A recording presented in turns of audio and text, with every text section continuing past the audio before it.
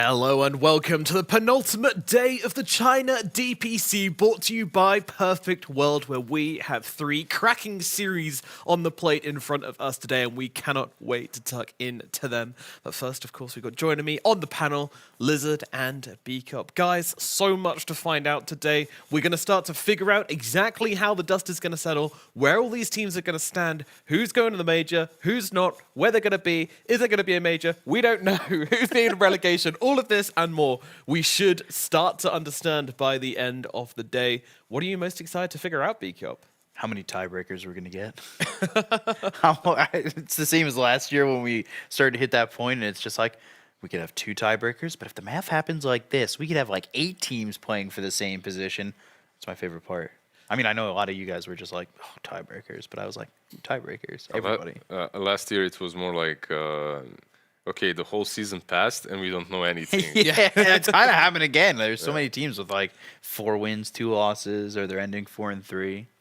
That's pretty close. Then the last day, everything switches up. The team that was on top ends up not going to the major or something like that.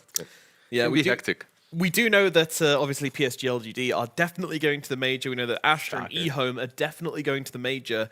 And we know that Phoenix Gaming are definitely going to get relegated. Now, in what's probably going to happen, we know that IG are probably going to get relegated, unfortunately. There is a small chance for them. No. IG, after their last 2 series, 5 question marks in the chat, they'll be back. Question marks, I'm going to save you now. This is the Wild West. This is... hit you with that copium. That is some wild amounts of copium. I can see it. Oh my god. He is huffing right now. Absolutely. Can see it. But that, of course, doesn't mean that these players are going to be guaranteed not playing in the playoffs, in the tiebreakers, sorry. Because if you have a difference between first and second, you got to play a tiebreaker. If you have a difference between third and fourth, you got to play a tiebreaker. I'm pretty sure if you have a difference between second and third, you don't have a tiebreaker, I believe. But if it's between fourth and fifth, you have a tiebreaker. If it's between sixth and seventh, you have a tiebreaker. So very likely we will have some form of tiebreakers, but exactly where and who's going to be playing in them, that's what we are here to find out. So let's look ahead to the series we have on our plates today, and we're starting things off with LGD versus EHOME. Then we move into Vici Gaming versus RNG, and then we end off the day with IG versus Aster. Now, looking at these series, which of these do you believe is going to be the closest, Lizard?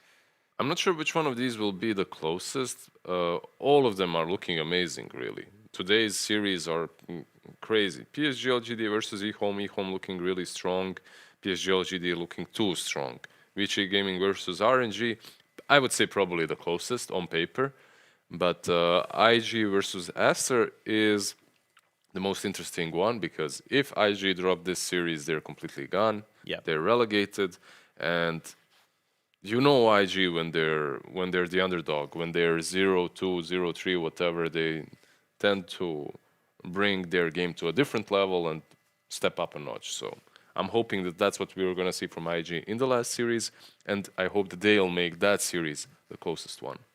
Yeah, I really hope that we see IG wake up and really bring their A game to this, because now is the time to do so. As you mentioned, they are facing relegation. We did not expect IG to be in this position, of course. If you get knocked down this season, the next season, you've got to spend the whole time playing in Div 2, working your way back up again. It is not an envious position to be in at all, B-Cup. I think if you're Kaka, you want IG to get relegated because your stock goes way up, and all of a sudden you're like, yeah, that's right, I was carrying this team, it was me. You would think so, but how many times has this happened? And yet people still aren't respecting the man. It happens a lot. On his name, my goodness. I think that's the double-edged sword, right? You play really well with Kaka, and then once you get rid of him, you know your team's disbanding in a year. True. It's Keen, unavoidable, inevitable. That's what happened to my teams as well. Oh, was it Kaka just came along? No, when I would leave them, they disbanded. Oh, I see. But also when I would join them, they disbanded as well, so... Do you have a mysterious babushka who can put curses on them as well? Well, We're speculating wildly about Kaka. not necessarily, but something like that. Yeah? Yeah. When you play badly enough, it kind of does the same thing.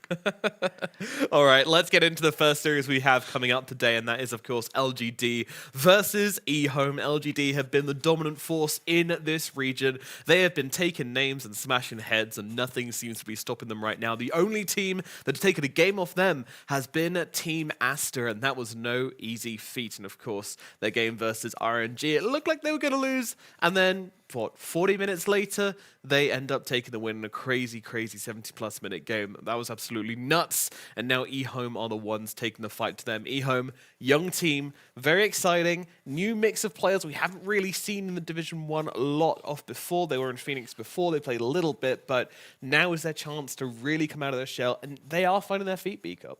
Yeah, they're finding their feet. This team has been together for a little while. Well, some of them have been together for a little while, and I think that they've found their groove. They find some comfort in a lot of these victories. I think sometimes, though, when they win, they look really good, and I think their losses have looked sometimes really bad. That's what scares me. You can't get away with that with LGD. But I'm wondering if LGD is going to be like, all right, well, we're 5-0, guys. JinQ, you can play your techies. Innocence will let you play it however you want. Do your thing. Faith Beyond pulls something out of the bag. I'm ready for it. I feel like this is the best scenario for EHOME possible, to play their last series versus PSG LGD, because When they're already qualified. when they're already through, when they know what's up, when they gained all the just being so confident in themselves right now, all the confidence has been gained, and then you meet PSG LGD and you have nothing to lose. You're playing your best game, you're playing as complete new players versus this arguably strongest team in the region. Like, you're gonna go all out, and you have nothing to lose. It's just a perfect scenario for them. Imagine if the first series they played was versus PSG LGD and you get stomped.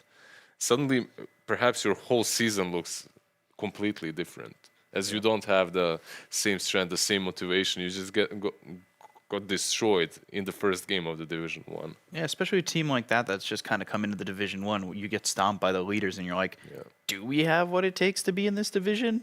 All of a sudden you start Self-doubt. Yeah, like that probably puts a lot of self-doubt. No, it's true. It matters a lot when you're a new coming team. It matters a lot how you start the season off. Is it with confidence, or is it with, like B-Cop just stated, doubt? Especially with so many heroes that LGD plays. Like, a lot of their games have ended pretty quickly. Obviously not that RNG series, but like, they'll stomp you out in 25 minutes. They'll make you feel real bad. They will. Yeah, It's not especially fun. if you give them a good Kunker game, or a good Lycan game, or a good Tinker game, or a good Morphling game, or a good Beastmaster game, or a good Anything. game, or a good Techies game. I could do this all day. Actually. They don't really. You have to draft differently against LGD because I didn't they hear have Tusk. big hero pools. True. They stick away from the Tusk Death Prophet. They go to something else, you know? Just throwing curveballs. Yeah, but the 70-minute Tusk is the real carry of LGD. I mean, for EHOME, this is the difference between wildcard and groups, right? If they lose this game, it's pretty likely they'll be fighting in a tiebreaker for wildcard, possibly. Obviously, that's still to be determined, but you know, if they win this game, it's looking very good for them. They can hold that group stage slot in the middle of the rankings. Of course, assume the major happens. We have to cross our fingers and hope with this sort of thing. But they will be playing as if it is. You're making a lot of assumptions here, but we are all hoping. I have consulted the fortune teller, the Ukrainian fortune teller in the village where I live, and what does she say? She says that the future is bright. Oh, okay. Yeah. So LBZS are going to make it. Sunshine. She Yes. said sunshine. Perfect. But I don't know what she was talking about, because today I went out and it was the worst blizzard I've ever seen. I did not come prepared. Snowstorm. It's different than it is here. Here it's kind of You're like 15 minutes away. How different No, can it be? I'm like 20 minutes away. And it's a field, right? It's like a village. I don't know why, but the wind is so damn strong. It blew me away. Blew you away. Yeah. Well, I'm glad you blew in the right direction. We've got you in the studio, Lizard. Let's talk a little bit about LGD. They are, of course, fighting to secure that top spot, and this game will do exactly that for them, because Team Aster is breathing down their neck. They want that rematch. They want to fight them again on their terms, but of course, LGD, they're looking to just pull away.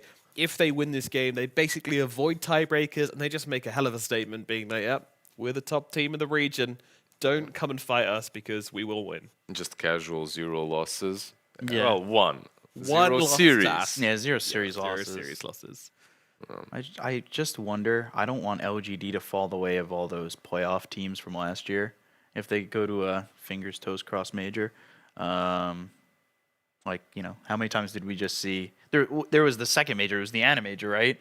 4 teams that made it straight to the playoffs just dunked out of the tournament. I don't Yeah. think that's going to happen to PSG LGD. They're a different sort, I would say. Yeah, I just get Different worried. breed, I don't yeah. want it to. Then you start thinking to yourself, all of a sudden you're getting relegated to Division 2 in Western Europe. Like it just happens. But there is something to be said also about this uncertainty if major will happen or not. A lot of players and teams, they don't know what's happening, right? And Yeah. because of that, perhaps you don't have as much motivation to look into these top dogs from the other regions at the moment. At least there is still a lot of time. But the confusion, I would say, is definitely helping these teams that are on top, as it draws the target away from their back and into these questions. Is major even going to happen? Why should we prepare? What's happening? They can slide under the radar a little bit. It would be funny if that's how the draft talks went. They're just like 5th pick. Is there even going to be a major? Random. What's the point? What's the point? Random. Just see 70s hairstyle, Yeah. like that's dope. And he's got like he's in the middle of transforming into Super Saiyan right Yeah, there. right? The Like- hair starts to spike up, and all of a sudden you're just not there yet, but getting it out. very close. Meanwhile, Zeal just looks like a real happy bro. Like, Zeal looks like that cousin who's always excited to see you. That's his college photo. Faith Beyond, he's just flexing. Yeah, we talk a lot about Faith Beyond's forearms here, and for good reason. Look at those bad boys. My dude is, I don't know what his forearm routine is, but it's scary, that's for sure. KDA. His biceps. Yeah. The forearms those are forearm easy machines to, at home. All right, listen, don't get develop. jealous, okay? I know we're No, usually I'm not talking saying- about your strength, Oh, but we- his forearms are looking Chiseled. amazing, chiseled. Yeah, I'm just saying that, you guys, if you put in the effort, you can get that as well. Like, did you see Black's forearms? Like, he's definitely putting in the effort. as well. They look kind of tiny.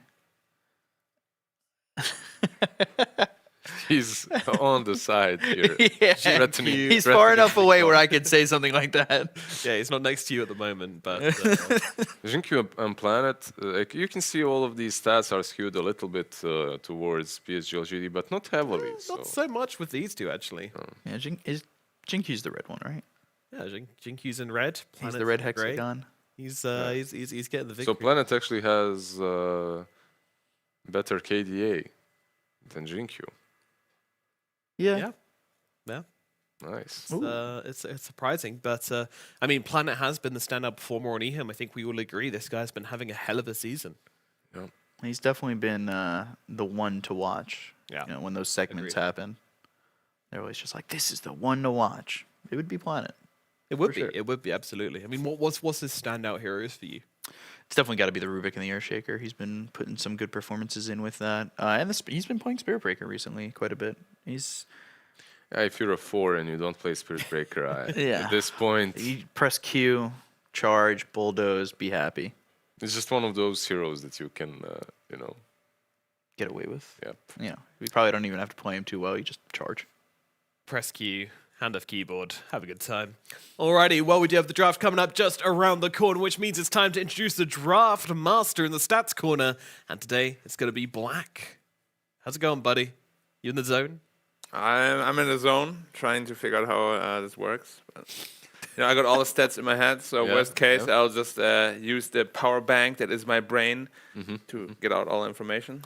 Good. That's gonna be an exciting one, potentially. Probably not, but maybe. It's hard to tell with these LGD series. Yeah, they're all LGD 2-0 is- stomps. Yeah, first game they just completely destroy you. Second game, Whoa! Oh, Tinker! All right, what is LG. this By the draft? way, prediction early: LGD.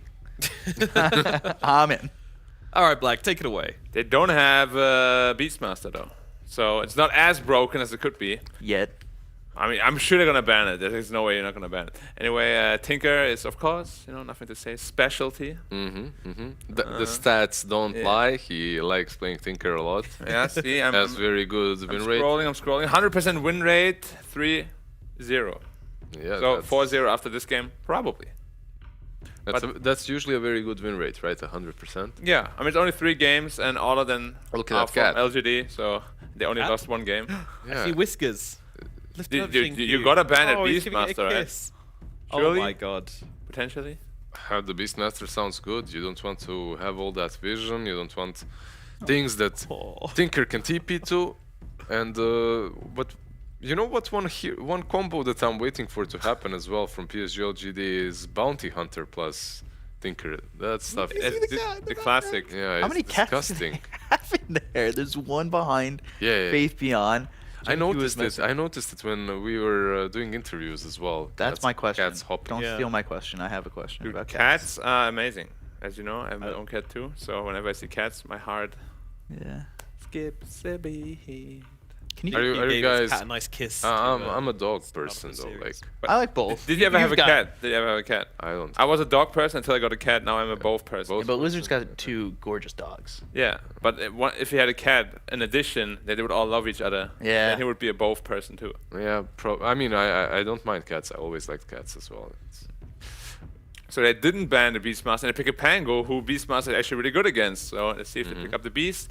But they also like to run the Spirit Breaker offlane, of course. So Yep, could be Fate Beyond, Spirit Breaker, but Beast definitely looks a bit better. I guess one thing is, at least for EHOME, you have this Tide Hunter that doesn't care. He can put himself in front of a tower, defend that against Beastmaster and all his summons, but when you're playing versus a Tinker, even that becomes difficult to accomplish. They banned out the Storm. Ooh. They banned out the Storm so Winter far when it Wyvern. comes to the heroes that deal well with Tinker. Do you just get any sort of a spirit here, like an Ember or something, if you're EHOME? Like, I mean, the most classic counter would still be Zeus, right? yeah. But against Spirit Breaker is a little scary. Yeah. Although Nimbus is really good against Spirit Breaker too. So Yeah, you can't charge through that. There is no way. yeah. What makes Zeus such an unattractive hero right now? Like, Uh, what is just the fact that he's like no mobility. He's pure damage, no Right. utility. Like he has no stuns really, no Yeah. slows. Literally just pure damage cannon. But it's really good. Like once you get that shot, it's actually a free blink dagger. Like people really underestimate that shot is really strong. It's also a purge, which could be really strong against Spirit Breaker. You Very to- underutilized. You need to compensate his immobility with your other cores. They need to do more. Right. So he puts a burden on his team because he's literally just farming early on. But Lizard, Is he still strictly mid? yeah, Yeah. yeah, you can't play him as a. It's too greedy. I mean, I But know you'd play him anyway. His jump is 100% slow, Lizard. Imagine Spirit Breaker charges in, 2000 MS, and then boing! He's like, ah! Not moving anymore. For 2.5 seconds, it's pretty good. Oh, they didn't go. Oh, Night Stalker. Same Yeah. thing as Beastmaster, I guess. My god. They didn't go the Beastmaster route. This draft is so Okay. scary. This draft is real scary. EHOME, I mean, if you thought PSG is going to make it easy for them, then no. No. I just thought they'd switch it up a little bit and, maybe well, think like a EHOME is techies or sweating right now. something. Look, they're not smiling anymore. Like, oh, What are they doing? No. geez, guys, they didn't even try that hard against Aster. they just woke up and like, Like, let's finish this one up, wrap it up in 20 minutes. you Dude, think I think someone's got a day on. I was gonna LGD. say the same. Dude, we're on the same wavelength here, 100%. It's probably not a good thing for you, but you what's think EHOME picking? No, Matt, come on. TA? No, that was the cheap move. Cheap Nice. move. Got it. They do have some things here, right? Like in the minus armor tide and the TA. If you get that quick rush, perhaps you can. What am I saying? Like, I'm trying. I'm always the, look at the positives, try to find a different angle kind of a guy, but it's. Yeah. It's Plans difficult. and strategy It- goes out the window when yeah, you're tanking 20 rockets to the face. It does look like a good TA lane on that safe lane, right? You're playing into Night Stalker and Spirit Breaker. Could even be mid too. Against Tinker, it's not bad. Yeah. And in the mid game, you also have the silence traps against Tinker, so you can stop the rearm potentially. But you also just get lasered and you can't hit anyone. So Do you think it's the players are just like begging Zhao? They're like, take it easy on them. We don't need to play a draft like this. Come on. I mean, At the same time, though, you don't just want to let EHOME get like a free card to the tiebreakers. You know, you're like, if you want it, you better earn it. You beat our best strategy. Yeah. I mean, Right LGD now. want the top spot. Like, they don't Yeah. want to have to pay tiebreakers. If they for if it they either. if they lose, they would, right, versus Aster. Yeah, potentially. Would they? Potentially, yeah. Yeah. Well, Aster Potentially. plays IG, right? And So- Aster is obviously gonna lose to IG, so never mind. Wow. You actually gotta go Opium. 7-0. So. But yeah, carries. There are so many carries. But PSG LGD usually with the stinker they even play something more active, right? On that Like, safe like a lane. Kunkka. Yeah. But that one's banned. But I mean, Tinker honestly isn't like that greedy anymore. Yeah. But Tinker plus Nightstalker together is pretty greedy because Nightstalker without items is really that good. Yeah, So they you do probably- complement each other, but yeah. Go safe lane. Win How about some good old Juggernaut? Like, I was look- kind of thinking that. I love Juggernaut, and it looks really good here. They have no BKB stuns. Dark Willow, Tidehunter, and Pango can't do anything to him. Armor likes Juggernaut, I know that, but nobody else does. Let's pick Luna instead, guys. Well, if you see Tide, you want Luna, I guess. But is this going to be a 5 Tide and an offlane Pango? What do you guys think? Or Could be. will they switch it up? Pango, Dark Willow is very strong in the lane. Yeah, I can see that happening. And Winter Wyvern is very weak in the lane. Well, actually not that weak. If you get a strong carry, then the slow provided by Winter is very valuable. Yeah. Did we even see a single Juggernaut? No. We haven't, right? Like I don't That think person's there is coming play. in. Wait, I'm reeling it in. They're banning. They're Juggernaut, 0 games. Yeah. Wow. Absolutely forgotten hero. But here, this is when it comes. This is when Would it be comes sick up. if he got picked now. It would be something different for sure. That's all I want. I would respect Black more as a stats man, obviously. Well, are you As a- saying you don't as a respect person me I or not? already respect him. Are you saying you don't respect me already? Just your stats. But the thing is, I'm just a stats guy. Whether they Yeah. pick it or not has nothing to do with me. I'm just an innocent stats guy. Yeah, they ban out that Luna and Just now. working the numbers, that's it. it's- All right. And if he gets picked now, I'm the best stats man. Dude, Luna There's is. nothing better than stats. How about? There's still good old Raid King in the pool. Yeah, but Yeah, it's they Aster as well. spice it up a bit. The Red King is good, of course. Everybody knows it. But give me some But no Juggernaut. spice, yeah? I'm betting Ursa. What's like a random safe laner that 20 on just Ursa. doesn't get any picks? Bounty other than Jug? Hunter. Safe. Ooh, okay. Morphling, Oh, what is well. pretty damn greedy, but It's boring. It's very greedy. yeah. Two Tinkers. I would say it's extremely greedy. 2 Spirit Breakers, right? Yeah. Can't rearm though, Yeah. unfortunately. Or Winter Wyvern Arctic Curse, you get that. Well, we all know what they need now. Arctic Burn, sorry. Dude, this lineup actually looks so unfair to play against. Like, just look at it. They have everything. It's a blue-purple lineup. I mean, Yeah, they're so scary. If EHOME just make a play for the lanes now, though, They have to. surely they can punish this. Do you actually think that PSG LGD's draft is that great? Like, if you put them in different teams' hands, Way too greedy. I feel like it's a bit. I think way it's too very greedy, yeah. but if they like 50-50 out of the laning phase, the mid game is going to be impossible to play for EHOME. They have so much vision, so I much don't know, control, teamfight control. LGD also secures so much farm better than other teams in this region. Like they always but- make the most out of the map. Somehow Jinkyu is top of the net worth. But it is so greedy. Like, it is so greedy.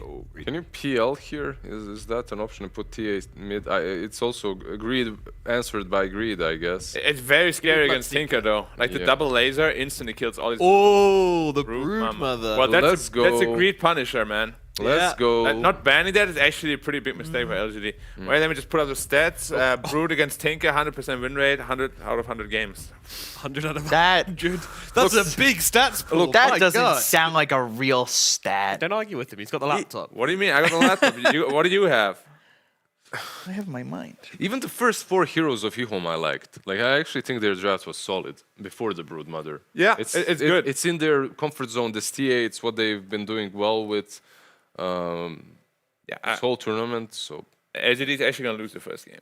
they Like, just might. that Morphling pick was so greedy. That's And the bold. Brood is building that Orchid very early on, forcing him into a different kind of a build. I'm actually very tempted to go EHOME the first game. You guys aren't baiting. All right. Let's not forget that the person playing this Brood Mother is Zeal. And Zeal is a player we don't know that much about compared to others. Didn't he play Okay, He played one Brood game. Yeah. I'm done after And it these- didn't look too great, unfortunately. Yeah. Yeah, He that's started out really good though. So I'm sorry to be the naysayer, but please follow your hearts. Tell me what you're going to pick very no. quickly. B Cup has to go first. All right, this is simple for me. It's LGD. Yeah, But, Lizard. Yeah, it's not that simple for me. I'm gonna go with EHOME first game. Let's give them a chance. An Start. unlikely scenario, but All right, sure. Black. you've done this with Vici before, Wizard. I What have. are the Give him stats say? chances. I won that time. Brood and Tinker both 100% win rate. So who's gonna lose the first game of the tournament, Lizard? You're saying it's LGD? I'm gonna say it's Tinker's LGD. gonna win. You're saying LG are going to lose? Yeah. Wow. Okay, both our analysts saying EHOME. And I'm going to go with them as well. Screw it, Zeal, why not? Let's see what you got, baby. Let's jump into game number 1 of EHOME versus LGD with our Cryptic and Neff. Thank you so much, Nomad. And honestly, that is the confidence I love to hear for this EHOME squad. Going up against the giants that are PSG LGD. Neff, do you hold that same level of confidence right now? I'm just surprised that B-Cup is so brave. He's so very brave. Every time, yeah. Yeah. Yeah, absolutely. But there's no honor here, Ricky. We've got a Tinker and a Broodmother both on opposing teams. I mean, if nothing else, is a sign that both these teams are going absolutely all out. It's so cool to see them get a lot of their comfort picks, honestly. Dude, I love Broodmother. I think this hero is really, really, really fun to watch. I think this hero is like really good for Dota in general. Absolutely disgusting. Tinker, maybe a little bit less, but nothing to say. Obviously has popped off this season already on this hero. It's been respect banned in nearly every game. I mean, I'm with our panel. I think that the Morphling last pick from PSG LGD is incredibly greedy. But the rest of their draft, I very much like. They have tons of area control. They have tons of vision inside team fights between all of these heroes. They've got control up for the Pangolier, which is like one of their answers for the Tinker, in the form of just dropping the Winter's Curse onto him. Being able to stall out the majority of his Rolling Thunder is huge. That is like the only real counter to the Pango this game, though. And that I was actually really excited when I saw the Pangolier pick because it is so good against Tinker in general. Like you can just hunt this hero down with Rolling Thunder, and coming out of the mid lane, you're gonna have a lot more farm than you would say on like an off lane utility Tinker or utility Pango or like the support Pango. And Pangolier with farm, very scary hero. And 70, he's had a pretty good couple of series. He has, but the question is if he can beat Nothing to Say here in the mid lane. He has done amazing every single game that he's played, and they have had a couple of days to go over these Tinker replays. I'm sure if they let it through, they have some sort of answer to it, but they're going to control up this triangle. This is one of the issues that some of these teams playing against Nothing to Say's Tinker have made, where they don't move in the triangle, they don't ward his ancient stacks, and he just ends up getting his Blink Dagger done so quickly and just moves around the map getting kill after kill. So with the added factor of Winter Wyvern and Spearbreaker being so good at defending that triangle, I hope that they get somebody over there to block those camps.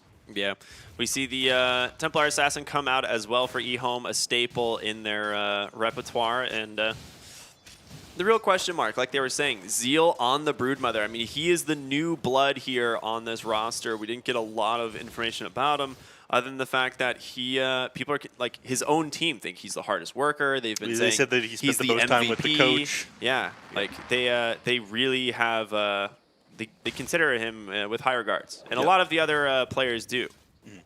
Yeah, we had that interview with Xnova. Said Zeal was a very hard worker, a longtime friend of his as well. Then, of course, he put him into the dirt. Yeah, as friends do. As friend, it's just it's tough love sometimes. Yeah. All right, Planet getting chased down here. He doesn't have any points in the Dark Realm, so you have to be a little bit worried about why at the last of his mana. So I think he'll be able to get out of this one. I think he just wants to stall this lane out, keep the Night Stalker away from the Broodmother, so he can get to his level 6 safely. Yeah, I mean, you're running a 5 Night Stalker. It's always pretty greedy. It does have the utility where Dark Ascension, just provides so much vision for the Tinker, right? That's like the idea behind this. But Faith Beyond, once again, on a playmaking hero, this time the Spirit Breaker. Always setting the tempo of the game, it seems like. That is not the fastest charge I've ever seen, That gush, I mean, it wouldn't have done any damage if it did end up connecting, but it didn't even. It's quite funny when Spirit Breaker goes to charge someone and just doesn't move, and you're like, wow, you're not that scary anymore, are you, Space Cow? No. Right. This is kind of interesting. Like, both have heroes that are normally played position 3 on the 5s on each respective team. I'm a little bit surprised that you haven't gone into the jungle already on the Tidehunter and tried to create some stacks, but I suppose you're worried about the beginning of this lane for the Templar Assassin. She's not doing too hot. She's at 8-1, while on the other side, Ame on 17-1 on the Morphling. So our panel said greedy, I agreed, and the greed's working out though. Yeah, it is. So far, so good. So far, so good. Absolutely. 7E mid lane. Gonna struggle a little bit as Tinker gets a lot more. He's not backing up though. He's got the confidence here on 70. He's gonna gonna man up on him. Yeah, he's gonna go grab that bounty rune and refill that bottle. ZZQ gonna be fine here in the top lane. Takes a little bit of damage there, but not too much. Morphling doing very well for himself. And again, these are all just last hits in the lane, not jungle, not spiders. You don't get spiders until you're level 6 now, so worried about where this is going with Morphling having all these stats, all this damage so quickly. If Zeal can get himself a quick Orchid, he can potentially find solo kills off onto the Morphling, but the rate this is going, Morphling is going to have a very quick Manta style this game in order to deal with the silences. Yeah, I mean, Broodmother is going to be pretty scary once she hits level 6, though. So once you do that, like, the Morphling can't really... It's the same thing with a lot of heroes. Like, a lot of people can't really contest the Broodmother once you get to the level 6 mark. So we'll probably see him drop off the lane at that point. Yep. 4-minute runes coming in, and they have rotated both supports to the mid lane to guarantee these bottled runes for the Tinker. Zeal's actually having a fantastic time here, or not Zeal. I'm so used to Zeal playing Pingos. 7E having a pretty good time on the Pango, but PSG LGD trying to slow that down a little bit. Yeah, not a lot of kill potential with either your safe laner or off laner. Templar that's not great at setting up kills, and neither is the Broodmother prior to her hitting level 6, unfortunately, so there's not much punish for them moving to secure the water runes. Now, Shiro playing Templar Assassin, he's had a fantastic tournament on this hero as well. I mean, just in general, EHOME have been doing very well with the TA. They flex it a lot. It's been pretty successful for them so far, and it's currently sitting in the top 4, a big deal for this team, a place that not many people would have expected. Well, you were asking me a question the other night about... Alright, never mind. I was going to make an anime reference. we can talk too about early for that, Nev. Yeah, it's too not early first for thing that. in the morning. I'll lead into it. Speaking of, Dragon's Blood out today. Yeah. I don't think there was that much advertisement for it, so anyone watching the game after the series is over, after the CN DPC games are over, you guys should go check that one out. Do they advertise anything? It's hard to say. I mean, it's on Twitter. I shouted it out on the Dota Twitter, I think. Wow. Yeah. Very cool. Look, man, that's exactly what I'm doing as soon as I get home today. Nice courier find there from Plant. A little bit of gold. Ooh, second wait, courier? Second courier? The classic. Zeal has to be a little careful now. It is nighttime, so why a lot faster, a lot more damage. Just has that Windlace and an Orb of Venom. All right. Looks like at this point, ZZQ is thinking about invading the enemy team triangle. They did end up warding up those camps, as you can see. Dire sentries on 2 of them, and they tried to counter out both. Mid lane Rolling Thunder. They really want to commit onto the Tinker. He's going to be safe for the moment thanks to the Cold Embrace. First Blood ends up connecting bottom. The question is, can they actually finish off this Tinker? It's going to be going the way of 7E on the Pangolier. Beautiful rotation in from Planet and ZZQ. So you do end up getting nothing to say is Tinker, and this is big. This is something that we hadn't seen in the previous series, him go down at the beginning of the game. But unfortunately, he ended up giving a kill off to the Morphling, and this hero is going to be just as scary with a lot of farm, and he's already at 3,300 net worth. Yeah, I mean, he's doing pretty well against the Broodmother bottom. I mean, we saw Zeal was actually pretty low in that lane, and with the help of this Night Stalker, it just makes it so easy for them to stay on top of him, and they can actually try and make the play once again, just zoning him off the lane. Yep. I mean, it's easy for him to move into the jungle once he hits level 6 on Zeal, and he can just dodge out the Morphling. But Morphling has definitely gotten free farm here. There's not much that Planet and Zeal are going to be able to do to him at this point. Planet's going to get zoned out here. Hawaii's not really in any trouble with the 2 of them. All they've got is right-click damage. You have a lot of armor on the Night Stalker. But just before that... Oh! And there it is. Rotation in the mid lane from Faith Beyond. Sets up a kill there for the Tinker. All right, nice Nether Strike. Needs to put him in a nice position, so now he's caught back up to the Pangolier after that death. Hopefully I can set up another kill onto him once they get that Rolling Thunder. But I was just about to touch on the fact that they did end up placing sentry wards inside these the Radiant Triangle to deal with the Tinker. Yeah, they've actually blocked off the Ancient and the Hard Camp stacks. They do actually have counter sentries by PSG LGD, but I don't know if they caught them. No, they didn't. So it's going to slow down the farm there potentially a little bit, but... Yeah, and Wonder Wyvern, I think, is trying to deal with those right now. He's trying to figure out exactly where they are. He's stacking first. He's going to find out the hard way that it is blocked. Yeah. At this point, he realizes that Camp did not stack, and he's going to have to send out a couple of sentry wards. But yeah, this slows down Nothing to Say's farm quite a bit. This is something that the other teams did struggle to do. Okay. Pangolier here with a haste rune. Just trying to rotate off. He does have the help of Planet here on the Dark Willows. They're going to try and make a rotation here onto Y. Curse Crown will stun him up. ZZQ as well as that gush from downtown. And Shield Crash going to find the Pango. Another kill here. Top lane Shiro. He's going to be fine. Yeah, not much they can do to Shiro here. And if they dive the tower against these side traps, then, they just die. No. To think better of it, Tinker's going to move over to his own Ancients. It looks like, unfortunately, there's going to be no stacks waiting there for him. Radiant's bottom tower is under attack. He's like, wait a minute. Wait a minute, he's just... This is a single Ancient stack. This isn't even worth my time. They've got the Spiders bottom, and Zeal, with the help of his allies, will start pushing this tier 1 tower. It should go pretty quickly here. They are trading for top, though, as we do see 3 heroes up there from PSG LGD. Spiders push quite a bit faster, though. Yeah. Now, they're doing reasonably well on EHOME, keeping up with PSG LGD. And the real question of if they're going to be able to beat them is how they do post-laning phase, because it's around the 10-minute mark that people really start to fall apart against them. I think they saw that TP somehow. 7E maybe just didn't TP as far into the tree line there as he would have guessed, and as a result, the side of PSG LGD will back out. 7E. Gotta be careful underneath this tower, though. He's going to be okay. He's got Rolling Thunder to fall back on. Y doesn't have Dark Ascension, so he does struggle to dive into the trees. Without that Flying Vision tool, it is a lot harder to fight. It's about to be daytime, too. Rolling Thunder comes out. It's going to get canceled. 7E needs to help him. There's going to go ahead and be the Crippling Fear, stunning him up, and he just goes down. That was it. You had to wait for daytime. 5 more seconds, and it would have been okay. Definitely rushing that one, but the vision advantage, that extra silence ended up being enough, and they get taken down. I mean, even waiting for the 10-minute mark, if the Tidehunter sends out that Tome, he gets level 5 to 6, and then is able to pop the Ravage there. You can potentially turn that around and find a couple of kills, but... Immediately charging into the mid lane. They will grab the top tower here. Nice. Charge onto the Brood. Planet. Actually in a little bit of trouble here himself. Does get the Dark Realm. He's going to be fine. Mostly fine. As long as that another missile doesn't connect. Yeah, he's going to get out of this one. Usually against the Tinker, I think he's got Trank Boots on the Dark Willow. I didn't see. I think he's salving up right now, though.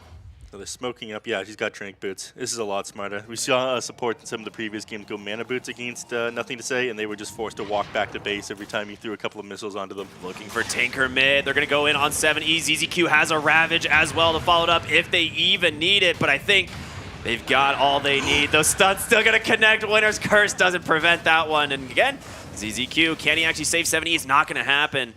They trade 1 for 1. Mid lane for mid lane. Yeah. Good turnaround there from the Wyvern. Yeah, I was questioning the Wyvern pick a little bit at first just because it's fallen off as a support, but against the Pangolier, showing off its strength right there, completely negating his ultimate. They didn't end up saving Nothing to Say, but they turned that one around on them pretty quickly, and they stopped them from being able to take this tier 1 tower. Yeah, absolutely. EHOME presenting you problems, and LGD coming up with solutions. Thank you very much, Zhao Wade. Absolutely. Looks like they want to try and chase after this Broodmother, but don't actually find him as he's retreating back across the river. Still committing heavily here onto this mid tower. They want to try and take this down, but they don't have Rolling Thunder, so might be a minute before that actually happens. Yeah. Xingqiu should be able to just keep this pushed out for now. Yeah. I will say that Zeal has done a nice job at both staying alive himself and denying a lot of farm from the enemy team. The fact that he's farming up their jungle, even though he's not able to shove in tower as well as a Broodmother might like to, he's keeping a lot of farm on this map away from PSG LGD. We see the vision game that Broodmothers provide thanks to that new command that Valve added. So you can actually just easily micro spiders all over the map with, I Radiant's middle don't know, tower is under Apparently they like a applied, 100th the amount of efforts. Yeah, apparently they applied a fix where you're not able to edit game files anymore, though. I'm sure people will find a way. I'm not sure it's that easy. I didn't look into the finer details of it. I didn't have time, but that one has been done and dealt with after the controversy. Curse Crown just going to be dodged out. 70s, Rolling Thunder right in the range. They get the Terrorize to follow. He is silenced and feared. Morphling goes down. Winter's Curse not going to get, but a big Ravage on the backside from 7E. To follow up, can they actually do it though? Big crippling fear going to hold them in place, but that silence doesn't last all that long. Chase forward, they get Sin QY, stuck underneath the tower as well. Nice Nether Strike onto the Pangolier, trying to disengage. Pigpull might get the Spirit Breaker out of here. Nothing to say, does have that Blink Dagger, so he's going to be fine. A 3-for-1 in the mid lane going the way of EHOME. Yeah. They get the tower, maybe. Looks Shiro. like if they want to defend this, I mean, we've seen Nothing to Say just commit so much in order to defend towers. They drop boats on it, they drop Snapfire all just onto creeps in order to defend, but this time they weren't able to hold. Their tower goes down here at the 13-minute mark, and they end up losing it before EHOME. I love the 1 gold. You get, congratulations, you get 1 gold. Yeah, a nice play there from EHOME. The mid tower is huge at this stage of the game, especially against the Tinker. Like he needs to have that tower available. Yes, perhaps I could spare a single gold piece. But, Shiro, look at the build. He's going for the Aghanim Scepter. Yeah, I do think that took BSG LGD by surprise. I didn't think the Morphling would end up getting chain stunned before they were able to react to that one, but he just ends up going down. Uncharacteristic mistake there by Winter Wyvern as well. End up committing that ultimate without catching the Pango in it. I think that just needs to be his target every single time, but, you know, he doesn't have that much cast range yet. He doesn't have a Blink Dagger to get on top of the Pango whenever he commits the Rolling Thunder, but they're looking to take advantage of this extra map control they've gotten, and Nothing to Say he's sitting super low with the smoke coming out, but he is going to get out. Yeah, the thing that was, I mean, that whole fight set up on the back of an Invis rune there for the Pango, and just playing it cool. Like, yeah, don't worry, dude. It's just me here, Dark Willow. No big deal. Radiant are scanning. Oh, smoke comes out, instantly popped. There's going to be the Dark Ascension looking to go on top of ZZQ. No Ravage as he's activated that pig pole, just trying to run away. All right, decent response force from PSG LGD. They're going to cancel the charge as well. But Night Stalker again providing so much info. Nothing to say. We'll get the blink out. Sin Q, the target here for 70. He grabs Tinker on the backside. The Terrorize finds him as well. Can they actually bring him down? And Nothing to Say will fall a second time, or third time actually. Zinq punished for his positioning too close to the Tinker there. They managed to stun them both up at the same time. Zeal putting in work on this Pango. Or sorry, 7E. We're so used to it being Zeal's Pango. Zeal, yeah, 7E. And right into the Roshan they go. There's no way to Insane. cancel it. You don't have Dark Ascension. Wyvern's dead. Tinker's dead. And EHOME about to grab the first Roshan here of the game. Just like that, Aegis going their way. They're able to take that so fast. The fight around the Roche Pit now going to establish control of this triangle. Broodmother just set up camp with these spiders here. You've done such a good job of controlling the map. I mean, they're only up 1k net worth. This Morphling is still incredibly far, but Templar Assassin now 2.2k gold ahead of this Morphling. Yeah, I mean, I think part of the saving grace here is Wyvern is pretty dang farmed as a result of like cleaning up spiders along the map, but also he was the one defending the mid-tower push here for a while, right? Yeah. So he managed to pick up a lot of extra gold. He's got the Aether Lens completed, I believe. Yeah, on his way to the Blink Dagger. Speaking of Wyvern, actually finds a Winter's Curse mid onto Zeal, trying to get out of here. Oh, they he do got get the the Orchid off. Okay. Get my boy out of there. That was very close. Oh. Oh, Winter's Curse forced, though. That's a big cooldown, which means you don't have the control for this Pangolier if they want to make it into the play. Top lane! Morphling almost clapped there by Shiro. Faith Beyond will be able to stun up the Templar Assassin here for a bit, but another strike comes through. He's continuing the chase here. Faith Beyond does need to be a little bit careful. All right, he's got a Shadow Blade. He's fine. Yeah. No. At least he's getting out of there on Shiro. He ran the numbers. Yeah. He was good. He was like, Morphling was like, yeah, I know how much damage this If does. the Templar Assassin jumped me right now, we need approximately this much HP and armor to survive, as long as I activate my Morphin time. Yeah. Right? He was very calm. He just was like, oh yeah, I got time. No big deal. Planet. Caught by the charge there. Faith Beyond. Crippling Fear does come into range. ZZQ's gonna rob that Ravage right on top of him. 7E on the backside gets the Pango rolling up on top of Y. We'll be able to catch the Morphling here for a moment. The Orchid does come out, but the Manta will protect him. Jumping back over to the other side of the fight, Shiro will finish off that Night Stalker, rooting that Morphling in place. The burst damage is there, and EHOME grab another kill. Trying to TP out on Zinq. He's going to make it. Almost dies anyway. Yeah, it was a nice attempt there by Ami on that Morphling. Ends up getting the Manta dodge off on that initial hit from the Meld Strike, but he was just too far committed at that point. Once he starts Morphing Strength, it helps out Shiro even more. You've lost all of your armor once the second Meld Strike came out. Yeah, I mean, Shiro, I love the build for the Aghanim Scepter here because you're going to have someone to deal with like Tinker's constant split push. ZZQ caught out here by Faith Beyond. Gotta let that kill go the way of the Tinker. The rest of them already backed off, so Yep. they'll take that one kill. Not a bad one. Did have to commit Dark Ascension for that one, though. Playing it. Oh, nothing to say. Playing with fire here. Oh, they actually managed to catch Zeal here. Arctic Burn slowing him up quite a bit. Does have Orchid. Faith Beyond does come through. Not gonna be able to make it away here. You gonna stand his ground? Maybe gonna try to. Nah, gets bashed up. It's gonna be enough. They find the kill. Yeah. They're forced to let him walk away at the end of that one. Planet doesn't want to continue that chase. Nice try, though. He's got a Yule Scepter completed now. This is a core item against the Spirit Breaker. And it was a first pick SB, so it made sense that they counter. Well, they picked the Dark Willow into it, natural builder of the Yule Scepter, and it's done some serious work. We talked about it before on the panel, too. Just every time you lay a Bramble around a team fight, Spirit Breaker's got a pretty good chance of when he's trying to enter, his charge just gets cut off by one of the Brambles. So that and the fact that you're a natural Yule's builder makes him an excellent choice for this game. Yeah, I was looking at it earlier, and it just feels like Willow is one of the best counters to the Spirit Breaker in the support position now. It just feels so good. Yeah. Nether Shawl, that is one heck of a drop there for the side of PSG LGD. Yeah. I'm not sure who they needed to. I mean, we've seen it passed over the Spirit Breaker before, just because it gives you such a great spell amp, but unfortunately, you do have a Tinker on your team. He's got the Keen Optic at the moment. He might value the cast range a little bit more. Again, just being able to blink and use your spells from a little bit further away. But the Tinker's real power spike is going to be his level 18. I think he's pretty close. Not there already.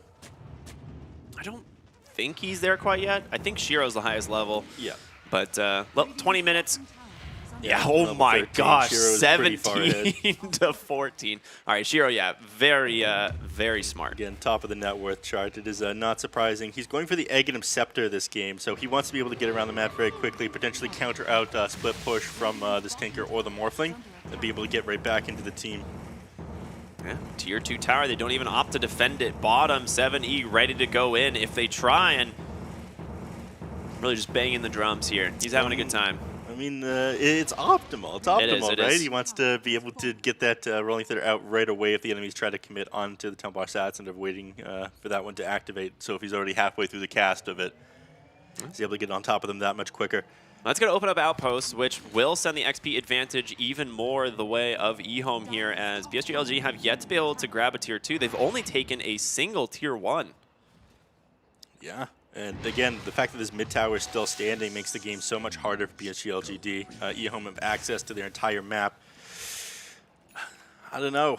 A lot of people would have said PSG LGD looking so good coming into this one. All right, maybe I'm speaking too soon. They smoke up. They're looking to turn this game around. They have Dark Ascension available as well. They got Broodmother here hiding in the trees. The question is, will they find him? Dark Ascension does come through the charge onto Zeal. They should have plenty of damage. There's going to be the Ravage connecting onto them all. They do grab Tinker. Can they actually stay on top of him, though? He gets the blink out. He's going to be fine. A 1-for-1 trade really favoring the side of PSG LGD. Zinq, Big Winter's Curse onto the Pangolier, but he's got a TP out. Don't end up connecting that one. Going for a Lincoln Sphere right now on the Pango rather than a Basher. The Basher would have been great for controlling up and stopping the TPs of these people they're trying to escape, because it's usually 7E who gets on top of them. But they're looking for Spirit Breaker. They're going to find him. He's out of mana completely, and Shiro just crushes him, and this is the Ags, baby. He can get all over the map now. Yeah. I mean, right now, I think they've realized the only way they're able to take these fights is to play the map. They've got Spirit Breaker and this Tinker who are able to move around so quickly, so countering that out with the perfect item on the TA. a versatile carry at the moment. The hero does so much damage and great at moving around the map. Yeah, I mean, the Shard will make it that much better, too, because you can get those instant cancel silences onto some heroes as well. So if they manage to find the Tinker or something, I mean, Tinker is always going to hold a TP in That his trap inventory. was very his close. backup for when he gets silenced. Like when he's trying to get away from either the Broodmother or the Templar Assassin, he's going to use his Town Portal Scroll instead of whatever. What is it even called? I don't even remember what the Tinker ability is called to teleport now. just teleport, I'm sure. It's got a name. Nah, whatever, it's just teleport. We don't need to give it a name. Yeah, fair enough. Tinker doesn't deserve a name. Picked up the Keen, Aether Lens now, so again, further blink range, further cast range on his abilities, able to stay that much further back. But that last team fight, 70 actually caught himself on the corner there. If he had managed to get over the cliff, then I think he would have gotten on top of the Tinker, and Nothing to Say would have gone down again. Yeah, he's got to be very careful. I mean, we're talking about the Pango, a very good hero at finding this Tinker, and if he's not too careful, they can definitely punish it. Yeah. 7E going Lincolns. We see Shiro going Lincolns. It's a very good Lincoln's game, right? The idea is to stop the charge, but also to stop the Winter's Curse on either of these two. Yeah. It is very important for this one. Again, I was surprised that he wasn't going to go just for a Basher as his first item, but if he can get him with his Rolling Thunder and stop him from using like the only BKB piercing disable for his ultimate, then he's doing his job. Smoke That's up here more on important than EHOME. Basher. They got Ravage cooling down in just a couple of seconds. Roshan not yet respawned, about 40 seconds away. But right now they want to be securing this area around the pit. Absolutely. Finding this Winter Wyvern would be a huge pickoff. Jin-Q is invis with a gem, though. That is pretty sick. Shadow Amulet. Wait, is he under? That's their sentry. Do they have detection? Oh, they see didn't him? know. Do they? Oh my gosh, so close. Planet.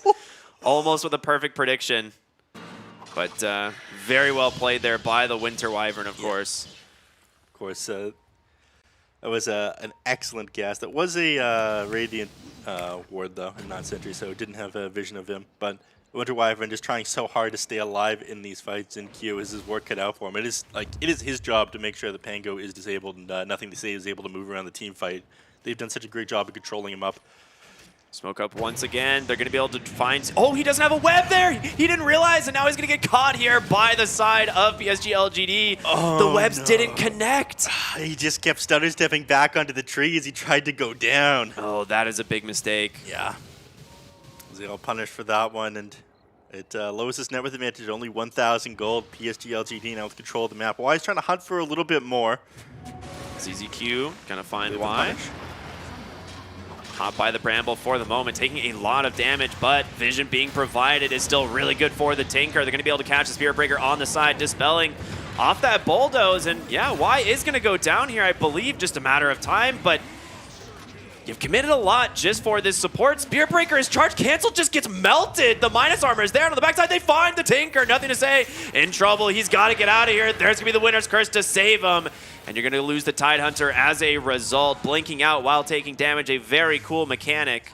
Yeah, but once again, they take this fight right beside the pit. They choose not to do it, though. They're worried about Nothing to Say coming back in. They scan it out on the die to try to catch somebody as they reinitiate the team fight there, but my God, Spirit Breaker just gets melted as he tries to reinitiate. It looked like a very good fight for the side of PSG LGD, though. You take the Tidehunter down before he managed to get the Ravage off. You wasted a lot of the Pangolier ultimate, and Tinker managed to get out, but I think that was the reason they chose to get back post-team fight. We got Lincoln's now on 70. Big item. This makes it so much easier for him to get into these team fights. Now you don't have to worry about the Winter Wyvern. This game is still very close. The problem you do have, though, is this Morphling, who's got the Iascati now going for the Aghanim Scepter. So you have the ability to just morph into this Dark Willow. You get that Shadow Realm. You have so much damage coming out from him. You can also turn yourself into the Spirit Breaker, give yourself Bulldoze, 75% status resistance or 70% status resistance? Yeah. It's just ridiculous. So a lot of utility for the Morphling as this game continues. You just got to be careful that he does not get picked off. Roshan number 2 going to go the way of EHOME is obviously... They take it so fast. Yeah, they do. You have Gunsh, you got Lucky Sean, of course. That Deso Meld Strike from the TA. Yep. Now you're 300 gold away from finishing the Lincoln Sphere on the Templar Assassin as well, so she's going to have free reign in these team fights as well. This Winter Wyvern pick starting to follow off, doing a great job of countering it out. with these item builds. I mean, Wyvern's still There it is. super farmed. This is nothing that is that surprising to us, though, right? How many times have we seen Faith Beyond fighting for core net worth here? All the time. Planet drops a sentry. Gonna get caught by a charge here. They're thinking of going back in. Why? Oh, well, free bots too. And a Ravage does come through, but he doesn't catch the Tinker. It's just gonna be Faith Beyond his Y. Can they actually get out, though, on the Spirit Breaker? Y just getting crushed here by Zeal. Big Winter's Curse. Faith Beyond trying to get out, being protected here by those shields thanks to the Tinker. And Rolling Thunder gonna come through from Zeal, trying to find them in the trees. Charge from Faith Beyond. He's gonna be fine. The rest of the team already gone. Did they get him? Oh, wait, no, that's just... what even was that? Was that... That was the grenade, yeah. which apparently doesn't even connect if you have the shield, so I'm very confused. Yeah. It marks it with a debuff. Yeah, the debuff didn't stick there. No, it didn't do anything. It didn't. Huh. It literally did nothing, which is. I mean, he had the status resist from the hamster ball, but it expired way too quickly there. It literally just didn't even apply a debuff. Huh. That was very weird. Yeah. Bizarre. Dire's Oh, middle we'll tower test that one in the lab after this game. Yeah, I'm sure it's just another sick interaction on the shield Yeah. where it just blocks things from happening. All right. Speaking of shields, you have a BKB shielded from Magic now on the Tinker. So this one is something that he's needed for a while now. He's able to have free reign in these team fights. The first couple are going to be incredibly useful, but at this point now you need a basher on this Pango in order to stay on top of the Tinker. Yeah. Or Rolling Thunder is not going to affect him at all. The moment he sees you walking at him, he's just going to pop that and continue to do what we've seen Tinker do in some of these previous games. Nothing to say he's been playing him. I like the Eul still, though. He does need it. The Eul's is like absolutely necessary for chain stunning down certain targets. It's very good this game, don't get me wrong. I just think that a bash is necessary.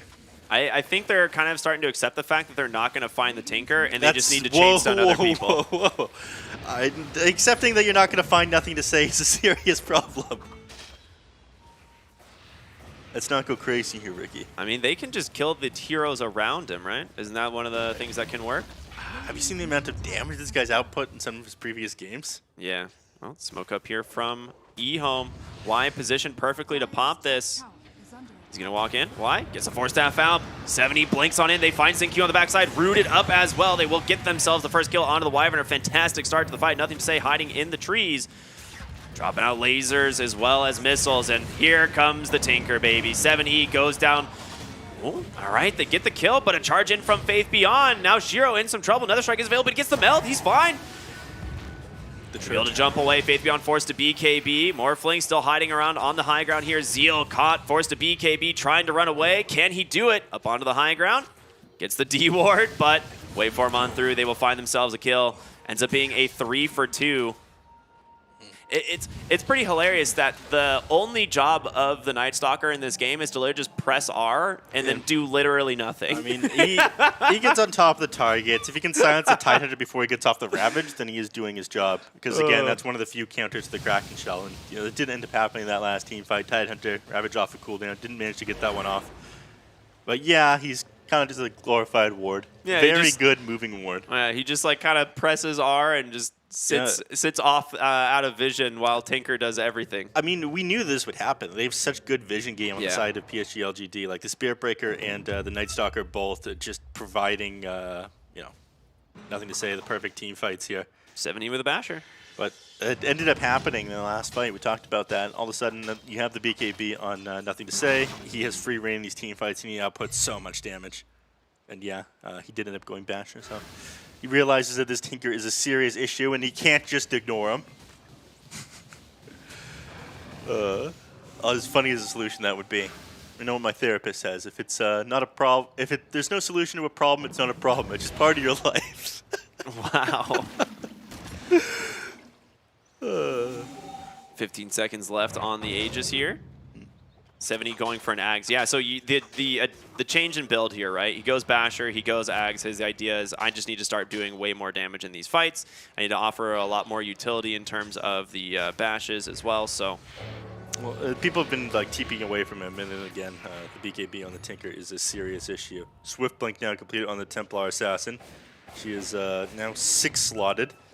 Well, she can replace the Aghanim Scepter, get herself like a Daedalus or an MKB, depending. You are a little bit worried about the blind coming out from the laser. The Pike's not a bad upgrade too. Smoke in from PSG LGD, but they're going into a DD rune here on the TA. It's gonna be pretty rough. ZZQ here. They pop Dark Ascension. He gets the blink out. They're still looking to chase on top of the charge. Is going to come through from Faith Beyond. It connects onto this big watermelon. The question is, can they actually find him? Yeah, Crippling Fear comes through. They get the kill. Swift blink damage from Shiro's quite a bit, but is it going to be enough to take him down? In comes the Morphling, finds this Broodmother. They get the Fear, but a big Winter's Curse holding him in place. 7E on the backside, trying to chain stun them down. They get the Ravage as well, but Golden Braid's going to protect this Morphling once again. Faith Beyond goes in, trying to do what he can, but the constant blinds in from the Tinker are so much work. Nothing to say. Blink out once again, doesn't get a bash, and they got to find more kills here on the side of EHOME if they want to take this fight. ZZQ jumps in aggressively, trying to stay on top of these two bash onto the Morphling. They're the ones on the run now as, I mean, Dark Ascension's expired. Morphling gets the Manta, Curse Crown. Gonna get dodged. Oh, it's not dodged down, but Tinker up on the high ground doing Tinker things. Shiro gets the Morphling, able to snipe him finally with enough damage, and now Faith Beyond trying to go in, but might be regretting that decision as Shiro just doing way too much here on this TA. They're forced to let Faith Beyond sit back, though, and get out of that, but nothing to say, saved by the fact that Bash didn't come out onto him. The Swashbuckler connected. So with that team fight, look at that, 6,400 damage, nothing to say is the major issue here. The Morphling struggling to get into these team fights, but Shiro, with the chase from his team, with the control that they're offering, ended up doing so much damage. I mean, you did have to buy back in the game of the tie hunter that team fight, unfortunately. Night Stalker is doing an amazing job of controlling up the enemy position 5. So it's kind of like a war for... Oh, Nothing to say, got caught! Shiro, I mean, this is what we're saying. If he finds you, he's got the silences. He didn't have BKB either. He blew it in the last fight. Oh, the amount of damage from Shiro, that was insane. The Swift flank onto him. Dude, I think he just blinked onto a trap and got projected. Yeah. Like, that has to be what it was. Yeah. That is a big kill there for Shiro. Yeah, you have buyback available in the Tinker, Dude, but if how you much expend that as gold your did win he condition- get? Like 1,000? An 1,100 gold. I like looked at his net worth. I was like, he wasn't this far ahead. Oh my god. It changes everything. All right, why? He might just die here. Yeah, He's dead. He's dead. All right, you got a Does TA Zinq have problem. Cold Embrace available? He didn't drop the Cold Embrace off onto him. He didn't, no. It was on cooldown. A mistake. Thank you, Observer. Shiro, just working on the tower here. Faith Beyond, considering going in. Does need to be careful, though, as Shiro just laying into the tower. Zeal on the backside with this Broodmother starting to do some damage to these buildings, but he's just trying to get vision with these Spiderlings as best he can. Bash. Oh, nice attempt there if he gets the... oh, that was Morphling even. Yep. But you never know. There's a couple cows in this game. They all look alike. It's hard to tell. Offensive, but... What? No, there's two Spirit Breakers. You can't tell the difference. You can't. Jin Q. Hard to go in thanks to the Lincoln Spheres. And Shiro, he get one lane of barracks, now working on the second. Yeah, he's out. They know that ZZQ is just sitting back there, ready to jump them the moment they try to commit onto this Templar Assassin. So there it is. 2 melee Raxes. The ranged one's still standing, but these ones will push it naturally eventually. So the top lane, all they have to take now. Roshan's going to be the next objective, though. Going to respawn in another minute and 20 seconds here. And they can't afford to give this one up. Their backs are against the wall here. EHOME, they're putting on the hurt. All right. Double Spirit Breaker time. 5 hero smoke in from PSG LGD. They want to go. The question is, are they going to find anyone? Roshan not respawning for another minute. So Faith Beyond just going to run in here, maybe try and scout it out. His smoke's going to get popped. Does end up backing away. Ping's code come through. So EHOME, they know that they're here. Inside the Roach, ZZQ. He's going to get found. Dark Ascension doing a lot of work, but in goes 7E once again. The disarms, he just misses so many of his attacks there onto this Night Stalker, but again, Shiro just doing way too much damage and finds the kill anyway. Now Morphling forced to BKB. They find Faith Beyond. Yules into the Cursed Crown. He's going to be forced to BKB, but Shiro with the physical damage. Can he find the kill alone? It doesn't look like it, but Jin Q on the backside. Terrorize does find the Wyvern, forcing him out of the fight. Okay. Is Willow just going to solo this? All right, there's your winner's curse. Jin Q, Bramble after Bramble. He can't leave. They get the kill. 3 heroes dead on EHOME. No buyback on Faith Beyond. I mean, are EHOME actually doing this? It looks like it on my screen. They're going to push the mid. They smoke up. They want to be able to catch this Tinker if he tries to clear out one of these creep waves. trying to outsmart him, but I'm not sure Nothing to Say is going to fall for this one. They go straight for tier 4s. No way. They looking buy to back end. the Wyvern. They don't have Winter's Curse yet. So it is a little bit scary. They forced the buyback. Now they're just in the Roche pit. Psionic projected right back in there the moment it respawned after forcing that buyback there from Zinkyo. Yeah. EHOME are on point. Dude, this is third Roche. Does it have the Ags or the Refresher? Did you see? It's This one, Refresher. This is Oh, that gonna is be a good so one. big for either the Rolling Thunder or for that Ravage. And ZZQ, he's still sitting on his Ravage, so they can't contest this Roshan, and they know it. Yep, there it is. Refresher Refresher Cheese going the way of EHOME here, and 70 is going to hold on to this one for now. they found Zinkyu. He If they can does. get He did buy back, right? So did. that's a huge kill if they can find it. Yeah, he managed to get the blink back, though, so he survives this one. Tinker doing Tinker things, throwing missiles. Yeah, they cleared out the Observer Ward, though, so no longer going to be able to hit them with that. They need this Tier 2 tower. Giving them access into their base here is big. Then they can Big clear out ward these placed up traps. top. They find Y in the trees. Can they actually finish him off, though? Force Staff will buy him some time, but they're still chasing, and 70 goes in on the Pangolier, and that is it. They get the Night Stalker. No buyback for him this time, and he's a big part of their fights. He's the vision game that they have on He PSG stops LGD. this Ravage from going off as well. Like, Yeah. that is huge. If you get a sick Ravage, like the Templar Assassin just blows you up, no questions asked. And they might even pass the Refresher Shard over to the Tidehunter while the Night Stalker's dead, but he's going to hold on to it for now still on 70. Radiant's top tower. All right. EHOME. One lane of barracks standing in their way from Mega Creeps, and potentially a victory here over PSG LGD. Only one other team has taken even a single game off of these Giants, and EHOME trying to be the second here. Yeah. We've seen their backs against the wall before, but not like this. I mean, that 80-minute game that we watched between PSG and RNG, they did come back from that, but this one, I just... Getting back in this one is going to take so much more than even that game did. Tinker, amazing here at defending the high ground, but chipping away at this Rax. They don't have that much more base to give. Zinkyu. He's going to try to chip away at this Refraction. It is so annoying dealing with his Templar Assassin. All his attack range on her. And the Refraction charges as well. Yeah, you've also got the Lincoln Sphere of her own, plus the one being applied by 7E, so it's really difficult to get the blinds as well as like setting up potential for a Winter's Curse, and they're just not giving them that option, right? They are not going to let them go. Shiro jumps in aggressively. They get the stun out onto Morphling, but he's forced to BKB. Continue on the backside, 7E trying to just disrupt this whole fight, and they force every BKB that they have. 7E grabs the Refresher, roll up into the second Rolling Thunder. Who's he going to find? He's looking for him on the backside, able to find the Morphling once again, but he's just separating the side of PSG LGD in half. Why? In such a bad position. They get Tinker? What? He was on the back line. He's trying to catch these heroes out, get ZZQ and Planet, but he just goes down. He doesn't have buyback.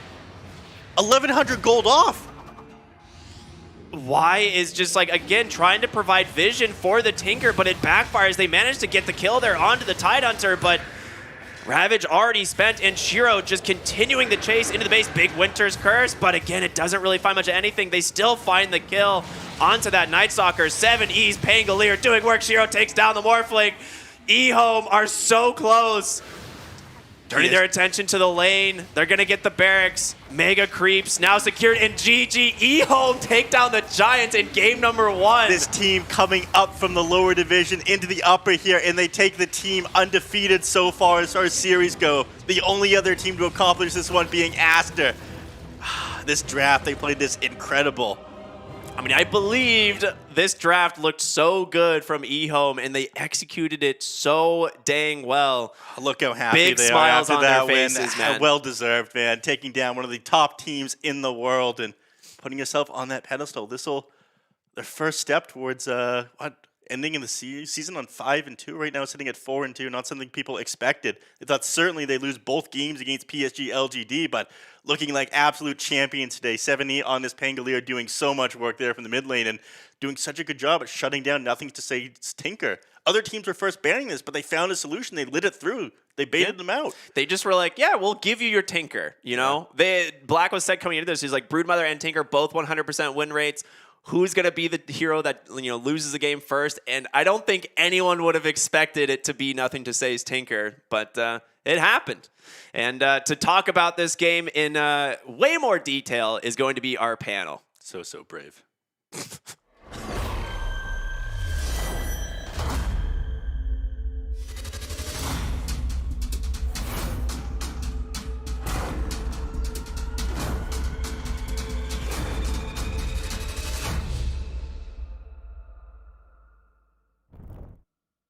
Well, I was hoping it was going to be a day of upsets, and it's starting off on the right foot. What a performance from EHOME as they take down LGD in the first game of this series. What a ridiculous performance. I mean, Shiro on that TA absolutely kicking off. Yep. Yeah.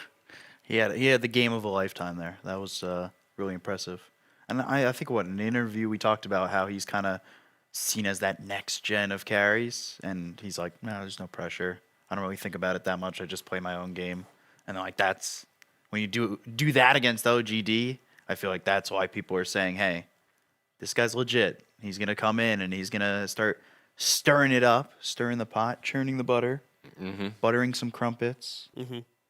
What's a crumpet? I have no idea, dude. You guys don't know what a crumpet is? Doesn't matter. Shiro was dominating. It's very reminiscent of their game versus IG as well, with that TA that they crushed.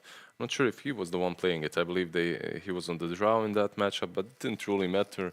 In this game, just owned. Zeal, laning stage didn't really go that great for the Broodmother. He couldn't be as big of a nuisance as he usually is, but I would contribute the loss of EHOME and the loss of PSG LGD and the win of EHOME to two things.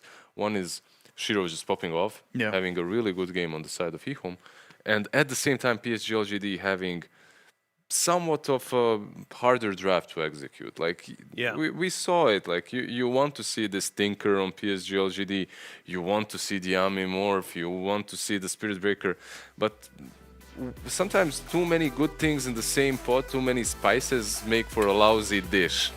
And it's true. It's true. You can overspice. It's absolutely you can overspice, and that's what happened here. They just had an extremely greedy draft that was not that easy to execute at all.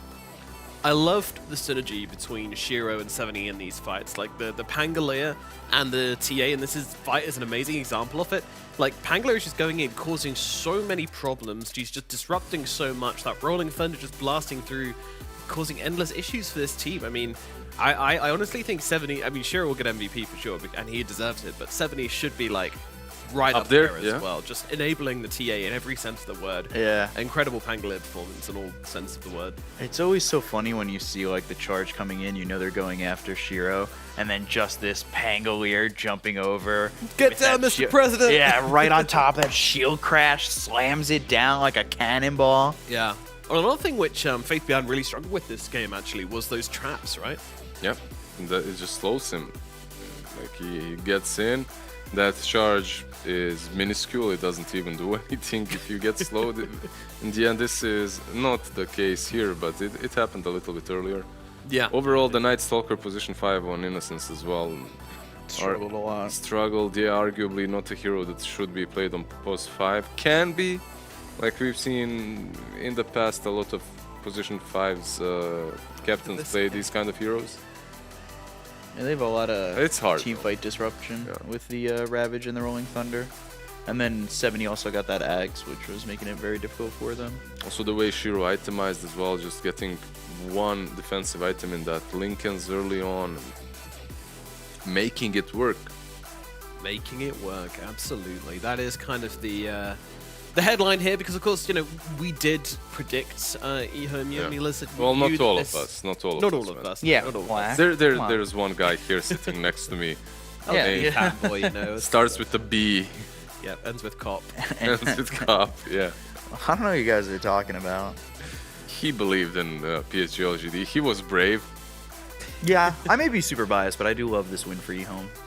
Yeah, no, it's huge. Any way you look at it, it's a really big win, and yeah, as we said, the draft was good. Like we feel like the draft favored EHOME. They can just do so much more. That said, we were kind of working on the assumption that it was going to be a Night Stalker offlane. It was actually a Night Stalker 5, but Spirit Breaker still, was. Yeah, but we were also working under the assumption that Brood is going to dominate, which didn't truly happen. Like she was causing issues, problems. That's definitely true. But I feel like Zeal could have done more on the Broodmother as well, and then this game would have been even harder for PSG LGD. They put themselves really like the first 4 picks, kind of okay, I guess, but then they put themselves in an even worse position with this Morphling last pick. It's hard to find wrongs and mistakes in PSG LGD's game and drafts because they make anything work, right? Yeah. They just prove you wrong. Even when you know the draft would be played abysmally by any other team, they prove you wrong because they outplay. They just outplay. They play better than anyone else. There's always a doubt. Yeah, There's always a doubt. LGD certainly still had a shot in this game too. Like they kept it close for a while, but Shiro, man, popped off.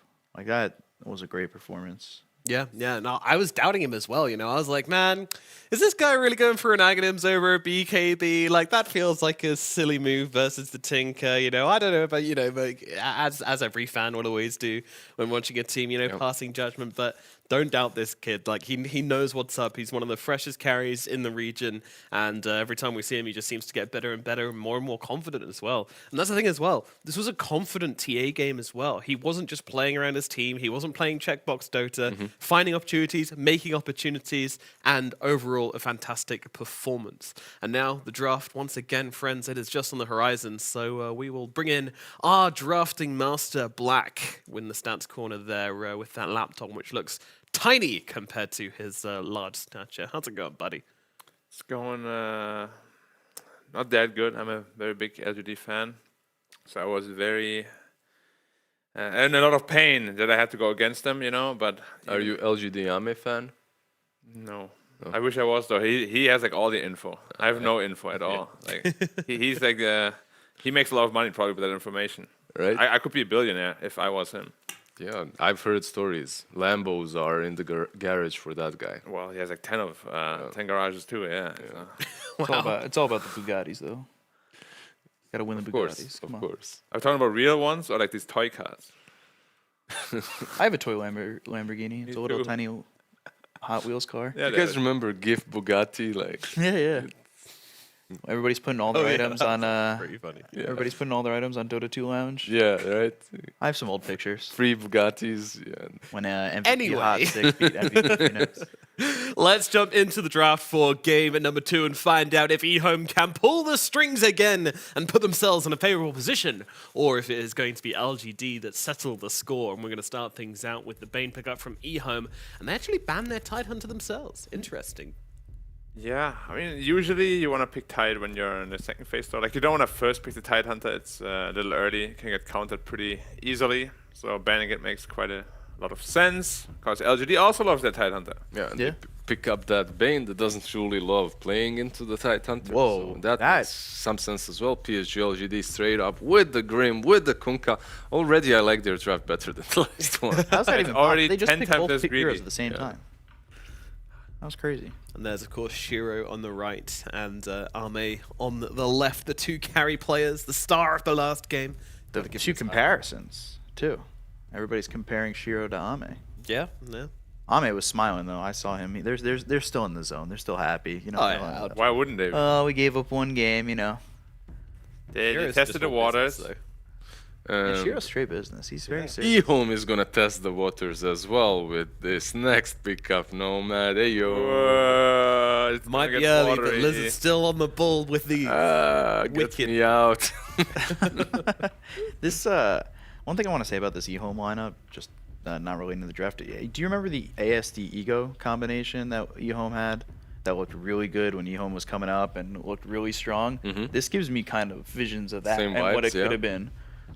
Where all of a sudden, obviously, that EHOME lineup just fell apart because that was with Faith Beyond and Innocence when ASD and Ego played with them. But it just gives me the same vibes like all of these upcoming young squads. when right? they've got Like, the duo too, when you've got someone you've played with for a while and you both pair up real well. I mean, and what it's I'm hearing exciting. there is that Faith Beyond and Innocence are making players great. Yeah, that's true. Enabling them, Yeah, you could say. they're probably could the most enable stable you, two Beacon. players. Could you? Of course. You can make me. I mean, the high thing MMR is, player. there's only so much you can enable, right? Like, you can't go over 100%, and the 100% is... let's not go there. All right. Anyway, we got a AA ban. I think That's a good one. behind every MVP, there is always a SVP. They support very good player. That is... I We can't- wouldn't I don't know where you were going with MVS. that, but... Yes, Most that's what valuable I should have support. said, but I That's didn't what say you- that, and I tried yeah. to dig upwards. You should host. And as anybody who's dug a lot of holes, Want to switch know, up seats again? maybe it's best. That went very different direction I thought it would go. Mm-hmm. And the Night Stalker again. Yeah, banning out the Night Stalker versus Bane and Morphling, that AoE silence can be problematic. The AA obviously one of the best heroes against Morphling, so they banned that hero out as well. Meanwhile, PSG with a Razor. And what's gonna be their next one? Hey, Lizard. He's thinking really hard on the right. Look at Some that. Broodmother, maybe? Buffering. You know what the real problem is going to be here? That's when the No, thoughts no come in. Broodmother, yeah. Your support and your you carry said are bad against loading Phantom kills Lancer. That's true. It's a problem. Yeah, but do you think that PSG will put nothing to say on Kunkka? They could, right? Like he's He really loves his good. Kunkka. And He they loves also have the Kunkka. last pick in the second phase. Ooh, that's a lot of summons. And now you pick a peel on top of that, and you can't deal with anything. They go back to the Tinker with the Lycan this time. Throw the Kunkka in the save They lane. could go Tinker again. Yeah. They can do anything they want. They're LGD. Well, they can't. That's what they well, did out last game. Well, that is... They can still do it again. They were like, all right, Do whatever. go matchmaking. I wouldn't mind some spirit now for EHOME, Which Ember spirit? or anything like that. I think... Storm as well. Storm is kind a of, little yeah. greedy perhaps against Lycan. Like, you can't really defend the Yeah. towers. Probably Ember is the best against Kunkka. Yep. If you want that. But do you want that? What about Void Spirit though? Because then at least you have the physical shield against Lycan. Feels a little better. Like maybe? you have to can work. anticipate what Black has said as well. You have to be anticipating the PL perhaps picked up. Yeah. They go with the Wyvern, and I'm telling you, I've seen this movie before. You're playing Wyvern into a Lycan. You think you're going to be destroying people with your ulti. Lycan just sends all his summons at you and stays back. And that's it. And then you have to decide, do I run back? Do I curse one of the creeps? Ooh. Do I just die? What do I do? They use the Bloodseeker counter to the Lycan as well. Now they use two picks literally to counter the Lycan. Faith Beyond's posture changed. He's like, I gotta play into this. like, It's, It's a free right. game, baby. Yeah, Then but they pick last It's, Wyvern, the, last- it's still the same playstyle for him, right? He's still just gonna send all his creeps, summons up front, and he remains in the back. And I already don't like EHOME's draft that much. They don't have a reliable catch. They don't like grip, I suppose, but no easy stuns to set up things with. It just looks difficult for me at the moment, at least. Is it Rubik time? Mm, What's in queue? Let's go. I Techie's, still think PL looks really good. Techie's time for JinQ. Probably not. Not yet. I can hope though. Not yet. Maybe if Aster lose against IG today, then next time, Next series. yeah. They have one more, right? They do. Yeah. And then they're gonna... But I want to see it when it's important, like when they did it to Aster and made them tap out in 13 yeah, the minutes. lower bracket. God. Maniacs. Yeah.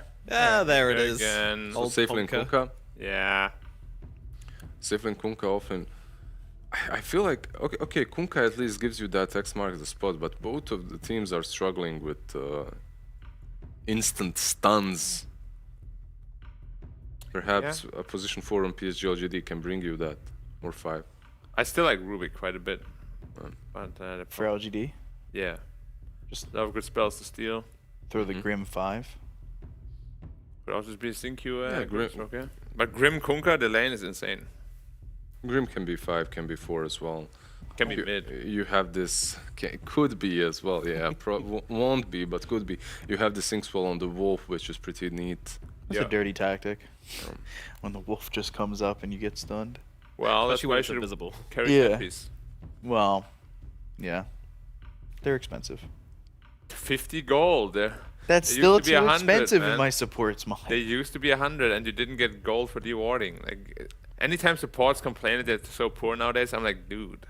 It Have used you to played be way Dota harder. 7 years ago? Yeah. Yeah, when Have you- supports got 0 gold ever. Have you played Dota like 6-7 years ago, when not only were sentries more expensive, but they took item slot, and you're running around literally all the time, and you had no backpack. Yeah. and TP had no. And TP had no. guys. So TP boots. Observer ward, sentry ward. That's already 4 slots. And then, yeah. A sal for your carry. And a magic Smoke stick. 5 and dust. Yeah. You don't even have slots for a And stick. that still wasn't enough to appease your carry. And then you reach 20 minutes, you're like, guys, I've got my tranquil boots. I'm so farmed. Yeah. I'm rich. Right now, it feels more that you have 2 4s than a 5 and a 4, really. Yeah, having In a courier- comparison to the old days. Having a courier back in the old day, when you purchased that courier, you knew it was yours. Now everybody's got please. a courier. Yeah, you Upgrade. upgrade the courier. I I was like, buy that's you my upgrade. courier Remember delivering up your chicken item. in the early days as well. I had no idea what they were talking about, but people kept telling me to up the chicken. Yeah, it was always up, Up chicken. courier. Because it Why are was they calling it a chicken? It was a chicken in Dota 1. in Dota 1. It Yeah. was chicken. Yeah. Yeah, it was It's literally not just a chicken. anymore. It's a boar. I feel like, why would you say something that's factually incorrect? I still have that DAC crane. I love it. I have a cat. Anyway, what's this last pick going to be for you? Yeah, Lizard. What is the last pick gonna be? Yeah, Lizard. What do they need there? They need a mid laner versus the Pango, and versus the Tinker. Pango is banned out. Just get the Storm. Jump that. And Banned Lizards. Ember. Its eyes don't work, remember. Bring out the wind. No, not great of an Ember game, I guess. I still like the Void Spirit. Yeah. yeah, one was of the the first spirits thing I can come said. out. It's probably gonna come out. Or we just throw in Zeus. Huh? Yeah, just Mid get that alliance? Zeus, sure. Actually, I kind No, of. I don't like. they I need don't some like stuns. any. They need stuns. They need Nah, frontline. surely it's not great. I hate Puck looks something. decent, but then you're also playing against. Yeah. I like Puck. I always like Puck. Whenever we see him, he dominates. Puck looks okay. And they have 1 stun. Yeah. I'm a little surprised at the lack Bad of Rider. Bat That's a good one against Tinker. Stats Good Master, catch is as this well, the right? first Batrider pick of the China region? Wow, let me see. Oh, the laptop doesn't turn on anymore. No. So I'm gonna Is use this my my think power. it is. Oh, it turned Div on. 1? Yeah, I think so. This hero's been. First pick. First pick. It's been banned a couple times. Yeah, but Bat Oh, has you been might? picked in other regions. Other regions Yes, for I sure, do. yeah. But China doesn't like it as much. But it makes a lot of sense here. It's really strong against the Tinker. Pretty good against the Kunkka as well. And now they need an Ooh, answer. The is this the Oracle. first Oracle of the Chinese Division 1? They get a hero to It is the deal. first Oracle. They get a hero to deal with the Bat Rider. But it's just because it's the first Bad Rider too, and they always come together. Yeah. Well. 2 firsts here in the second game of LGD versus EHOME. Goodness gracious me, chaps. Which direction do you reckon this one's going to go in? Have EHOME done it again? Well, I do believe we're gonna have a game 3 on our hands, fine gentlemen. Verily. So a vote for PSG LGD from the Gentleman Black. Lizard, what say you? I have to say that I like EHOME's draft a bit better again, but I'm not gonna go against PSG LGD 2 games in a row. It's only sensible. We are going to game 3. Quite. The cop? Game 3. Game 3. Alrighty, Tighty. I believe. And you know what? I think I'm going to go for EHOME here. I think Zeal on the Bloodseeker is much more comfortable for him. Now you got 3 players playing at their full potential. They're on a hot streak here, EHOME. I reckon they could pull it off. I don't think it's likely, but I'm still willing to make that gamble and be the one guy that was right. So under that logic, I'm going to put my vote in for EHOME. But let's find out how this game is going to go. It is the second matchup. Here is EHOME lead with 1 game advantage over LGD here at the China DPC. We'll throw it over to our casters of our Cryptic and Neff.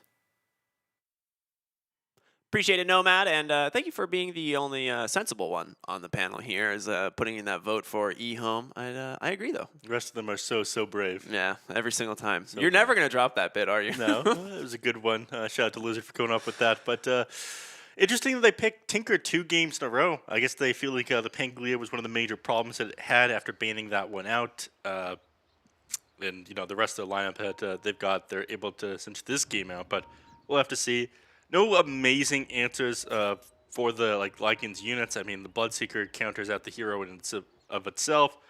He has to be a little bit more careful with his units surrounding him because of the Winter Wyvern. But the creeps themselves, yet again, no answer to that one. They need a little bit more AOE clear.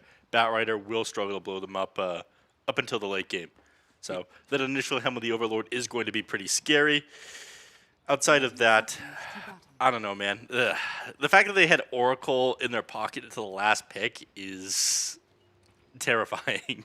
It's hard to say if it's like really even like a pocket pick as much as it is such a good counter to the Batrider, and it's one of those things that like anytime you see a Batrider pick, like an Oracle is immediately back on the table. Things like Vengeful Spirit as well, yeah, it is going to do pretty good. It doesn't actually help out a ton against this Bloodseeker lane, so that is like one of the weaknesses. But yeah, we'll see how it does. Excited for this game. ZZQ sniping the rune there. Has TP in 1. He should be fine. Well, yeah. He'll be fine, right? I mean, I guess he wants to trade with ZinQ for a little bit. He hasn't put a point to any of his abilities yet. In fact, at this point, he might just ink spell one of the creeps once he gets them a little bit. Yep. There it is. Yeah, he needed to try and TP earlier. The problem is he needs to TP before the ink spell comes out, but he was baiting him out there on ZinQ, and the Wolves are going to finish him off. So absolutely played. Yep, exactly. This is one of those things where like the ink spell duration shorter than the TP. So no, same time. 3 seconds on each of them. So if he TPs first, the ink spell won't end up stunning him, and he'll be able to get out. Yeah. They changed it to be 4 seconds for the ink spell like 2 patches ago, and they changed it back to be 3 seconds last patch. Very nice. So punished for that one. Just should have committed the TP earlier. There was no way for them to stop him if he didn't do that, but he got greedy. He can get the bounty rune, but he ended up giving first blood there. Yeah, it's a big one too. It does go the way of the Grimstroke instead of the Lycan, which is, I think not ideal for PSGLG. They were definitely trying to get it on the Wolves, but either way, finding that first blood still pretty big, and it did leave Morphling solo bottom for a little bit, so maybe struggling in that lane.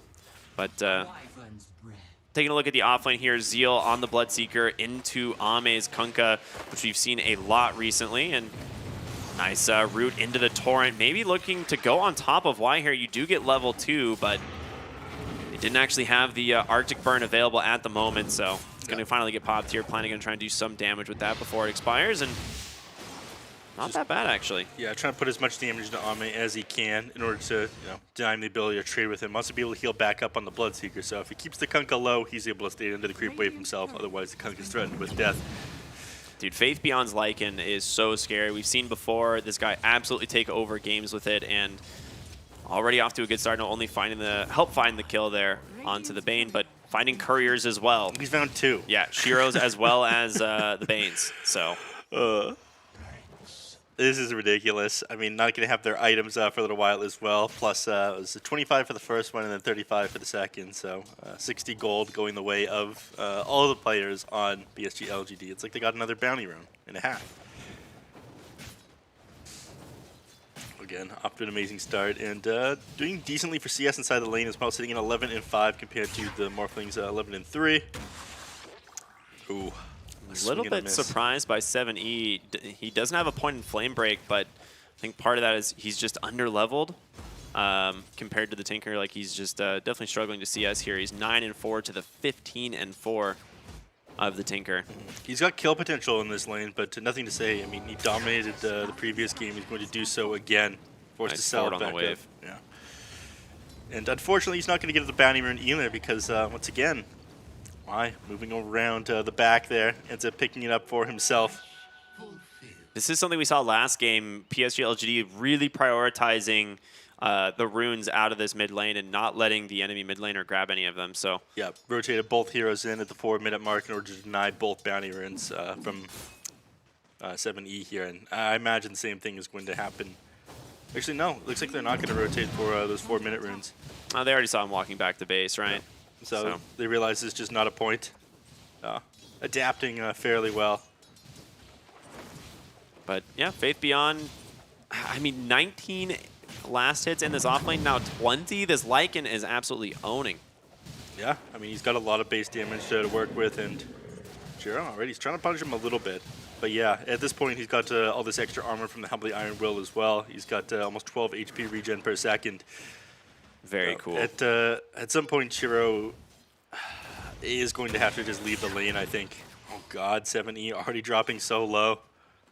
Yeah, that laser spam is no joke. He's going to drop a little bit low. I mean, one thing that is nice about the Winter Wyvern is... Alright, you're going to be fine here on 70. But one thing that is nice about the Winter Wyvern is the fact that you have that Arctic Burn. Percentage-based damage is a lot to strength heroes like Kunkka.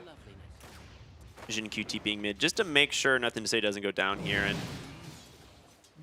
they will go ahead and push that Bat Rider out of lane once Anything again. on Jiro. He's trying to clear out the wolves, and Lycan denies one and resummons the other.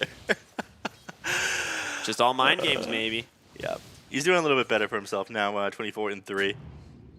But thankfully, you know, the discipline that they beat in to deal with PSG LGD's Tinker has stuck. They ended up boarding up the ancient camp again. Didn't get the hard one this time, but Yeah. Mid lane, though. 70 doesn't... Yeah, just gets bursted. He just stuck around a little bit too long. This just Tinker does way too much nuke damage. Now Batrider very much struggling at 1,500 net worth compared to the 2,500 on Nothing to Say's Tinker. It was a lot more even last time. I mean, it was a little bit favored to Nothing to Say, but once again, the man is popping off. You're going to need to find a return kill on this Batrider in order to get back into it, but it's difficult. Why? He's just positioned here in the mid lane to make sure the Batrider continues to struggle. I mean, this is what we saw last game. They did prioritize shutting down 7E. He ended up popping off anyway on the Pango, and it seems this game PSG LGD want to take zero risks in basically letting Nothing to Say have a bad game. So they're going to go ahead, dive here in the mid lane, looking to get on top of ZZQ, but 7E here on the Batrider will run down one, and he should be able to finish off the second. Now, double kill for the Batrider. Yeah. Game getting salvaged. But still pretty underfarmed compared to the Tinker here. And he's going to find the Invis rune top, so Nothing to Say. Does not get the 50-50, but look at the ward vision here from PSG LGD. The entirety of the Radiant jungle basically under vision. Yeah, they're going to have to move through their jungle, get the D wards off. The Sentry does scout out one of them, but all this just denying any comeback potential from the Batrider. They figure Batrider's not going to move into the triangle to clear out camps. Instead, he'll move into his jungle where he can get multiple camps with a single Firefly. They don't have Rupture quite yet top lane, but they're going to do a pretty good amount of damage here anyway, out on over to Ame, but the boat connects. There's going to be the Inkswell as well, stunning him up, but Zeal, he's pretty dang tanky. TP in from the Bane. ZZQ not going to make it in time. Yep. Bloodseeker manages to heal up enough, so Kunkka ended up getting him. Nothing to Say. I mean, you're level 6 now on the Batrider, and as a result, Y is just forced to sit here in the mid lane next to Tinker, cannot afford to get lassoed. Yep. Tinker actually bought himself boots this game. For the movement speed, just to get away from the Batrider? Yep. Exactly right. Otherwise, he gets run down so much easier. So it really was necessary. Smart pickup there. As long as he's able to like get a little bit further back into his tower, if he's like in the middle of the river, that makes it that much easier for the Oracle to TP in and get the save off onto him. Game starting to even out a little bit as PSGLG were off to a pretty good start here, but Shiro recovering on the morph. Batrider's game obviously salvaged a little bit by the couple kills mid, but it is going to be very scary once this Lycan starts basically taking your towers. And I mean, outside of the Wyvern, you really have to rotate the Batrider. Yeah. Helm Dom is going to be very scary. It is very scary. Contemplating rupturing top lane here onto Jin Q, decides not to do it. He'll be able to use the Inkswell to make some space for himself, so. Ooh, Possessed Mass, fine for EHOME. That's going to go to the Morphling. It is an excellent pickup. Radiant's middle tower is under attack. Ends up finding a lot, so he's out his jungle. We can see ZZQ guessing correctly, getting rid of pretty much all the wards, and in comes Faith beyond the rotation from the Lycan to the mid lane, and he will be able to do a lot of damage. The Torrent does connect. ZZQ saved by the Cold Embrace. There's one of the counters for the moment. He's got a Nightmare if he can try and buy himself some space. All the summons are dead, and now you're stuck behind the T1. A Rupture up onto the Kunkka. He's not where he wants to be. Do they even need to commit the lasso? I don't think so. Shiro gonna turn himself into the Kunkka, and now turn it around. Okay, how long can he keep Armlet toggling? About that long. He's finally dead. Survived, you know, a little bit longer than he had any business surviving, but they did end up getting him in the end. Beautiful save there from Planet, turning things around. Winter Wyvern starting to become a little bit more popular. I think after they picked it up on RNG, people were like, yeah, it's pretty good. Maybe we'll try this one out. I can see why they went for this. And against a Lycan, the save there. When you're buying yourself a little bit of time with these dives, it does allow you to turn around these team fights, and did a nice job there. 70 almost has his boots of travel done now. Yeah. I mean, dude, it was just over 8 minutes into the game. We had 10 heroes in the mid lane behind the tier 1. Yeah, that's the kind of donut I like to see. LGD trying to force the issue here.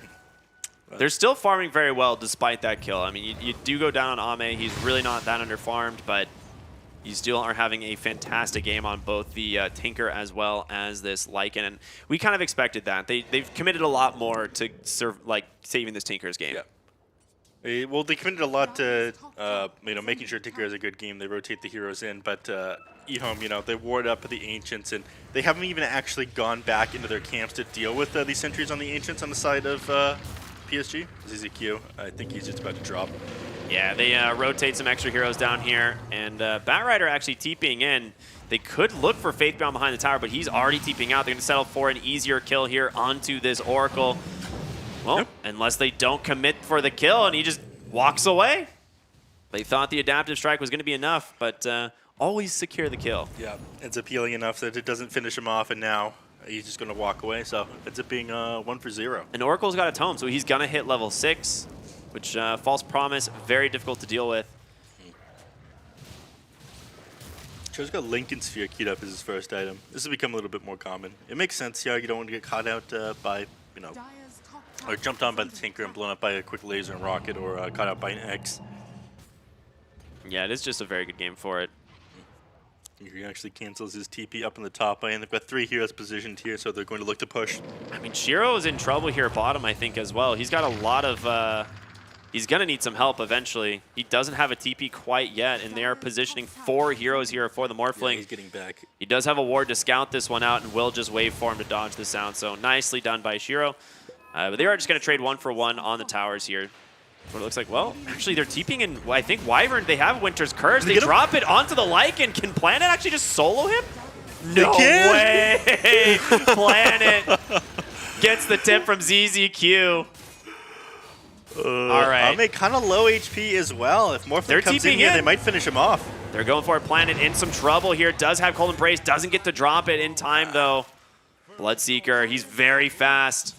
If he can find one of these heroes, it would be not a bad find. And yeah, gets the Rupture out onto the Oracle, but he's got bigger dreams. It's going to be Ame on this Kunkka, but 7E trying to close the gap, gets pulled back. Nice Soulbind.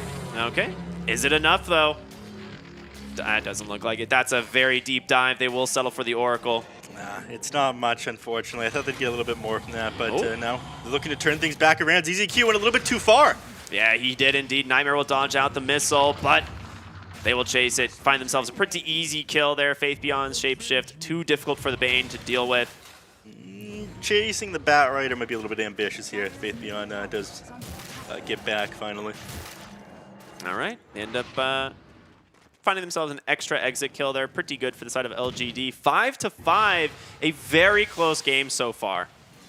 An absolute, well, it's been a bloodbath. Not as many kills you'd think there would be in a bloodbath like this, but a lot of people end up getting out until into team fights. Unfortunately, neither team has a ton of catch, so it'll be after they get to a couple more items. At the very least, they put enough pressure on EHOME, but they haven't been able to get into their triangle and block these ancient stacks. So at this point, they'll have a little bit more farm on their side. Ame, ZZQ almost got him with that Tumbler's toy. Right, Vladimir's offering completed. The Helm of the Overlord is going to be a massive problem. We did see Wyvern end up getting a kill onto Ike in a moment ago, but like once this Helm of the Overlord is done, even if like Nightmare, nice dodge, but still needs to be careful. Does get a ward out on the high ground.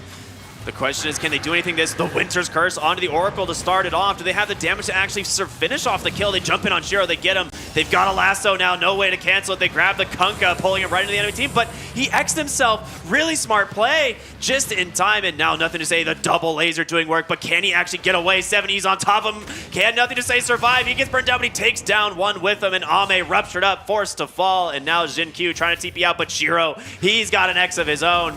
Jin Q gonna fall 4-for-2, a triple kill for Shiro on the Morphling. The only person to get out was a Lycan. The initiation from the Winter Wyvern, stalling it out and catching that Oracle to start was so big. From now on, Oracle needs to be way more careful with his positioning. He got nothing off, dying in the middle of that cast animation of the False Promise on himself. They just melt.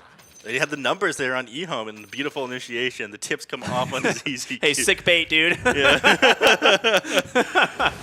Yeah, the classic. Why? Got to be a little careful, but he's trying. It looks like he's baiting a little bit He's here, still right? got his ult. He's Yeah. got Fate's Edict as well, so he's able to prevent all magic damage for a couple seconds. So diving Y here would be a mistake if it's just the Batrider by himself. Unless you got the lasso, of course, and then he just dies. I mean, even so, if you can get the the Fate's Edict off on himself before the lasso, then it's just not doing any damage. It's all magical. All You right. have to be careful with committing that one.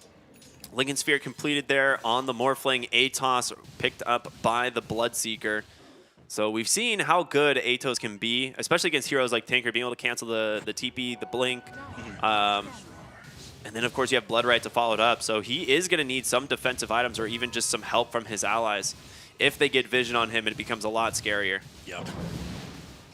The vision game isn't as good this game on PSG LGD, but you know, they do have that Oracle to rely on. I mean, he's able to potentially dispel that Atos or Smoke up.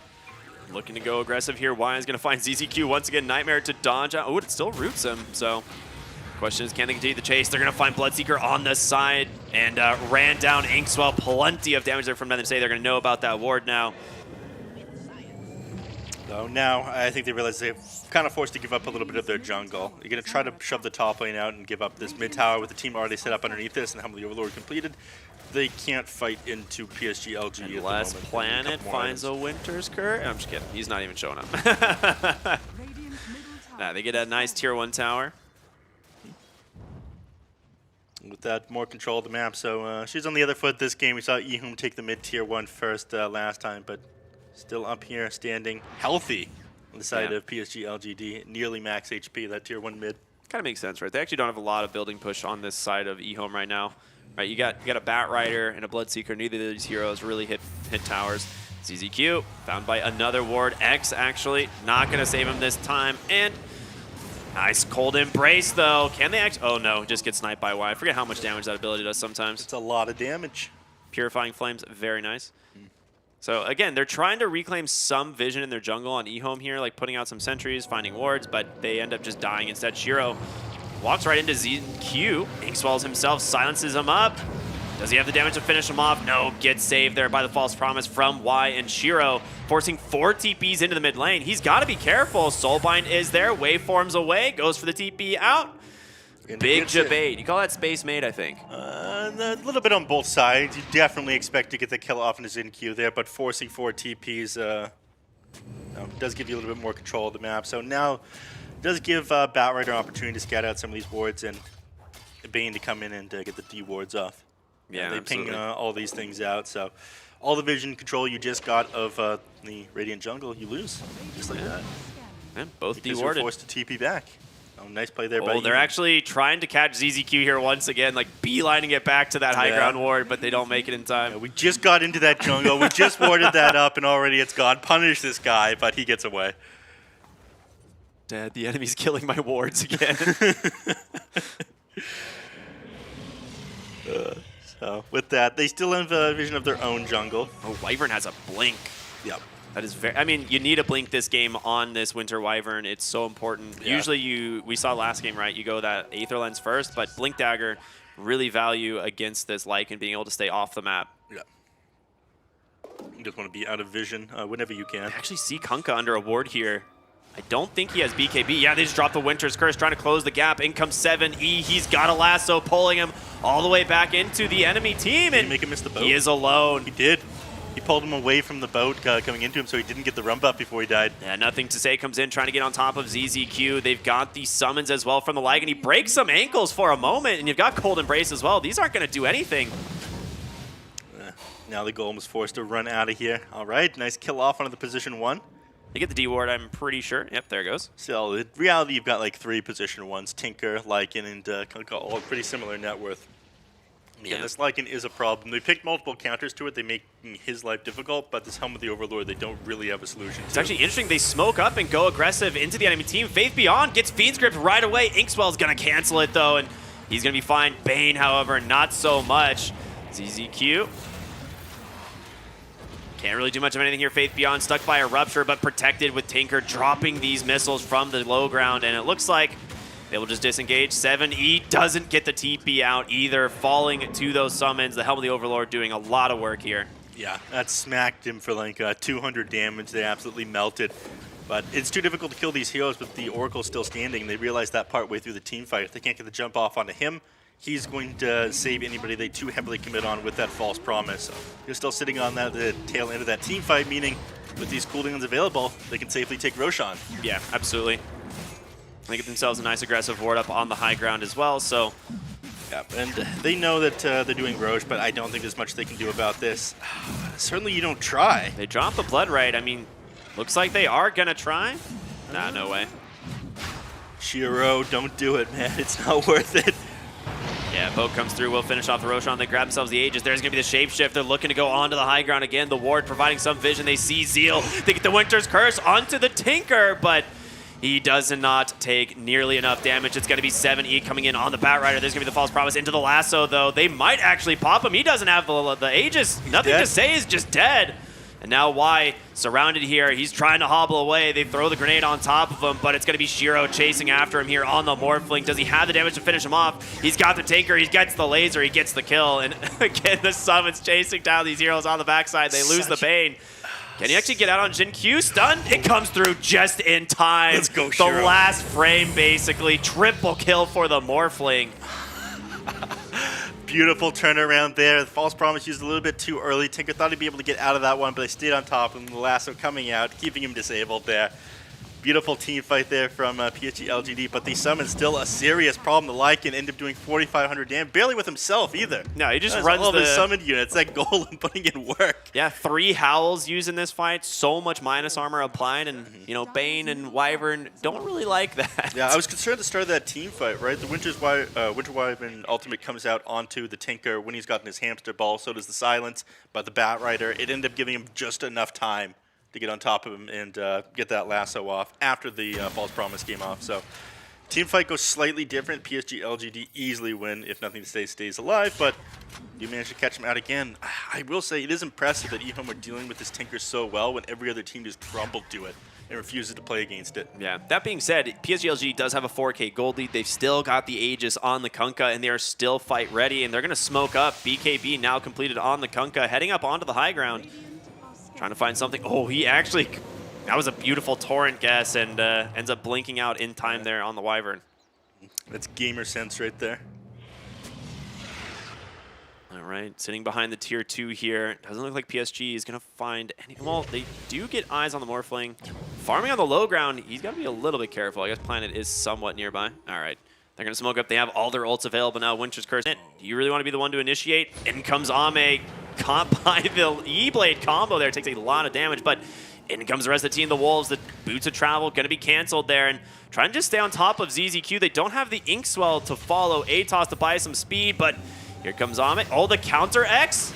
Doesn't end up saving him. ZZQ, Cold Embrace, going to do a little bit of work, but still ends up dying anyway. 7E trying to find them on the backside. Nice save for the moment. There's going to be the Winter's Curse. They grab the Oracle. Can they actually do this, though? They've got to find the kill before Y can get anything off. They do manage this False Promise himself, but Faith Beyond in trouble. Caged down here by Shiro. Y going to shatter as well. They caught Lycan in a Nightmare. ZZQ, he still got the Fiend's Grip. Oh, baby. Can he actually get out there trying to get him before the Aegis? They do. And now the Fiend's Grip surely to come out here on the Kunkka. Nothing to say. All they can do is leave, and there it is, the Fiend's Grip. The moment he activates his BKB, and he's finished off.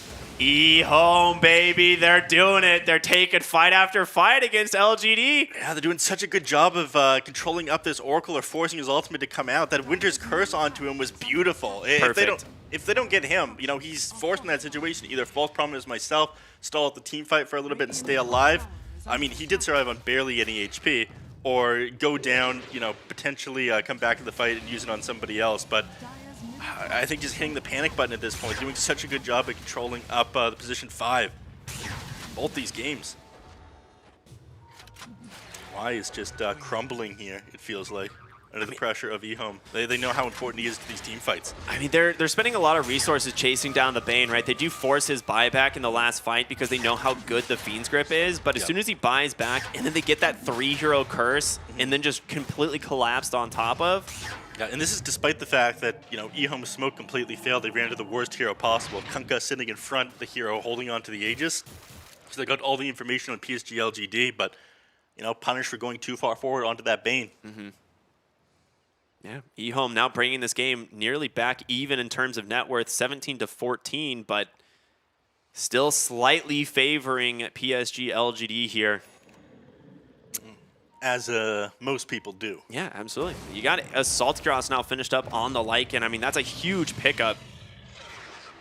We see the BKB coming out soon for Zeal as well. Yeah, That's a big one. Yeah, it's like an even more damage with his Assault Cross, and you can definitely feel it in the team fights. He's the one doing the most damage. Like, he's the one you have the least amount of solutions to. The Winter's Curse is putting in work against Lycan in these units. With how close together a lot of these heroes are playing the team fights, they are, you know, punishing the Lycan for summons, but still no big solution for this Helm of the Overlord, and we've seen it just like chunk down here with the Golem slap.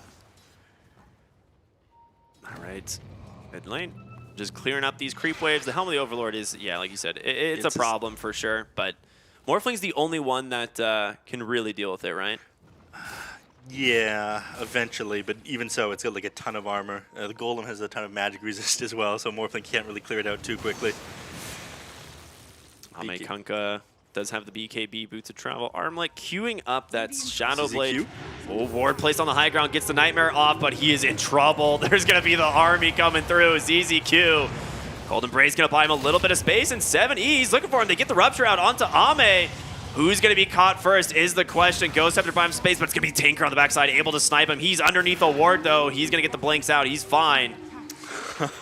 Gets in, gets that Bane, and gets out real quickly. But with Shapeshift starting to Winter's Curse. It's caught the Oracle once again. Sin Q goes down second. 7E trying to find his target BKB. Going to protect that Kunkka for now. Zeal can't get his hands onto anyone. Lasso, Nothing Kunkka. to say. Kunkka, 7E's not quite satisfied. Still chasing 4 more, but it doesn't look like he's going to find them. The hamster ball makes him too hard to find. And 7E will gets TP out. home instead. Yeah.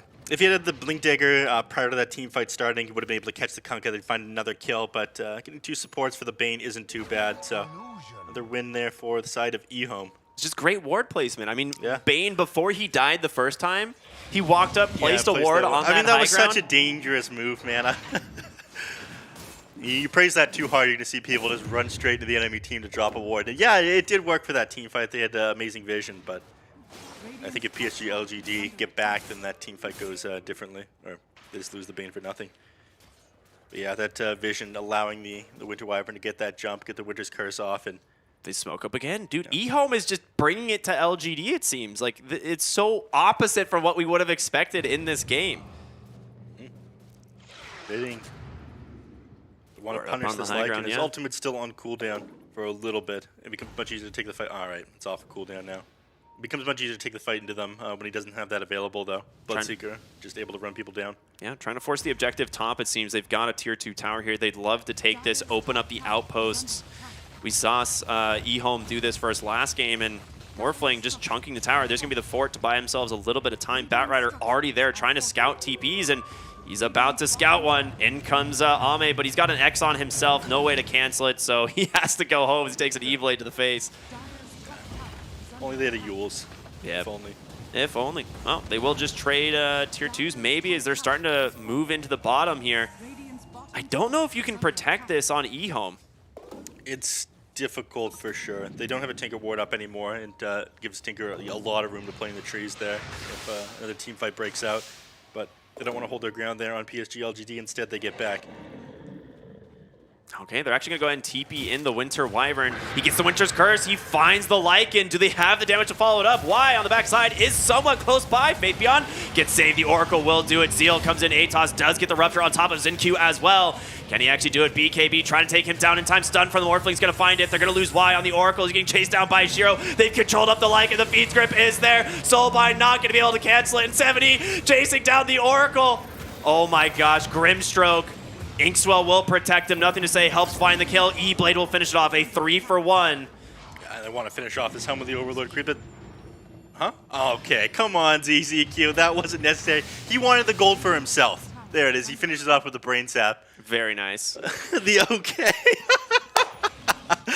To save late your core so you can get the 250 Helm of the Overlord gold. That's rich right there. They were just healing him up. I know what you're talking about. Yeah. Yeah, I'm helping you, man. I'm helping you. But beautiful catch at the start of that team fight. I mean, again, trying to separate the Oracle from the Lycan there with that flame break at the end, but he ends up getting the ultimate off. Unfortunately, you still lose the Lycan, you end up losing the Oracle as well. Batrider a little bit too far forward, he gets punished. Nice plays there by Grimstroke, but in the end... CZQ, scout on the team fight. Roche. I mean, the thing is, they just spent all of their resources, but the question is, will PSG LGD know that this is happening this fast? They've already got, you know, Winter Wyvern deep pushing top, Somebody Lane needs to pushing grab in this mid. Arcane Rune. They have to know. Yeah, Bloodseeker takes it. I mean, they have to know, but They're at this pinging point, it out. Yep, they can't get over there fast enough at this point. Cold Embrace is there. I mean, this Roche is huge. They're trying to make the rotation, but yeah, it is just too slow. The Wolf not going to make it into the pit in time, and Aegis comes out. The Shard gets picked up, and Morphling stronger than he was only a couple moments ago. 19,000 net worth here for Shiro. 20,000 net worth for Shiro. He just eats the Shard, gets himself a little stimmy. Very nice. 20,000 net worth. Yeah, this guy is terrifying. I mean, all your eggs are in the Morphling basket. If you blow him up, you'd be doing great, but you don't have a ton of hard lockdown for this Morphling. That's one of the reasons why he's having such a good game. Radiant's bottom tower. ZZQ hunting here in the trees, trying to find that Kunkka, but Ame too smart. He knows. You just get on the Bane. Probably just some ward sent out. But Morphling, yeah, this BKB. Once he activates this, there's just no killing him inside the team fights. The Lincoln Sphere pickup also just makes him so evasive. The Kunkka's acts as like a decent solution to him prior to him getting Lincoln Sphere, but it's just absolutely no punish. Oh, he has the Cold Embrace Shard on the Yeah. Winter Wyvern, so it's so much easier for him to push out waves. Yeah. He ended up picking that one up Dude, look a how little bit far after the he 20-minute is. mark. Yeah, I mean, he's finding these kills, right? Yeah, he's got multiple Winter's Curse kills, and even the one early on against Faith Beyond. Like, Planet is super farmed. Blink Aetherlens on his way to a refresher. Yeah. And he's staying alive in these team fights. You don't have a ton of backline jump on the side of PSG. Like, you can run people down with the Lycan summons, but outside of that, you do struggle to get on top of Planet, which has been a serious issue. These Winter Wyvern initiations have been winning them this game. He's played a fantastic game so far, and oh, they will get Vision of Y for the moment as he places a sentry up on the high ground. Zeal's there with the Atos, trying to save himself, but stuck inside the Blood Right. We'll drop the False Promise just to try and stall out as much of this as he can. And yeah, that's all it's going to be. Stalling tactic is baiting some time here out of the side of EHOME, but either way, they will eventually find this kill. Eventually? Right? Yeah, I mean, he's got Thirst Vision, right? Not me. No. All right, there we go. Oh. Okay, Oh. this is hilarious. Why Okay. can't keep doing this? This guy's an Oracle player, clearly. He knows what he's doing. But not what they're expecting. Now on the back foot on PSG. Oh, TPing bottom. It's going to get canceled, and now Can you get the BKB? Lycan hexed up by nothing to say. There's your hex reveal. That is a big one. Shiro's coming in invis, trying to find something. But Faith Beyond Already out. already out. Yeah, you are right. Oh, Tinker TPing in. They might try to turn this. He's got the hamster ball. I mean, they see the Wyvern. He's taking a lot of damage here. Planet's got to be careful. Yeah. Cold Embrace will save him. The Hex in from Tinker, but does he actually find him? No, he just gets the They blink get him. out. Oh, Disarm taking a lot of damage. The Rupture, but he outblinks it. What is that? He's got Oh the my Aether Lens. gosh. He just goes further. All right, balanced. Balance in all things. Yeah. Thank you, Frogman. But yeah, any further than 1300 range, Rupture does not do damage to you.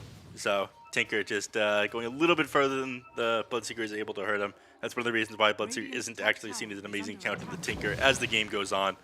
And, you know, unfortunately that item is now part of the core Tinker build. Yeah. So not only do you not have to buy shoes, but you also don't take damage from abilities that are supposed to hinder movement and punish that kind So of thing. sometimes you just don't take damage. It's very interesting. Yeah. Now it's the Aghanim Scepter on the Bloodseeker, so the extra charge will make it a little bit easier to deal with the Tinker, but he can always still just blink away. Oh, Y gets found by Shiro here, and goodbye, Beyond Godlike Spree, and no Oracle for 45 seconds. They don't know he doesn't have buyback, but that is a big find. Looking to go further into the jungle here. They found That's the a huge find. Kunkka. That would be huge, yeah, like you said. 7, he goes in, but gets caught by the Soulbind. Unlucky for him. Yeah. Unlucky, that's how we're going to view that one. CZQ getting chased again by the summons. Might need some assistance from his allies. Morphling trying to make the rotation over, trying to protect his boy. Yeah. They smoke up once again. They just want to go right back in. Shiro's kind of lowish on mana. He needs to be a little bit careful with his initiation. It's so difficult to tell when Wyvern is smoked Oh, that is a DD rune. with this set that he's got. Oh, do they see the X? If Planet sees the X, this is huge. He's got the Winner's Curse. They're going to go in. Winner's Curse comes out, but the lasso as well. A little bit of miscommunication there, but trying to push them away from the Oracle. Gets sniped on the backside again, but the Hex onto this Morphling. Can they bring him down in time? He's got an Aegis. You got to be careful. Shiro still surviving through it. 4 now onto Faith Beyond. Shiro just standing his ground. Doesn't care. The double waveform. He just gets the kill anyway. I thought Shiro playing out of his mind. I thought he would just let himself die. He's only got like 20 seconds left on this Aegis, but he manages to find the kill first. So they get both of them. They don't get the Oracle before he gets his ultimate off, but it doesn't end up mattering. They still find too. And now he's just full health, full mana. Yep. Dominating this game, but you know, regardless of them finding so many kills here and winning all these team fights, 26-18 at the moment, it's still pretty even as far as net worth goes. Morphling's at the top of the CS charts, but you know, eventually this Tinker will be able to get on top of him and permanently disable him in these team fights with these hexes. That's kind of what they're going for here. So, EHOME, as much as they're winning here, I do favor PSG LGD for ease of execution in these team fights. Yeah. As soon as you stop getting these super sick Winter Wyvern ultimates off, or Shiro's just slightly out of position, all of a sudden you lose. He hasn't had that much of a chance to activate this BKB. Yeah, he's got a ward on the high ground. He's thinking about going in, but it is so scary. No. Oh, dude, he's going anyway. They're going to find why. Does he have the damage? He does. The E-Blade combo. Second wave form up going for JQ. Pops the BKB. Shiro trying to take down both supports before the fight starts, and he gets him. And now on the backside, nothing to say with the Hex, but he's got to be careful. He is alone. Boat comes through from the Kunkka to buy a little bit of space, but they will just go ahead and deward up this jungle. No supports available for PSG LGD now. And Tinker, he realizes they're shoving in mid. All they can do is push bottom, try to force some of them back. They smoke up again. How do they have this many smokes? Dude, they have an infinite supply. I don't know what to tell you now. There's a lot of smokes happening here on the side of EHOME. Tier 2 tower gonna fall here in the mid lane, and now contemplating maybe going high ground. It is so scary, but you do have everything available on the side of EHOME still. Blink Dagger up, 70. It gets disabled there. I mean, if he can get the catch off onto Faith Beyond. Do you know what's really funny? Winter's cursing a Kunkka on the X as he's about to go back. Oh, and then he just teleports on his whole team. Yeah. That's pretty funny. Yeah, and there it is. Oh, no, he sent himself back right away. Realized there was no creep wave there.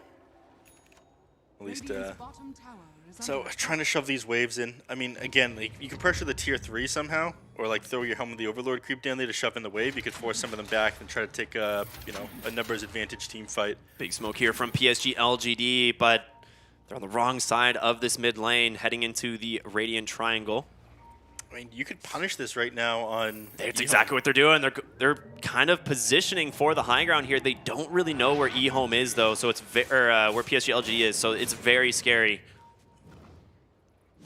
Both teams are kind of not really conserving their buybacks here, their gold. Like Morphling just short. Tinker, the only hero on the side of PSG LGD holding his. They're pinging out. They want to jump this guy the moment he throws a laser out to the mid lane. 70. Oh, he is so ready. He's got spider legs. He's got everything. He just wants to find these heroes, but Roshan, we're going to see this timer here in just a matter of seconds. This game super tense for both of these teams. A 1,000 gold lead for EHOME. That is it. 40 minutes into the game, and it is this close. It's going to be a very long respawn, almost max duration.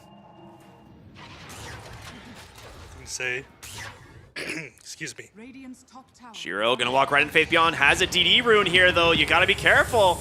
Shiro pops the BKB, trying to chase after him. He's protected for the moment from the BKB. Will TP home. Oh, never mind. He cancels his TP. On the backside of the fight, who is here? It's all the supports. ZZQ trying to TP home. Caught by a Hex. Not going to go his way. He's down. Yeah, ZZQ just melted. All right. Excuse me. All right, that's better. Kind of. Planet. He's like the ace in the hole, right, for his team? Mm-hmm. So on the side of EHOME, They did. I mean, maybe a little bit of miscommunication, kind of a sloppy engagement there, but they've got the ward on the high ground, trying to provide some vision. They do see EHOME. They grab him with the lasso. Can they actually find the kill? He just gets burst, but he pops the BKB just in time. Winter's Curse on the backside does get the Oracle, preventing him from getting into this fight. Can they take down EHOME in time? The second Rupture, but there it is. The False Promise saving him. He's going to be able to survive for the moment, but he will just TP home. Beautiful play there from LGD, trying to keep themselves in this. Yeah, but almost catching them out with that separation from the Oracle. They've been doing such a good job at keeping this guy in mind every single team fight and separating him from the target he wants to get on. He usually gets it off at the last moment, and it kind of messes up, like, those clutch saves coming out at the right time for them to turn the team fight. But that time they do get them out, and they're going to respond immediately with smoking up and trying to get the punish. They know that Lasso's on cooldown. They know they don't have Winter Wyvern ultimate, and Roshan respawning soon. They want to have this area around the pit. CZQ gonna get caught by the Hex here, if nothing to say. They were ready for him. The question is, can he get out? 7E going for the Disward. He's gonna get hexed instead. Inkswell comes through, gonna chain stun. They're gonna lose 2 here, I think. Nothing to say. Blinks in super aggressively, though. He's getting beat down by Shiro, and he's dead without the buyback. They get the Oracle on the backside as well. Planet keeping himself alive with a Cold Embrace, and now Zeal doing what he can to control him up. The Feed's grip onto EHOME. BSG, LGD are in trouble. He's surviving for the moment with this Shadow Blade, but it's gonna expire at some point. Shiro trying to stay on top of him. He manages to get out. It just lasts way too long. As soon as this armlet expires, he's gonna get vision. Yep. They see him. They see him. EHOME goes. Did he get him? Pop the BKB. Shiro trying to chase after him. Blink forward. How long until he's got Shadow Blade again? I mean, he's going to have vision of him regardless because of this Bloodseeker. This guy's just dead. He's dead, baby. Shiro beyond godlike gets the Kunkka. Faith Beyond also might be in trouble here. Zeal gets him with the Rupture. He's got an ATOS as well. He can't get away. There's nothing he can do. All he can do is try and TP, but Zeal doesn't want to throw the ATOS. Yeah. Right, there it is. All right. He does get away here. Zeal, not close enough. He gets up to the high ground and manages to escape. There's the Roche as well. 40 seconds, no Tinker. It's got a Refresher Shard on it as well.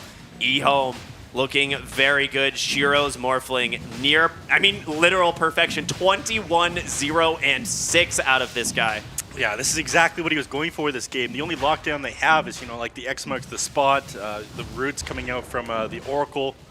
The first item built a Lincoln's, and after that, they can get the hexes off with the Tinker, but Shiro's positioning has been so good, the initiations from EHOME have been so good that you don't have the space to punish Shiro. Refresher for Zeal means, okay, no, they're going to put it on Planet. I was like, you either put it on Zeal or Planet, you get the 4 Rupture charges or just the 2 Winter's Curses, and Winter's Curse has been pretty good this game. You don't need 4 Rupture charges, come on. 2 is plenty. Okay. It's not like Panda Split, Yeah. Which is just ridiculous. He finds Shiro another just kill. kills Y on the other side of the map. Very nice. And they're also trying to take down the Overlord creep, and they get it. Yeah, it's another tool that they're not going to have. The tip comes out. Shiro finding another pick-off. The man just popping off this series, and what a series to do it against this team, PSG LGD. Dude, EHOME is dismantling PSG LGD right now. They are looking so dang good. They do need to be careful, though, as Nothing to Say's Tinker is still terrifying. He's got this Hex. He can control up so many heroes, but he's just holding on to the smoke at this point because he is terrified of the enemies getting on top of him. Yeah, the Ninja Gear is just so good for this Tinker, able to just permanently stay off the map here. Shiro has one himself. He's got the Refresher queued up as well. And double taking BKB. down the last tier 2 tower. He's able to just melt these heroes. The double BKB with his Refresher Orb that he's getting is going to allow him to completely tear apart this team fight. If he can outlast the Oracle ultimate, then he's going to be fine dealing with anything. They're trying to find the Tinker. They don't know exactly where he is. Ninja Gear coming in clutch. Oh, so close. Yeah. They don't find him. He is giving him the runaround at this point. And we've seen Morphlings go for Hex before. He might even be considering going something like that just so he can continue to stay on top of the Tinker. If he gets on top of him and just pops a BKB, Tinker dies, right? Yeah, he's staying with Refresher. He bought the recipe. It's flying out to... They got wards scouting the side, or the movement rather here from PSG LGD, but they are a little bit afraid. They don't see where EHOME is. Lycan now has the money for a BKB, but if he buys it now, he doesn't have buyout. They smoke up once again on EHOME, ready to get aggressive here. Refresher Shard and a Refresher queued up for Planet as well. Yep. Satanic completed on Ame. He didn't save for buyback. He just straight up bought the Satanic. So if he goes down, You do have Tinker buyback. I mean, everyone trying to save. There's Morphling just shy of his, but again, Having a moment. yeah, He's hesitant to finish building this refresher orb. yeah, he's gonna have it now. Yeah, no reason to not have the buyback, right? Yeah. Word Sentry plays, so like, yeah, I dare you, go for that. Lasso comes out. Jin-Q saved by the false promise for now, but the counter lasso, but Big Winter's Curse doing something what they can. The X is gonna pull them back away from 7E, might be enough to save him, but almost getting to that tower flag, will survive thanks to the Cold Embrace. You did lose the Grimstroke at the end of the day. But Does have buyback, you bought back the Oracle as well. Yeah. But Winter's Curse now on cooldown. You've used your lasso as well, and you only ended up catching the supports out. So at this point, they now have to get back. So they stall this out. They want to be able to waste his Aegis time on the side of EHOME, but they need to stall for another minute and 30 seconds. Radiant's top tower is under attack. Oh, a solid defense there. They can't quite close the game out, but again, this Morphling's late game strength. You've got strength on the side of PSG LGD, but unless you can hex this guy up, Dude, Tinker playing so good. Shiro just goes in. He almost finds nothing to say. Ends up waveforming out, but he's like, all right, this one might be a little bit too scary. I am sick of this hamster ball. Yeah, I think you can go to Reddit. I'm sure they're all sick of it too. It's impressive. No other team wanted anything to do with Nothing to Say's Tinker, but they're playing against it reasonably well on EHOME. I know I keep going back to that point, but punishment is always there. After this series, Tinker's about to receive some serious buffs. Yeah. If PSG LGD can't win with Tinker. Nobody can. Yeah. Better give him, what, extra 100 damage on his laser? 200. Yeah, 200 Probably range. extra 300 range, though. Yeah, That'd but- fix it. Nerf his rocket range by 25. Yeah, that'll balance. Yeah.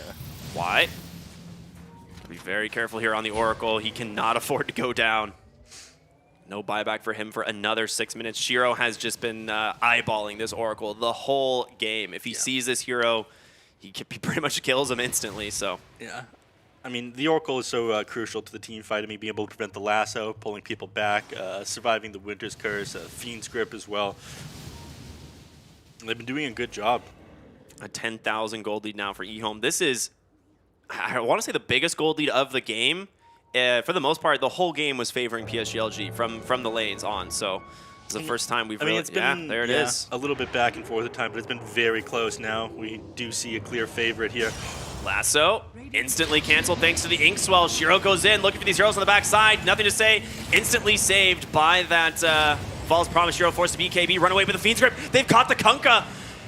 And they can't cancel the grip. He's so far away, safe for the moment, thanks to that BKB. He's going to make it all the way back to the base. Nearly dies, but he will be all right. A lot of resources spent there from EHOME. Oh my, the save plus the boat buff is the only thing that kept him alive there. His HP was not going up inside the fountain as you continue to tick out to that boat damage. I mean, non-lethal, and they get out of that one, but a surprise initiation from EHOME jumping on the target that already hit Inkswell. I guess they just didn't see that on him. Yeah. Because it does apply the strong dispel when it activates, so Kunkka, it just ended immediately and he got back. Yeah, Inkswell pretty good at baiting out some spells, so Batrider going to have to just wait out that cooldown on his ult here. 55 seconds, but Yeah. in this next team fight, looks like he is going to complete the Octarine core, so he'll have things up quicker next time. I think he has the Firefly duration talent instead of... I think he has like the other one. Oh, no, okay, he did go Flaming Lasso cooldown. Yeah, All but right. he got level 25 after he went in Okay. there. Yeah, I was going to say, that cooldown seems very long, so that makes sense. Alrighty. Now. PSGLG keeping themselves alive, though. I mean, we saw a ridiculous hold from them just the other day against RNG. The 80-minute game lasts long enough so the Venom Ants can set new damage records. Yes, yes, of course. That replay, by the way, was broken for a little bit. So anyone watching right now, I believe it was fixed. Valve ended up getting on that one pretty quickly. So if you haven't watched that game, either the VOD or on Dota TV, it's now available. Very nice. One of the best games of the DPC. I mean, easily. Both teams being very careful right now. Smoke up by PSGLG. You're going into the high ground. They're baiting potentially, but they find ZZQ on the vein. 70 goes in, gets the Hex, has the BKB, does not find a lasso target. Ame on the backside. You can't go for it. He doesn't even have the lasso still. It's on cooldown, and now they're able to control up the bait, or the Batrider. Boat comes through. The damage is going to be more than enough. They find themselves the kill. Rupture onto one. Zeal can't really get into this fight. Now they're just forced to back off. I mean, they don't want to have to buy back on this Batrider. They lose any more heroes, they definitely have to. And each person is so important to their initiation. There's no way they win a fight without the Batrider. So now forced to back up in 18 seconds until we see the Roche respawn. Hopefully, for the side of EHOME, this one takes a little bit longer. Last one was kind of lengthy as well. And you got pretty good odds. It's looking pretty good. Yeah. All Let's right. see what this one's going to look like. 1 minute, just as Batrider's coming up. So fairly close. Gives him enough time to, well, as long as he gets over there pretty quickly, able to approach the pit. Dude, Planet is as farmed as his position 1 and position 2 on this Wyvern. So right now the goal of PSG LGD, maybe make EHOME think that Roshan is up and they're able to get inside the pit. Ooh, Right now they don't find have a ton of vision. Shiro. He's got to be careful. They find Zeal as well. Waveforms away, but the Hex does come out onto this Bloodseeker. Fiend's Grip on the backside. They don't have vision of ZZQ. They're actually holding him in place, but they do have plenty of saves as well from the Oracle Zeal. Another Rupture holding them in place. He pops the cheese, trying to keep himself alive. Planet on the backside, looking for Winter's Curse target. Doesn't find it. Shiro chasing away from Faith Beyond and Ame. They're doing way too much damage. There's going to be the Refresher. They just say takes down more. Wyvern going to buy back into this game. Shiro, he's doing it all alone. He needs help. He can't do it alone. And a big win here for PSG LGD. They take down 3. They get 3 buybacks. And that's it. They manage to get out. They smoke up. They go around the pit. Roche is going to respawn in the next 5 seconds. The Morphling not able to stand his ground to do much damage there. And the Kunkka just putting in work, cleaving down these heroes. And there's the Roche. Yeah, they were forced to defend the backline there, commit the Oracle ultimate as well. So they don't have that available if they try to get a good jump. But a team fight, just all over the place. I mean, we've seen the only good fights for EHOME are a result of the Winter's Curse, like starting this fight onto the Oracle or something. They just weren't able to do that. Faith Beyond as well as Ame just standing on top of the Morphling here. Yeah, someone needs to pick up that bounty rune. Otherwise, the Bane isn't going to be able to buy back. Well, he denies it with the Wolf instead, and this is 4th Roshan going the way of PSG LGD, turning this game right around a 6,000 gold advantage now for them, as they're going to grab Aegis, Cheese, Aghanim, Scepter, Forge, and Q. 14,000 gold advantage. Well, 13 now. So, turning the game back around, like you said. Tinker, I mean, thankfully, he's not going to get much stronger than this. Get the Octarine Core next. Give himself some cooldown reduction. But, you know, with Tinker, it doesn't really matter. I don't think it'll really affect his... Q has Ags and Refresher now as a result of that Roshan. So double Soulbind, double Dark Portrait. It's going to be very scary here for the side of EHOME, as now PSG LGD are the ones trying to push the high ground. They find the Hex. They get on top of the Batrider. Winter's Curse does come through. They find the Tinker. He does have the Aegis, but the status resistance is just way too much. ZZQ, Fiend's Grip gonna get canceled on the backside, and Shiro trying to stand his ground, take what damage he can here onto this Kunkka, but is he even gonna die? The cleave on the backside, Batrider just gets crushed. He's dead. Trying to run away onto Zeal. They get the Kunkka. He's gonna buy back into this game. They want to close this one out right now. They don't want to wait. The Divine Rapier on the Morphling, though. If he gets into this team fight, he's able to melt heroes. Bane is buyback available as well, but no Fiend's Grip available just yet. Can they do it? Shiro with the Divine Rapier, your only real hope here. Yeah, but They take one lane of barracks, now looking for the second. Tier 2 will protect the top one. You could probably just go through backdoor protection or just go straight for Tier 4s, and that's exactly what you're going to do. Ame, Shiro needs to find the backline, needs to be able to get the Tinker here, but with 2 lives, it is so hard. Kunkka protected by this defense matrix as well as these ink swells. He makes it so difficult for him to get these kills, and Faith Beyond with these wolves. Clearing it up, they get the Hex onto the Morphling. Can he actually get out? Fiend's Grip, the buyback from ZZQ. It's going to get saved there, false promise, but Tinker's stuck for the moment. He needs help and fast, but so does the throne. It's falling. Ame, Faith Beyond taking the throne. They know this is it. GG, PSG LGD tie up the series 1-1. When their backs are against the wall, they come in clutch, and that game looking so rough. I was sure it was over. EHOME pushing the high ground, but they just couldn't finish it off. Eventually, these clutch ultimates just stopped coming out from the Winter Wyvern. They eventually just had favorable positioning, had the status resistance on these heroes, and couldn't get the Oracle anymore.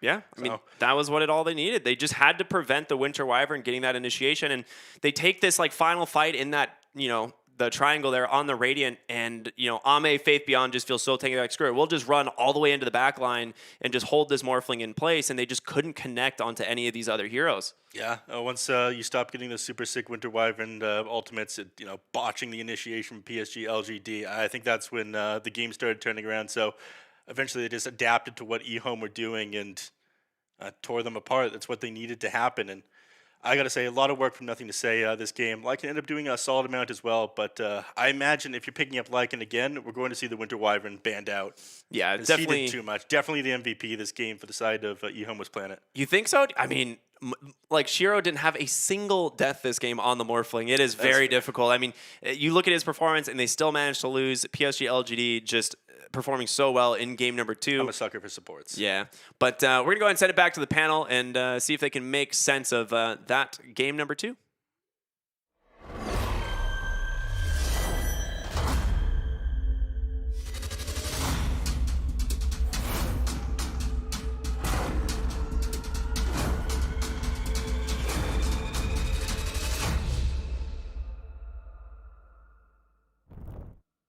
Well, they had a dream, and unfortunately, LGD is in the process of snuffing that dream out. It is now 1-1 EHOME versus LGD. I mean, a good performance from EHOME, in all honesty. They did lead the game by a bit there, but what really impressed me about LGD is how they lose so many fights in a row, yet they never fall that far behind, Lizard. How do they do that? Yeah, I think in this game, it can look like it's bad for them, but it really never was.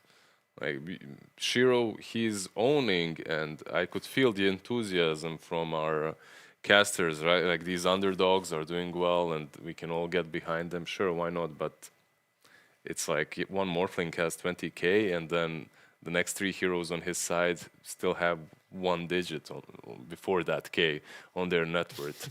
I was going to say 1 digit would be a very, yeah, very one tricky digit, circumstance. 1 digit would be a bit too much. And eventually PSG LGD just find the cracks in their armor and utilize that in their favor.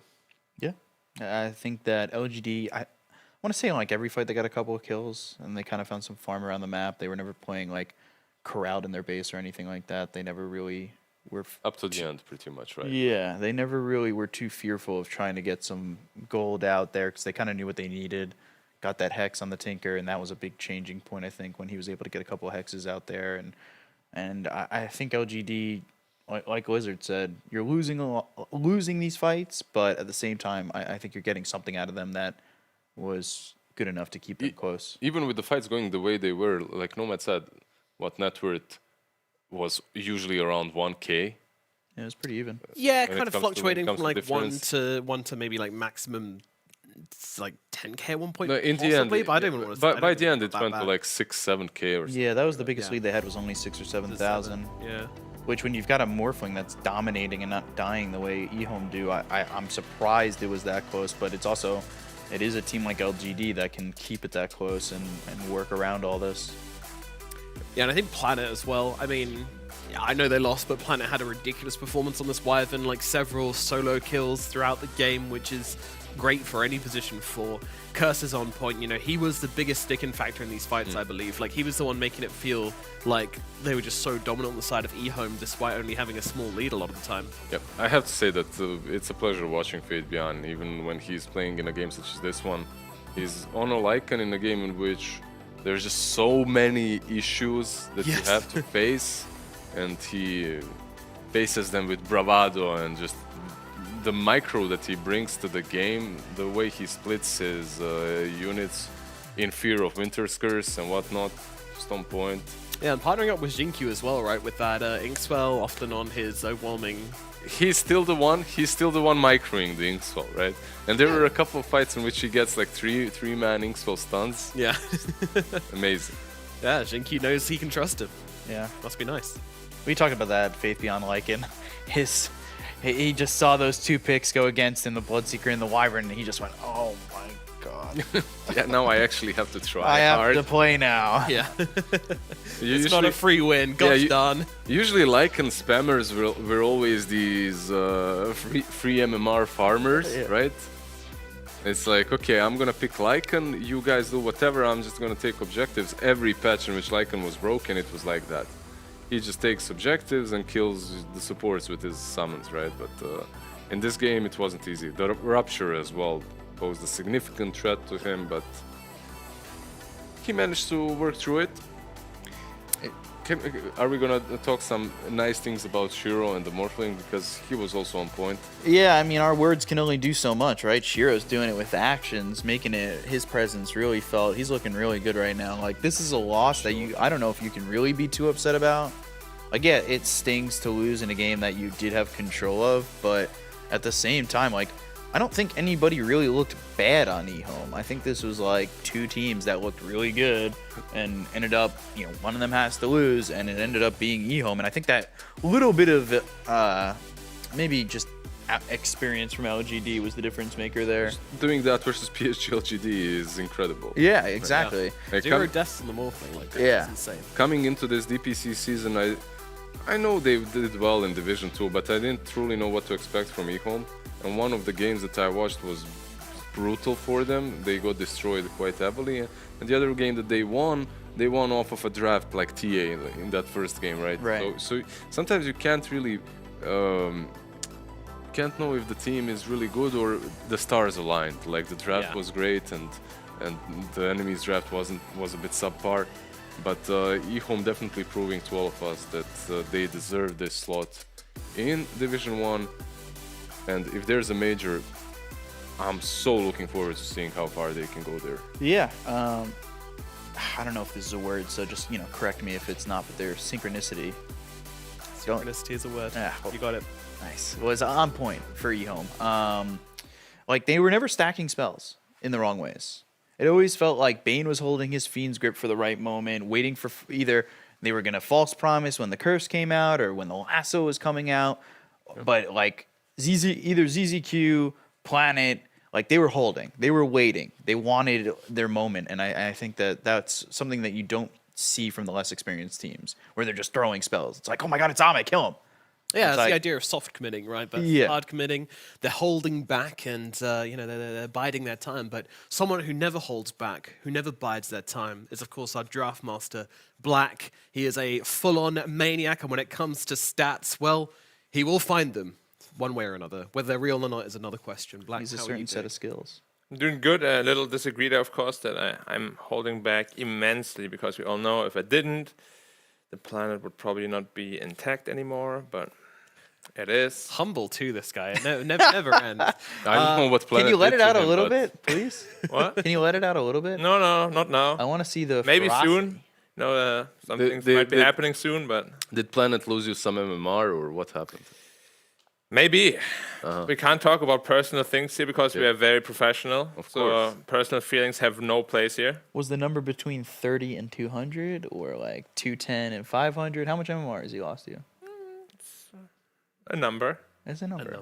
Yeah. Alrighty, let's get into the draft for game number 3 and find out exactly how this one's going to go down. Will the EHOME dream remain intact, or are LGD going to turn around and wipe the floor with them? And what honestly do you expect from this, Black? Do you reckon LGD are going to bring a more kind of solid draft? Because you said you weren't too keen on their first 2 drafts. Well, now they're being forced to do that because EHOME actually banned the Tinker out. And sure, Tinker always looks flashy, but it also brings quite a bit of instability to a draft. And I don't know, like, I feel like they just kind of tried to force down a Tinker idea in both their last drafts, which made the draft look a little bit awkward. But now they don't have that, so nothing to say. It's going to play normal, Hero, Void Spirit, Leshrac, something like that. I love Nothing to Say, but the guy is like straight up a maniac on this hero. Like, he is He just is. like, yeah, I'll just blink into 5 heroes and start lasering these fools. See what Yeah, happens. that's I a don't know. good I've got thing. a shield, right? I'll be fine. It's a good thing. We watched him in that Push it last to the fight. limit. Limit testing. That last fight, I was like, he's just gonna blink in here and like put himself in the worst position. Blinks right next to the fountain. 5 3 heroes, heroes. Fountain with Bane, Yeah. ready with ultimate, but he had the Oracle behind him as he knew and was absolutely peachy. Imagine get like lasted onto the fountain. It's like, Yeah, that I was thinking that might happen. Didn't happen though. They So. They banned the Tinker though, but like I almost feel like that's what they're trying to do in game 1. You assert your dominance with the Tinker, make them first phase ban it, then you've got a lot more. Oh, if they won game 1, they would have definitely banned Tinker in game 2. Yeah, it's just like all you need is that one win, which would used to happen when Jinky would play Techies. They'd get that one win with Techies, and then teams were putting a ban on it, and then you get more options. Yeah, now you're instead- just losing the drafts afterwards, right? Like you're giving away way too much in the first stage. I mean, that Tinker ban alone looks it looks weird. Because they lost when they first faced Tinker, and they won when they second faced Tinker. So first banning it, I don't know why they thought it's important to do, but well, now they get the Tidehunter instead, which is a much more solid hero. Gives good team fight, very stable hero. I love Tidehunter. Who doesn't love Tidehunter? Everybody loves Tidehunter. I don't love Tidehunter. You love Tidehunter. I don't. That's a lot. Why not? He annoys me. Why? I'm Team Kunkka. That's a fair answer. You hate Tide because of Kunkka. Not really. It's just What did Tide actually do to Kunkka? You know lore, right? A little bit. No, I don't.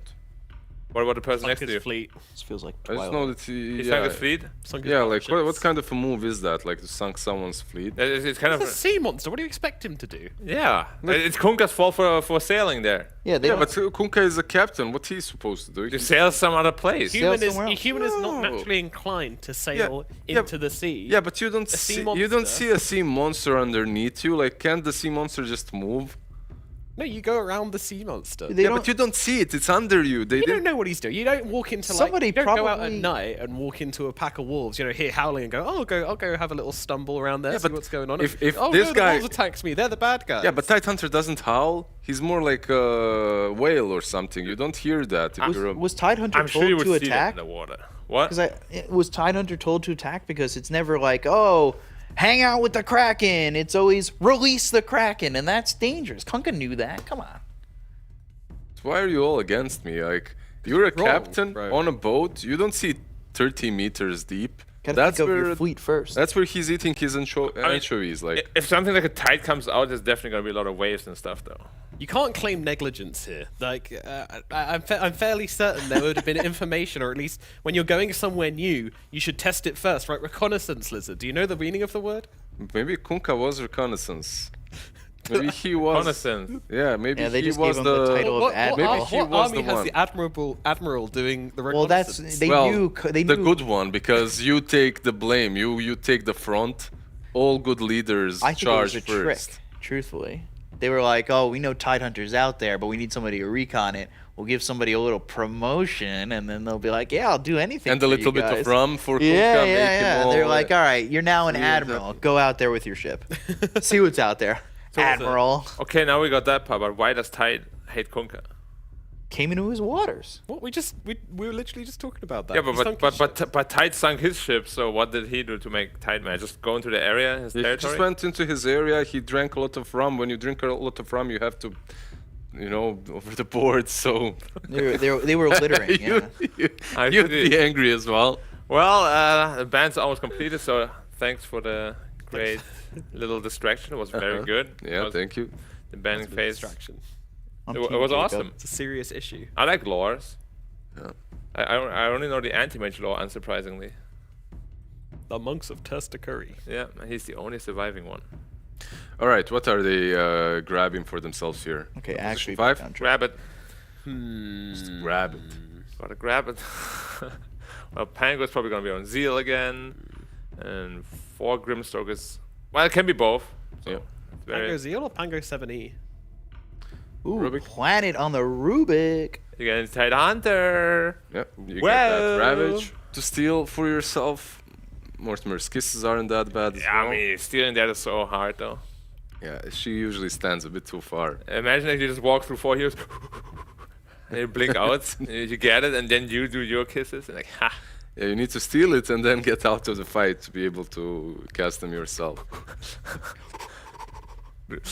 That's kind of how I imagine Rubik running, though. Like, you see with the stick, he's like, See a dog?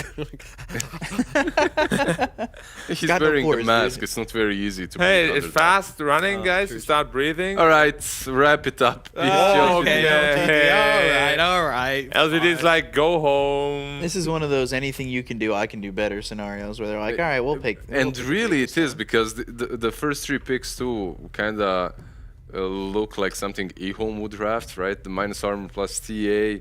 That's their bread and butter on Yeah, the side of they love EHOME. it. What they've been drafting. You have a little Shredder, Gush, Melt Strike, now Brood Mother as well to help out. It's But Brood doesn't look that great here, honestly. Like all 3 heroes are quite good at yeah, dealing they with keep spiders. dealing with spiders. That's true. Yeah, so maybe Faith Being is like, I'm a little bored of Lycan. I don't really want to play the other. I don't want to play Beastmaster because it's banned. Played well after I was countered in the last Whew, game. always I'll do it saving again. myself last second there. So give me Brood Mother. Do you think it's a problem that their window blinds are open the way they are? No, I think it's fine. It's shining onto your You screen. need some vitamins. Right onto Ame's face, right there. Yeah, you but know, it's blinding him. It's blinding you. I mean, it's not blinding him because he's just going for the 50-50, you know? Just the dark side is The showing. Two-Face. And then he's gonna like turn around when we can't see him. It's like super dark and whoa. Armor What? power. What? Back on track here. What? A Terrorblade gets picked by EHOME. Ooh. Looks good against the TA, at least. If you land against the Brute Mother, though, you're not gonna have a lot of fun. Yeah, right. Wait a minute. Why does nothing say have a green screen behind him? That's just his cabinets. Oh, I painted. see. Yeah, it's You actually. could put anything you wanted on there. He could get creative. Yeah, now he can just. Well, I mean, Pico, what's your favorite color? red. Not black. Wow, you're a terrible coach. Well, Aster. actually, Wow. red is a color, and black that's is a tint, shades, and cool and warm colors. I'm disappointed already. No need to continue this Is black conversation. truly a color? I mean, come on. Of course it is. No, it's not. Of course it is. A shade can still be a color, in my opinion. Isn't white a tint or something like that? I learned that. Okay, in explain art class. yourself then. Why are black dragons the strongest dragons out there? No, they're not. They're golden dragons are the strongest. No. Read some history. No, golden dragons Dragons. are literally always the strongest because there's always like only one or two.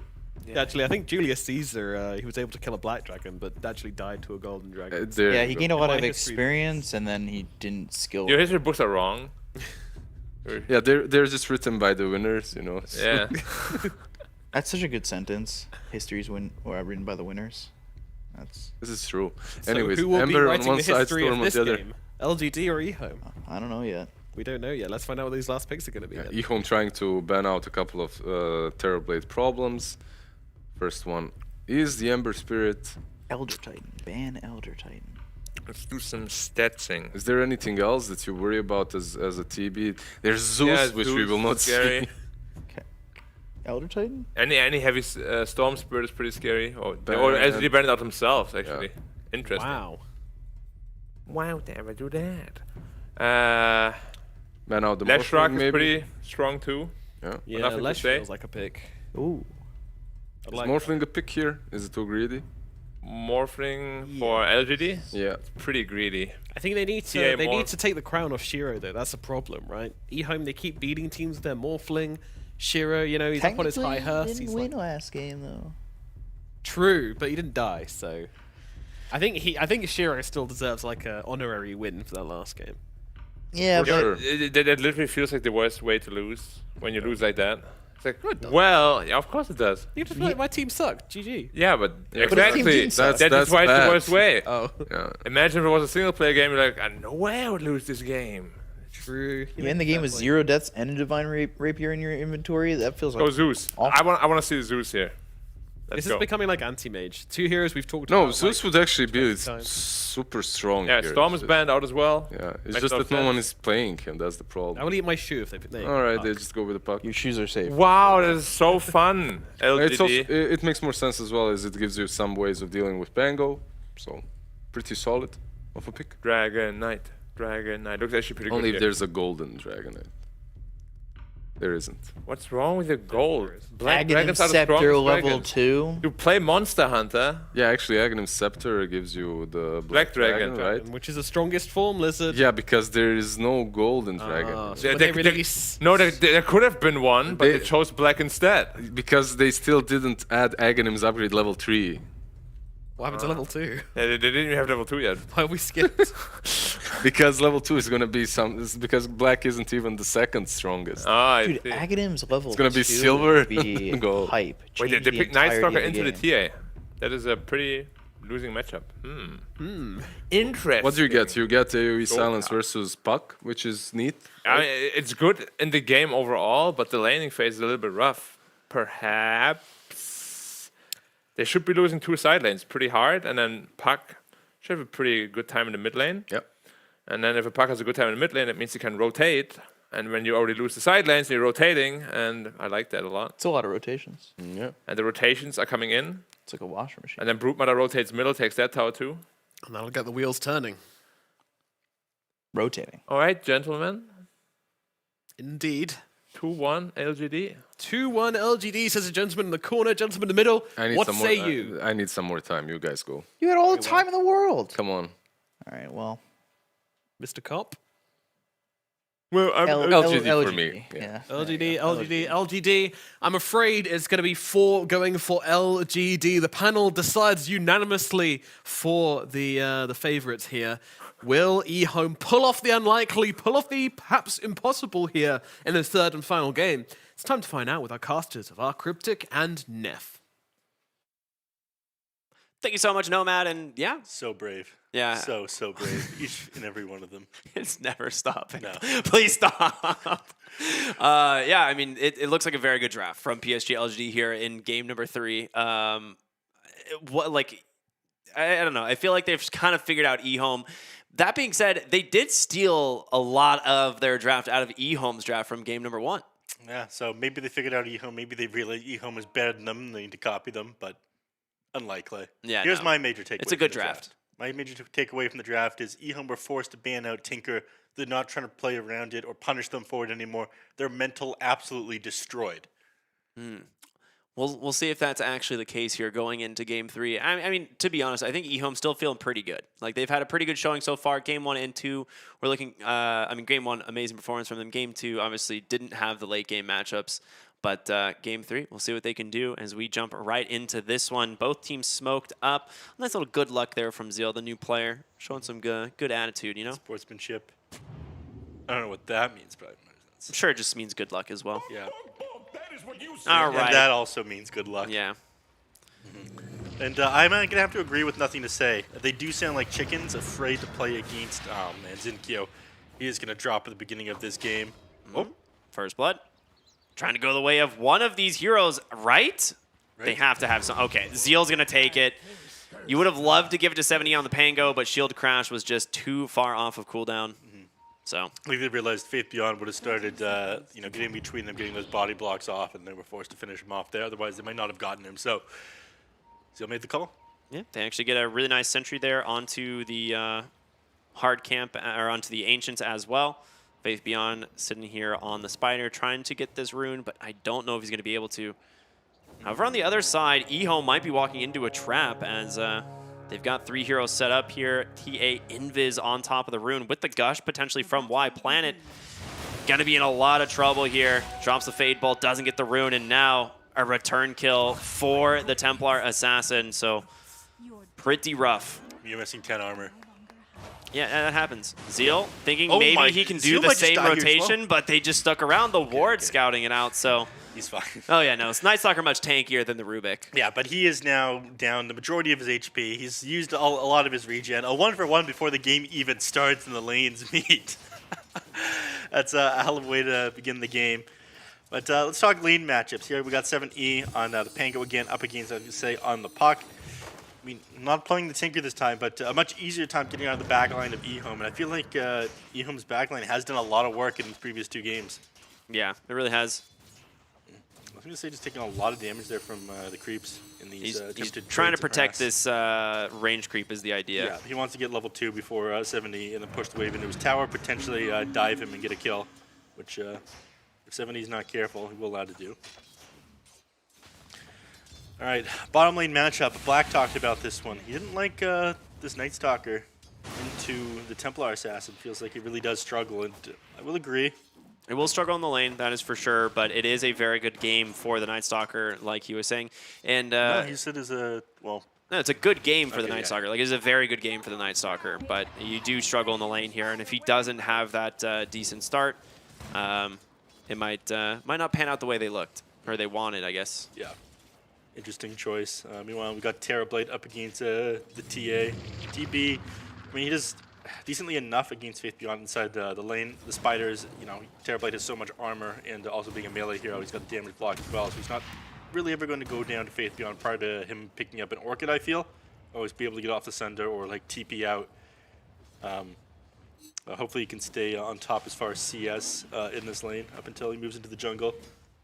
You do need to outfarm these heroes on the TB. Take advantage of your illusions. It's not going to be easy, though, because once you have, like, Spin Web and all these spiders, well, speaking of, even before that, Shiro nearly dying in this top lane. Going to get salved up there by ZZQ.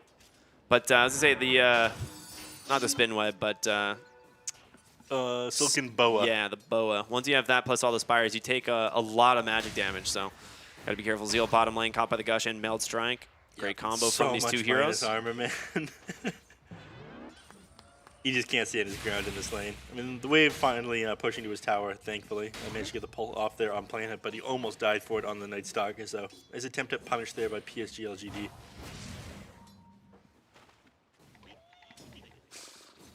All right.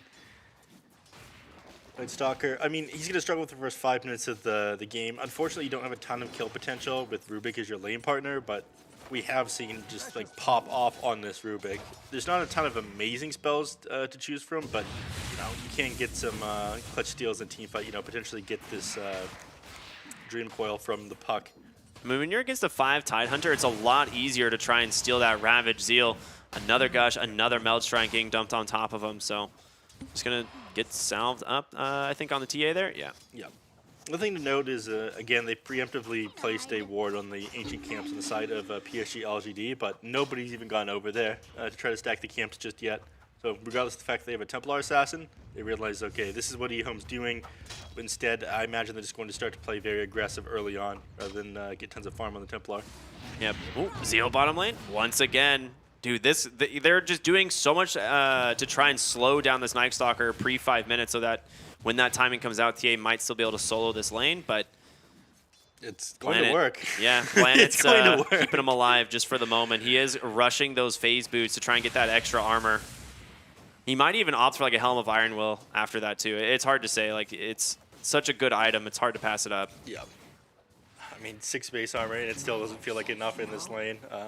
Your only tool for CSing is just playing close to the lane, either dropping Void and having no mana when it's time for getting kills. Oh, Shiro top lane in some trouble. Doesn't have his ZZQ Grimstroke here, and there it is. Finally, they take him down. Well played by ZinQ here. Nice find. A lot of magic damage coming out from this, and that's one of the strengths in Snapfire. If you play against a high armor hero in lane, you just go the magic damage build instead. Low armor, you spam out your little shredder. ZZQ. Just getting ran at underneath the tower, and he's going to have to turn around, try and get on top of the Snapfire. The cookie does not connect. Question is, can he actually get out now is the question. It doesn't look like it. Shiro will find a return kill, though. Gold is split 2 ways, unfortunately. Oh, he lost his courier with the boots and the... it's just all the treads, basically. Both treads components just died on courier. So no walking away from these heroes now, and they're just going to continue to walk at him here. Broodmother doing amazing in this lane so far. I mean, kill gives you a little bit more golden XP, but definitely not where you want to be on the TB. And you're going to take advantage of the fact that you went down on ZQ to refill nothing to say his bottle.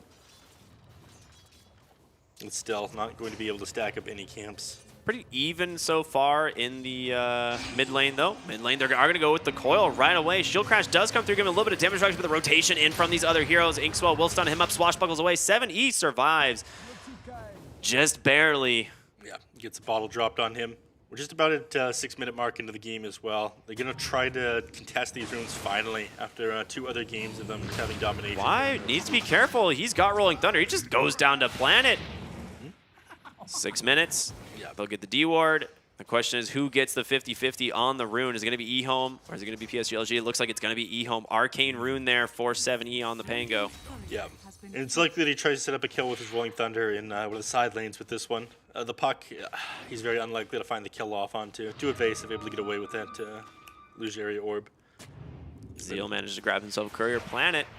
Gotta be careful, but it is nighttime, so they're gonna pull him back in. Inkswell as well, trying to take down Planet in time. He does get the kill. Level 6 now available for the Templar Assassin. Refraction, a couple seconds off of cooldown, and yeah, 3v1. Templar Assassin wins, finding a kill, still chasing 4 more. They actually cancel a TP down to the bottom lane. Yeah, realize that nobody needs to be over there. Speaking of, you know, safe lane heroes, Terrorblade. Unfortunately, forced all the way back in the jungle. While that fight was going on, Snapfire was just running at him under his camps.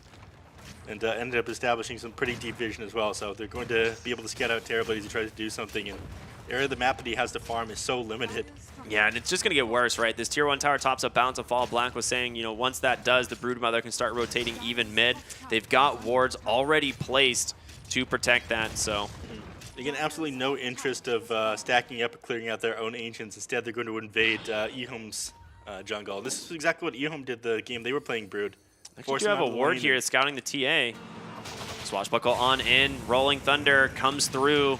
He does have Meld, but they get the kill. Goes the way of Planet here on this Rubik. So they do manage to find at least something for their troubles, but they're still starting to fall a little bit behind. Yep. 4 for 4 isn't too bad, but yeah, they get the kill off onto the TA, but unfortunately you've lost your farming space for the Terrorblade. The only place that really feels that safe for him. Oh, beautiful. Yeah, you love that. Huh? That hurts. As why? is that. Bottom lane needs to be careful. Dark Ascension does come through from Zeal. Underneath the tower, though, taking a lot of damage thanks to the Gush. Planet here as well. He's actually okay, he doesn't have the flying animation for some reason. This is very weird. He's just walking. This isn't working as intended. He's like not even above the trees even. I don't know what this is. His like Dark Ascension like half went off on the Z axis. This is fine. This is Dota 2 as it is meant to be. I'm sure. All right, looking for the dive here. They do see the TP, and as Dark Ascension fails, ZinQ will TP in. And they're looking for more. Puck's coming in. Nothing to say with the DD rune and the coil. Zeal, though, going to be slowed up. Yeah, they get him with that. Question is, can he survive? Absolutely not. And yeah, you just got to give this one up. You don't want to take the fight into them, not with the DD on the puck. So they lose a Night Stalker. They wasted a little bit of time rotating Pango in to try and defend, but he still didn't have Rolling Thunder up for another couple of seconds. He does have it off a cooldown now, but previously wasn't able to do anything. And it's not even like dying there gives you that much space, because unfortunately Broodmother is farming up your jungle. The Terrorblade space is so limited, and he's going to start to fall off. Yeah, well, the thing that they do have for the Broodmother late game is always going to be ZZQ's like Stroke of Fate on the Spiders, but you also have the Pangolier, which is pretty good at clearing them up. So you do have answers to it eventually, but you do need some items and some XP to get to that. Swashbuckle comes through. They have the Rolling Thunder once again, looking to get on top of this Templar Assassin. He connects on the first bounce. Can they take her down a second time? It would be huge, and 7E. Cookie on forward, protected for the moment. They don't have detection. They got nothing left. They turn around onto Zeal. There's going to be the Mortimer Kisses, and now he's trying to just run back the other way. 7E. He's got Refraction. He's all in now on 7E. If he can finish him off, it'd be something, but again, no detection. He's in so much trouble, man. Swashbuckle comes through. He managed to find the kill, but 7E with a bunch of damage reduction thanks to that shield crash will expire now. Cookie on forward, chain stunning him down, and Shield crash? you're going to pay for this one. 2 for 1. 2 cores for the Templar Assassin.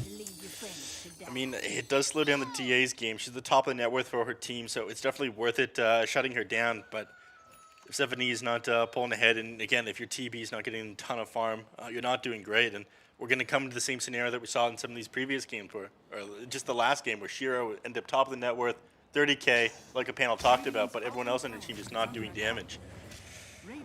Yeah, so far, still fairly even in net worth.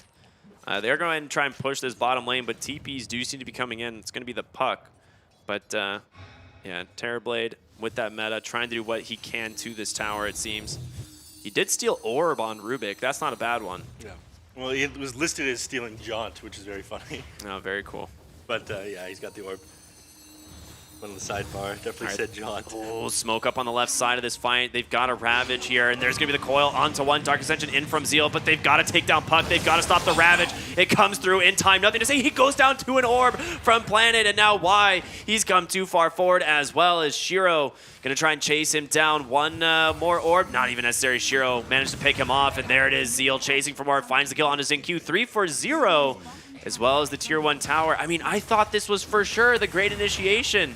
With the Tidehunter coming in with that Ravage, yeah. It looked like Zeal, like halfway through that, he realized, oh god, the Tidehunter's coming in, but he moved back away from the Tidehunter again afterwards. I think he figured, okay, even if he gets this Ravage off, it's a little bit too late at this point. He's not going to be able to do enough damage to bring down my team, and that's going to put that on cooldown as well. So the fact that they knew nobody else was coming in from the information they had from Dark Ascension allowed them to confidently take that fight and just pump the damage into Puck with the Dark Ascension bonus instead of trying to get the silence off onto the Tidehunter. And you still have a Broodmother problem, right? This is one of the big issues. Is Faith Beyond? I mean, he was so good with the micro. Okay, unless you just lose all of the spiders like that, then maybe less of a Broodmother problem. Some people aren't meant to be parents. Yeah. Okay. Unlucky. Oh God! Like I said, some people just aren't meant to be parents. Yeah, I was gonna say you have the two answers to it from the Pango and the Grimstroke at all points of the game, and you know Faith Beyond got to be careful with those spiders and feeding that gold on over to these heroes. It's not a ton of gold, but you know it does slow you down for sure. You don't have that same kill potential. They're smoking top. Y is gonna be the one that ends up popping it here, and Grimstroke with that Phantom's Embrace can't remove it, so easy pick off. He's got no points of Kraken Shell either. Oh, well, that would do it. Mid lane, okay. Mortimer Kisses comes out. They find the kill onto the Night Stalker. Ame working on the tier 1 tower, and 70 with the Rolling Thunder. Gonna try and get in. If they can find this kill onto TA, once again, it'd be huge. But I don't know if they have the damage here. Soulbind does come through. They have to cancel the TP as a result, and 70 will just walk away. Yep. Soulbind's off the last second. Unfortunately, didn't get enough stuns there onto Ame and didn't get him close enough to that tier 1 tower, so they figured, all right, well, we don't want to dive this one, have them turn the fight around onto us.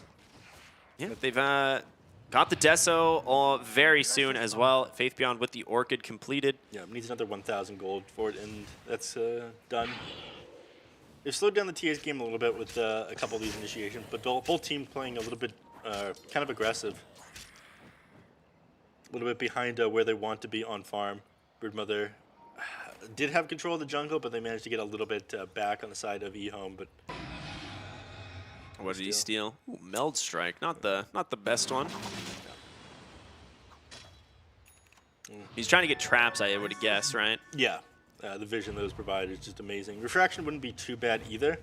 To like start a fight off, you drop that on yourself and you're able to play a little bit further forward, or you don't have to worry as much about the puck blowing you up because again, a lot of it is just like big nuke damage, and if you stop his damage coming out from Illusionary or plus Waning Rift, you're generally going to be fine. Planet does not mind trading with Y and dumping a lot of damage out onto this Tidehunter. He does have the Ravage, so it's a very difficult fight to go for. They end up just smoking right away, thinking maybe we can play around it. And they're heading top here to meet with the Broodmother, but EHOME's actually wrapping around the other way onto this mid lane. Yeah. Okay, no, they're going to walk right into the Tide, potentially. Very scary. Ravage is available. The smoke comes out right away. There's the big coil. The Ravage connects onto all four. The Pangolier are dead right away. The Mortimer Kisses hitting on the back line. They've lost two, about to be a third, potentially. Zeal needs to be careful, try and take down nothing to say, but it's going to be the Terrorblade here. Shiro doing a lot of damage. Can they actually find these kills, though? Orb will clean up all of these spiders. A 3-for-1 big fight win there for PSG LGD. Yeah, that was, I think, the realization that dawned on EHOME when they popped that second smoke and it just doesn't activate. They go, oh god, they're on top of us, aren't they? The Dream Coil, the Ravage, and the Mortimer Kisses tearing them apart. Nice positioning there from PSG LGD, getting that wraparound onto them.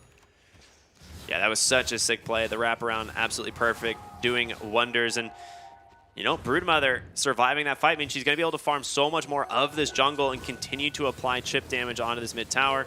Looks like they're actually turning their eyes onto Roshan. You know, they got the TA, they got Gush, they've got Little Shredder. It's a bold move. I mean, you're taking it fairly quickly, though. Pango's with all bottom. this minus armor. Yeah, Pango with in the bottom lane. He's not going to be able to come in there with the Rolling Thunder, and they'll just get this for free. Yeah, very well done. Templar Assassin. And taking Roshan, name a better duo right now. That seems to be the case. Well, OD is pretty good in it as well. That Arcane Orb should not affect Roshan. That pure damage just ends up tearing him apart, especially when he's got an Ogre Magi on his team. He's now top of the net worth again on the Templar Assassin. You're keeping up on the Terrorblade, but again, I don't think he's going to be able to do this all by himself. We're going to see the same sort of situation with Shio that we saw last time. He's trying to keep up, but you know, with no easy task. Yeah, them controlling so much of your map, the game is difficult. They still hold their tier 1 in the mid lane, so they can invade PSG's side of the map as well. But they're not doing anything with this, you know, Ravage being on cooldown at the moment, which is kind of surprising to me. I thought for sure they'd take advantage of this one, try to run in a couple of heroes and make space for the TB, but instead they're letting them finish a couple of their items here on PSG. I guess you just really want to BKB on Shiro before you feel like you can take any fights, but it's going to give Ame a chance to finish off his Blink Dagger. Puck's probably working on one right now as well. 70 picks up a blink going for the Yule Scepter next. You can pull the very high skill play of breaking coil with the Yules. It's never easy though, so. Yeah. That is the Blink Dagger that Nothing to Say is working on. So once he's got that one, jumping the backline, stopping these initiations from Planet or the Grimstroke here.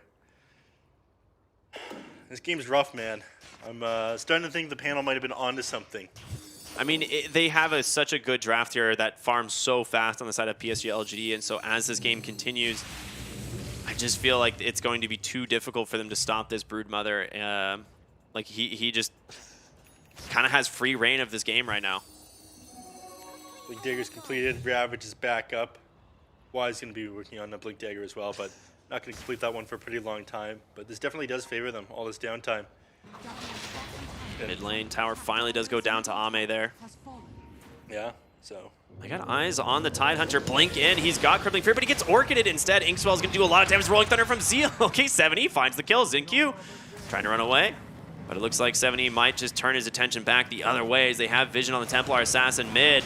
Swashbuckle on through, does pop the trap, Soulbind holding in place, but there's going to be the Mortimer Kisses. They're going to be able to get the Aegis, the first light, but a coil holding them down. He gets a Sunder off just in time, but Faith Beyond on the backside doing so much work on this Broodmother. Chasing down hero after hero, takes down both supports. Zero trying to TP home. I don't think that one's going to make it. 4 for 0, make it 5. Actually, I guess you can count the Tide, but fantastic fight there from PSG LGD. Yeah, saving that fight there on Nothing to Say, getting in the Dream Coil off, setting up the Mortimer Kisses, and they didn't realize they got out with that jaunt afterwards. They played around for a moment, wanted to finish him off as he came in. Sunder didn't even end up mattering. Yeah, look at that damage coming out from all these heroes here. Been playing a huge part. And yes, you got a favorable initiation. You end up catching the TA, but gets back up and turns the fight around on you. Now 7k net worth advantage. It only gets harder from here. Yeah, they have to like really prioritize like finding this Broodmother and preventing him from just sniping these backline heroes, but I think he's got a BKB coming out, so that's going to become so much more difficult. Yep. And there it is, yeah. All right, Night Vision giving him the advantage here, looking to get on top of Y again. There's going to be the Inkswell, going to stun him up. They don't really bother committing the Crippling Fear. There is going to be the Dark Ascension. 7E trying to find something, but they've completely disengaged. So yes, you take down the Tidehunter once again. They're trying to force Ravage, more. maybe? They absolutely need more. They can't do this with the...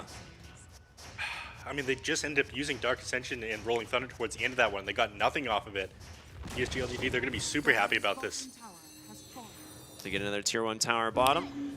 Ooh, Huck. Very close. Ah, he's fine. Yeah, they can't keep up this chase. He's going to get away. The rest of the team can't keep up with Zeal. Not with this Blink Dagger. I mean, this is the item you get on the Night Stalker, playing like jumping the backline, stopping both the Snap Fire and the Puck from being able to do anything, but...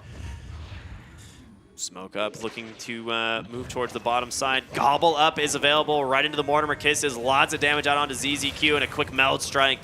All that's necessary to find that Grimstroke kill. Yeah, with the double damage rune as well. BKB almost completed too. Just needs another 1,800 gold. Oh, no, less than that. Needs another 1,200 gold for that one.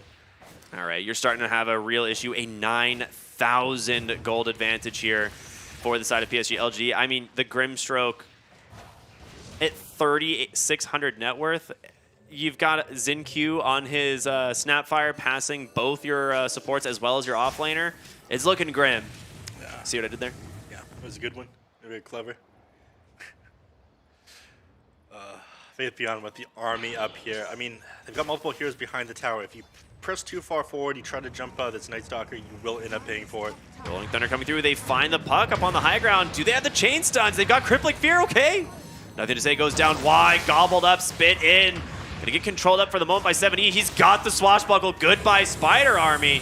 The question is, can they do anything? Big reflection. In comes the Terrorblade. They will take down another Tidehunter kill. Zinq trying to TP out. Not gonna happen. 3 for 1. Pretty good fight, honestly, for EHOME. Yeah, they realized they were just trying to bait that one out. I mean, it was blind hitting up there. and getting the disable off onto the puck, but they realize this is where they're going to be standing. It is still so difficult. I mean, you took this fight without the Templar Assassin, and she's like your primary damage dealer here in these fights. Yeah, I mean, you got the favorable initiation there off onto the puck. I think once you blew him up, the rest of the team just trying to get the disengage off. Faith Beyond has activated his BKB and walked away the moment he went down. But I don't think you're going to have that many opportunities like that. They came very surprised that they got to jump off onto the puck there. Yeah, they knew about the ward. They pinged it out immediately after, so probably won't make that mistake again. Meanwhile, Faith Beyond continuing to do what he does best. Now has the Blink Dagger here on the Broodmother. So again, he's just trying to focus these backline heroes. They smoke up on EHOME. Oh my god, if they find Puck a second time, this would be massive. The question is he going to scout it on the high ground? Rolling Thunder is coming through. I know where he is. They get the Crippling Fear off, but nothing to say. Able to blink out in time. Does have another orb. They aren't going to be able to hold him in place. Oh, they caught him! They caught him with Yules? No way. What a play by 7E. Okay. We have a game on our hands. They end up using it just late enough that he's not able to illusionary orb away towards the end of that one. But they're just going to opt to push the top tier 2 tower to take Outpost if they're going to play on their side of the map.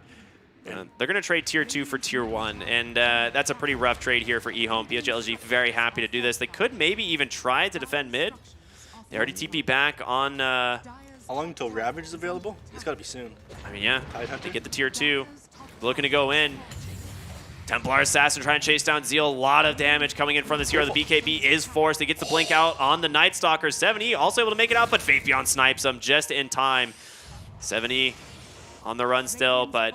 yeah, he's going to be fine. Meanwhile, wait, Shiro took a tier 2 in the time. All right, that's not... I ended up not being that bad of a trade. Tier 2 for tier 2. Ended up making space with that one. With that, the game, evens out a little bit. I thought it was over for EHOME a moment ago, but a couple of clutch plays, getting the pick off onto the puck twice, making up space for them. I mean, they're still pretty far behind, an 8,000 gold lead still for PSG LG, and it seems like no matter what EHOME do, they can't chip away at it. And again, we run into the issue where Shiro is the only hero that is that far inside of EHOME, and as this game goes on, he's not going to be able to carry it by himself. Absolutely. TB versus Templar Assassin matchup, but they're both whacking away at each other. I mean, yes, a lot of the time, the minus armor from the TA doesn't really matter, the massive amount of agility that you have, but he can't tear through that refraction, especially once he hits level 25.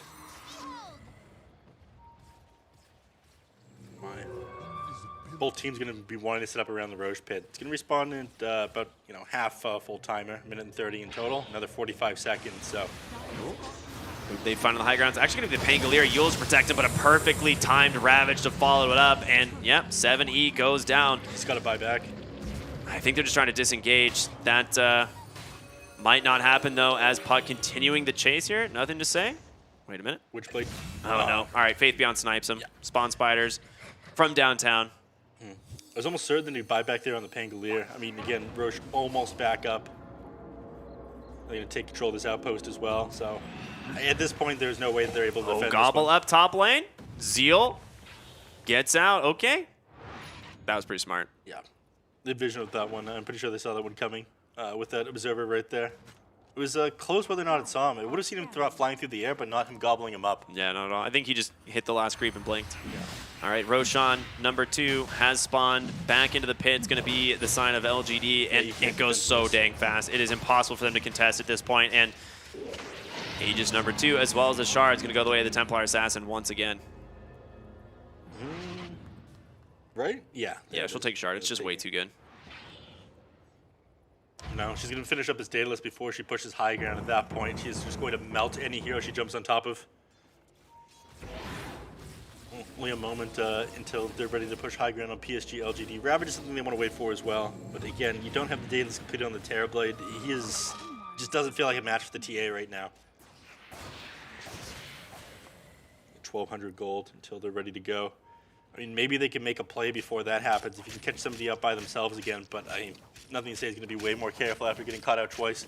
Yeah, I mean, yeah, PSG is just playing so patient right now. They have no worries in the world, just going to farm this game out, and I think they do scale Do you pretty think they'll dang wait well. for the Assault Kuros on the Broodmother before trying to push high ground? Because that's not going to come out until like the very end of your Aegis. I don't think they're even really looking to pressure high ground unless like EHOME fight into them and lose a fight. Like they don't really, like I said, they don't really feel like they're on a timer. It is true. Our panel said it as well. What's he doing with these spot? Really? I didn't see the Pango with him. Just try to min-max your farm there, take out the range creep. Fair enough. They do have a ward that's actually scouting Broodmother as well as the Tidehunter from coming on in. The question is, do they want to try and force the fight? They're going to get scouted now. In comes Brood. He's going to pop the BKB, stay right on top of Zeal. And yeah, no chance he gets out of this Soulbind onto 2.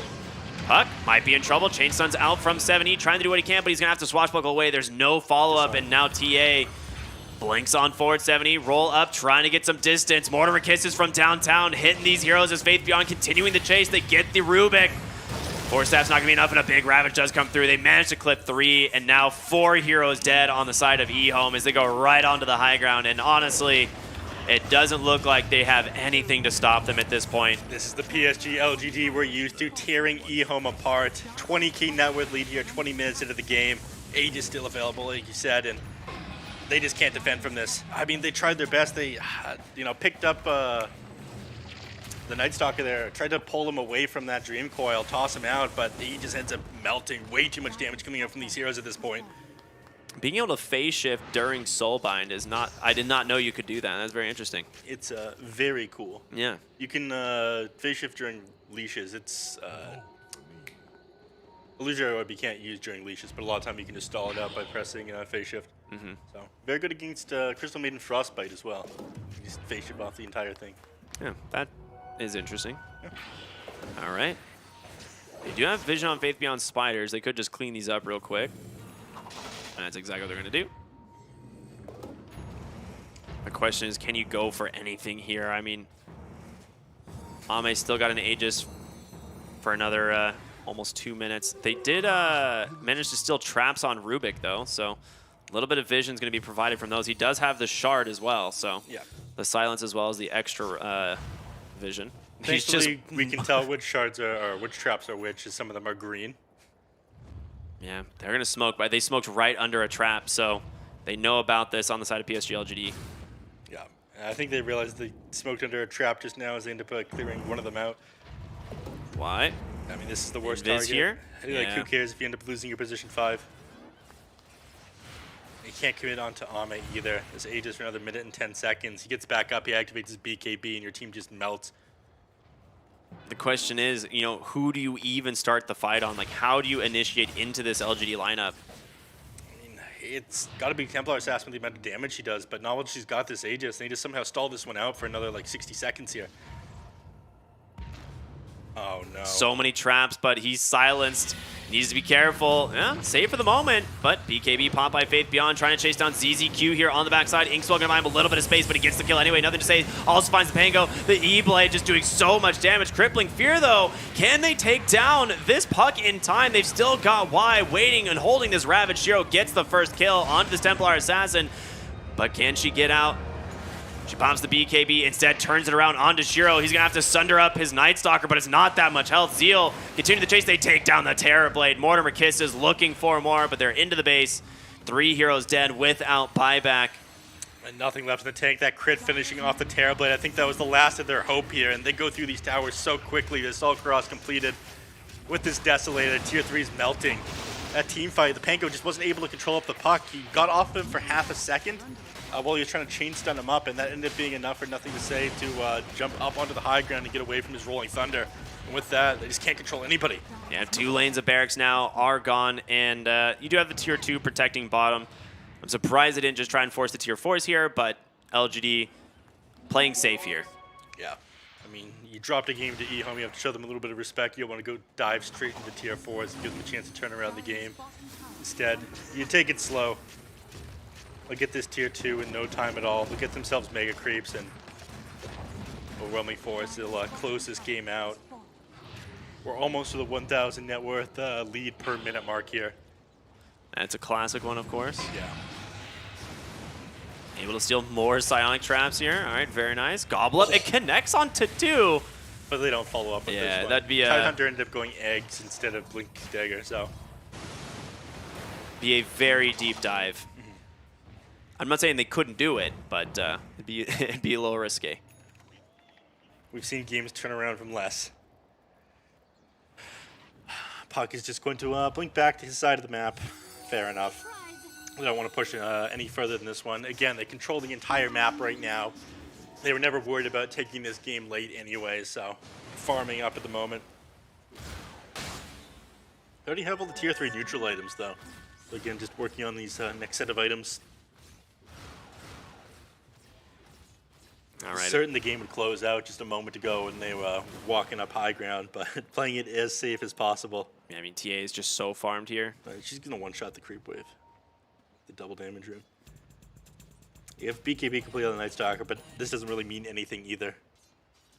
9 seconds on this one. I mean, you just died of the physical damage coming out from the Templar Assassin, no questions asked. I mean, it's exactly what we saw in game 2, right? Where you have one farmed hero, everyone else, I mean, have nothing. Like, you've got a blink BKB on your Night Stalker. It's not enough to help carry this game, and you're just actually falling really far behind even Jin Q on the 4-position Snapfire. Yeah. Why are they running on the spot? I mean, they're giving him something to toss in, I suppose. Ammo for the cannon. Yeah. Spider cannon. That's terrifying. Yeah, he's going Maelstrom on Snapfire. Yeah, why not? Just more damage. This is what Jin Q does, dude. Fair enough. He went, scales into the late game. he went Ags, Boots of Travel, Blink. Is that really supporting? All right, they have him boxed in now. They're just having fun with it.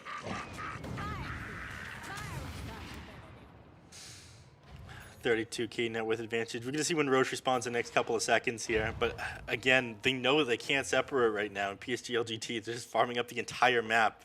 Maybe a little bit more careful than they need to play, but they want to get through this entire DPC season without taking a series loss here. So respect goes out to anyone who can grab a game off of them, and EHOME have done that. Yeah. The Puck, I'm really hoping he goes the Dagon. He's got the E-Blade already completed. So, I mean, I think that would be hilarious. He's got a BKB queued up right now. I think it's a little boring, but he doesn't want to risk dying. No. If the EHOME take a game off of them, they show them respect. No Dagon here, only BKB. Playing this as carefully as possible now. I mean, unfortunately, they're just not catching up on EHOME. EHOME are, they're just high-fiving each other inside the base. They know they can't leave. If a Puck catches any of them out, they just die. Yeah, there's All not a can do lot of is options here for the wait side of EHOME. Yeah, I mean, they're just waiting for PSG LGD to come into their base, make a mistake. That's their only play, but this team way too experienced to make a mistake like that. Just waiting until they're absolutely certain they can close this game out. Help, no. These guys are just having a good time, you know. They're just having fun. Feels like both of them know the result of this game. Maybe they try to clutch out leaving their base and grabbing a Roche or trying to fight them inside the Roche pit in a moment, but with the wave shoved in their base, it's going to be very telegraphed to PSG LGD. That's what their attempt is. This is funny. I love all the all chat that they're doing. It's good stuff. Yeah, it just like shows like EHOME's like kind of accepting, you know, what's happening here. They're not going to give up, right? They have honor. They're going to fight this one out to the bitter end. And LGD, not gonna try and throw this in any capacity. Yeah. They are very much waiting for next Roche. That is going to be their objective. After that, likely to just go right into the high ground. Yeah, another 8 seconds till it responds. It's scattered out instantly with the side traps. Then I imagine make a beeline over it with the Templar Assassin. Nev, can you translate that for me? Where's Black when I need him? Yeah, he should be on the cast right now. No, he's literally dropping Roche timers. He's like, yeah, it could be up right around now, by the way. Okay. Let me assist you in closing out this game. All right, I love these guys. There it is. I have to ask our translator what they're saying. This is a good one. All right, that's going to be that, though. With that Rubik high-fived the tower. 43k net worth advantage now. Yeah, it makes sense. You just got a free Aghanim Scepter. It's a lot of gold. Smoke up as well. Certainly you don't wait for tier 4 neutral items. That would be a little bit too mean, wouldn't it? Yeah, no, I don't think they have anything holding them back now. As they smoke up here on the side of PSG, LGD getting ready to go on the high ground, get this last lane of barracks. I mean, maybe they come out of this one with a kill. They're going to try. Refraction for Rubik. Okay, a little bit of damage instance. Yep. He's not going to die so quick. Yeah, I don't know how you kill this TA, though. I mean, all of your damage is basically Shiro on this Terror Blade. You have a little bit of control from the, like, basher of the Pangolier, but you've got Aegis, you got BKB, and you have so much to follow it up. All right, well, they're going to go for it anyway. Try and interrupt these heroes. E-Blade's going to buy him a lot of time. 2 heroes sold on the backside, but Zeal just gets completely controlled. And now looking for more. Can he actually do anything on this Terror Blade? He's forced to just run away as a TA, just dumping in so much damage. Inkswell doesn't do much. There's going to be the Orchid. They come out, they take him down. That's got to be it. There's nothing left. Gobble Up sends him in. The GG comes out, and EHOME will fall in this series as PSG LG will guarantee, I believe, themselves first place here off this series. That's exactly right. This puts them at, what, 6-0 right now. 1 series left to play against IG, but IG not looking so hot. And I think Aster is at just 1 loss themselves, though, aren't they? Yeah, Aster lost to PSG LGD. Yeah. So congratulations to PSG LGD with the clean victory. Rough at first, EHOME taking that first game there. Looked dicey for PSG LGD in game number 2 as well, but clutched it out in the end. Amazing performance here in game number 3. absolutely. I mean, they all played well. For me, the MVP of this whole series has to be Faith Beyond. Like, he played an incredible series. Game number 2, completely on his back for the Lycan, and then in game 3, his Broodmother, absolutely unstoppable. But yeah, LGD, you can never count these guys out. They just plays too clean of Dota. Well, that's going to be it from us. Instead, we'll have to throw you guys over to our very, very brave panel.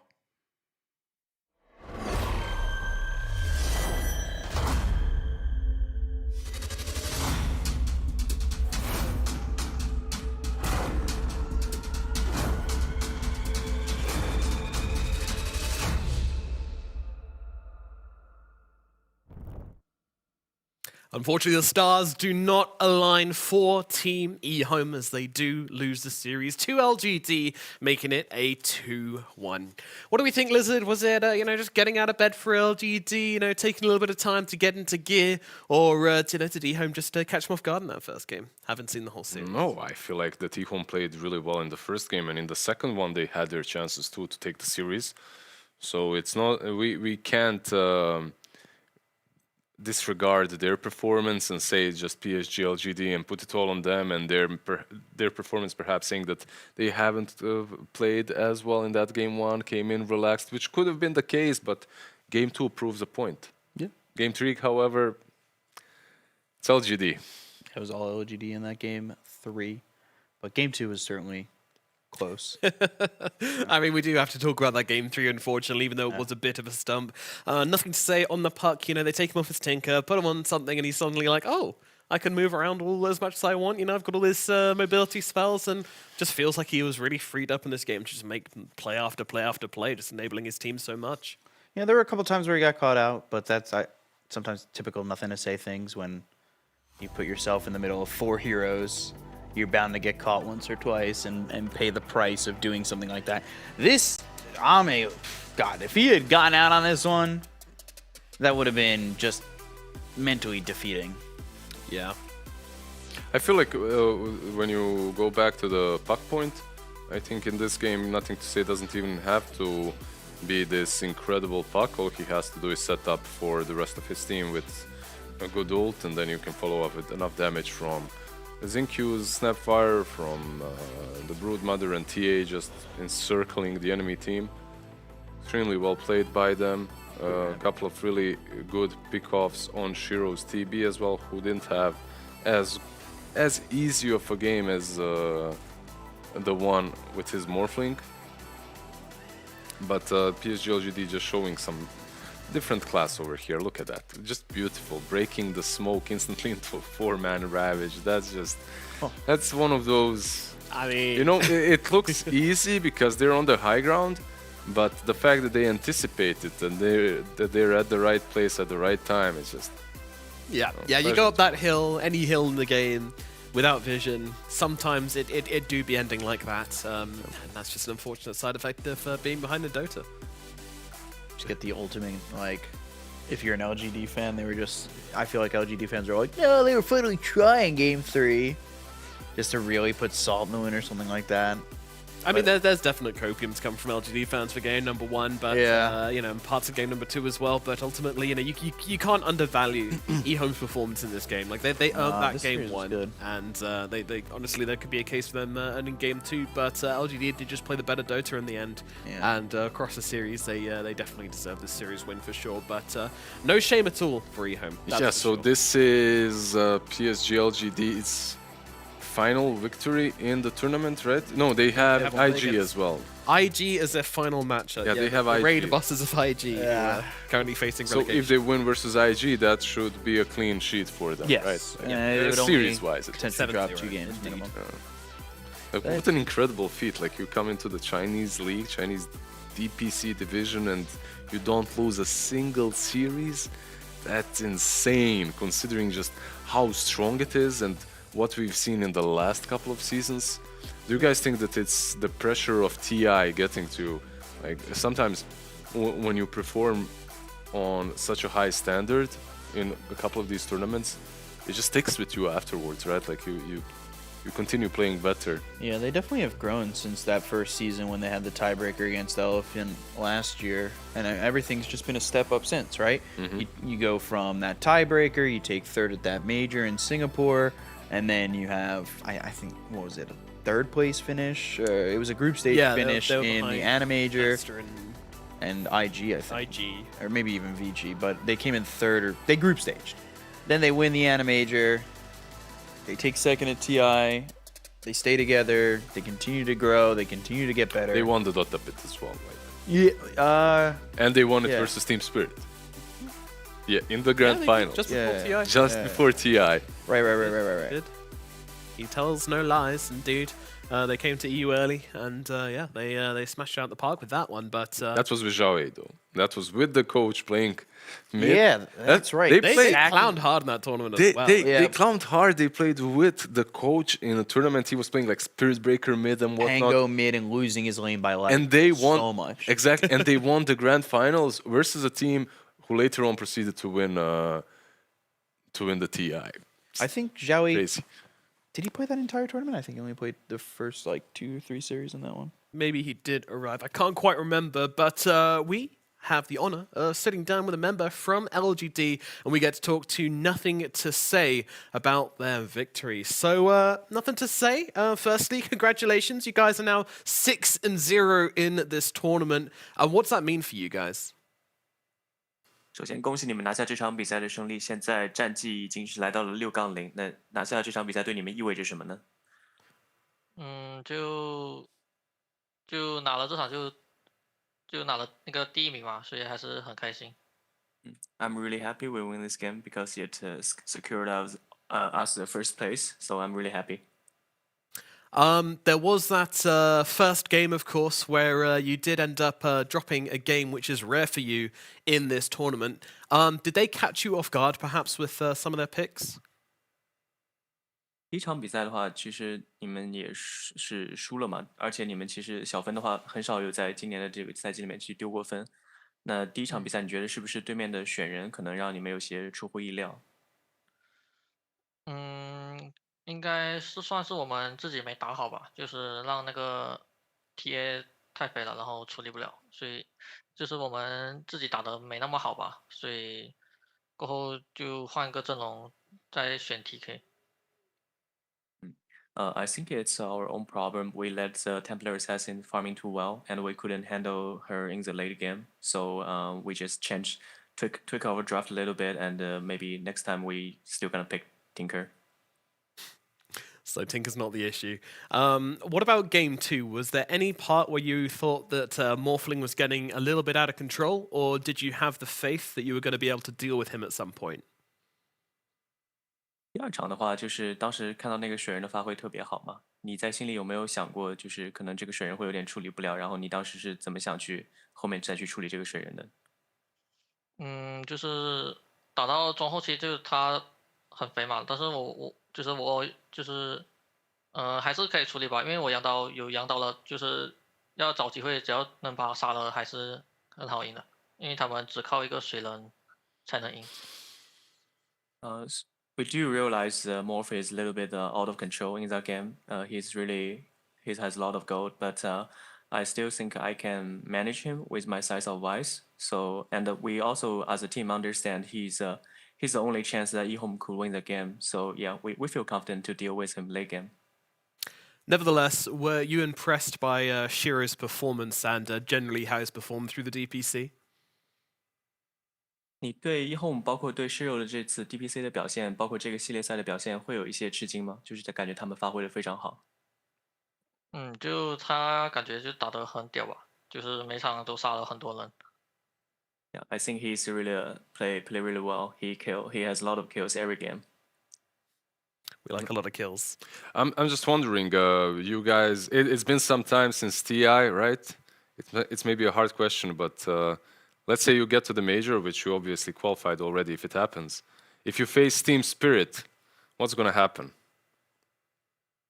我想问一个比较严肃的问题，就是你们现在肯定是已经能进 Major 了。假设这次 Major 还会再打，还能够顺利进行，然后你们又一次碰到了 Team Spirit，会发生什么样的事情？还是就尽全力去打吧，就是输了就也没关系，但是就是要拿出自己的实力打就行了。We will definitely try our best. It's okay if we still lost, but we will bring our full potential. Nice attitude to have, right? Very nice attitude indeed, yeah. I wanted to ask about the cats you guys have back at the boot camp. I noticed Jingqiu giving one of the cats a kiss on the head before the game started. Is that like a luck thing, or does Jingqiu just really like the cats? 我想问一下，就是基地里那只猫嘛，因为我们在摄像头里看到老赵在比赛前亲了一下猫的额头，就是他特别喜欢猫吗？还是他会觉得猫会给大家带来好运？就是他们都很喜欢猫嘛，就是在那个基地里面都养了2、3只吧，就是会跟猫互动吧，就是他们比较常跟猫互动。They all love cats. I think in our bootcamp there are 2 or 3 cats, so they often interact with cats, so that's why. Okay. Nothing to say. You seem to dominate with heroes like Puck, Tinker, Ember. Is there a hero that you want Zhao 8 to pick for you that he's just not let you be free on just yet? 有很多英雄玩都非常绝活，像帕克、PK， 还有类似的火猫这样的英雄。那有没有一些就是小巴你可能想玩，但是巴师傅还不给你选的？应该没有吧，因为就是我们都一起讨论，就是觉得这个英雄能上才选，所以就没有吧。I don't think so. I think we always have discussion on what hero we should play, and if the hero is good, we're just gonna pick it. So no, not really. They're free. I want to go back to the pets. I want to ask: are you a cat or a dog person, or is there another pet which you like? 你更喜欢猫猫还是喜欢狗狗呢？还是你有什么特别就其他的宠物你比较喜欢一些？猫跟狗都喜欢吧，2个都可以。I love both. Good answer. Good answer. All right, we'll leave it there. Thank you very much. Nothing to say, and of course, best of luck for future competition, whatever it may be. 祝你们后面比赛好运。Well, there we go. Likes both cats and dogs, just like you, Lizard. Yeah, Just like- I just love all animals. Indeed, as anyone should. I think what surprised me maybe a little bit there was the way I love that all my teams in Dota. the thing which surprised me there was that they kind of talked about it like an open forum. You know, they're saying like, yeah, the discussion is kind of there with Jingqiu and Zhao 8 about whatever they want to play, whatever they want to pick. It's very open. Meanwhile, some of the other teams have told us it's much more structured. You know, like the coach, they pick the heroes and you just play them. Well, he also said they pick like the best hero, right? Yeah. So I wonder if he's like, but I also want to play this. Yeah, but Tinker's better. You're good on Tinker, right? Here you go. Here's Tinker. I also feel that if you're a Tinker player, you're always going to play it, right? Like, if the patch is right, you're always going to ask to play that Tinker. You will be very happy if the coach gives you that hero. Yeah, I was just hoping he'd be like, yeah, I've always wanted to like test out Mid Lion or Ancient Apparition, just styling some people. First item, Midas. Like, And on that note, I think we need to throw it to a break because it's time to get B-Cup off this panel.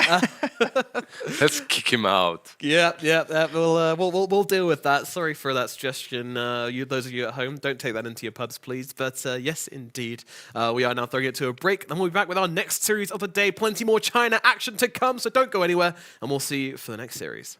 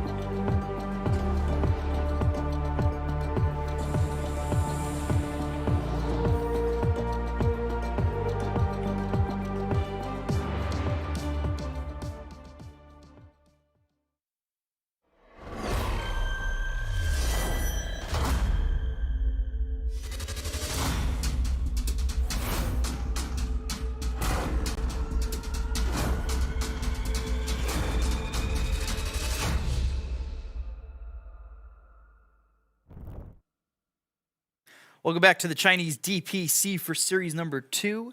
Just saw ourselves watch LGD come back from a 1-0 deficit over EHOME in a very close BO3. But now we're on to Vici RNG, and I'm joined here right now by Black and Neff. Guys, coming off a very hype game and series number 1. Game 3, not so hype. And 1 and 2, very hype. Very hype. Yeah. But that's what happens. I feel like every BO3 that goes the distance, there's always like that one game, right? Mm-hmm. That just kind of, it's a stomp. Yeah. It's fine. The stomp. It's whatever. But this game, are you excited for it, BComp? It should be interesting. Vici at 2-3, RNG at 3-2. Both these teams could be tied at the end of this series if Vici do pull out and ahead, and we'll have to see what they end up doing, because RNG, there have been times when they've looked pretty inconsistent, but Vici, we haven't really felt their ferocity yet. We haven't really felt the Vici of the past. And Black, what do you think's going wrong for this Vici squad right now? Well, it's well, you can't really blame it on experience, because they do have some pretty experienced players in their team. I just think their drafts overall, they're a little bit too predictable. I think they actually do best when they go away from the conventional like drafting and playstyle. Yeah. Which they always fall back on. Like they lose one game and suddenly just back to good old, well, this worked in the past for us. Maybe this will work for us now, but you have a completely different lineup. So obviously the dynamic and synergy is very different. And I don't think they figured out what they are good at yet, to be honest. Yeah, they've built this lineup around Erica, and it hasn't exactly seemed to click just yet. It wasn't really a lot before that they could have worked on until the DPC and these games start going on. You know, you don't have the luxury of DPL or H Cup or anything like that at the moment, so they haven't really built anything just yet. But for RNG Neff, they're 3-2. Again, a little bit of inconsistencies. They almost beat LGD, but they're just on the cusp of feeling like what everybody thinks they could be, a top 2 team, or maybe even a top 3 team. And right now, if things go in an interesting way where Vici win, could be a problem. What do they need to fix for RNG? I think a lot of this just does come down to God King. His confidence inside these games, him being able to play what he wants, it plays a massive part in them succeeding with their lineup. I think it also hurts a little bit the fact that we're so late into the patch. He's a hero or a player that likes innovating, doing his own thing, and when the patch is mostly figured out, players who are very good at innovating are limited with what they're able to do. So he's been punished by the fact that we're on 7.30 for so long. But Bush is going to come to shove here. He needs to clutch something out. At the very least, thankfully, this first major is worth a lot less than the next 2, at least if the original announcement that Valve made with pushing things back continues to stick. Yeah, so we'll have to see if we do, in fact, get that major, where RNG and Vici end up. But right now, got ourselves a draft, so we have to welcome in our draft master, our cryptic draft master. Hi, yes, that's me. Yeah. I mean, what statistics would you like? I got a lot of useless knowledge in my head, but then I've also got a lot of Dota knowledge in my head. So. What's like the best useless knowledge you got over there?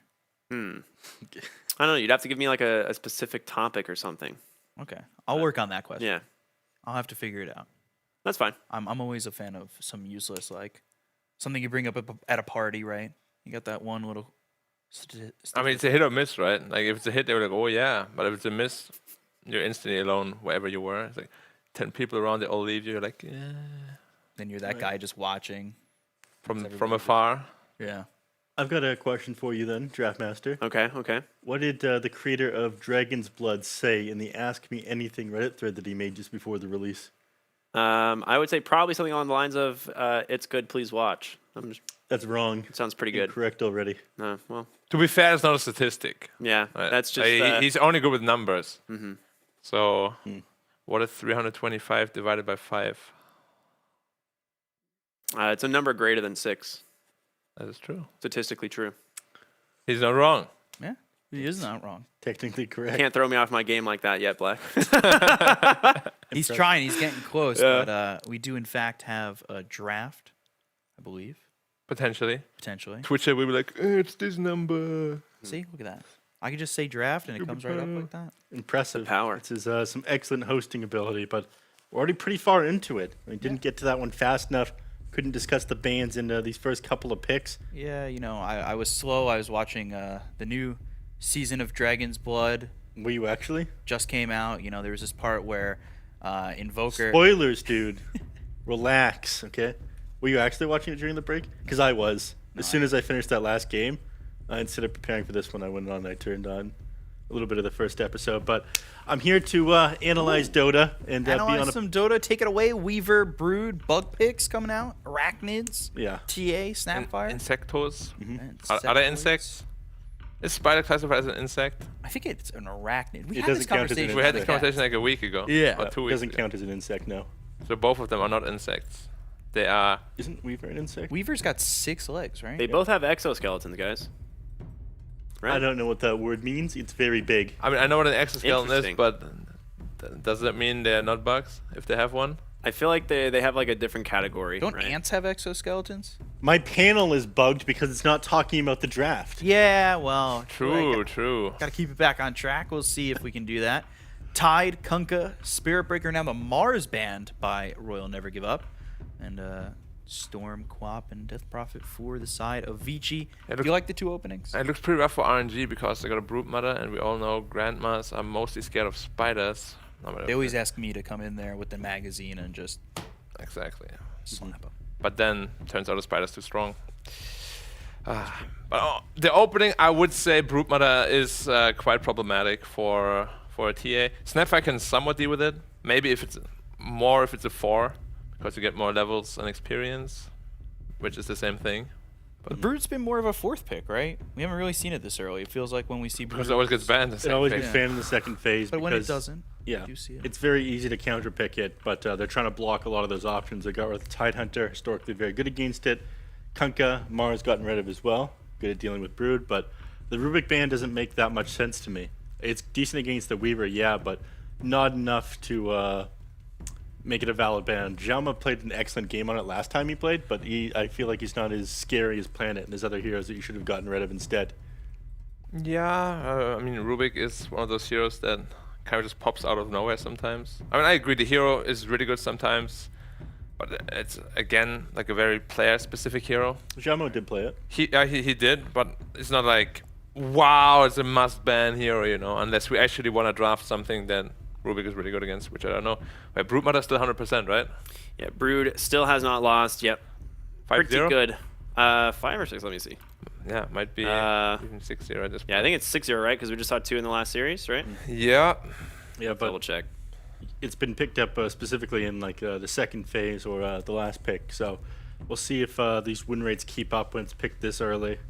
They're still having to grab their next hero here on VG. It's important you pick heroes that can Long deal with time. Brood, like more than one. As I said, my like sweet spot is like you have 3 heroes that can deal with Brood Spiderlings, then you're not really afraid of it at all. But is that something you have to prioritize in terms of like we pick this hero to deal with Brood, or is it something that's like, oh, they also deal with Brood? It's gonna make sense in a draft. Yeah, because if you're picking 3 heroes to prioritize 1 hero, aren't you then theoretically losing the draft? Take out? the Dawnbreaker, so we see something a little bit unusual, and this is what you wanted, Black. Yeah. You get exactly what you wanted. Are you happy? I'm very happy. It's also very good for team fights because Brood likes to just run at heroes, like the Orchid and what's the web shot even called? Silken Boa. Silken Bowler, yeah. And then if you just Dawnbreaker ult on top, he suddenly can't get that kill for free. Yep. Especially once you get that Aghanim Scepter, that evasion that it ends up dropping on the heroes. It is so huge for team fights. Yeah, 60% is a pretty big number. I got a question, Ricky. Yeah. I need a stats question. Have we seen much Dawn overall? I mean, the Chinese DPC, we've only seen it once, and it did not win as far as all regions. I can double check that one. Let me give me just a moment. I'll get back to you. Yeah, sure thing. I'm a little surprised because Dawnbreaker, I always thought it's super strong. Yeah. Like it just adds so much teamfight prowess. What position do you think it'll be played in this game? I like 4 the most, but 5 can work. But as I said, at 4, you just get a little bit of farm. You keep split pushing the map. Makes a lot more sense. Is it strictly just the support these days? I know a lot of people when it It's first been came out. run in the mid lane into the position 1 every so often. Even but- as offlane sometimes. Yeah, even off lane. I think people are still like, feeling it out. I mean, not really figuring it out because it has been figured out, but it's just like so versatile. It can be literally any position, Right. which is why it fits into a lot of drafts. Dawnbreaker is 1-9 currently. Oh, nice. Very good stats. Yeah, very good win Oh my rate. So that's roughly a 40% win rate, right? Yeah, something along those lines. Yeah, Yeah. not doing good. Not doing good. Don't get baited. No, I don't know if that math checks out. Don't get baited. Stats guy, does that math check out? No, it's pretty bad. It was pretty bad math. Very wrong. Cool. Tusk grabbed next tier. I mean, Solid with the Weaver, the two of them together, able to find a ton of kills. There's so much physical damage coming out from these two.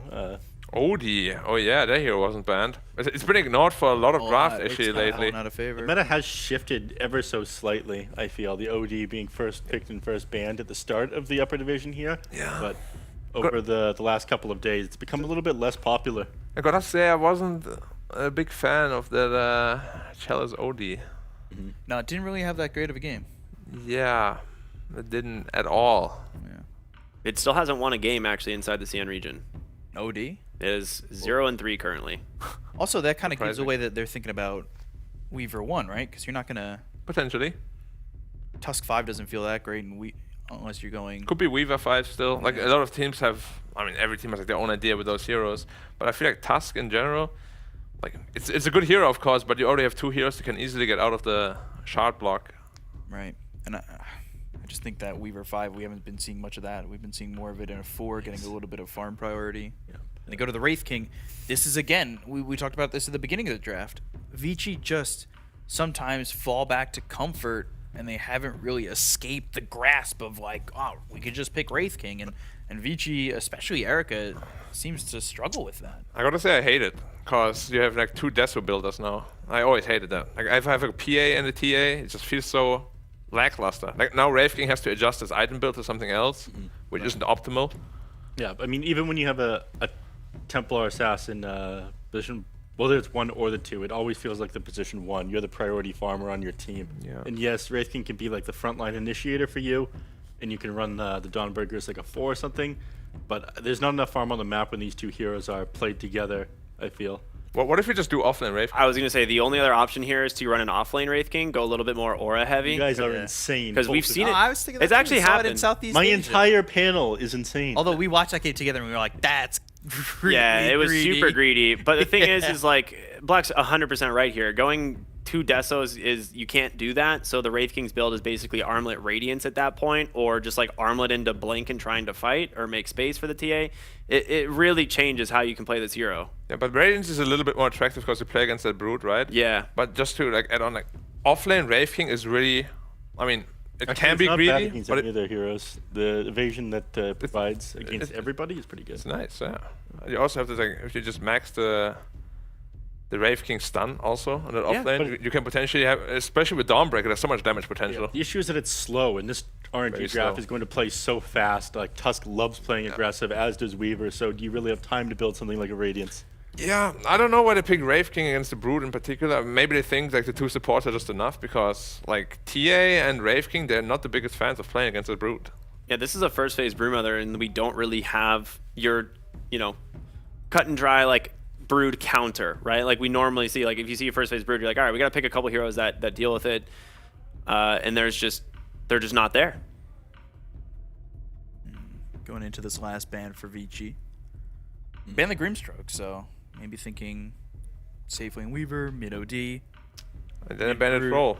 So now they're like, maybe they pick a support or a carry. We're not entirely sure. But yeah, God King, like I'm just super confused with God King. Like he used to be one of my favorite players to watch. Now he's very average. Like whenever I watch him, he's like, yeah, he's gonna be okay at what he's gonna do, but not outstanding.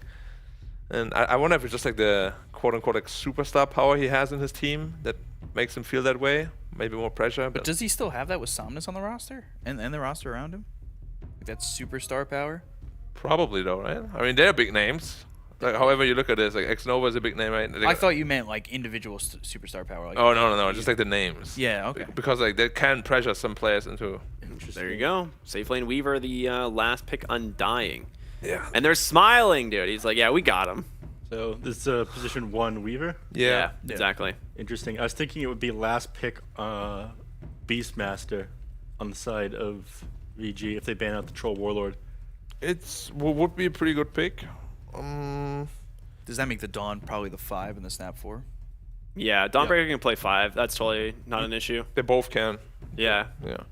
And it's really just like you put him in whatever lane that you want him to be in, and then you just deal with farm priority later. Yeah. So it's not the end of the world. I do like the Beastmaster though. They banned out the counter to it, and it They don't have a ton of AoE damage inside of RNG. So Is the they struggle to Beastmaster as summon. good though? Pangolier. If you're just gonna Primal Roar and then just get Astral Imprison saved.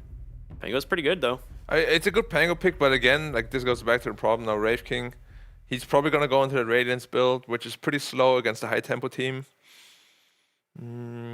They do choose to put Somnus on the OD. And Yeah, then I mean OD against Chop TA is such a good Root. matchup. Every orb attack is like -2 reflection charges. Super good. And you always build the Meteor Hammer nowadays, so it's pretty straightforward. Yeah, I don't like what we cook together. It can win, but they need so much early space. Then I don't know. Like Wraith King is gonna farm, TA is gonna farm. Like Pango, they can make plays, but Too many chefs. yeah, it's a little too greedy for me. Yeah. So you go in RNG. Mm-hmm. Neff? I'm gonna go with RNG as well. Black is a smart dude, and for no you. reason other than that. Compelling. That is the Very good first time argument. I've ever heard that argument. Ricky. I am also going to be. Joel, you better watch yourself, buddy. I'm also going to be going for RNG. The last pick, Pango, yeah, that's your like brood counter, but they're just going to dodge the Pango the whole game. I don't think they have the tools to deal with it. Right, yeah. I kind of think the same. I think RNG just, they have the better tools, and I don't like seeing Vici go to those fallback heroes and having them on the Wraith King. Erica just hasn't really shined with Fine, that. change your pick to VG.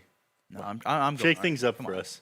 No, I'm shaking it up by doing the Caster's Curse. Okay. I Nice. feel like that works. Do it. Send it full. Yeah, I can send it. We're going to be sending it to the casters. Nomad, Lizard, guys, take it away. Send it over to us because we are extremely excited to be watching this and obviously casting this game. Oh, sorry, new season of Dragon's Blood just dropped, so I was just watching a bit of that. But yeah, no, we got a very exciting game, a very exciting draft, of course. Which what heroes were it again? Did you see any of the draft? I absolutely did, Lizard. Of course, I'm a consummate professional. I know we've got a Dawnbreaker 5 this game, which I'm very excited for because I love seeing some fresh new heroes coming through. We have seen the Dawnbreaker 5 before. It was one of the first days we saw it, and we were like, is this going to be a Chinese thing? And then it was like, no, it's not. But we do get to see it now. Yeah, I guess it's something that Team Spirit has been, well, not Team Spirit, Virtus Pro has been experimenting with quite a bit. Position 5 Dawnbreaker, mid Dawnbreaker, carry Dawnbreaker, offlane Dawnbreaker, 4 Dawnbreaker. Yeah, they like it anywhere, but Who wouldn't want to experiment with Dawnbreaker? I'm just not a very, Them thighs. you know, I just don't believe in the hero that much at the moment. There's a reason she's not being picked up, even though she's majestic. She is. Like you just mentioned, the skill set is good, has potential, but teams are struggling to find real use. We'll see if Vici Gaming manages to. This RNG draft that they've drafted with tons of bugs reminds me always of old Vici Gaming. Whenever I see Weaver Brood, only thing that's missing is Nyx Assassin. Gotta complete the bugs. Yeah, and then you have that major winning draft. We need more bugs. We need more bugs. We don't have enough. I want a grasshopper. I guess you can grasshopper, yeah. Bouncing around. Can't Sure. walk normally. That's Marcy kinda. just Bouncing around. everywhere, yeah. 30 seconds to Or battle. a praying mantis, which have some very weird. I think they cut off their heads after they've mated. They cut off their partner's head. Did you ever see it in the wild? No, we don't really have praying mantis in the UK. I have. Oh, like, you have? a couple of times, yeah. Like Right. It's like, look at them. They're giving each other a cut up. I just saw one or two. This place where I would go for my summer vacation was pretty wild. Oh, Jaume going for the steal here, but that is going to pay off. He does get that bounty rune, so that's going to secure them. Just the two. Just the two. 2 each. We're going to see the TAXM on that mid lane. He actually didn't plant this ward, and there's a high ground ward on the other side, so if Somnus is careful enough, he should spot it out. It's someone else's job to check this. Because, Look at this. Look at that. Yo, it's so close to the observer. It angers me as a support player to see it. Feels bad. At the same time, feels really good for Vici, for RNG to have that ward unscouted. Yeah, of course. Somnus is going to be a happy bunny. What do you think about Odie in the mid lane? Because this hero's been kind of falling in popularity, maybe a little bit of rise over the past 2 days, but overall not that popular. Yeah, I don't like it, but I feel that on Somnus it can work. I feel that he's just this kind of a player that he likes to be more of a win condition, right? We've seen that in the past on RNG, Definitely. and OD is 100% that kind of a hero if you don't build him into this Meteor Hammer. I think Meteor Hammer is also fine, though. You can still, after building that Meteor Hammer, you can scale well, but if you remember Elephant, they used to roll OD mid back in the day and OD offlane as well. Didn't really work out for them, but... Unfortunately not. Yeah, I don't know. Oh, Jama taking a lot of damage here. He's got to be careful as God King comes in, looking for the finisher, is going to find it. That'll be first blood going the way of the Weaver. Now, this is a extremely good Undying lane. Should be... he obviously killed the Pango because Pango was missing 8 strength, right? So that damage really adds up. You take way more than you should. And that means it's actually Snapfire being played by Irving. So Snapfire's the Pods 3 in this lineup? Yeah, you could see Pango rotating a bit earlier. Erika? Didn't quite click for me until now. Slow mad, as usual. Is he truly the one farming? He is. But both of them have like 4 CS, so they could still change that. Pango is dead again. Yeah. Shaoma is really struggling. Irving as well. Like, this is one of those lanes that you need to start creep skipping. I don't know why they're going back into the lane. I really feel that you should start creep skipping because you're not coming back into an Undying and Weaver and winning this fight after dying a couple of times, right? And being zoned out. At least I don't think this should happen.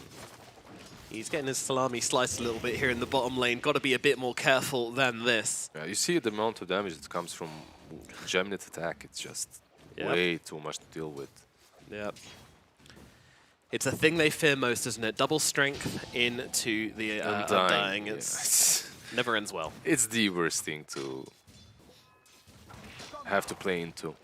Yep, so I imagine we'll see this Weaver really start to pull ahead down here in the bottom lane. Meanwhile, over at top, it's looking a little bit closer at least, but not by much, to be honest. The Wraith King's still losing out partially to the Broodmother. Yeah, RNG definitely having a good nice snowball.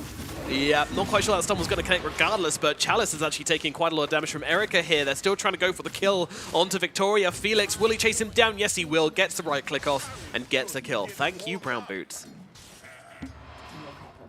Yeah, he gets Victoria there, and Brood at least survives, right? He went back on Chalice, so they get 2 things going their way on this top lane. XM also not doing that great on the mid lane. 8 denies on the OD versus the 4 on him. I guess he's the one having the best time on the side of Vici Gaming, and as a TA, that's nice to see, right? When you're playing with this hero, you want to generally have a really good start. Of course, of course. To roll out of control very fast. Yeah, and it's not the easiest matchup either. OD can do well versus TA if you're not careful. He takes off 2 stacks of refraction with that orb, I believe. Yeah. Meanwhile, up at top, Erika in a bit of trouble. In comes Victoria trying to save the day. Does get the stun off, and actually Erika looking to turn around here. He doesn't care. He's got his Helmet of Iron Will. He's feeling strong, large, and in charge. Yeah, that helm is the best item of the patch, like literally in the laning stage. Soul Ring and Helm of Iron Will, and you feel invincible. I am a god. Yeah, pretty much. Yeah, it's pretty dang nice. Is Chalice rushing an Orchid? I wonder.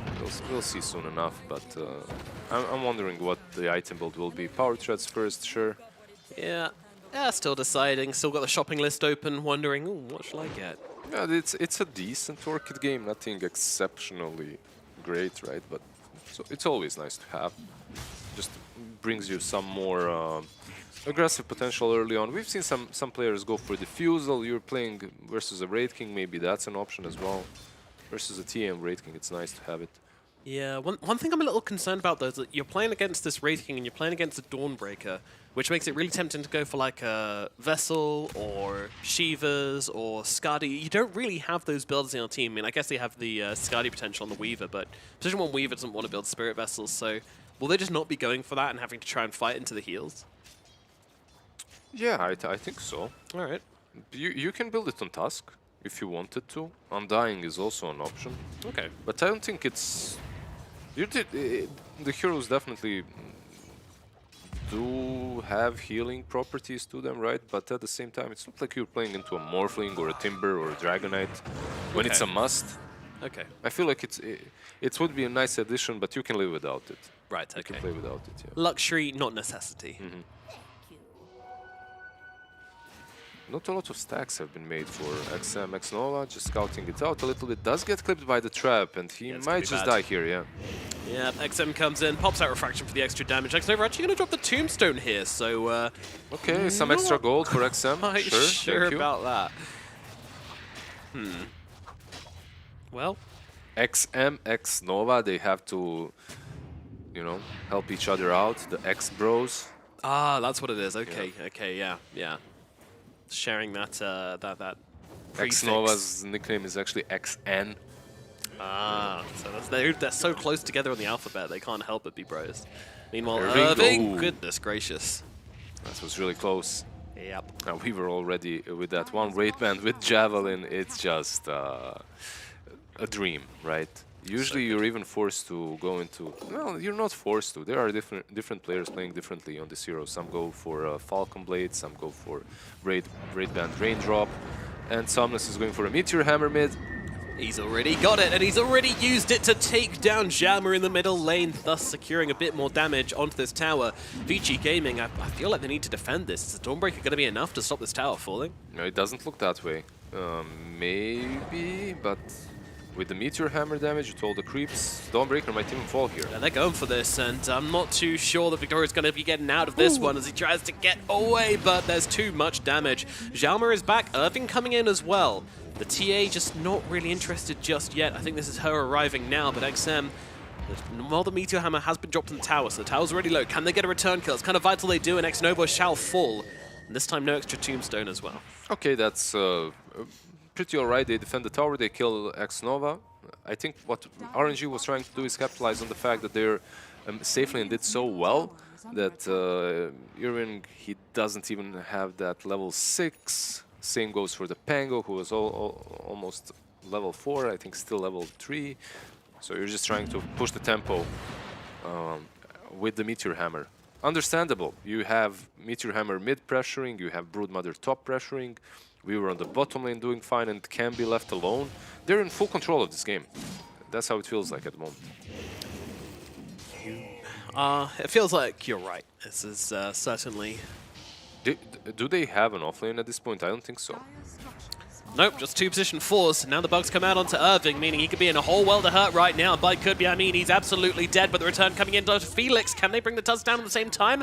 Doesn't look like it. Nova's going to be able to keep him alive. Spooky, scary skeletons. He does get away, though. Well, that was a very on-point recital. We've been practicing that one. Thank you. It took me... I practiced it at home. I wrote down the lyrics. I want to get it wrong. Well, Chalice doing Chalice things up in the top lane and just bullying poor old Victoria. Look at this dude. I guess if you're playing the Dawnbreaker, it's... Get that spider. Get that spider. Come on. Can't you get it? One more hit. Yes! Oh, it's glorious CS for the Dawnbreaker. She's so fun. Oh, she's got to get another one. Look at this. The hammer shows no mercy towards these little spiders. Look, another one! Oh my goodness. Chalice, what are you doing? Chalice is just giving him something to play with.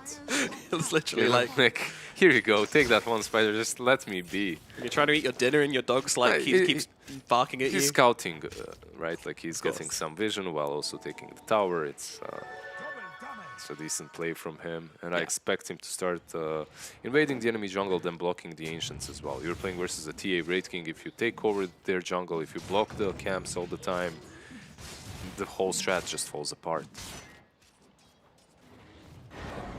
Uh-oh. Your hammer. This could be bad as they drop the hammer down on... Oh my god, Victoria just gets evaporated. See you later, buddy. Thanks for trying to defend this lane, but this will belong to RNG now as they really start to take control of this game. Yep. Just from one tower to the next. Why not? Because Vici Gaming at this point, okay, you got level 6 on Pango, level 6 on your Snapfire. I think maybe you can fight, but it's really not easy. It's not. It's truly very difficult for them to set up a fight properly. Possible, though. So my question is then, we know that this Wraith King hero is strong. Is it strong enough to fight up against this? It all comes down to how farmed are you, right? Like, and how far behind are you? And right now, it's not too far.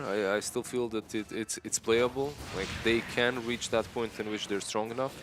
They do have ways of dealing with an OD that wants to just pop Meteor Hammer, right? Like, you can jump on him with Spango, then you can follow up with Mortimer's Kisses. It's doable. Difficult, though. Difficult. Very, very difficult. And this is a tier 2 tower up in the top lane, getting absolutely smashed in by RNG as they take this one down. The first tier 2 of the game falling in just 11 minutes for Chalice. The way he is planting the webs looks like, okay, this is more convenient. He's going to use them to rotate towards the mid tier 2 tower. Perhaps very soon we might even see a Roshan attempt from RNG, because you have Tag Team, you have Weaver, Brood Mother, all very strong, taking Roshan. Tusk with a nice phase boost. There we go, we got some extra items, make that inventory look a little better. I feel like every Tusk right now wants to be a carry after PSG LGD's game. Like, every single Tusk wants to be Mike Tyson, you know, or Muhammad Ali. Yeah, they're inspired. I believe B-Cop said Tyson, but that picture that I saw on Reddit, that's actually a picture from Muhammad Ali. Jama getting controlled up here, struggling to get off the Rolling Thunder, but does do so eventually. And Felix, well, he's going to survive for now as Irving focuses on that Tombstone, trying to take that down. Jama just slowing down the advances of RNG in the backlines, but Irving has now gone, and he did not get the Tombstone in the process. They need to get Victoria out of there, but he is not going to be able to escape this spider. Down you go. Jama to fall as well, and there's just 3 heroes dead at mid, but if you really want to look on the bright side, at least it's 3 supports dead. Yeah, straight into the pit if you want to look at the not so. On the Grim side, they go straight into that Roshan. They will take the Aegis for themselves on the side of RNG. There is absolutely no way you prevent this. TA is around, but she better get away after Rosh is done. They may just scout her. Get her out of here. Oh, he's... Wait. Okay, snowball used. Oh, look away. Yep. This is a great escape for XM here, and OD. OD's coming! Oh, that's so close. Goodbye. Nice try. 10 out of 10 on effort. I can understand why he's farming the way he is and where he is, as on the other side, Wraith King is taking all the space, and you're trying to kind of play the map more efficiently, more aggressively, which sometimes leads to your inevitable demise, which is what happened over there, but it was a very close call. Like, almost didn't catch her.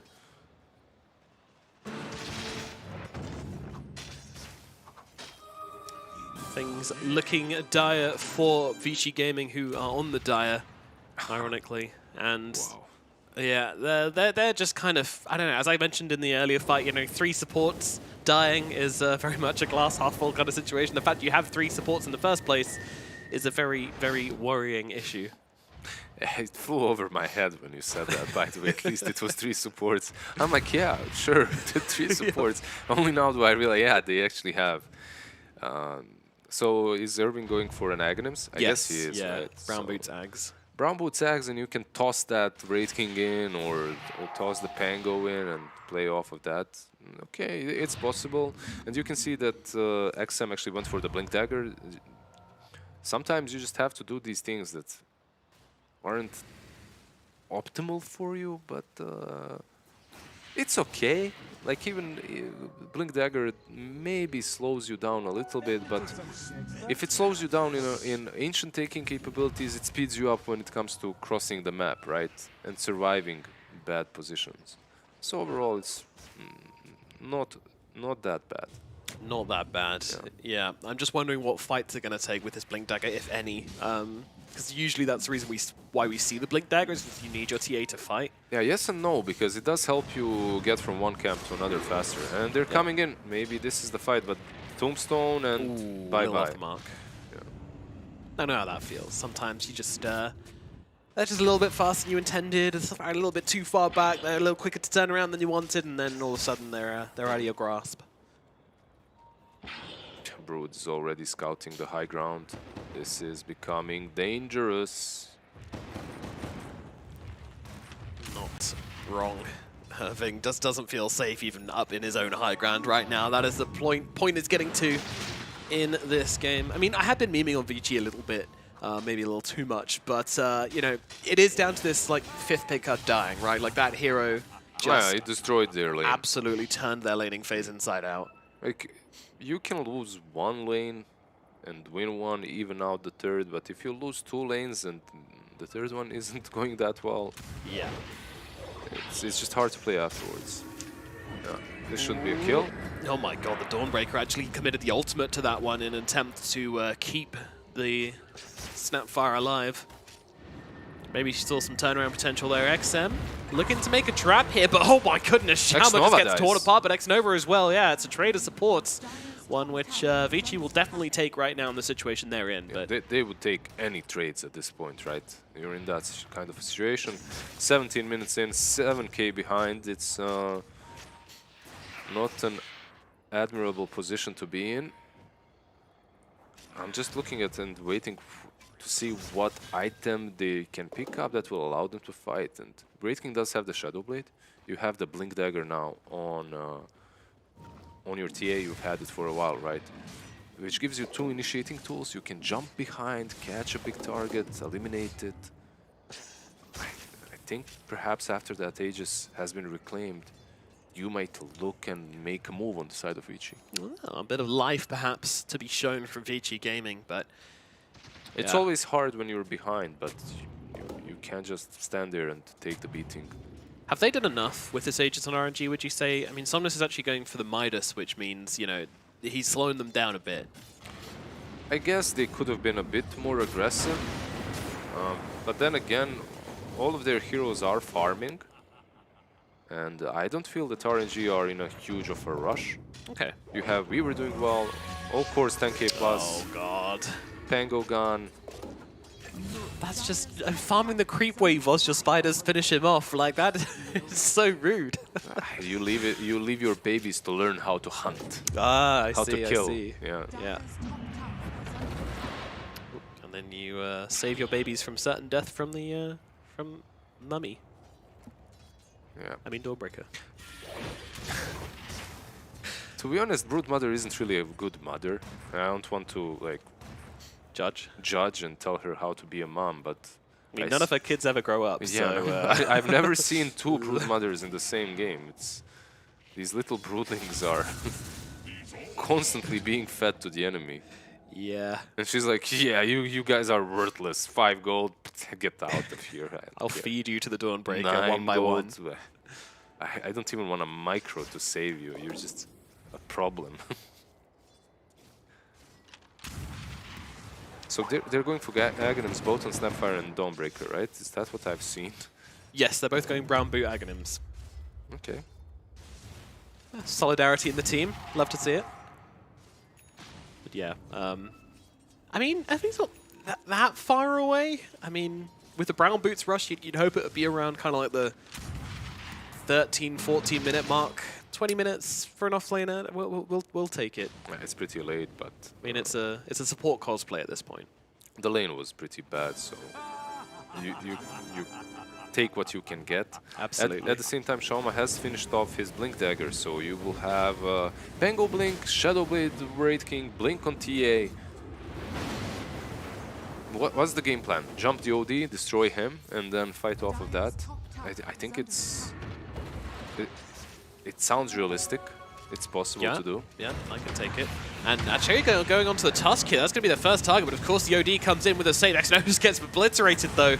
Not enough armor on him to be able to survive the blast coming out from the TA and Erica here. Felix, he's playing a dangerous game with that haste, and he is going to be okay. Oh, shards once again, just narrowly missing on the Wraith King. Yeah. If those shards were just a little bit better behind, and if they caught Erica, he'd be a gunner. He does have Snapfire with a cookie, right? So maybe that would rescue him at the end, but it would have been much more difficult. Another trade. Did they lose anyone on the side of Vici Gaming? I don't think they did, right? No, no. So they get the Tombstone, they get the Undying, or at least they get the Undying, and they don't lose anything. It's good. Yeah, they'll take it. They'll take it. And I've noticed that Dawnbreaker, she's basically the tower defender now. They've picked this position 5, essentially, by the looks of it, to just hold the lane, hold the top side of the map, ulti in when you need to, hold the door. Yeah, pretty much one objective in this game for the Dawnbreaker, and then of course ulti in when required.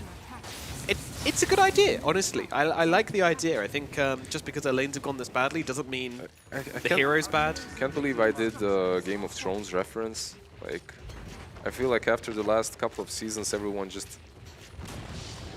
just so heartbroken that no one made any references any longer. Yep, throughout like the entire 2 years of lockdowns and staying inside, it wasn't even tempted to rewatch it once. That's the situation we're at. Sad place. It's a sad place. But it's like when you lose, when you play a really good game and then you lose in the end. But we've got Dragon's Blood, so who needs Game of Thrones? You don't even want to watch the replay afterwards. But yeah, exactly. That's why we get Dragon's Blood, which is an anime, and of course I'm not a big anime. Don't worry, Lizard. It's an adult animation series. I just don't like anime that much, but I guess because it's Dota, I'll check it out. I'll watch. 10k gold advantage for RNG. It is massive. It is absolutely huge. Can they get something back? They are smoking. Let's see. They have the Aghanims on the Snapfire. That is why they're smoking. They've hit a timing. How strong will this timing be? Stay tuned to find out. X-Nova once again up front. Is he going to break the smoke? You can see that the two of them, they're expecting it. The ward's coming down from both teams here. Everyone fighting over this cliff. The tombstone comes down, but already jumping onto 2. It's a lot of damage. Xiaoma, no, he's stuck. Door stuck. He does manage to get himself down as Felix punches up Erica. No one really dropping except X-Nova yet, but Xiaoma in the pit won't be able to escape Somnus here. They have the vision thanks to the zombies, and Erica is going to be losing his first life. Where is the help? Who is here to save the Wraith King? No one is here to save the Wraith King. The team's just out. They're done. Donezo, enough. And they leave their 2 more heroes to die. Not the fight they were looking for. It was a decent attempt to jump in like that. It was the Pango thrown in, right? Or was it the Wraith King? I think it was the Pango thrown in, yeah. So they throw in the Pango, which is fine. But they can't kill the Tombstone. Tombstone is on that cliff. They're trying to kill it. They use Little Shredder. It wasn't enough. Snapfire misses a couple of hits. Then the TA tries to kill it. She misses a couple of hits. And if the Tombstone is there on the cliff, you literally have no chance of fighting. If you don't kill it instantly, you cannot fight. Yeah, they realize that. So maybe the better idea would be to fight somewhere where there are no big cliffs, where Tombstone will be invincible. Oh dear, oh dear. They know where XM is here. Yeah, but they don't have detection. XM's going. This guy's a fighter, trying to turn on Somnus here, but unfortunately Felix has a blink. Not sure if the TA knew that, but she might be able to blink away from this. Actually, no, she can't. Her refraction charges run out. That's a shame. They didn't have detection, right? He could have just stayed in this there. Yeah, forever and ever. This is my life now. Yeah. I am a person of the bottom lane. The Creeper, the only people I know. Look at Chalice. He looks so happy playing Brood. Does he? Yeah. Of course he does. Yeah, he's a happy guy. Brood, Tinker, Meepo. You can't be sad playing these heroes. It's a phenomenal experience for yourself. You absorb the happiness of everyone else in the game. Exactly. You just suck it all out. Everyone else is miserable, but you're having fun. Aegis now on God King, on this Weaver. I believe also the shard on him, right? So. Yep, his portrait is glowing, which means he has the shard. And now the TA cannot really escape in that meld any longer, as it obviously reveals invisible units.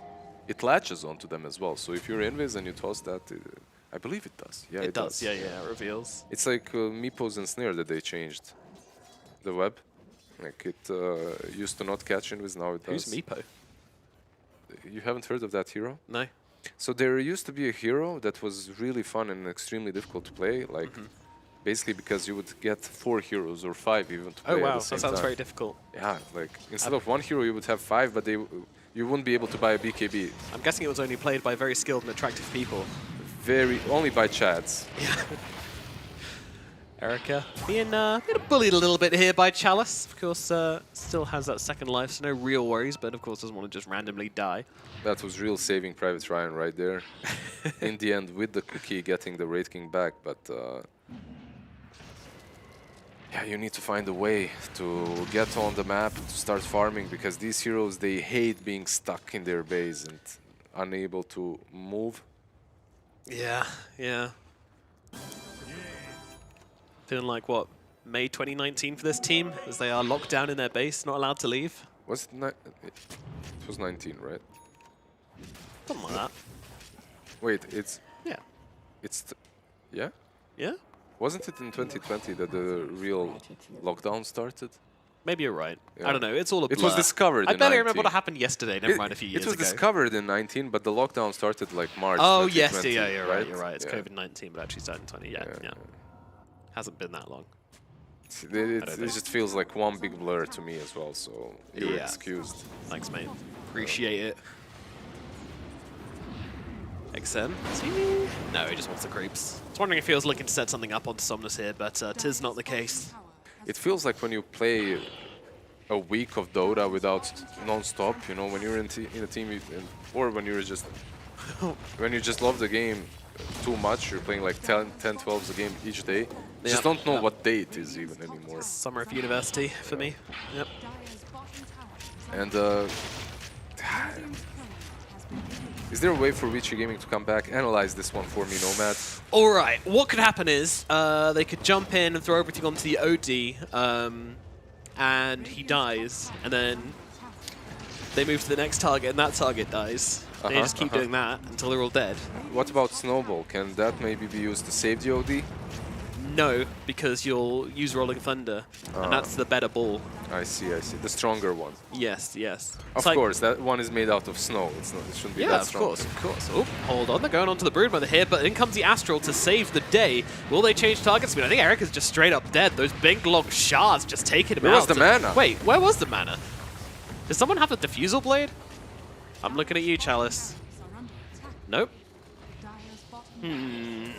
Detective Lizard, we've got a crime scene to investigate. Hold on. They're going on to the Pangolier, trying to heal him up now with that ultimate from the Dawnbreaker, who does now have the Aghanims. And uh-oh, might have just jumped into her own demise. Let's see. Chalice taking some heavy hits as Jammer jumps in as well. They're trying to draw up Chalice. They might get the kill. The spider is gone. It's something for VG Game, but in comes Somnus, just smacking down the hammer, annihilates the Dawnbringer, looks towards Jammer as well, but actually the damage from XM, it's a bit too much. They'll take down the Tusk as well, and actually the OD's in trouble as well. The Astral comes out, but I think he might be dead. X-No with the TP away will be successful in getting out of this one. Somnus blinks out. Jammer's just going to get smacked in the face, but XM, he will be the cleanup crew as he gets the OD as well. And that is, it's a hold. Yeah, it's an unstoppable kill streak that has been ended. He gets like 700-800 gold away from only the OD kill. Mana break talent on Weaver, is that it? It could be. Aha. There you go. There it is. Good job, Detective. Thank you.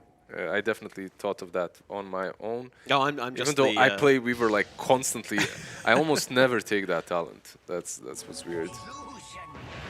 It's a pretty solid talent though. What's the name of Sherlock's right-hand man who does all the work? Watson. Watson, that's me. Yeah, I'm Watson. Yeah. Look at these nice long shards. It's super annoying to play into if you have heroes which don't have much jumping capabilities or like a Pango.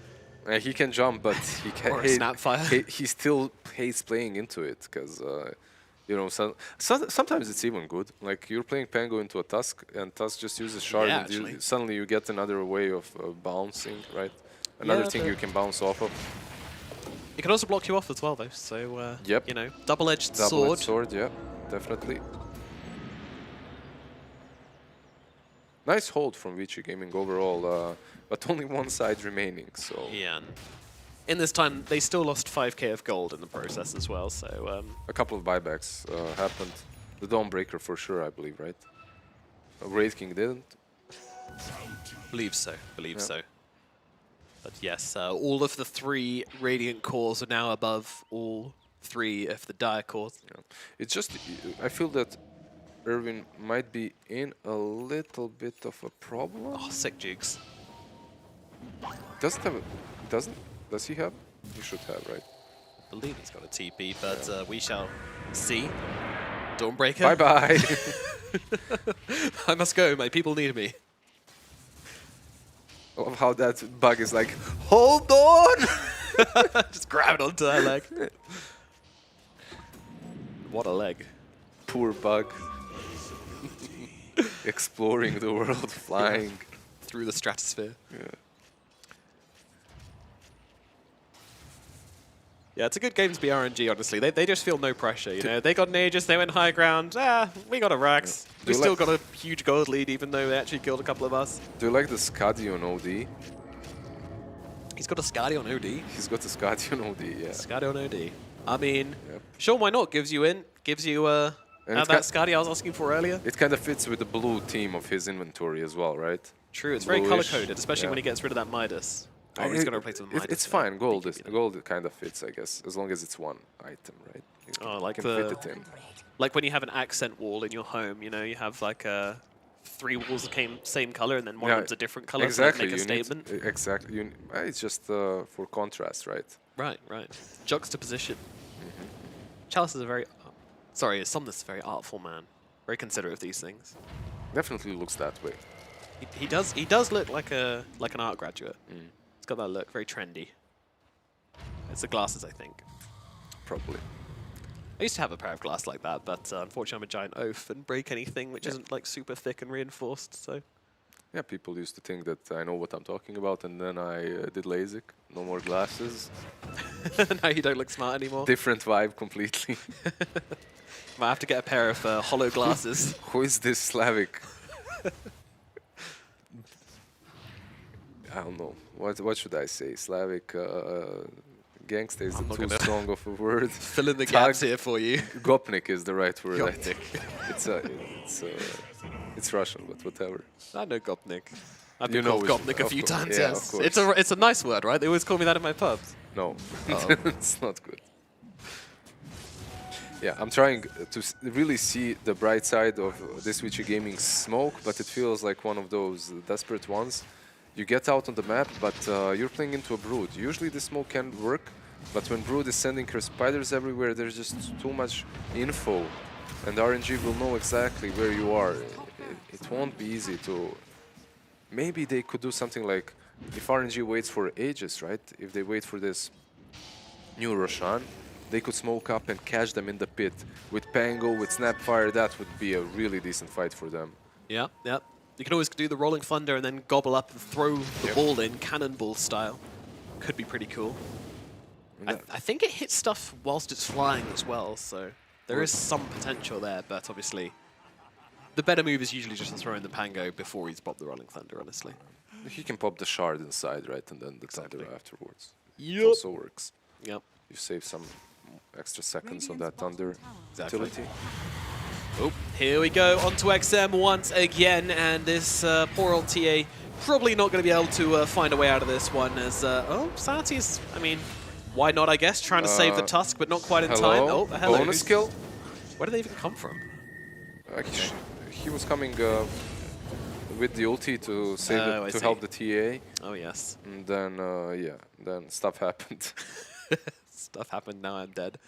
Well, Eric has found his way into the enemy triangle, which is nice, so he can, you know, pop in the earphones and just kind of vibe out and farm this triangle and forget that his base is being destroyed. Yeah, exactly.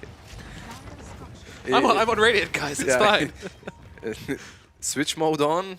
Question mark. Anyone wants to switch? Chalice on the high ground. The silence going to cancel the stun out from the Wraith King. Wraith King, he's trying to fight this big old spider, but this spider's absolutely taking none of it. First life gone on the Wraith King.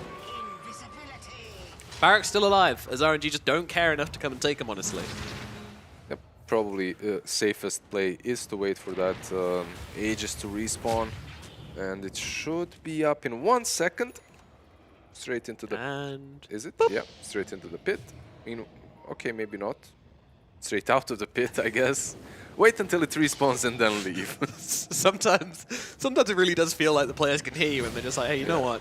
Screw these guys. Yeah, I'm gonna do exactly what you said I want. It just dies so fast. OD, okay, Arcane Orb really shouldn't work the way it works on Roshan. It just feels silly. Yeah, you're not wrong. So much damage. It's taken down so quickly. And this is why the hero has been popular in across the DPC regions. Not so much in China, as we mentioned before, but this hero has been dominant. It has been across banned all regions. in China as well in a lot of games, right? Like Yes, it has. the first stage, so it's just It's a decent contest, right? yeah. Just the fact that you cannot play the hero, it gets banned out a lot. Suddenly it slips your mind a bit. Hello, Erica. They're going to jump onto him straight away. The Dawnbreaker comes through, though, giving you that evasion, which is doing a lot of work here, but maybe not quite enough as Erica's still getting beaten down. Will be losing his first life. Meanwhile, Somna's just trying to get through onto the backlines here. Damage coming out to Erica. He's got the BKB to protect himself. They're trying to fight up as best they can on Vici here. Erica's going to lose his second life by the looks of it. Oh, Irving comes in with the save. It's going to help him for the time being, but now RNG, they are just not losing health. They're not losing anything. They're just taking buildings, taking names, and probably taking the game in the process. Buybacks coming out en masse from Vici Gaming, just trying to desperately defend this one, but the Mega Creeps belong, and they're just going to call it there. They realize that they are out of options, they're out of health, and they're just going to get run over in this first game. Yeah, 37 minutes in, 33k behind. They held their ground somewhat decently, but this one we could see from really far away, as the laning stage went poorly for Vici Gaming, and once your laning stage goes that badly and you have a greedy kind of a lineup, it's just so difficult to recover. They tried, they skipped lanes a little bit. TA was farming on the enemy side, Wraith King in the enemy triangle, but at some point you're just feeding away way too much, and they just amass you. Like this last push, it wasn't like some strategically amazing push. They just went in, and that's it. Yeah, what I liked about RNG as well is that, you know, there was no pressure at all coming out from them. You know, there was like 50 minutes into the game. They'd won every lane. They were really far ahead. Still 2 towers remaining in the bottom side of the map because they were just like, we don't want to take any risks. Yeah. Exactly. Like, just very calm, very calculated, not overplaying their hand, not trying to style or anything like that, just playing the Dota they needed to play to win the game, and ultimately that's all it takes. So game 1 goes the way of RNG. We'll throw it across to our panel to break it down a little bit further.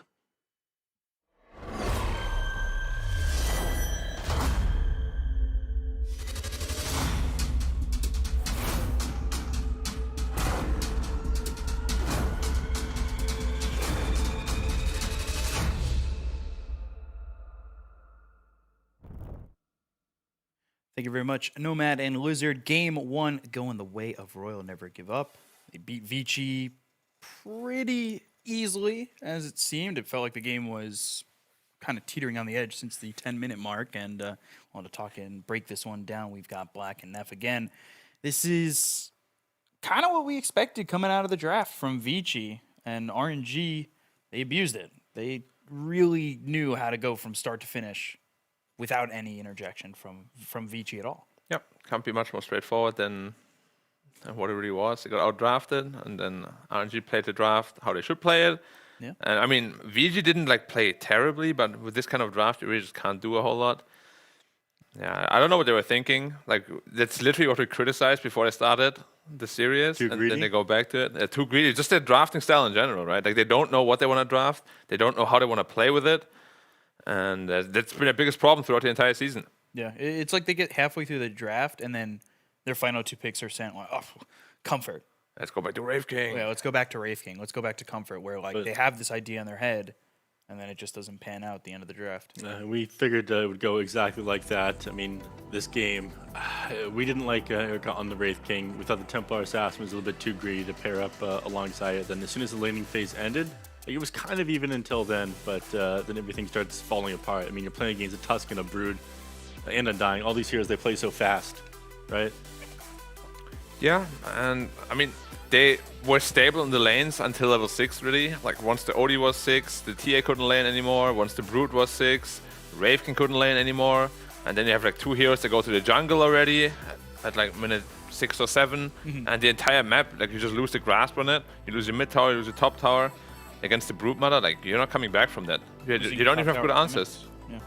Yeah, tier 2 top was down at 11 minutes even, yeah. Yeah, it really was Crazy. just a solid amount of aggression coming out from RNG to start the game off and really put them on their heels on the side of Vici. And Vici, you know, they're now 1-3 with this Wraith King, but yet they keep going back to the well thinking things are going to change. I mean, it's solid hero, but Yeah, they're it's just 10 and not 6 drafting overall. with it super well is my only concern. Like, again, they set themselves up for failure in the early game. RNG had no reason not to run at them, and that's exactly what they did. And, you know, they managed to defend a couple of times. This is one of them, but fortunately, it just didn't end up being enough. The game was just too far gone at this point. I think a team other than Vici, though, might even make RNG pay for some of those aggressive fights, which they lost 2 or 3 heroes on. Not with this lineup, unfortunately. I don't know.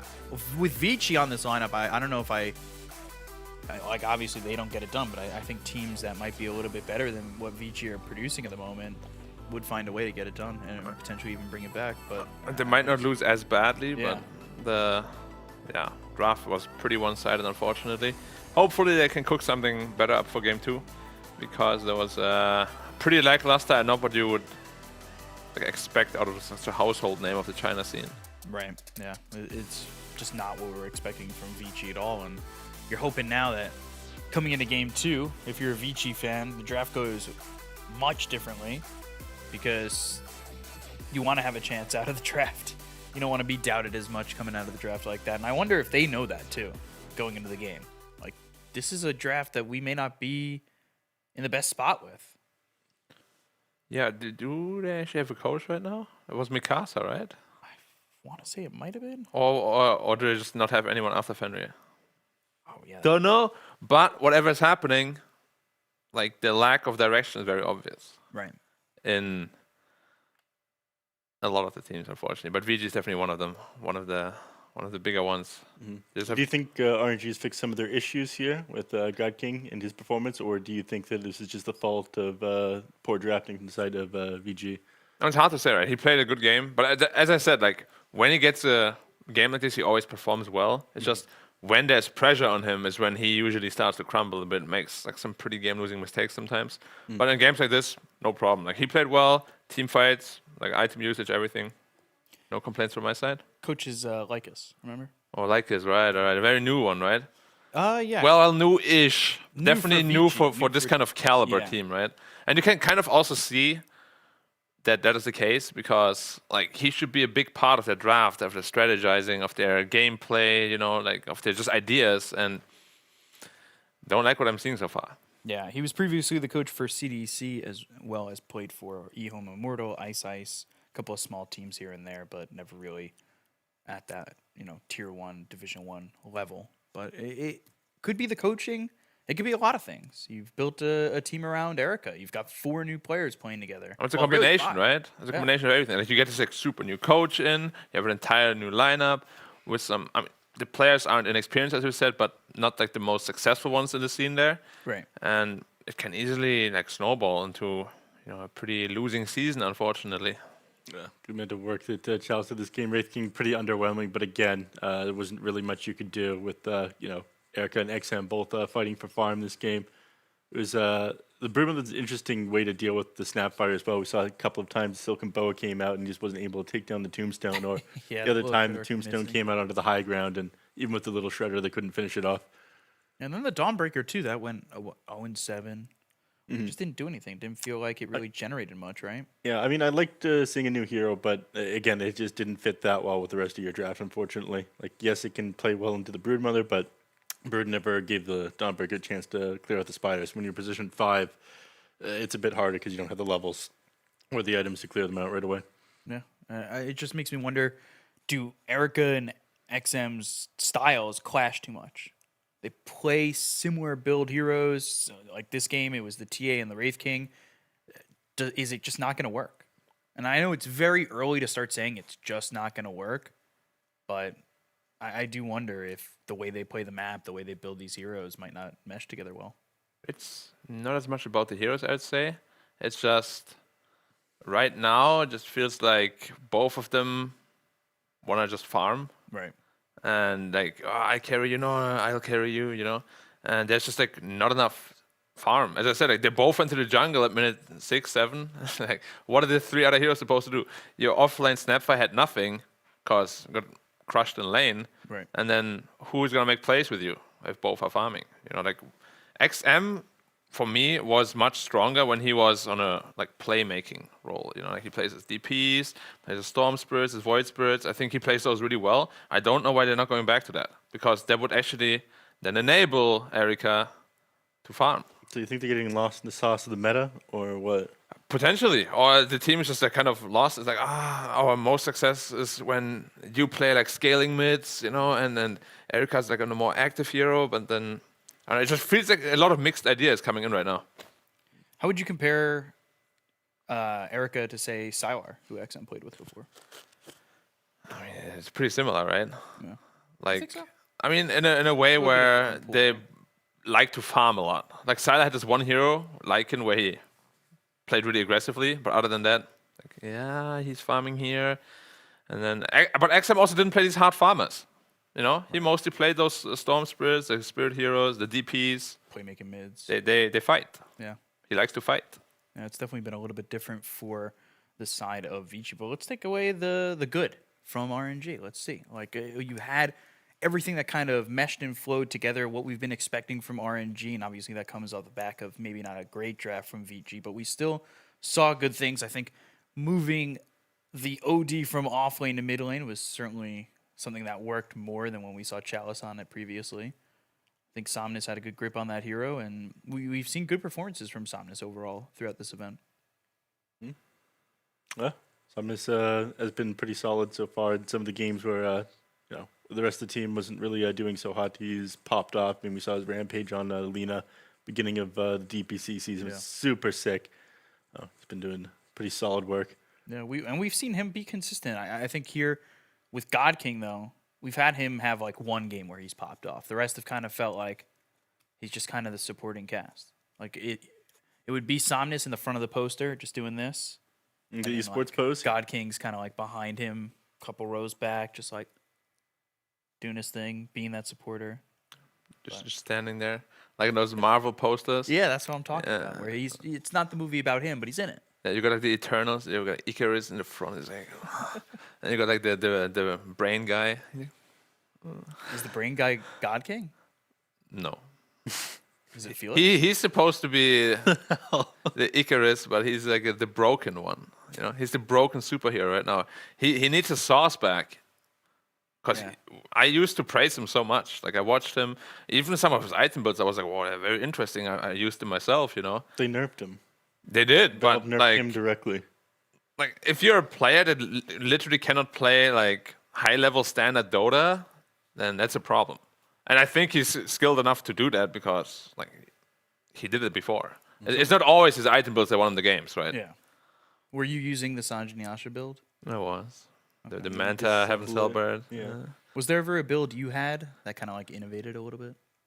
Everybody was like, oh, Black does this all the time. Bloodstone Carry Axe.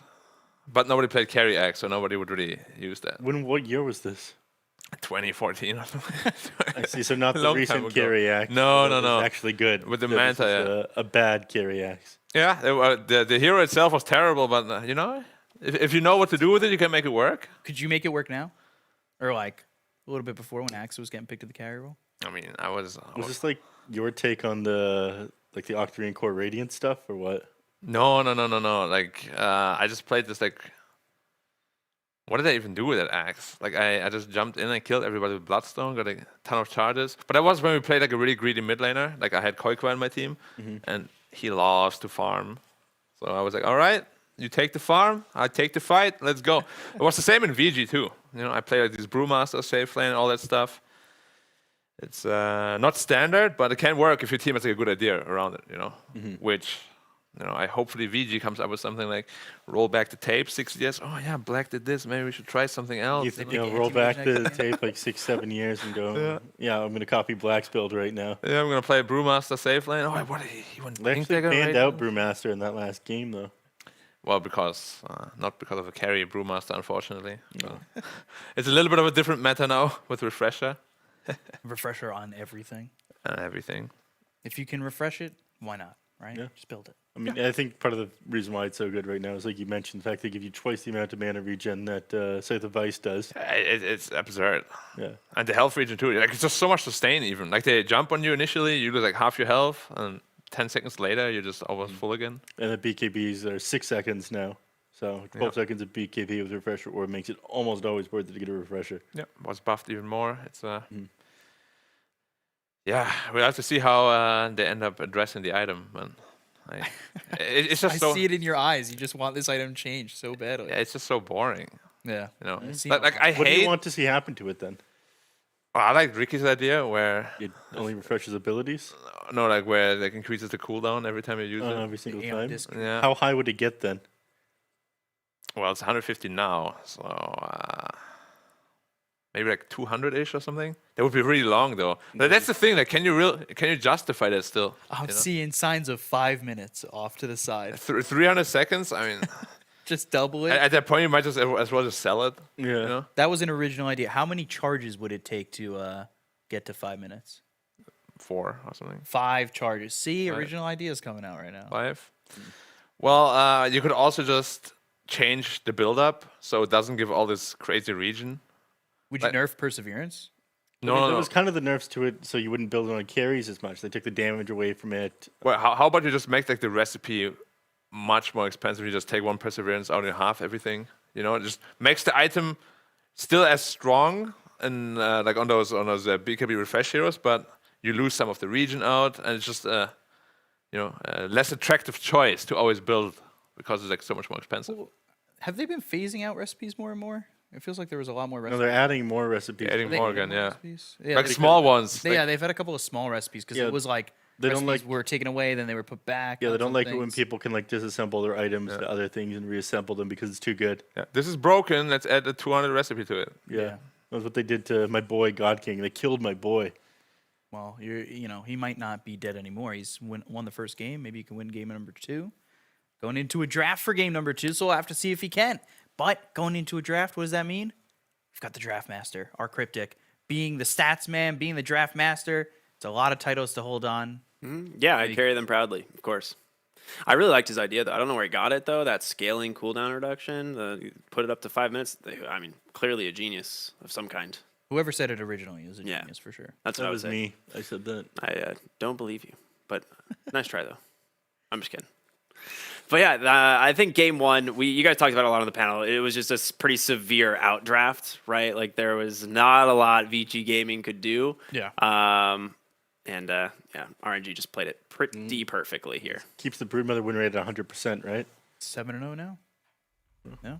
Yeah, it's either 6-0 or 7-0. The stats aren't necessarily updating live, unfortunately. So we're kind of like extrapolating the data. Good word there. He's like, oh, another one of those games. Nah, get me out of here. But more of the same with the opening. I mean, Beastmaster banned out on the side of Vici. It's the only unique thing this time. But they give it of OD, they give it of Spirit Breaker and Weaver. Standard stuff coming out from both these teams. They take the Storm to open the draft, Silencer. though. Silencer with it. 100% win rate, I believe, on this combo. I'm going to double check, but I'm pretty sure every time we've seen the Storm picked with the Silencer, it's basically to protect the hero. I love this for quite a lot of reasons. First of all, Silencer prevents a potential Bane pick to protect the Storm. And also, if you initiate on a Quap with like an Orchid and he uses, you just Global Silence after, and he's like, oh, I'm dead anyway, so you can't really itemize into that. It's Shaker. Doesn't Silencer destroy Shaker? Like, what is that pick for? Yes, it ruins your initiation. Guys, I got Foreman Echo. Oh, silence. It's pretty rough. I mean, you at least have like the catch from Fog onto the Storm Spirit, right, with the nice fissure, but you just Global Silence if you're worried about your Storm Spirit actually dying. Yeah. But looking at the Storm Spirit Silencer across all regions, we haven't seen it a lot. It's been picked. The duo's been picked 7 times with a 72% win rate roughly. But here in the CNDPC, it is, I believe, like 1-0 or 2-0. So. Yeah. I mean, the Shaker, I don't particularly like it, but it does give them the option of, or I give them 2 options. First, running their Quap offlane with the Shaker can be really strong, but also just dominating the Storm Spirit middle with the Shaker and the Quap there is really strong. You get a Shadow Strike on, you block him off, and he's just dead. So they can potentially pressure him so much that he won't really have a game. It's pretty risky though because Somnus's Storm Spirit is really good. Yeah, he's had some really good performances with that Storm. And I was looking at it in its Super who's coaching for RNG, and you can kind of feel like the confidence from his drafts. You mean the Capital Super? Yes, support Super. Well, previously Mid Super. They're both support players. No. Well, you mean you mean the bigger one? yeah, the always 5 Super. He was always a support, wasn't he? In the No, crew? that's the IG guy. They're always 5 Super. I thought I'm having a super time here on this I panel. thought the other Super was the mid, Yeah. and he was the 5. Yeah, this Anyone could- Super is the mid and the 5. Okay. Yeah, the little bit beefier one. Yeah. Yeah, that one is the Mid Super. That's my Super. Yeah. He taught me so much. He was. Do you think they're going to need a beefier pick on RNG? They don't have a frontliner right now. They've got a Silencer and a Storm Spirit. They're banning out all the big boys here. Mars is still in the pool, though. Mars is still in the pool. Yeah. Do you like to see that here, or do you feel like it's not very good against Earthshaker or Queen of Pain? I think it's still very good, even with Silencer too. Lots of big team fight ults. I think that hero could be Super. Ooh. Just had to get over it. I'm sorry. Whoa. I also like Lycan. Very annoying for Shaker. It's pretty good against Quap. Potentially stops him from blinking in if he's looking to make that big Echo Slam play. Yeah. Yeah. Scouting out. Well, they banned Lycan actually. What am I talking about? Yeah. They banned Lycan themselves. Yeah. Because Silencer is scared of It Lycan. froze a second. It's fine. Yeah. You didn't see it. It is really rough for Silencer. It's one of the worst cores that you can do. You just press Shapeshift, and then Silencer's like, well, I guess I'll die now, but Just here's go Global set the Silence. TP. Yeah. The only, like... always hold buyback. Yeah, I was like, the only counter is to hold buyback and, like, intentionally die and bait it. Or just don't be part of the team fight. Yeah. Yeah. Or just go Scepter. You still eventually die, right? You just delay it, right? Glimmer Keep is also pretty good if he just runs his he summons at you. You just Glimmer Keep yourself. Yeah. Well, it was RNG who did that against LGD the other day, right? They were having the Silencer basically die immediately, buy back, use Global Silence, and they were. Well, just what you do on Silencer. Like yeah, it this. feels so. Plus weird. 5 It's such a Silencer weird- is just a silence bot Yeah. for most of the game. If they run at you to stop you Global Silence, you just make sure that you have held your buyback, and then suddenly they're out of position and silenced with how Yep. hard. That's such a Silence weird way to play. And I have buyback. I'm going to use it definitely 100%. then you get a refresher too, so you can silence more. Silence them again. Second. Wow. Speed run. Just I'm dead. Silence. They've banned out the Clockwork. Great at scouting the back line. Great at stopping initiations from the Earthshaker. I like that one. It's a solid frontline support as well, given that they start with Storm Spirit and Silencer. There's still Tusk though, who would also be pretty damn good. You'd like to see that one here? I mean, it has great dive potential with the Storm Spirit. You'd just be running at heroes all game, and Yeah. Silencer could be basically anywhere and just provide support. And if they try to turn things on you, Global comes out. I mean, what I love about Storm in general is just that you have such a long-range initiation, so like not having more stunners is not really as big of an issue as it would be with other lineups. Big Storm Spirit spammer here too. Storm Spirit so far has been picked mostly with the Spirit Breaker, but the second highest combo is actually the Grimstroke. So that's actually still... Oh, no, they banned it themselves. just I was banned going it. to say it was in the pool, but they actually remove it, so... Yeah. You're a little bit Ayo. I mean, that That's makes sense. That's why they both banned out the presence, Grimstroke. right? They don't want you to be tethered up to whoever. It always makes you have to super be soulbound. susceptible when you're up against that Grimstroke with the IO. Okay. But this screams global now. Global presence. Global If, Silence. if this was last year, I would say that may go to the off-lane Nature's Prophet, but the only team that was really doing that last year too was kind of LGD in It's China. too difficult to fit in an offlane Nature's Prophet here, I feel. You need to pair something with this IO, and usually that's like... Slardar. Sometimes we've seen Gyro, right? Yeah. Yeah, cool. But Slardar is something you pick up when it's super good against whatever lane opponent you're playing against, and they could just pick a ranged hero to play against the Slardar IO. Legion Commander also looks sick with the IO. Gives them more Run at people? initiation. Yeah. You I just feel like it's enough damage if you take the Legion Commander, though, because Silencer doesn't do a ton if he's on the 5. Then Yeah, you have IO, then you have Legion. At the same time, there aren't like super many crazy damage offlaners. I mean, the thing with IO is though that every carry you pick that might lack damage just becomes like a damage steroid. They could also pick Gyrocopter or Groupman. God. Okay. Oh, there's your damage off laner. Interesting. This is a super weird draft from RNG. Yeah. You can throw that with the It's so like mobile though, and just like even Brood, like, it's not global, but you can literally just run from lane to lane in seconds. Yeah. And you have Storm Spirit to join, and then what will eventually be the reload target. Yeah. Well, now you gotta ban some good IO pairs that you're mostly afraid of. I think Gyro is definitely number one. They need damage, team fight damage. I feel like they want to ban the troll as well. What is a They good banned out team the fight Tiny damage? themselves in RNG, which is surprising. I mean, Interesting, we've yeah. seen IO and Tiny picked up a couple of times. Why would they pick Tiny on VG though? You don't... Huh? On VG, I mean. Oh. Like, why would they pick Tiny? I'm not sure. Maybe they're thinking that they're going to do... I mean, they've It's got... good against yes. Brood, I guess, but It's decent against Brood. They've got Ogre Magi, Bloodlust pairs decently with it, but I don't imagine that's what they were going to take. It's got to be a frontline mid laner. Maybe they're just trying to Could bait... be Luna that they could go for. The IO Luna is not bad. yeah, but it should be the next ban. Deuce actually. Luna is a good idea. I personally also like Faces Void because they have 0 save on VG. Faces Void's not bad. You need something that can take advantage of the Bloodlust, and Void is good for that. I mean, you could go for Wraith King again, but I did not like I the really Wraith hope King they last don't game. go Wraith King. What about Phantom Lancer? They don't have the greatest answer. Storm's That's pretty a good though. Erica hero, too. He loves that hero and plays well on it. Like, Yeah, but give Storm's the Wraith pretty King good a break. against them. It's a risky pick if they were to pick PL here, but it would be something else. I feel like they're just gonna go Wraith King again and again. Troll is pretty good too. Yeah, that's what I was thinking because they picked the Ogre.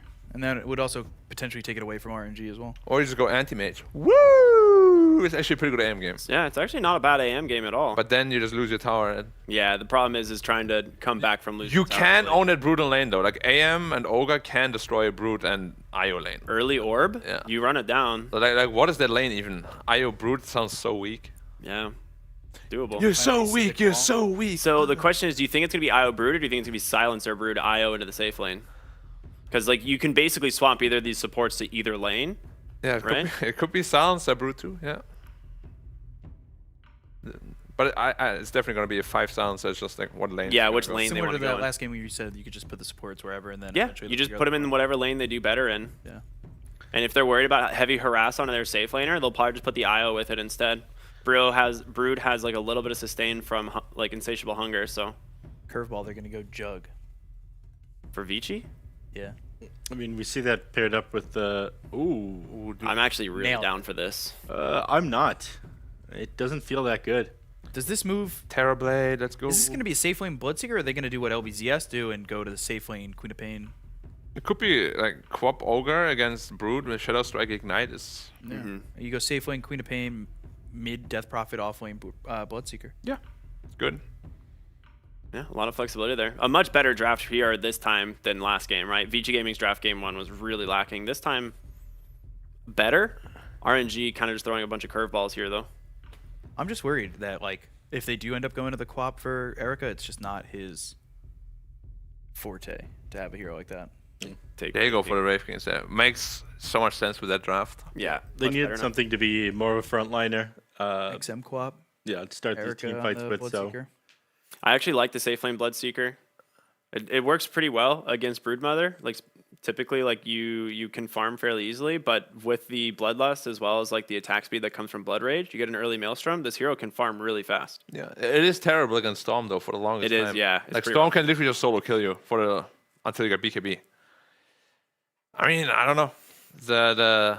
They have a better draft, but I don't particularly like if RNG didn't draft the way they did, I would like it a lot more. Yeah. But they kind of countered themselves in some aspects of the draft, especially a Shaker. I feel like has no place in this draft at all. So, Do you want to predict last? I'll give you some time to think about it. I mean, I already know what I'm going to I say, don't but I'm think going to he needs predict time. last. All right. I'll let you predict last. You'll mill over it for a second. Ricky? I'm going with RNG. Wow. RNG. Wow. Me too. You guys are all going RNG. Do I do it? Do I go Vici? I don't know. I just feel You like... want to be a follower B-Cup or a trendsetter? Well, Stick to your gut. My gut has Crohn's. It's not very telling. It's not one you want to trust, but I will trust your guys' gut. I'll go RNG, and then with that, 4 RNGs, 2 casters, Nomad and Lizard. Guys, stop watching the second season. Take the casting away. Go for it.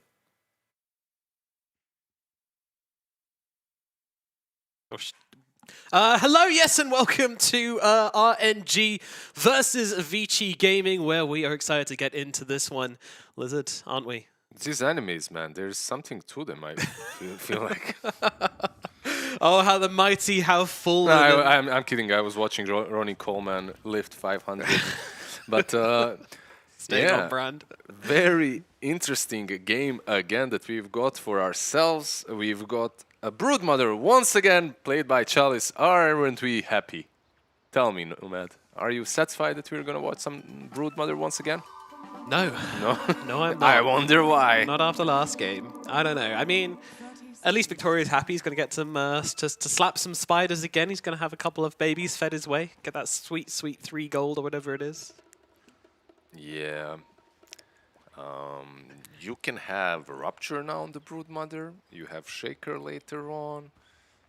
That Prophet as well. Quap, like there are ways of getting on top of her, chasing her through the trees. It felt like Chalice had a completely free game last time around. This time it doesn't feel that free at least. So Yes, yes. No, I completely agree with the panel. Vici Gaming have a much better shot at it this time around. Their draft makes sense. They have the tools necessary to kind of put a stop to RNG, but I still think things are looking pretty RNG favored, especially after their performance last game. Somnus is just not willing to lose a series. so that's a little bit of bias. First game bias coming your way. Yeah, it is. Of course I'm biased by the can see. Yeah, I can see that. After the performance, we all like to swing one direction, and then we get proven wrong. We'll see if Vici Gaming managed to do that. But I agree. RNG definitely looked much stronger. Sometimes you just get an unplayable draft, an unplayable matchup, and you lose and look much worse than you actually are, though. Yeah, we know Vici can pull it out when it matters, and hopefully they will do exactly that, because it certainly matters now, of course. A lot on the line for both of these teams. There, a ton of damage already on Chalice, but he's only level 1, so can't really sustain himself that easily. Is that overcharge level 1 on IO? Interesting. Yeah, he just wants to hit people. Fair enough. Started with the Bracer, now we're here. Go off, King. I'm not going to stop you. Be the little ball of light you always wanted to be. Getting some last hits as well that Broodmother is missing. Yeah, I actually didn't see this before, starting with overcharge level 1. Now that is, like, I don't think I've literally ever started. I've got a ton of games on IO, like quite a ton of games. This man IOs. Yeah, and I don't think I've ever in my life started with overcharge, on purpose at least. Yeah, maybe a misclick here and there, but certainly not a usual thing we're used to seeing. But hey, maybe it works out. Maybe he's a trendsetter. Let's find out. Or maybe it was a misclick. Who knows? Yeah, it's kind of hard to misclick that though. Like, yeah. It does help you out with trading hits early on. It does make sense in that way. But so do like the balls that you could have, or the tether. So yeah. Also as long as they get level 2, it's fine. Of course, both of these teams have currently played 5 games. This is game number 6 for both of them. Vici Gaming are 2-3, and RNG are 3-2. So the opposite scores here. If Vici Gaming take the win, it'll even things up for a 3-3 for both teams. And if RNG take the win, they'll be 4-2. Somnus in the middle lane getting pretty damn They're low. gonna dive this. Yeah, Jammer. He wants the money, but Somnus turns around, but he won't be getting that kill on Jammer at the very least. Is that a necessary risk? For what? For the Storm kill? Of course. Yeah. He wouldn't have died. He wouldn't have died. Okay, cool. Great play from Jammer then.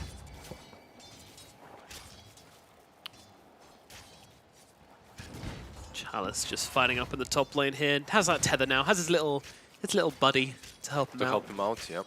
Yeah.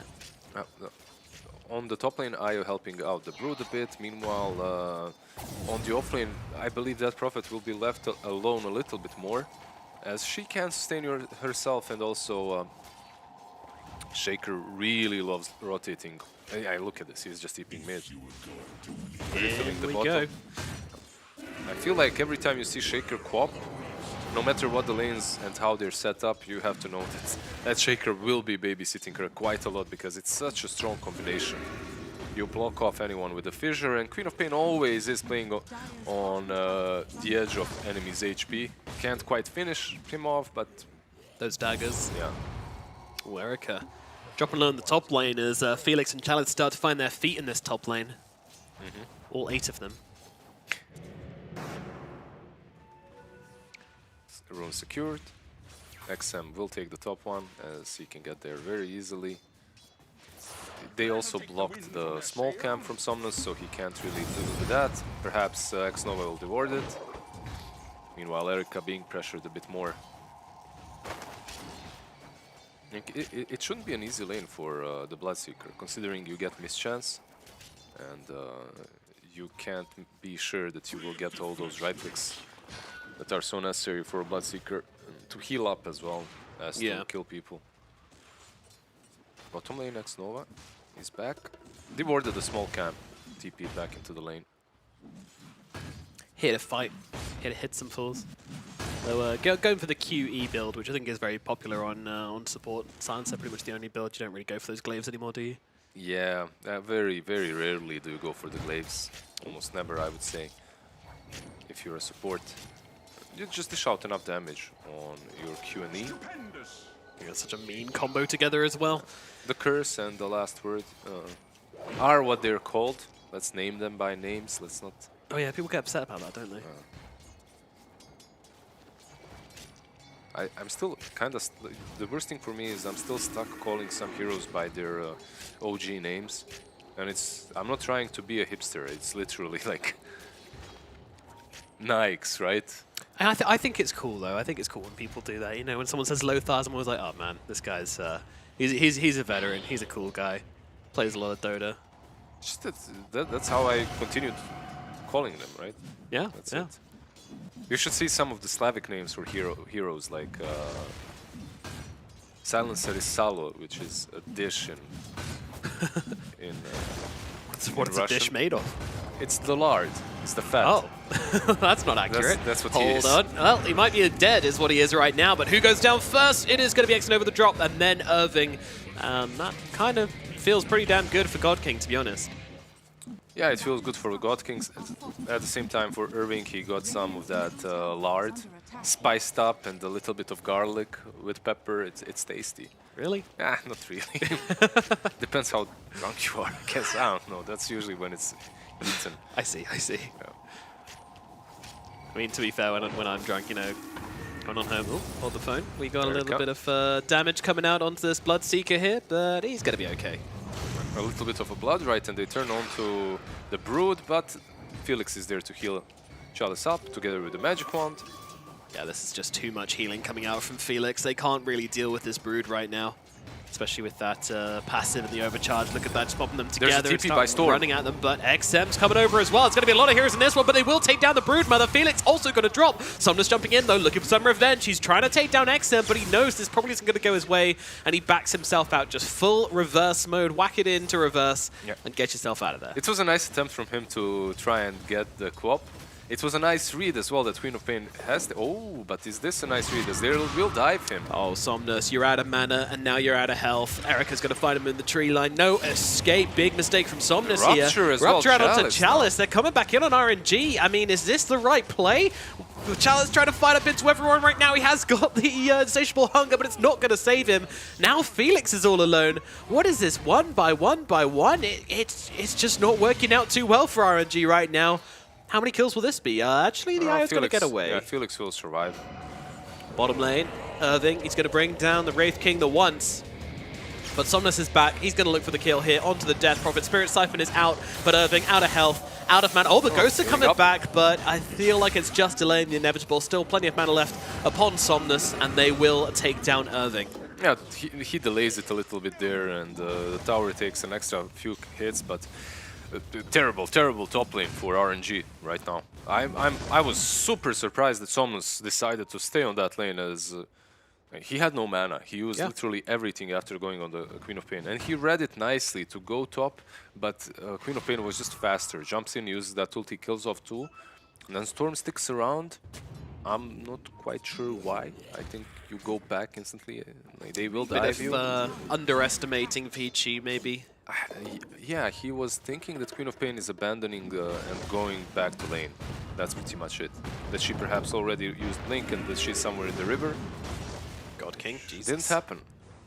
No. Yeah, 2 points in crit, and that's already doing a lot of damage to Xiaoma.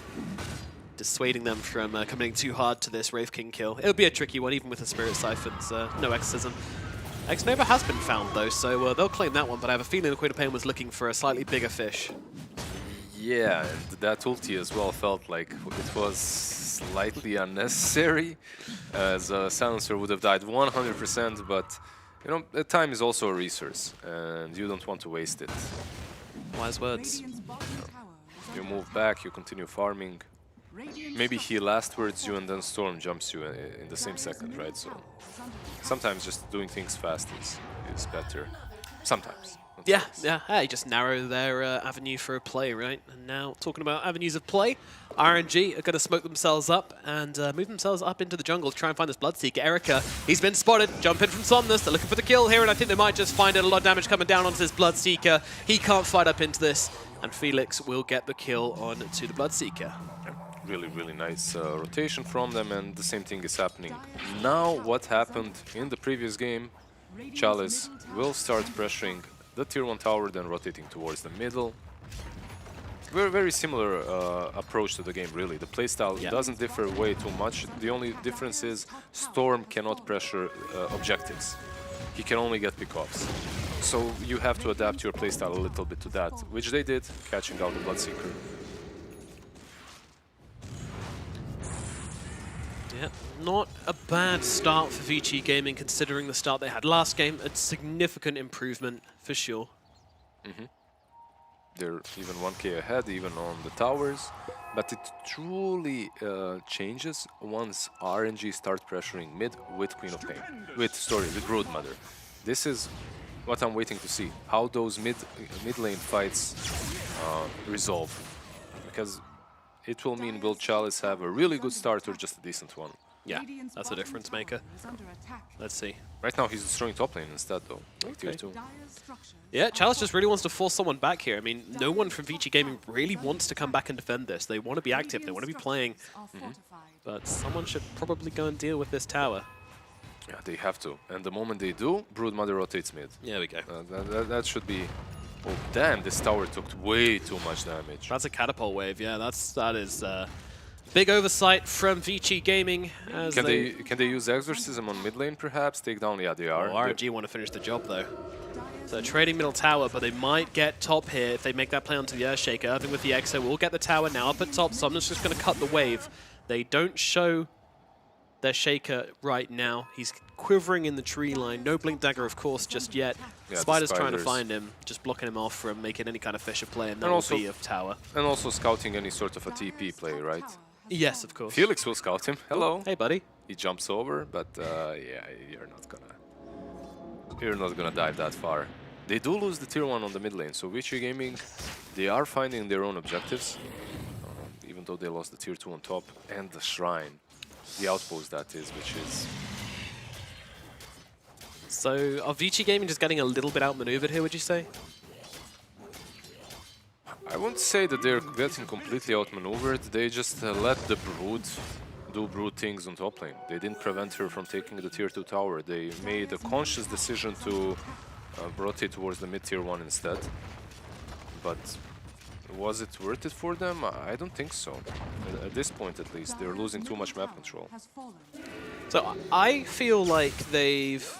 Oh, hold the phone. I feel like they're jumping onto Irving, that's for sure, but Irving's going to be able to get off that exorcism, and now with the screen coming through as well, they're fighting back hard. Felix is just kind of getting into their faces here, forcing them to not go after anybody else and just giving his life up for the greater good. Can they find any more? It's a question. Someone's going to take a screen, but that's about it.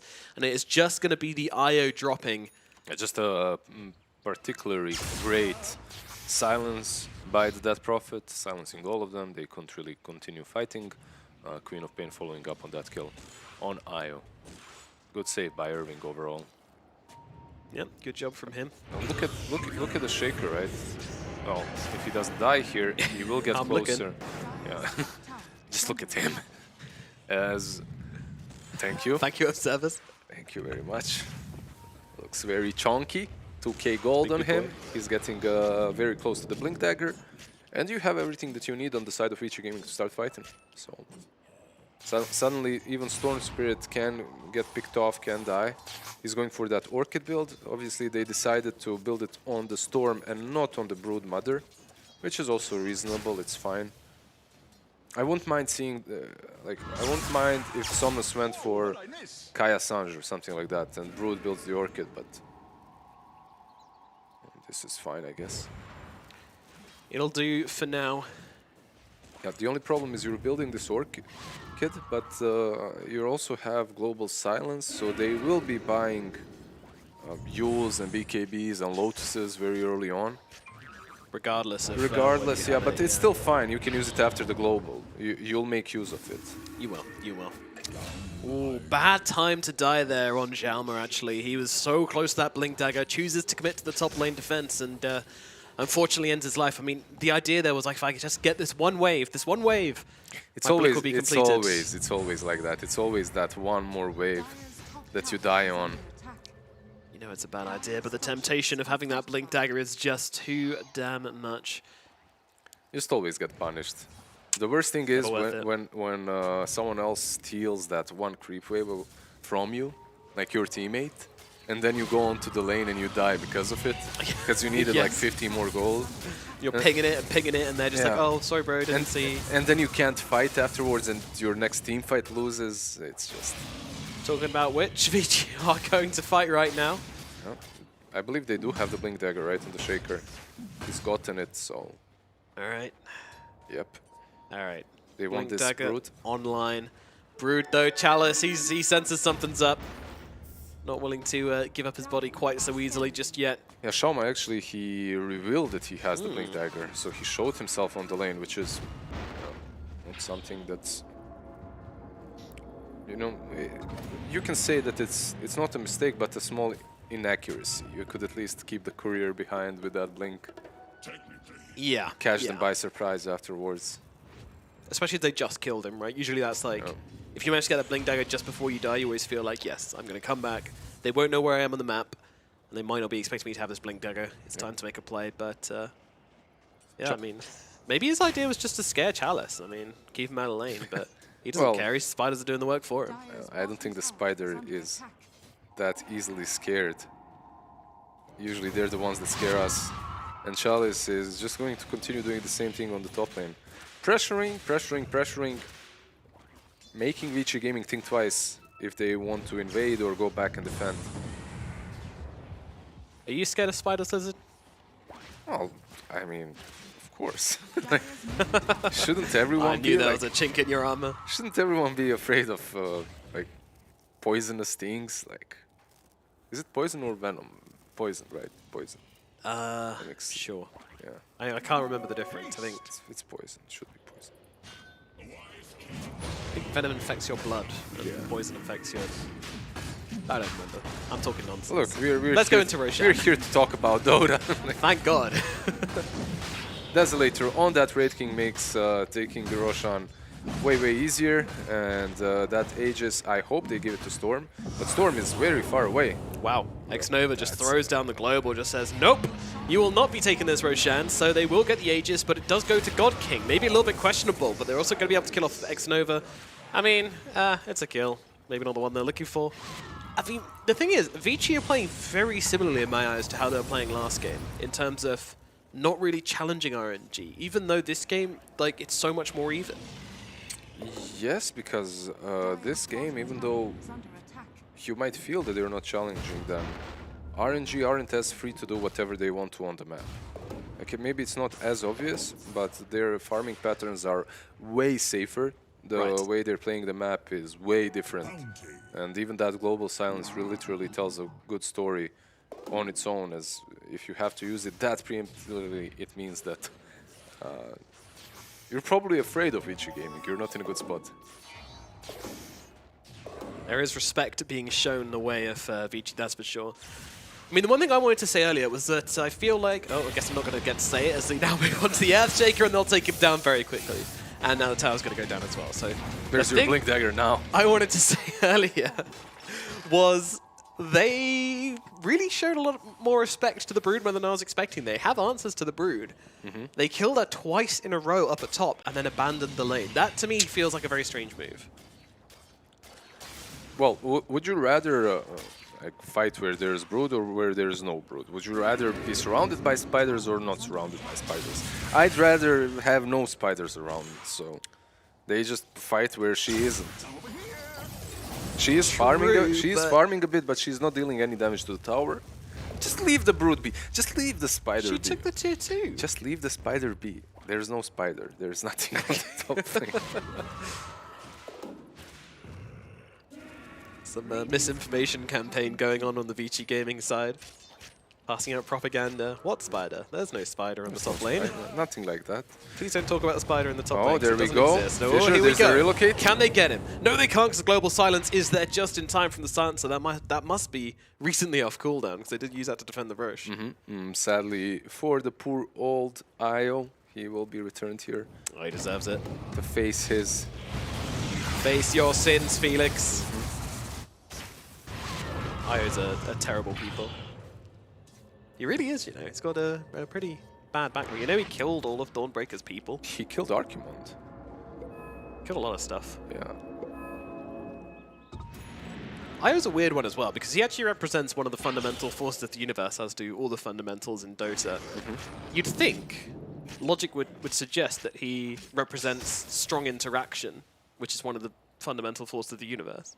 And since it's Io, right, like he strongly interacts more than any of the other fundamentals do, but he doesn't. I think he represents electromagnetism, which is just weird because, oh, hold the phone. We've got Queen of Pain. Isn't it just IO input output? That's what it stands for, right? Also true, yes, it could be could be that. That's usually what I thought it meant. You take damage, you give out healing. Well, they're going pretty hard onto Irving here. Irving does have the BKB, the Nice slam echo. coming down. Hello, they're actually turning around and fighting this one. Irving in the fight as well, but is actually going to drop Chalice to fall as well, and it does still seem to be RNG who are finding the success here as they move forward onto Victoria. Victoria will drop as well, and that is going to be 2 kills for Somnus. Vici Gaming, they try to turn that one around. Doesn't quite go their way.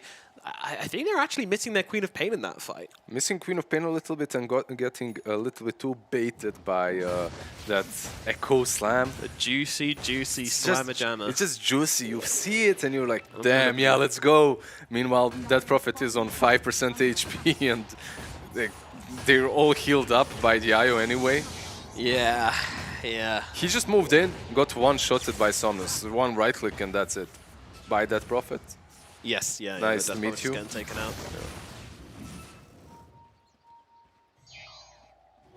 Oh, leaving the one dragon behind on 1 HP. He slams it. He's a king. He doesn't deal with these peasant-ish things, you know, like... Yeah, leaving camps behind. Leaving camps, like no. He's more... His attitude is more like, farm. I'll farm more. I'll farm better. Creep for me? Yes. Everything for me. Yeah, that was a bit of a devastating one for Vici Gaming, honestly. They first fight they've really committed to in this game, it feels like, and it just does not go their way. They are getting some things on both sides, which will allow them to fight a little bit easier. You have the BKB now completed on the Dead Prophet, so shouldn't be that afraid of the global silence. At the same time, on the left side, on the side of RNG, I believe BKB has been completed for a while now on Broodmother. So you have, no, actually 200 gold away, so getting closer. But the moment that's there, RNG are completely ready to take big engagements. Yeah. The double purge on the Queen of Pain as well. She's got the BKB and the Yules, so... Yeah. Do you believe in the position 1 Bloodseeker? Is that something that you have faith in? I have a lot of faith in position 1 Bloodseeker, yeah. What sort of faith? To do what? Carry? Sometimes, yes. Potentially. No, I believe in the blood. Unfortunately, he's just not really got into the game very much. I still feel like you want to be fighting, you want to be finding these kills, you know, it's similar to the Razor, where it's actually a very strong late game carry, but in order to enable it fully, you want to see it fighting a little bit earlier on, and that's just not really been happening. Yeah, one of those snowball-y type of heroes, right? Of course, yeah. It does make sense, I agree. I've seen a couple of games in which he rolls out of control with something like Battle Fury early on and just farming away. Oh, you've seen the God King Bloodseeker, have you? Yeah, pretty much. Well, BKB from Chalice here. They're actually popping a lot to try and turn this fight as... Behind, though. Yeah, in comes a Wraith King, surprising them from the backlines. Has a one more crit. Goodbye, Irving. Oh my god, and now guess who else is in? Somnus is joining the high ground. He says hello to Xiaoma. Rescued somewhat by the IO. Yeah, there's a gem on the deck. I believe Broodmother has not taken it. Queen of Pain grabs it. And one of the reasons why they went for this fight is Bloodseeker just used the BKB to TP back. So you can't really join it that easily. You just go in, you get a couple of nice pick-offs. And you don't have to force the high ground. You can just continue farming away. Perhaps Roshan opens up soon. 50 seconds until we know when it's going to be up alive again. And this is a point in which Wraith King also jumps the Queen of Pain, but yeah, it's just fine. And he has that cleave, right? So from now on, Wraith King just farms even faster. Yeah, because he needs to farm faster, obviously. You know, he's only, what, 5k gold above the Bloodseeker at this point? Of course. You need to give him all the assistance necessary. Give him cleave, give him Skellies. I believe Skellies should also have Grievel's Greed built in them. The aura, you know. Maybe some cleave themselves as well when you get the talent. Yeah. Why not? Yeah, like the dragon, right? Yeah. Same cleave. Please. Respawn one more time. 2 is not enough. 2 lives are not enough. Maybe an extra respawn per level of ulti you get would be make the Wraith King, you know, better. I like where you're going here. What's the win condition for Vici Gaming then? Because they are slipping further and further behind. It doesn't feel like these fights have been working out for them. Who do they have to jump? Oh, some quick initiation on the Storm Spirit could be pretty solid. Because usually you wouldn't say that, as there's Global, there's IO. But you have these heroes that have an immense burst damage potential. So if you can blow a target up instantly in that Echo Slam, they can take a decent fight afterwards, I'm sure. This is irreparable damage being done to the top lane at the moment. Queen of Pain will come in to clean it up, but yeah, once again, they just take their eyes on the mark for a little bit too long. Don't shove this wave out before they go for a play, and Chalice wastes absolutely no time. Yeah, Chalice turned from daddy long legs into one of those infestations that you see in Australia, you know, when the whole sky is just covered in web. Yeah. You like touch a car, it just starts leaking spiders, dropping to the floor. Yes. Indeed. Well, RNG, the old chaps on the side of RNG are going to go and pick themselves up an Aegis of Immortality here. Will, of course, be welcomed on the Wraith King once again. Not even giving it to Somnus. Somnus just, I'll take a shot, no worries. We want 3 lives on our God King. Yeah, this is actually insane that they're not giving... Like, not only do they have the best Aegis carrier, they also have the worst one in the same game. And they're not giving it to the best Aegis carrier, they're giving it to the worst. It's like, okay, sure. I mean, Wraith King will be the one hitting the barracks, and he's going to be in front, so I guess because of that it makes sense. And you can always use your ulti, go back, reset, so... Somnus jumping in onto the Queen of Pain. Can they save her? No, they can't. Down goes XM straight off the bat. The Death Prophet's going to follow as well. Is this just over, Lizard? It definitely does seem that way. It just didn't feel like Vici Gaming ever stood a chance. They weren't even losing that badly. They did decently out of the laning phase. They shut down the Broodmother and then nothing. They looked all right at one point and then nothing. Yeah. They got that blink on Shaker and it was a big nothing burger. Like absolutely nothing happened afterwards. They had that one fight on the bottom lane which they lost with the Echo being used. I'm not sure what happened. Why did they just give up? I don't know. I don't know. When Brood gets to your head, you see that hero, you're done. Mentally. Yep, that certainly seems to be the case in this game at least. Game number 2 looking to go to RNG. They will have the Queen of Pain back up in 8 seconds. There's a possibility this game might not be ending here and now, but... They still have the tier 2 on the bottom lane, right? So Mega Creeps were not claimed at the same time. You didn't finish the game, so... Nomad, why are you baiting me? You see it's not done. There's still time. Alright. I guess we'll keep watching then. Just don't ask me how Vici Gaming comes back into this one, because... I won't. Well, tell me the different ways in which RNG can win the game then. there's an abundance of ways. One of them is share controls to one player. He selects everyone. He activates formation mode, and he just auto attacks the enemy base. Okay, I and feel you reckon like- that'd do the trick? I feel like at this, and then you just press R on a couple of heroes. I feel like that could do the trick. Oh dear. Okay, let's. Vici Gaming, they're doing the correct move right now. They're chilling around their triangle. They are warding it up, and this is. If you don't want to be just hiding in your base, this is usually the best possible move that you can do. Next best high ground to take. That is for Dire. They could catch someone on the wave here. Let's see. No one's going to show exactly on that creep wave. Now Hello, the smoke gets Xnova. popped. Oh, Xnova. Hello, chap. How are you doing? They're going to give him a firm greeting and take him out. Chalice, though, looking for a target on the back line. They're going to reload in the Storm as well. They want to try and find the Ogre Magi, and they'll do exactly that. Bye-bye Victoria, but they've also traded XM as well. Not great for Vici Gaming.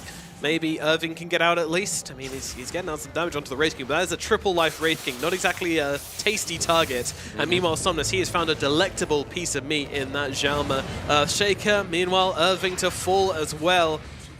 Yeah, that's a BKB used on Bloodseeker. You do have 2 buybacks.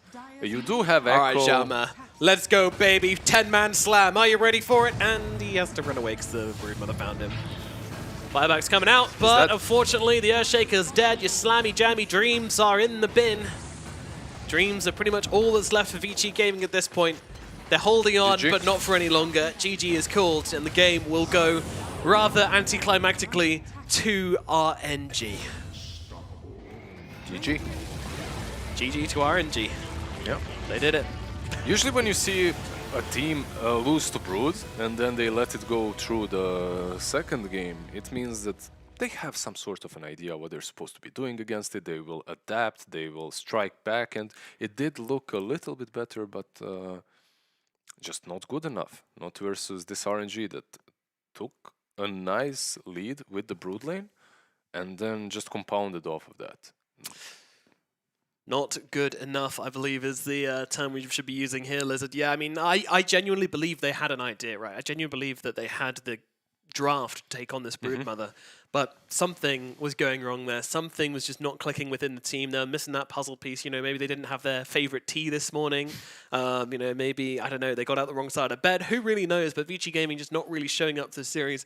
We've seen them do much better than this, you know, versus IG, versus, you know, Phoenix. They were able to pull out a much better performance, but unfortunately when it comes to the power of RNG, they weren't quite able to cut the mustard, and that means it's a clean 2-0 wipe for RNG. We'll throw it back to our panel to further crack this nut.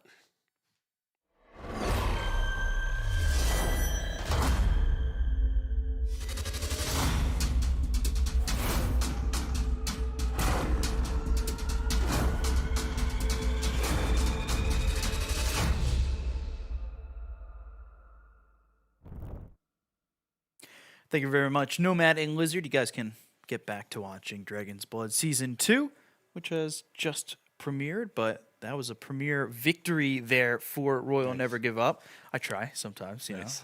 Now 4-2 as they take 2 pretty easy games, I would say. I don't want to be too rude to Vici, but it felt like RNG kind of had their number, right?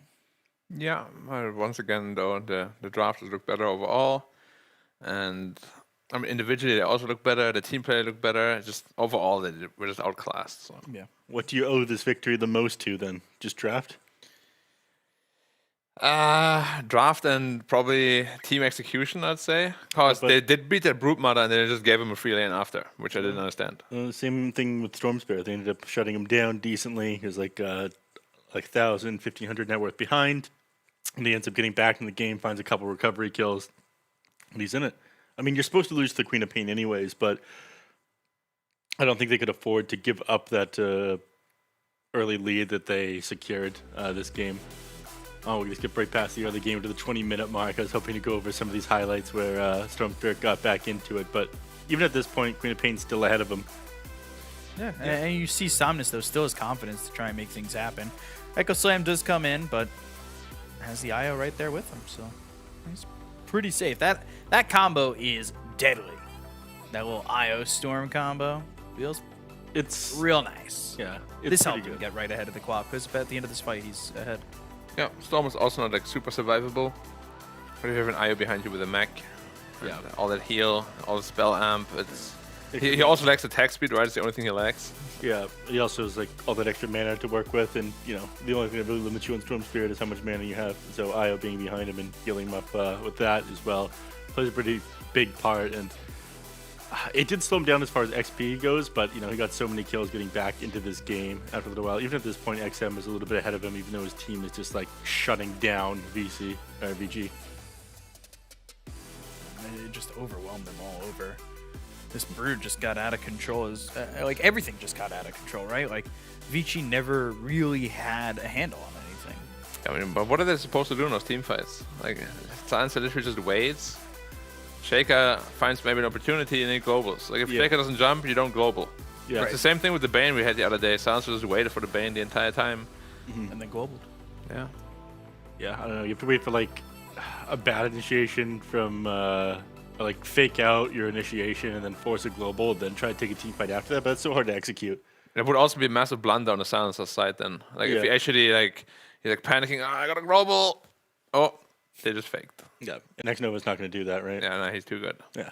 I mean, all players of that level should be too good for falling for that kind of bait. Yeah. Do you think it was mainly just the drafts that bit Vici too hard? Yeah. Yeah. Both games was pretty one-sided, unfortunately. Yeah. You'd rate the players about the same? I mean, it's always hard to judge individual skill when like the draft is like that lopsided. Like, I actually think the early game they played really well, but then they didn't capitalize on it at all. They didn't pressure towers. They let the Storm farm. Storm started rotating around. They let the Brood farm up in the lane because Bloodseeker went to the jungle for some reason. Like, just not sure what like the game plan was overall. Like, they just had no cohesive idea. We gotta do this. We gotta execute this plan, and then we win. There was nothing like that. Yeah, it was a very rough series for Vici indeed. There were a couple of standouts throughout the series. I think Somnus, despite the fact that he was behind that Queen of Pain, I think overall had a really good series and looked still to be that shining star for Royal Never Give Up. In this game number 2, do you think God King kind of impressed you a little bit more? I mean, he was good, but again, he wasn't really challenged. Right. Like, I think he plays...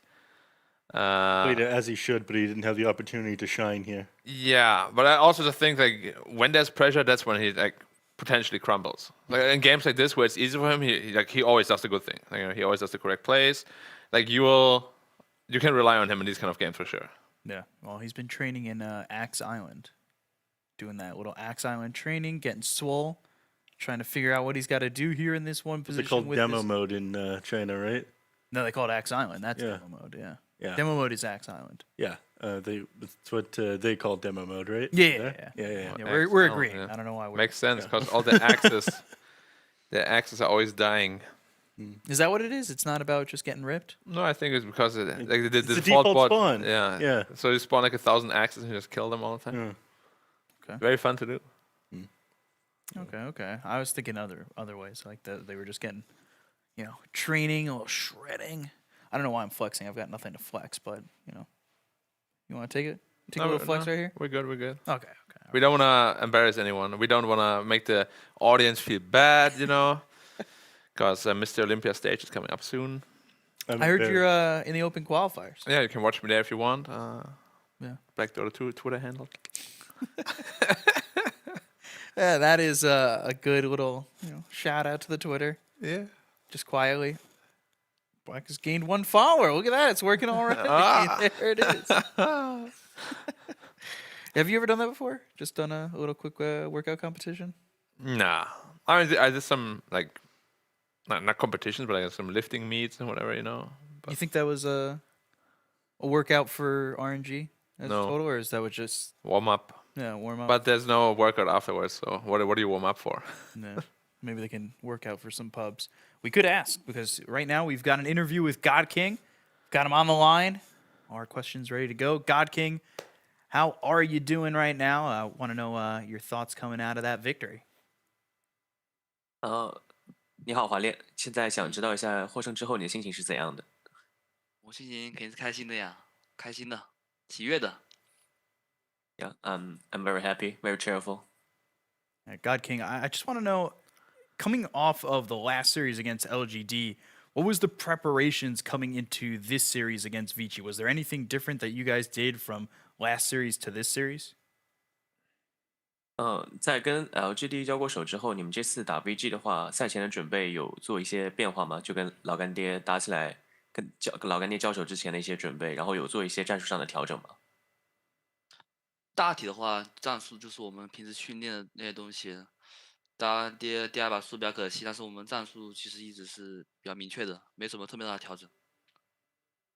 We didn't do too much adjustment, just trying to apply our strategy in our scrims to the real matches. And yeah, it's very regretful for us to lose to LGD game 2. But yeah, we're just trying to apply what we have in scrims.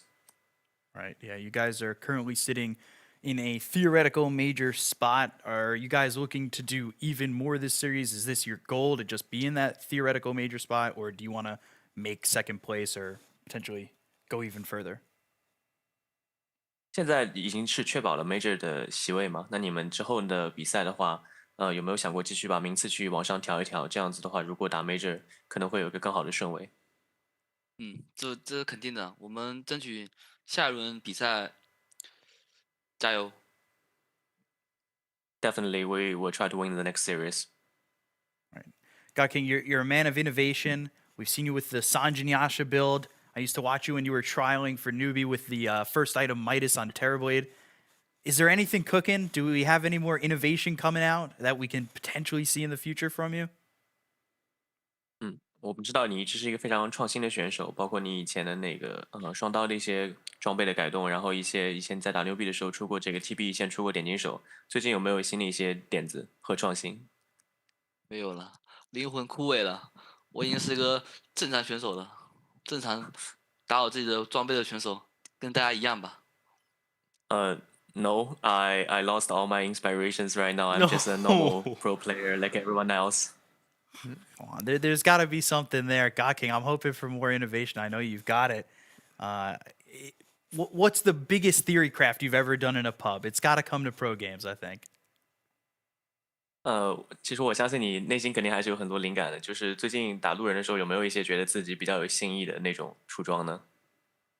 就只有血魔是团战服了，然后还有的话，我思考一下的话，感觉也没有什么，因为版本也没有更新，可能更新完版本之后可能会有新的想法。Recently it's Battle Fury Bloodseeker. Plus the patch hasn't been updated, so maybe on the new patch I will come up with something new. I'm really hoping for it. Baki, got any questions? Yeah, just a quick follow-up question on that. Do you think it's a disadvantage to you that the patch is quite old now? Because even myself, I used quite a lot of your item builds, and like, is it holding you back that there's no new patch for a while because you can't innovate anything?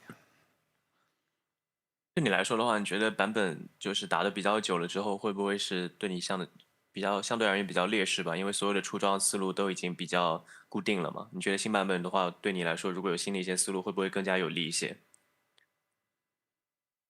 对大家都有利吧，然后就看谁的想法比较先进，然后因为新东西会被人学习，到后面其实大家都一样的，就看谁的理念想法就比较创新吧，我不知道怎么说。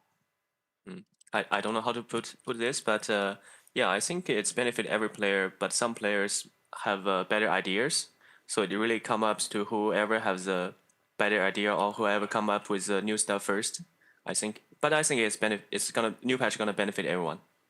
Okay, thank you. I've got a question on innovation. I try to innovate myself, trying to gain that solo MMR. What are your thoughts on first item Midas on Ancient Apparition? No. 我就是想问一下，我最近一直在创新自己，然后也在想，就是自己打路人的时候怎么上分。你觉得我最近想出来一个这个点金手冰魂第一件装备，你觉得这个想法怎么样？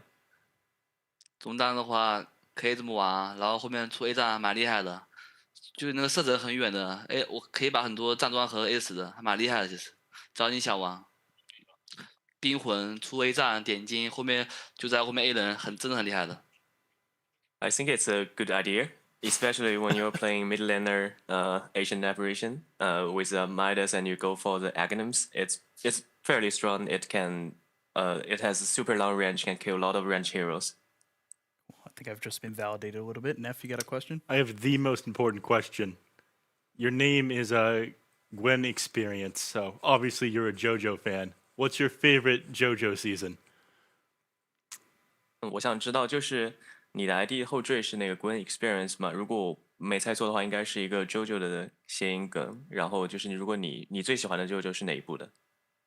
我喜欢第5部的呀，就跟我头像一样，就是那个九龙九巴纳，我一直是这个头像的呀，我就是第5部的粉丝，第5部男主人公的粉丝。I'm a fan of the 5th series as my in-game my in-game icon is Jorno as well. So I'm the fan of that character.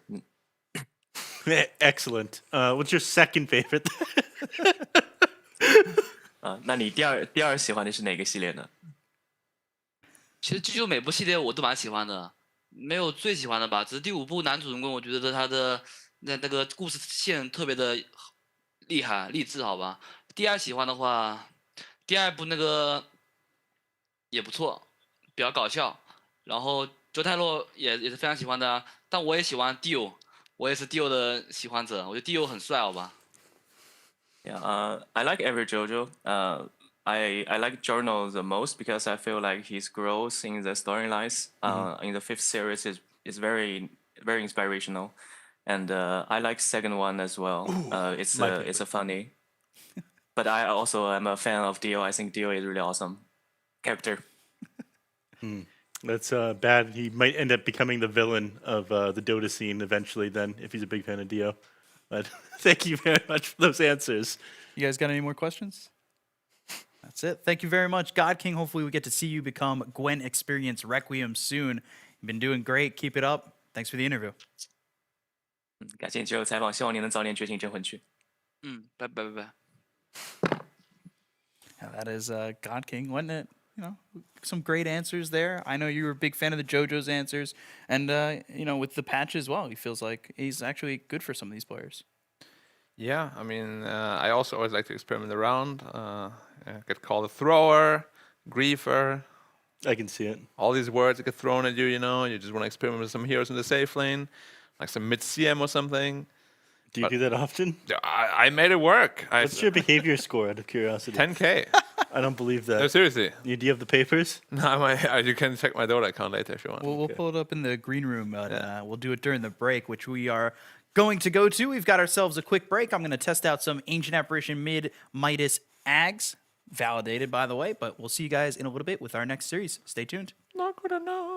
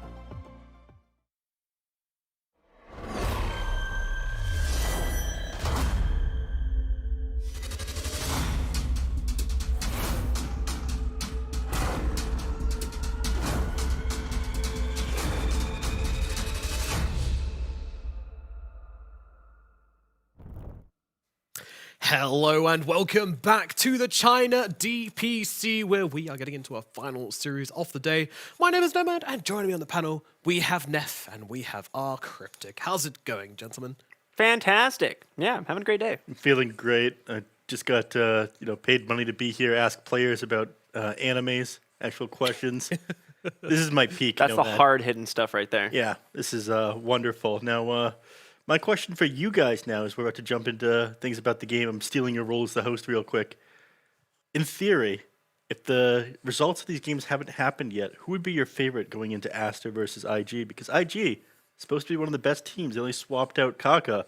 This is a team that ended up winning a major tournament. Running yourself on thin ice here, but I'll allow it. Yeah, but be careful. Host Neff hasn't had a chance to peek its head out, but I would still vote Aster. Aster has always been kind of like the dominant Chinese team in the region. They take down so many of these other teams. They kind of bomb out on the international Wrong answer. stage. Nomad, you're up. But yeah, I'd say Aster for sure. I'd say Aster. I think... And I'm not just saying this because I'm worried I'm going to get shouted at by Neff. I think that I'm going to go for IG, I would have said, before any of this had all started. They did do pretty well in the Who Year event, you know. They looked pretty strong. Aster have swapped a couple more players. So, yeah, it kind of makes sense to me that IG would have done better. But as things currently stand, IG are basically just one series away from relegation. If they lose this match, they are done for. There is no more chances. They have to win all of their matches to even force a tiebreaker. You can just say 2 instead of all. Okay, they could just take 2, but they have to win both of these matches to force a tiebreaker to avoid relegation. So it's not like winning this match is the only thing that has to happen. Yes. It's tough opponents for them as well. Again, PSG, LGD being the last one. And I'm pretty sure they saved that for last because a lot of people figured this match would decide the most, right? At the end of the season, one of these two teams would probably take this top spot inside the region and decide who goes straight in the playoffs at the major. But with this, now they're fighting for relegation, and with how the points are distributed and how the season is going to go, I feel like if you drop in the lower division now, you spend the second season moving your way back up, odds are you're not going to have the points to move to be able to qualify for TI of just one season. So this match is super important for them. It really, really is. Yeah, I mean, there's a possibility, like with now the weighting of the DPC points at majors being different.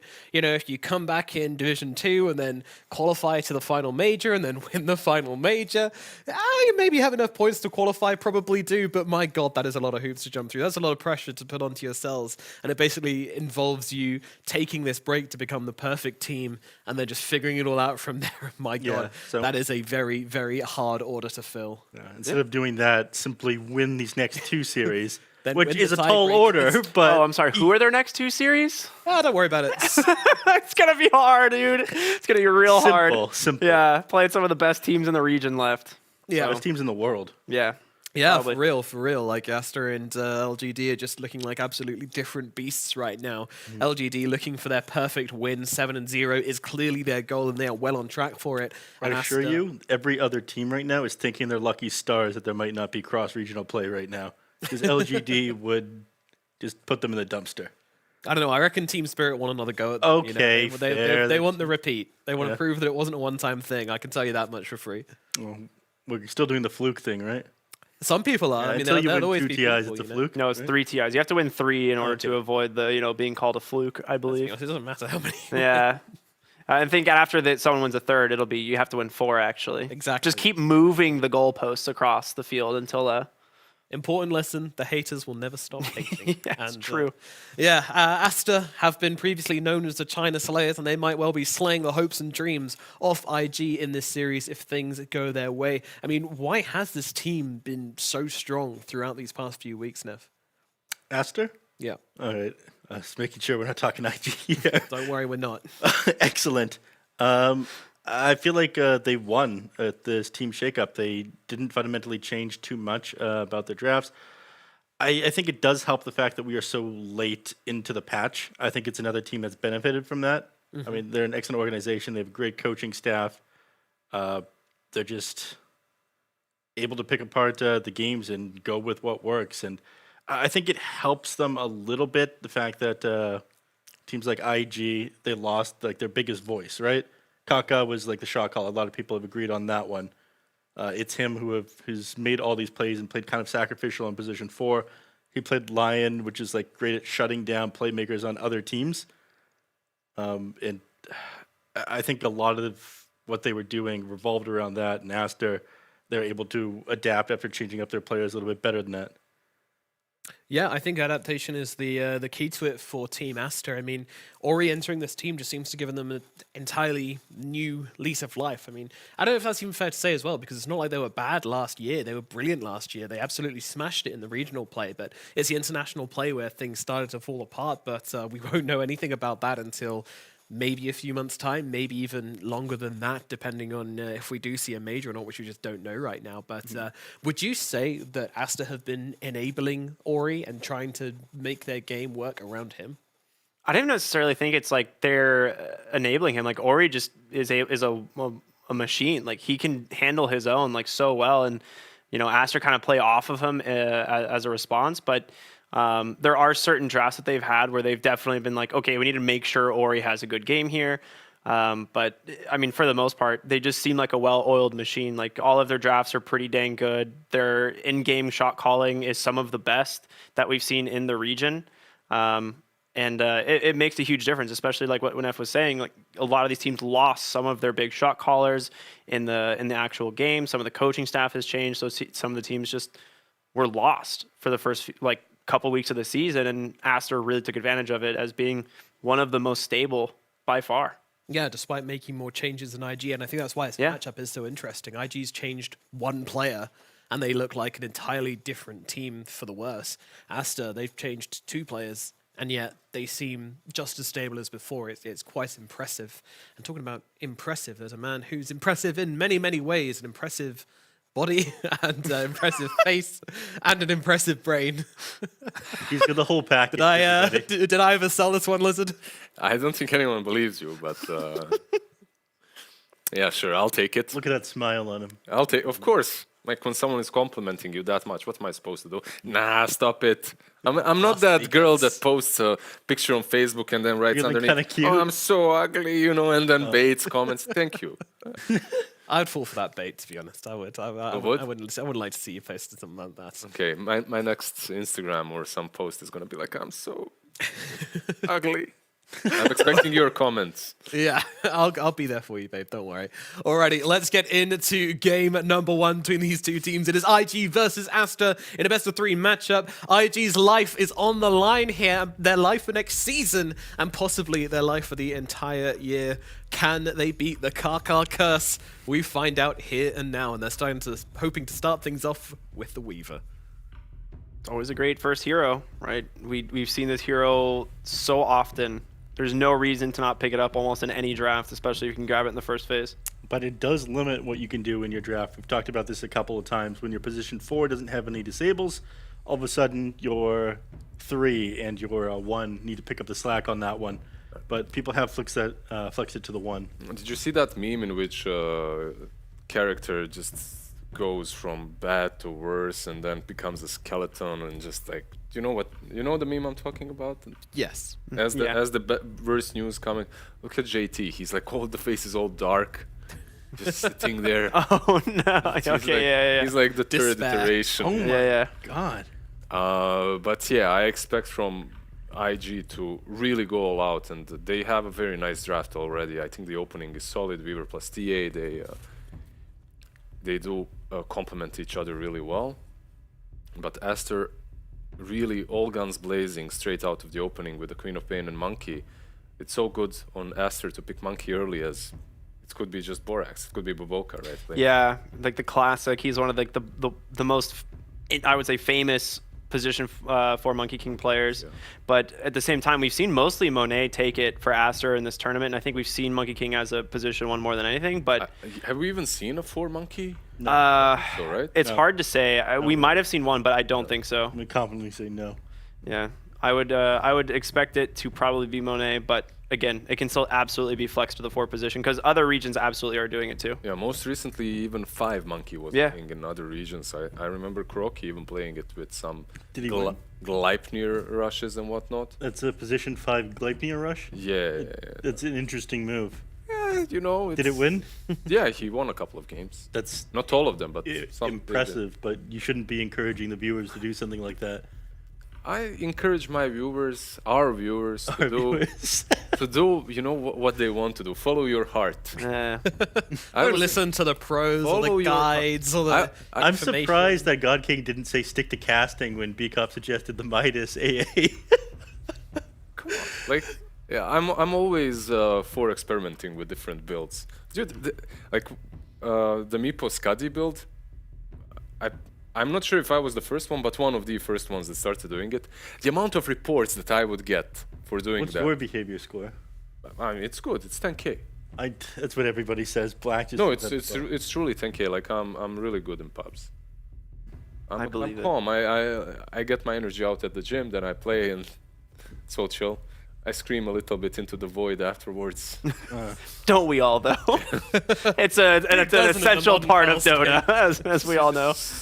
Let it all out afterwards. Yeah, I've got some interesting things to talk about then. What's interesting about Aster is these guys, they just don't die. They just don't die. Ori and XXS are the two highest, least death on average players in the entire tournament. That's above LGD, who have been winning more games on average than them and doing a little bit better. And of course then KDA reflects that as well. Again, Ori, XXS, the two top spots on KDA as well. These two are just very good at staying alive. It's really funny too, because XXS has played so many just like jump in there heroes. Like he just runs at the enemy team. And normally when you play that type of hero, you have to like sack your game a little bit to enable your other cores.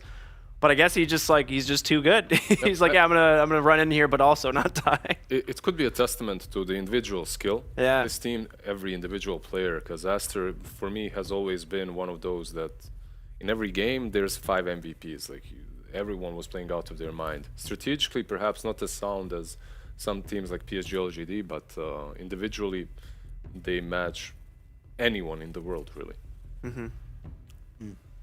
How do you feel about the snap, Naf? Cool?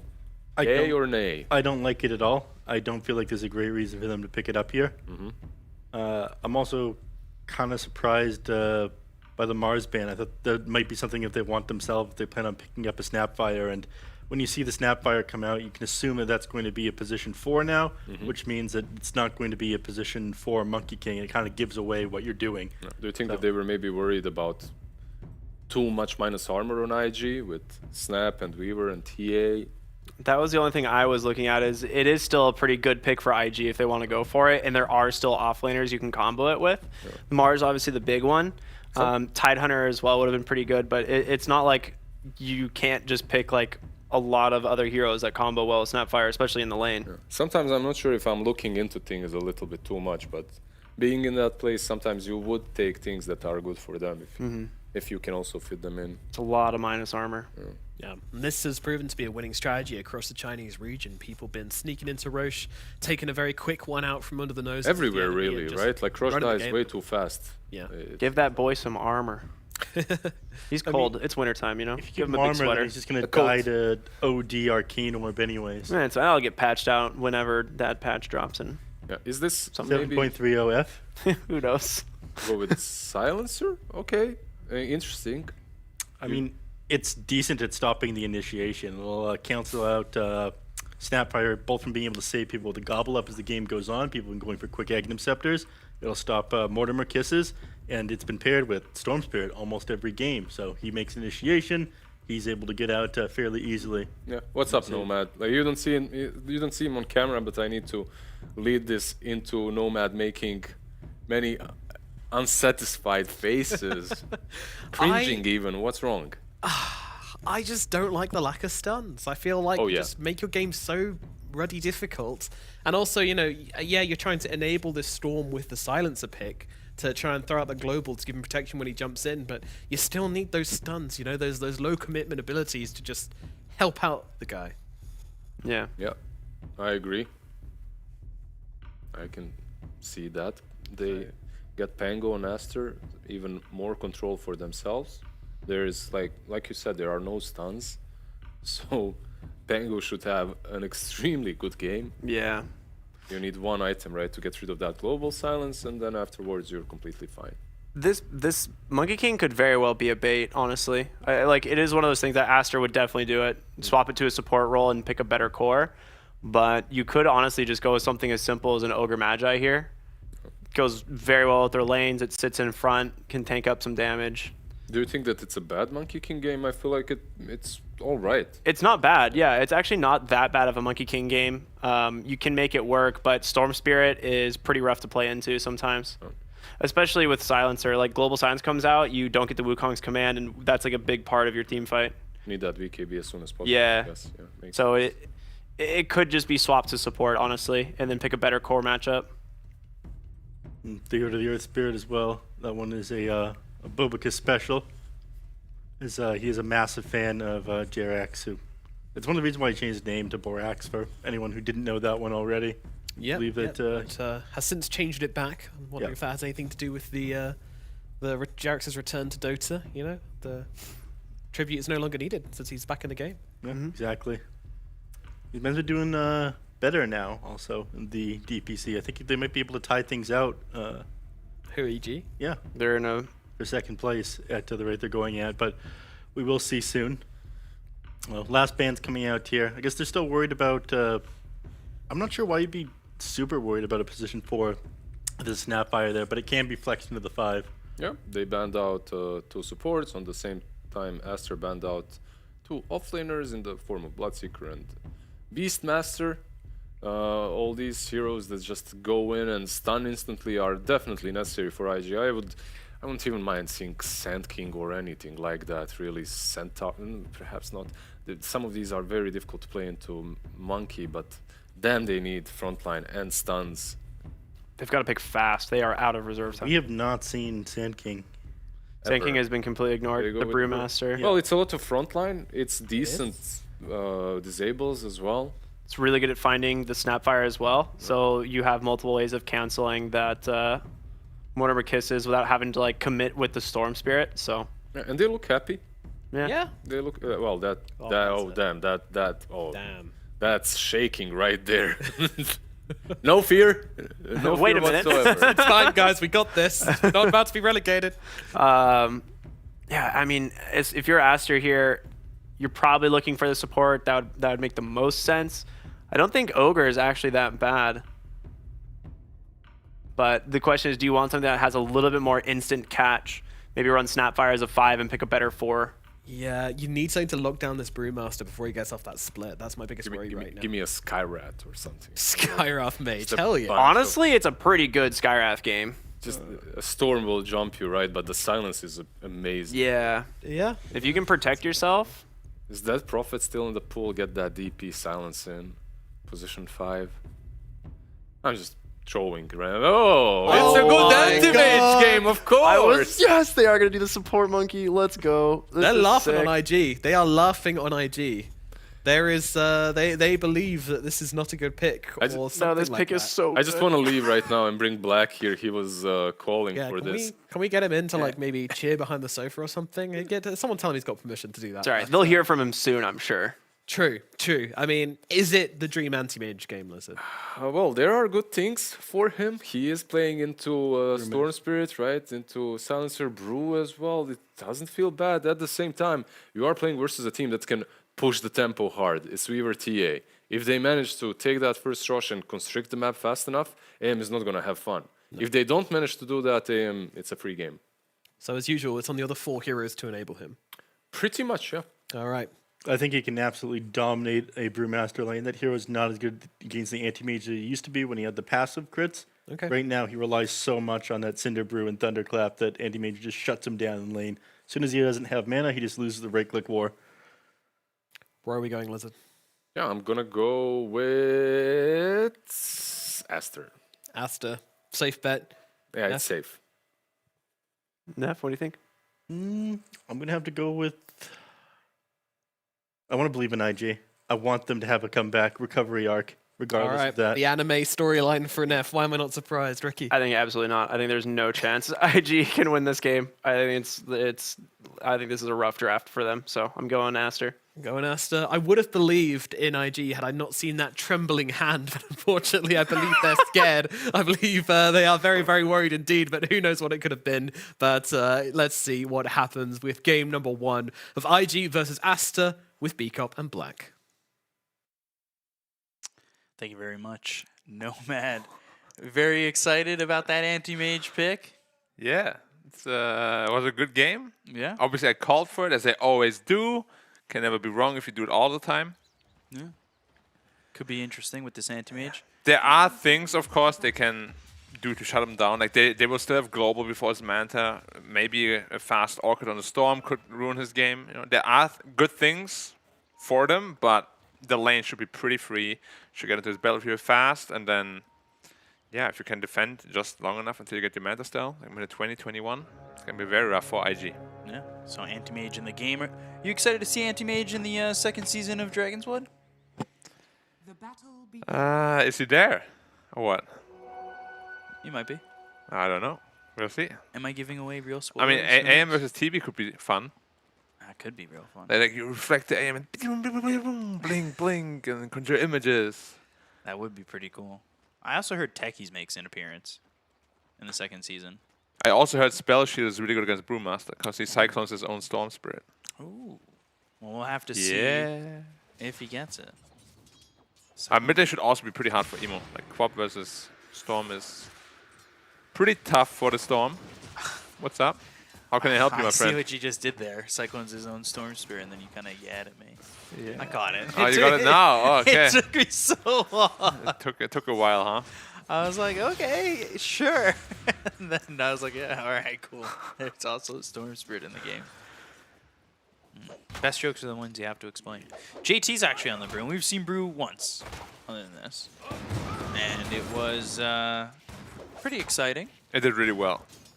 I don't know if it's going to have the ability to be that great, though, this game.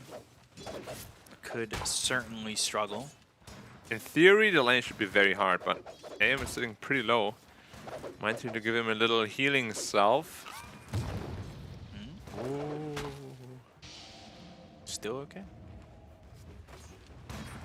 Oh, that hurts. Hoping for that early Ring of Health. Deep Sentry there. Just to make sure that Frisk feels safe when he's Shikuchiing within the lane. And down here bottom, Bobiga's on the Monkey King. Yeah, this is one of those old classic signatures, yeah. Used to see him on that when he was on IG and DAC. That was really the breakout. They had the... we have to be careful. One more hit on the man.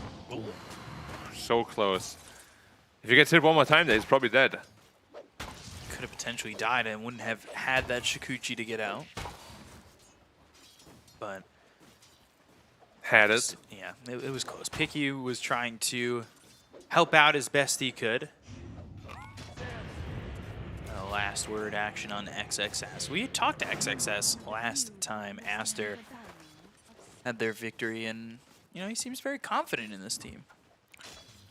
Yeah, I mean, rightfully so. They got some pretty good names. The games have been very nice. Good games. Him and Bobica, that duo that's really getting up there. Numbers-wise? Yeah, number-wise to see if they can be the longest-standing duo combination. Yeah, makes me wonder though, Ori, his skill build potentially ruined his lane a little bit. We saw the Shadow Strike level 1, didn't go for the Scream, and now his CS is sitting a little bit behind Storm. You really want to get that Scream level 1 just to secure the range creep. Hopefully that doesn't ruin my boy's anti-mages game. You think it might? It might. Like if Storm gets real big, like he's essentially losing the lane right now as Quap to Storm, which is something that should not happen. At all. At all. At all. But it's okay. Anti-Mage is going to TP middle, level 6, mana white the Storm for a free kill. That's what will happen. That happens every game. Every game. Every game. Like So, what would you say the odds are it happens this game? like 10%. 10% it happens? Yeah. Or it doesn't happen? Happens. Okay. That's not really that high. Every game, 10%. Well, it's because it's not a matchmaking game, right? They're very well aware of what could happen. Okay.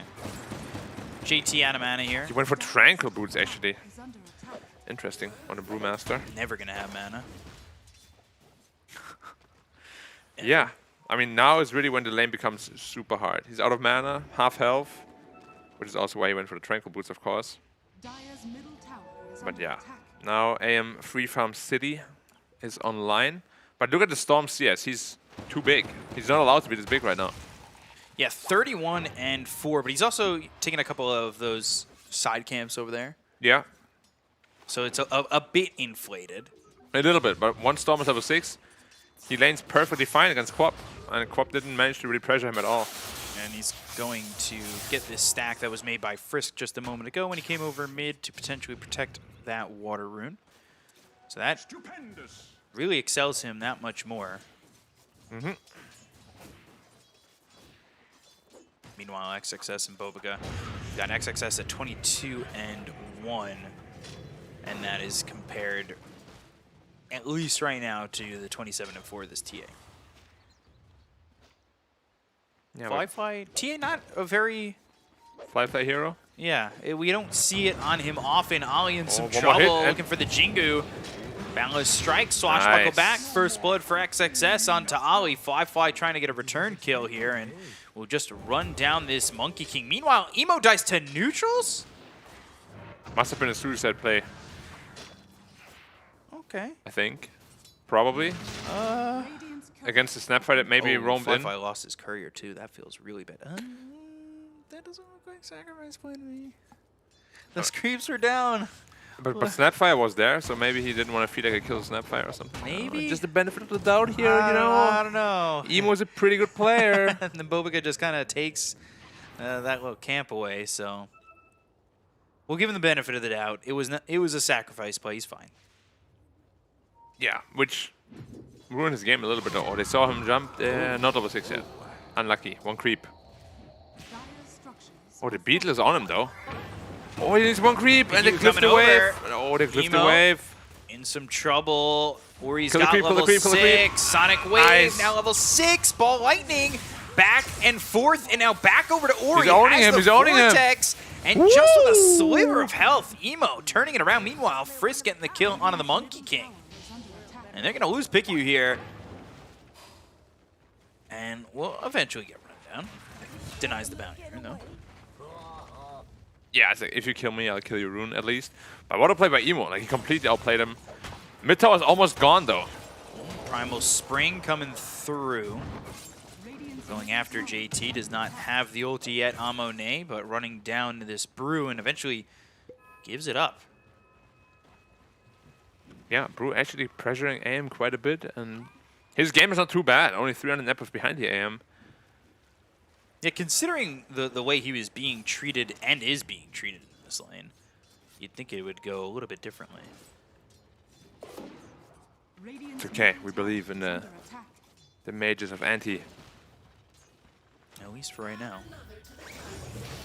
They're going Ooh, in. he's dead. Ball Lightning looking for the kill here on a Monet. Blinks north, tries to TP out. The No. damage is in time, and Emo will get the kill onto Monet. This is earlier. Our little first blood. This might also show the Storm, No. maybe? Just the Oh, I know what happened. rundown? What I know. happened? He soul ringed, And then he and then died? he got hit by a creep. So it was not the Snapfire. Well, the benefit of the doubt is gone. Thank you for the replay. Now we all think he's a scrub. Oh, I didn't say that. But you thought that. Just let's get it on the record here. I did not say that. Thanks. Oh, wow. Two down bot by JT. Bobica spotting it. Mr. Goody Boy. Me? Yeah, I'm a good boy. of course. Never said otherwise. Oh, gosh. He's still level 5. Monet. Not this time.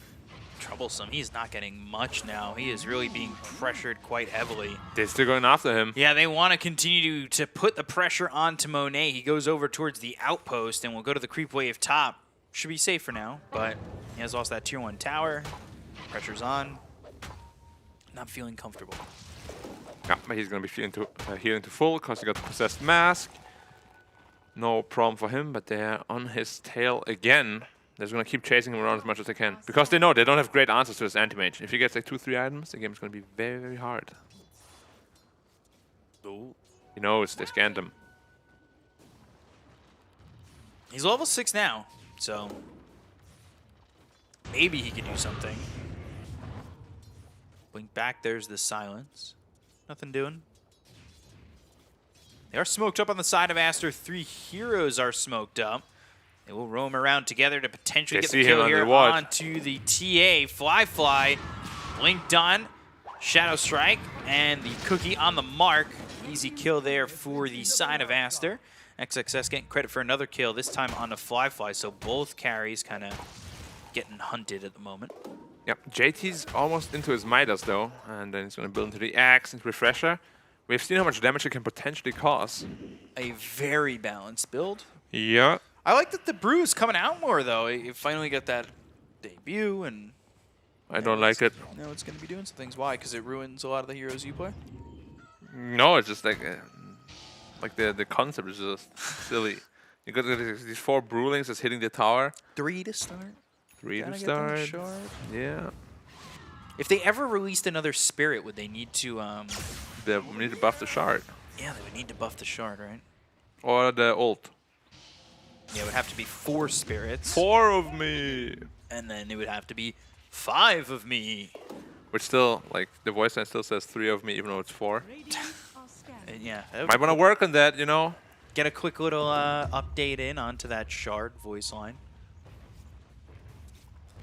Although I think it would be cool if it wasn't a voice line of his, but if you got Brewmaster up to like Platinum, you unlock the 4 of me. Nah. Voice lines are only really used by the heroes though, right? Oh, look at jumping on XXS. With the global silence, trying to go in here kill. onto the Pangolier. They have the Swarm, they'll get the kill. Easily done for Emo, getting a little bit of revenge for his carry. Monkeys being middle. Are they going to try to defend here? They have Snapfire Kisses. And they have Wukongs. And Quap Wave. And Mana Void. This could be a fight that they want to get through. Balance Strike. Oh, they kept him locked down the entire time.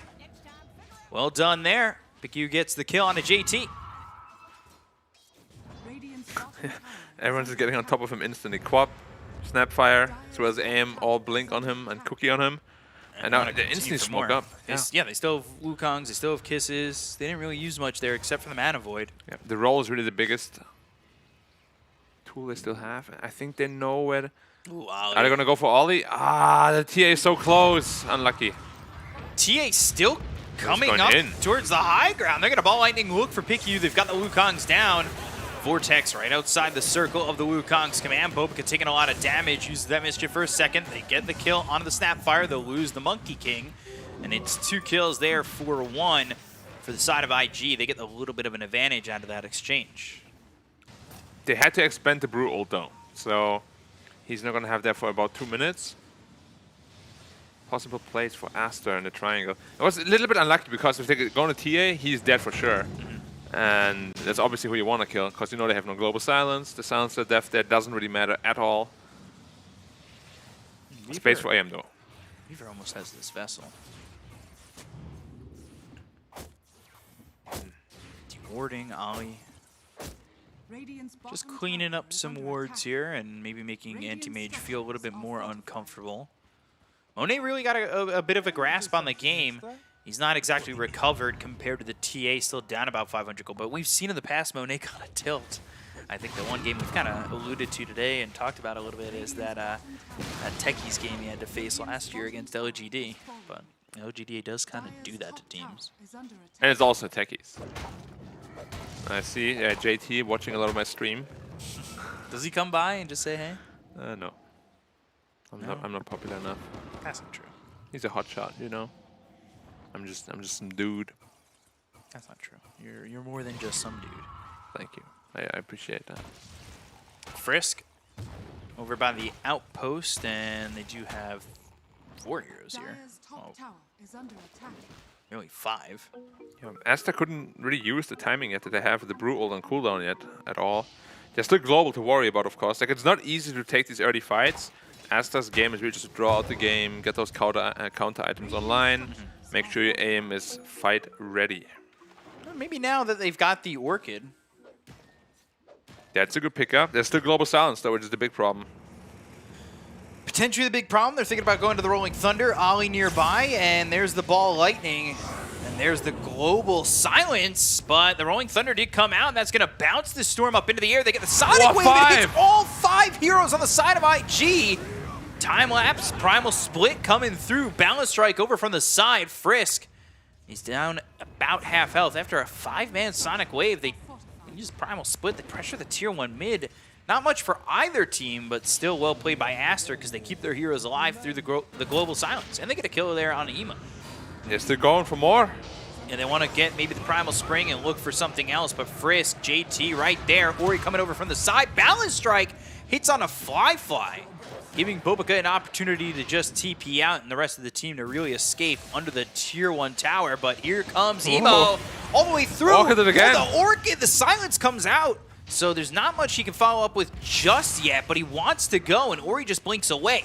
Piggy will eventually go down to Frisk, who's dominating. They've got the Vortex on XXS, who uses that shield crash right on top of the Weaver. IG, they are diving in for more. Only come out with 1 at the moment. Ori. Earn. Is he going to try and cut him off at the pass? He's got the ward down, but Ori wise enough to not just walk back, but blink onto the high ground and get away. He's still looking. Oh, have to be bang give up now.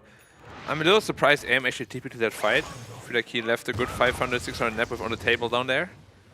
And didn't really achieve a whole lot. Finally into his battlefield though. Yep. No split. All right, they've got the Orchid. This is a kill. XXS did miss the swashbuckle, but a kill's a kill's a kill. And, well, XXS gets another. Yeah, and while during all this, AM is still farming, of course. But this is also a reason why AM is pretty unpopular right now, because look at the TA. Oh, he's just 1300 net worth ahead for free. Oh, Weaver, also dead. Frisk very quickly taken care of.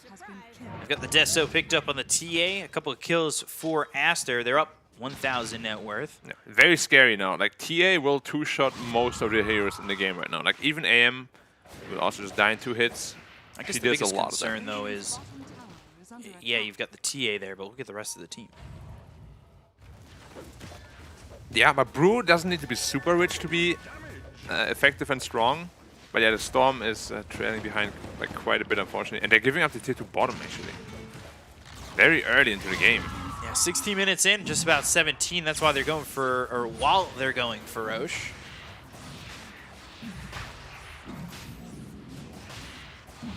Should be an easy Aegis. Probably gonna go through the hands of the TA. Maybe Storm if he's really feeling himself. JT in the Roche pit, not using that Midas efficiency. You hate to see it.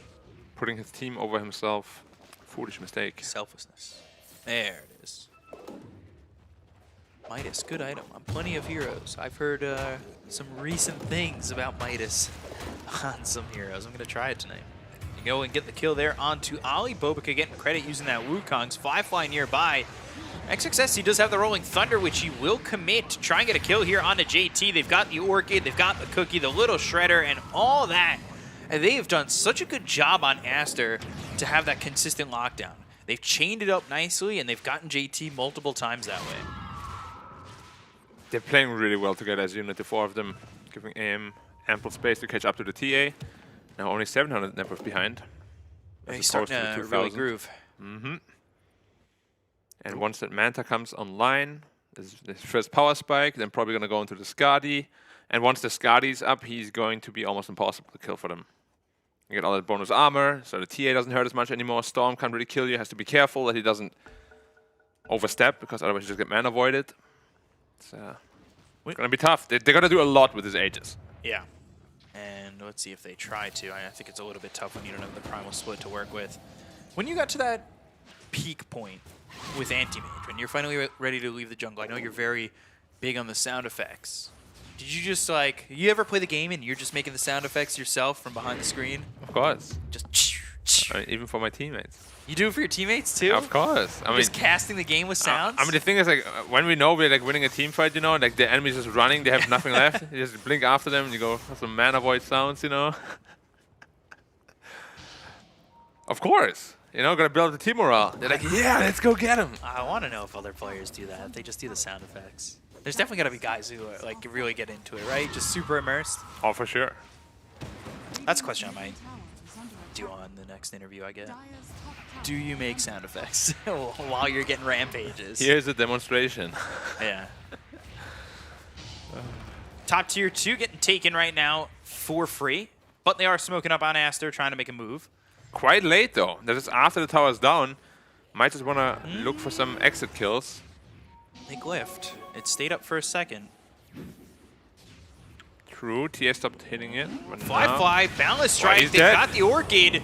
They should be able to get the first life out of his hands, but that's going to cost him Bobica. He's never able to get out because of the global silence. Aster don't feel safe enough to go in, and with that Aegis, they will get that tier 2 top. So both teams losing their long lane tier 2. Got the Aegis and baited out the split. Gives more time to AM. He's going to have his minute 20, 21 Manta style. Good timing for Good where timing. he was at? Okay. But TA already into her BKB. And until you have the Skadi, you're still very squishy on the AM. Emo, Fire Snap Cookie onto the high ground and then the mid ground. Now over the side, you've got the Rolling Thunder, and they've caught Fly, but can they hit him again? Once more, and then the Yules hitting him a second time. They've got the Orchid. They're continuing to do damage. The Boundless Strike, the Orchid burn, not enough to kill off Fly. A little bit of a lack of commitment. They did have the Sonic Wave from the Queen of Pain available. I was surprised they didn't just blink in and wave him. Yeah. To be honest, but Maybe probably a just little bit afraid. expecting the BKB? Even then, it's pure damage. Yeah, I don't know why you don't use it. It just felt like they were expecting, maybe not for the Sonic Wave, but throughout that exchange, right? Just BKB blink away. Potentially, but he was probably also afraid of the Storm just killing him in return. But killing the TA would have definitely been worth it. Especially when Monet is just open. Yeah. Well, anyway, AM into his Manta style now, so he's stronger now. But the real, like, I'm gonna go into every fight is gonna be that Skadi timing. If you're choosing to go for that, Assault Cuirass is another pretty nice option. Maybe even a BKB if he really wants to. TA going second BKB, of course. Yeah, you always need definitely the build. Why not 2 when 1 is so good? Yeah, probably just gonna go into that Blink Daedalus. Always a good feeling. Get that damage out there. It's a lot of damage. No. Well, like actually. Actually, yeah. But actually a lot of damage. Yeah. Almost at this Ags. Good timing there for the Brew. There's his power spike. Yeah. Double split. It's going to make it very hard for some of the Dire Heroes to fight. But Quap is also into her BKB. So the core items are now online for Aster. They can definitely take a good fight. Still 1500 away on the Storm on his BKB. So he's going to be very scared. There are 2 Orchids now. Yeah, Orchid on Bobica. Interesting. Okay. A little bit of a different build here for a Monkey King, but it's interesting to see, especially from Bobica. Pick-You in trouble, but Fire Snap Cookie lands on Frisk, and okay. Well, I recognize that he doesn't have Scatter Blast yet. Yeah, 044. Interesting. AM might for the first time surpass the TA network. No, not yet. It's close. He is pushing bottom. Yes. And there it is. Whoa. No. It's not you cheering for a team. It's literally just Anti-Mage. You could care less if Aster lose, but the Anti-Mage has that similar performance to Shiro in Game 2 of his series. Yeah, I mean, you gotta support your boy, right? We've got a long history. Yeah. Ooh, Fly. He has his Rolling BKB Thunder. though. There's the Blink. They've got the Orchid. The One more. Mortimer's Kisses. There's the Yules. The Global Silence. The Sonic Wow. Wave. And it's the chain lockdown again from Aster that does it big. They get the kill there on Ali. They've taken out 2. Really well done, and Aster have proven multiple times that they are so good at getting this chain locked down. To all the people saying just buy a BKB against Pangolier, well, there you go. What now? I hate Pangolier. Heroes so ridiculous. A lot of the new heroes have been so ridiculous at one point, or newer heroes. At one point or another, or still. Still. Frisk. If he gets orchid, he's in trouble. But he didn't see him on the monkey. He did not. But. Ooh. Oh. Nothing. Fake hype. But nothing. Ooh. Ooh. We could cast a game like that if you want. Oh. Ooh. Oh. Uh-huh. Aim is like, where's my creep wave? They already cut it. XXS, what are you doing, dude? Why are you cutting my waves, bro? This is my wave. BKB picked up for the Storm. Still a 6,000 net worth lead for Aster. IG struggling to really bulk up here. They've looked all right in the fights, but it's just not good enough at the moment. Aster, one of the top teams, they really have shown their prowess with especially the consistent lockdown. And IG are struggling to really contest that and compete with it. Yeah, Skadi is almost up because that is going to be so scary because Storm will have to Hakume with his BKB. And, oh, Quap. He should be able to react to time. They don't have instant stuns. See if he's fast enough. Yeah. BKB gets the Orchid out onto Emo. There's nothing you can do. BKB. Like, you can't grab him. It's too slow. Compared to the instant BKB, of course. And AM actually TP'd bottom, so they don't want to fight. Oh, it's a 12-second respawn. They might not have AM in this fight. He's starting Where's to the come trap back. in Roshan? There's no trap in Roshan. Fly didn't play a whole lot of TA from what I've seen, so maybe a little bit unfamiliar there. But there needs to be a trap in there because they could be doing it right now. It could be gone already. Yep. Thing is, though, if they walk from the left side of the pit inside, the observer ward that's there for Aster is going to catch them. They still didn't check the Roche pit? Nope. Go in, please. Anyone.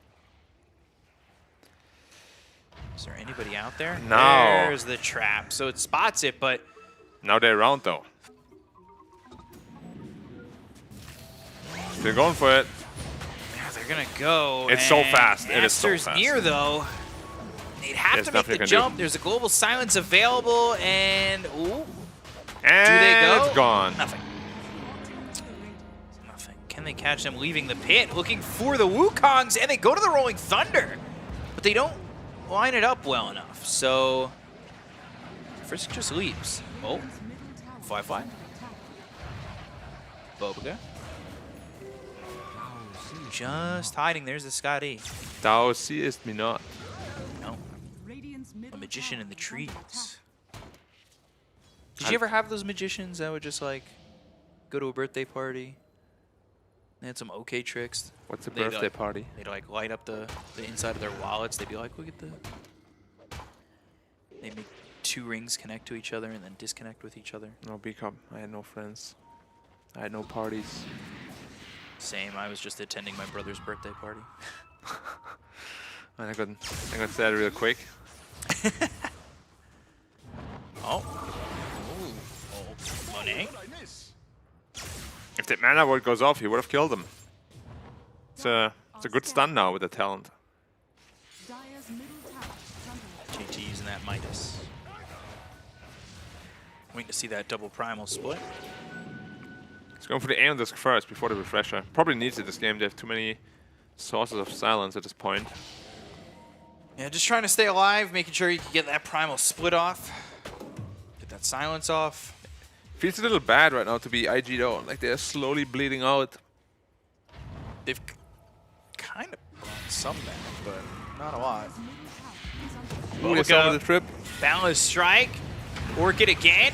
Rolling Thunder. Global Silence, but the BKBs are popped.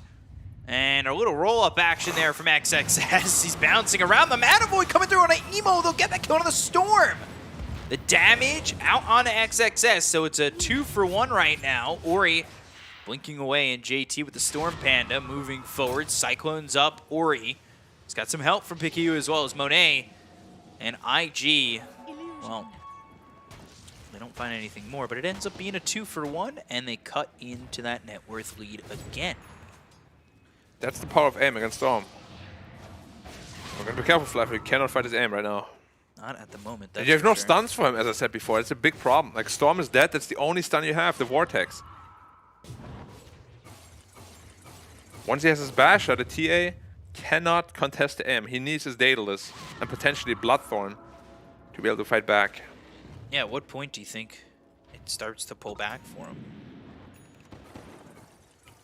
It's gonna be tough because there's so many good support items coming out too. Like the Shivas on the Quap, slow your attack speed down. Maybe a Solar Crest even on the Snapfire eventually would be pretty good pickup.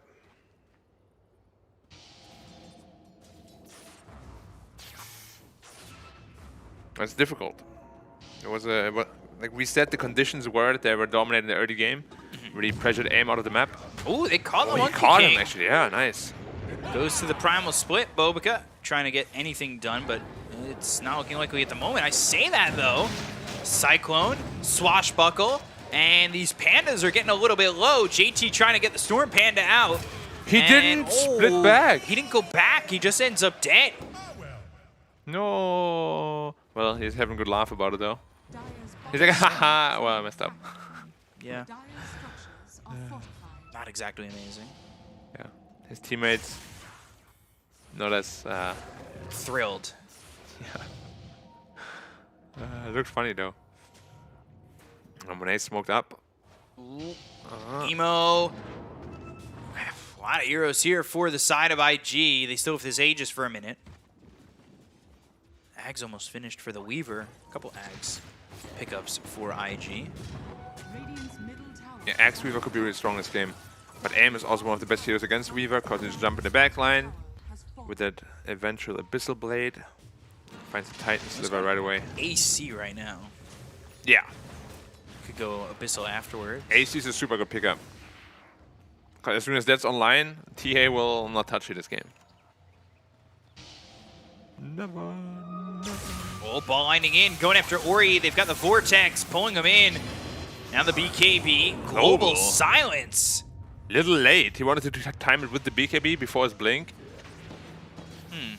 Because if that happens, the crop is probably dead. But it's so hard to time. Like, you gotta be like next level. Yeah, you got to be ready to go on that one, and it maybe seems like a little bit of a lack of communication. Well, Aegis is now also gone. So the advantage you had over the AM, also gone.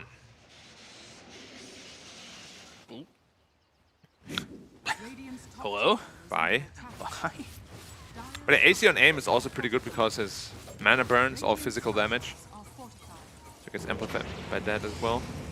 Oh, XSS, you can't die here. This is a good You can't die, spot. XSS. He's dead. And ooh, they're going to go through, get the kill on a fly. Monet gets credit for that one. They go into the primal split once again, but there's not much that JT can do. They've got the silence out into Bobica, but it really isn't going to matter all too much. You've already gotten the kill into the TA, and Monet still chasing, looking for JT. Who will eventually go back to form. Emo with the BKB goes to the silence. They've got the Storm Vortex pulling him in while the Cookie's pushing him away. Or he blinks out. And now Bobica, Primal Spring, as well as the Boundless Strike. They've got XXS behind him. JT is right there with them. But with 4 heroes here, it's still looking like the IG might need to retreat a little bit. They've got the Sonic Wave coming through on the 3 with the Swashbuckle hitting onto JT. Frisk and Ollie going down. 4 heroes dead on the side of IG. Aster, for a moment, it looked like IG might come out with a little bit more than that, but all they got was Bobica. It's just so tough because like, they didn't itemize properly. They need some force staff. They're gonna somehow bail the TA out of the permastun. It's just like the second time he dies without being able to use the BKB. And this might have been the last chance they had because now AM has his AC. He's virtually unstoppable now. There's nothing to do. Roche up potentially in a minute and 15. Aster don't need to force the issue. But IG kind of have to. They feel so far behind. Yeah, you had your TA timing, but as soon as you have that, the Penguin just instantly killed you with all those stuns. Like, I don't know where their force staffs are. You need that. If Weaver Axe is not going to cut it because you're going to get silenced. You have 2 Orchids. They're not just gonna let you jump in for free. Emo trying to go into a Lincoln's. Weaver still building this Ags. It's... Not feeling great at the moment. Refresher, of course, for the brew. Nice water bottle. Yeah. JT. He's done after the last play. Yeah, he's morphing right now. After the last play, he's like, nah, I don't need any of this. Satanic next for our anti-mage. Yeah. Is Aster going to risk it and push high ground, or just going to wait for Roche? Probably just going to wait for Roche. Get that potential. It's the third Roche, so it could be an Axe for free for the anti-mage. Minute and a half could be an Ags. We've seen anti-mage Ags be really strong, or feel really strong. Not specifically in this region, but in the past. Want to know another trick? Yeah, sure. You can pop Lincolns with it. Ooh. Just click on them, and it goes bing, and then you mana void them. Well, isn't Lincoln's popping more of a gush or a push? Like a ching, something like that. It's like a More like a balloon popping. Some right clicks in, yeah. Could be just a 5-man smoke coming in from IG. They're going to go after Aster, bring the fight to them, knowing that this Roche is potentially up. They want to get a couple of kills here, maybe secure themselves the Aegis again. Both teams smoke, blinding in, but immediately XXS ready with the Rolling Thunder. He's dying, the though. damage is so much with the BKBs. Fly, Emo, A-OK. XXS does get out. They've got the silence coming through into JT. He's got the Aeon Disc that'll allow him to purge off the silence and get into the Primal Split. They've used the global silence as well. Ball lining in the backlines, looking over for Ori. Monet going in on Emo. Fire Snap Cookie pushes him back into Fly. They get the kill into Ori. They take out this Queen of Where's Pain. the mana void? He's got buyback, though. Monet blinking out. They're still going after this Brewmaster. The 4-man silence with a blinking coming from Ori. And there's the Sonic Wave. Ooh, and the mana void. Fly, Emo, Ollie all drop. And that is a counterplay from Aster that comes out and breaks them through this lineup of IG. It was a little sloppy, the execution of Aster, but they're so far ahead at this point that they just cannot lose the fights. And yeah, that's probably all she wrote. Nice try by IG. They recognized they had to do something, because if they give the Roche away for free, there's nothing you can do. Now they're going to lose one Rex, potentially another Rex as well. They could just back off for Roche as well if they wanted to, which is what they're going to do. And wouldn't be surprised to see the GG. Potentially, yeah. The last fight happening near the tier 2 tower that allows Ori to get back into the fight, and that blink was perfect. 4-man silence with that shard. Yeah. They are sticking around much longer too than when Kaka was with them. They were GG out probably 10 minutes ago. Remember when Kaka called the GG as he was up in the air from the Ravage? He just knew they had been countered. And he just called it. They didn't even die yet, just the Ravage. Yeah. You remember the 36 minutes DD Roshan? Always. Always. Every time. Always double damage in a Roshan. And it was the refresher shot. Unfortunately for the AM, you would have loved that Axe. I would have loved that Axe. Hey, maybe this game goes to 4th Roche. No. This game is going to end in like 2 minutes. Alright, so if it doesn't end at 38-45, I'll reserve my judgment for now. Okay. Although I said in like, so that means you plus 10, minus 10. No. Oh, that's how it works. Shard for XXS, shard for Ori, Ags for both Frisk and JT with a shard for Emo. Farming the tier 4 items first. Aster's playing is super safe. Yeah. Can't blame him for it. I like it. We've seen some tough high ground pushes. No reason to feel bad if you're going to try and secure it as much as you can.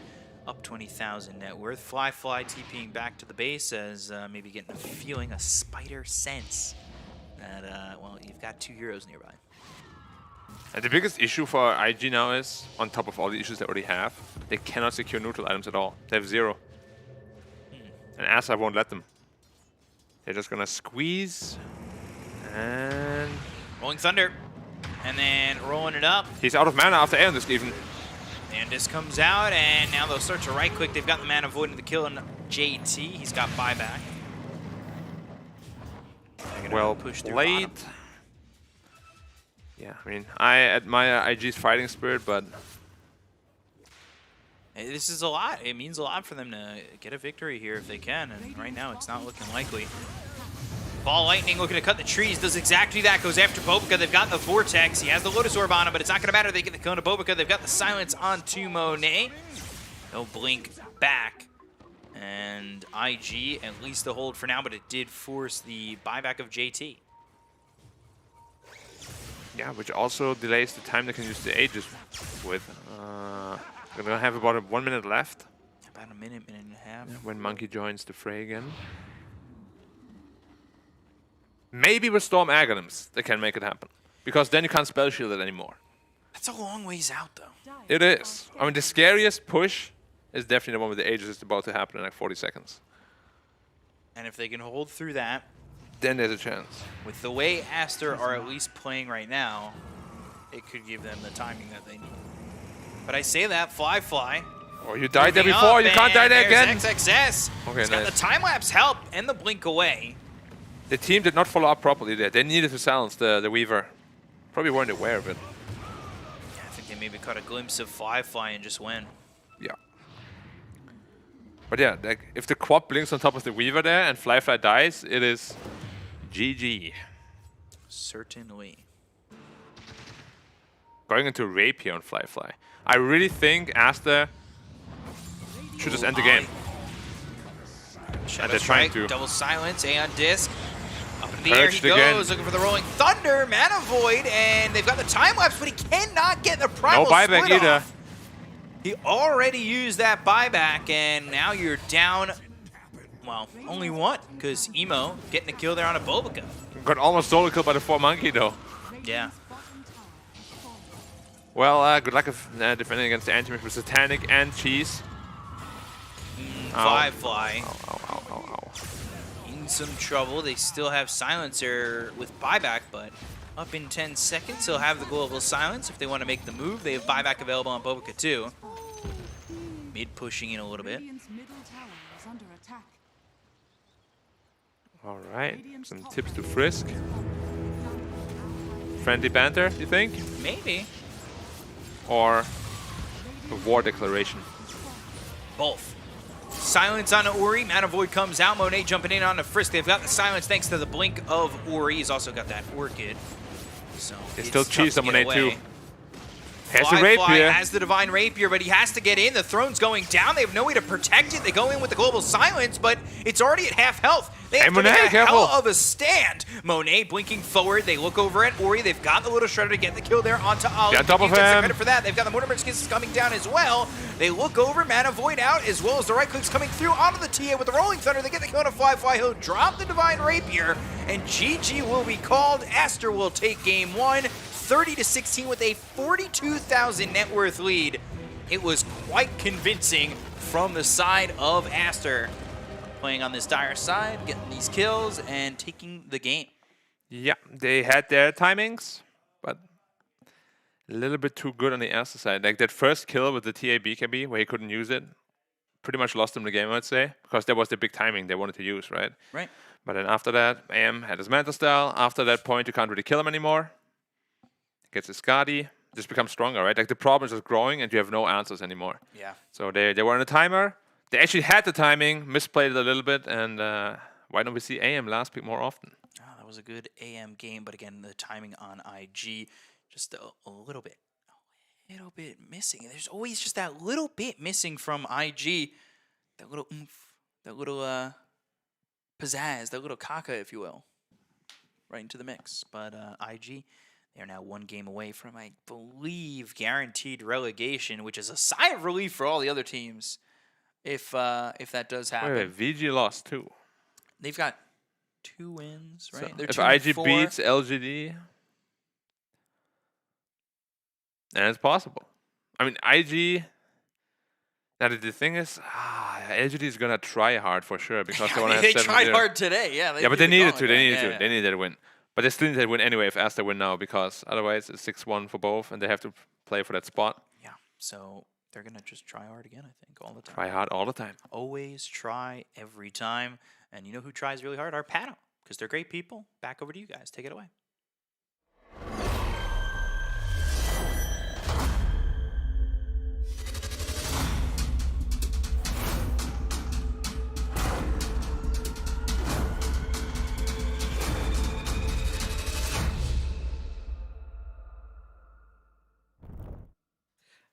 Indeed, we do try very hard. Thank you very much, B Cup and Black, for great casting as always, and a good game as well, at least if you're a fan of Anti-Mage. Although he didn't really do anything, did he, Ricky? Anti-Mage basically got to just hang out, farm the whole game, watch Ori, just take out the entirety of IG, and then throw Mana Void here or there. Yeah, that's like the most fun Anti-Mage game. You know, you just don't have to, you just kind of PvE, hit some creeps, and then eventually just become this insurance policy that kills everyone if they dare challenge you. Pretty much, yeah. I mean, they were winning the game pretty much 4v5, no problems at all. I believe he did turn up to the penultimate team fight, in which he did 380 damage. I remember seeing that stat correctly. And then something like the Venomancer we saw the other day. a bit different, I think. A little bit different. And then he does come up to the ultimate team fight and get a triple kill. You know, that insurance policy had to be wheeled in at the end. But yeah, no, a fantastic game all across the board there. IG never really stood a chance. Yeah, I mean, you pick the Brewmaster, it's usually a lane-dominating hero, or you use it to extend these team fights. But every single fight, you know, controlled up at the end, we saw the moment his Aeon disactivated, item he'd saved up so much for, Yule Scepter into the air, dropped back down, finished up, and Anti-Mage did a pretty good job of stopping the Brewmaster from doing anything in the lane as well. Dude, they were so fast with the Yules, too. Like, it was instant every single time. Like, they would just wait the Aeon Disc proc. The first time it went off, he managed to actually split following that, but never happened again. Like, no. They constantly kept their eyes on the Brewmaster, forced the Aeon Disc, instantly Yules, and then you always have, like, Rolling Thunder or Orchid or something to follow it up. Like, they just, yeah, Brewmaster had no game starting from the lane. Mm-hmm. And this was all expected. Like every single lane, they were basically favored in. Mm-hmm. And that's one of the strengths of Anti-Mage. Just certain lane matchups he does very well. Yes, he loses some lanes pretty hard, but just the way Mana Break is allows him to punish heroes like, I don't know, Brewmaster, Ember Spirit, those sort of things that really do rely on stuff. Heroes, yeah. No, he can really lay a slam down when he needs to in the laning phase and against certain heroes, and yeah, they just weren't ready for the Anti-Mage pick, and that ruined their laning phase, and then they just had this again, fallback policy throughout the entire mid-game, where if anything went ridiculously wrong, then they had the comeback. You know, TA did look like she was becoming a threat at one point, you know, top of net worth for a little bit of the game, but just never really came online. I mean, was that a case of Aster shutting down the TA, or was IG enabling her? I'd say it's little column A, little column B. Shutting down the TA just by like constantly putting the pressure on with the other four heroes. Like you said, the Anti-Mage was mostly an insurance policy. They played surprisingly aggressive without the Anti-Mage. Usually kind of play the map safely, allow them to farm, but they put their foot on the gas here. Side of Aster.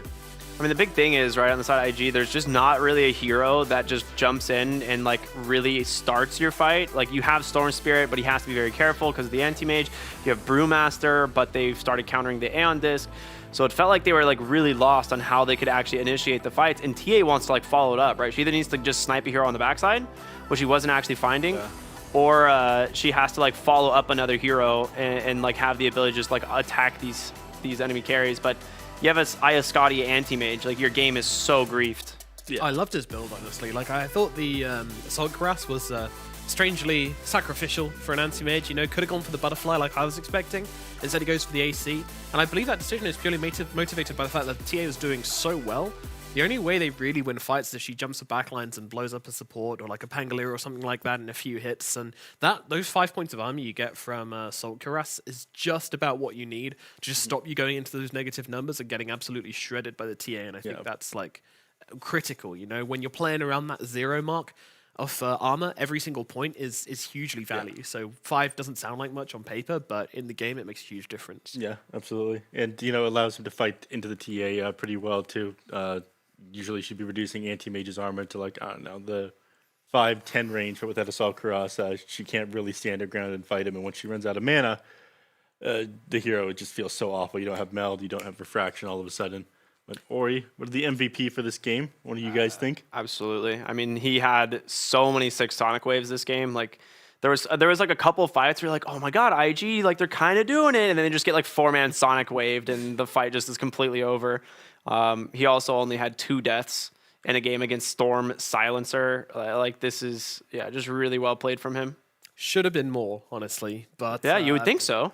IG just couldn't finish the kills. I mean, the Queen of Pain and also the Monkey King constantly surviving on like 100 HP, just unable to get that last few hits in. Things they got away with is ridiculous. I know it was really good. But Voka was just pulling out the bag there, really, and just surviving every single time on like barely any health. It was silly. It's his hero, dude. I see Bobica Monkey King, and it just makes me happy. Just makes me think of all the times when he just runs over teams with his hero. It's so sick. I mean, look at Ori's damage this game. I mean, you have a lot of damage still on the anti-mage, but I mean, like Ori from the Queen of Pain, like he went a super defensive build too, like right out of the gate. Lincoln's as well as the BKB picked up fairly early. Like these are, I don't know. Good. Yeah, and Shiva's like he has a lot of defensive items, but he still managed to do almost 40,000 damage.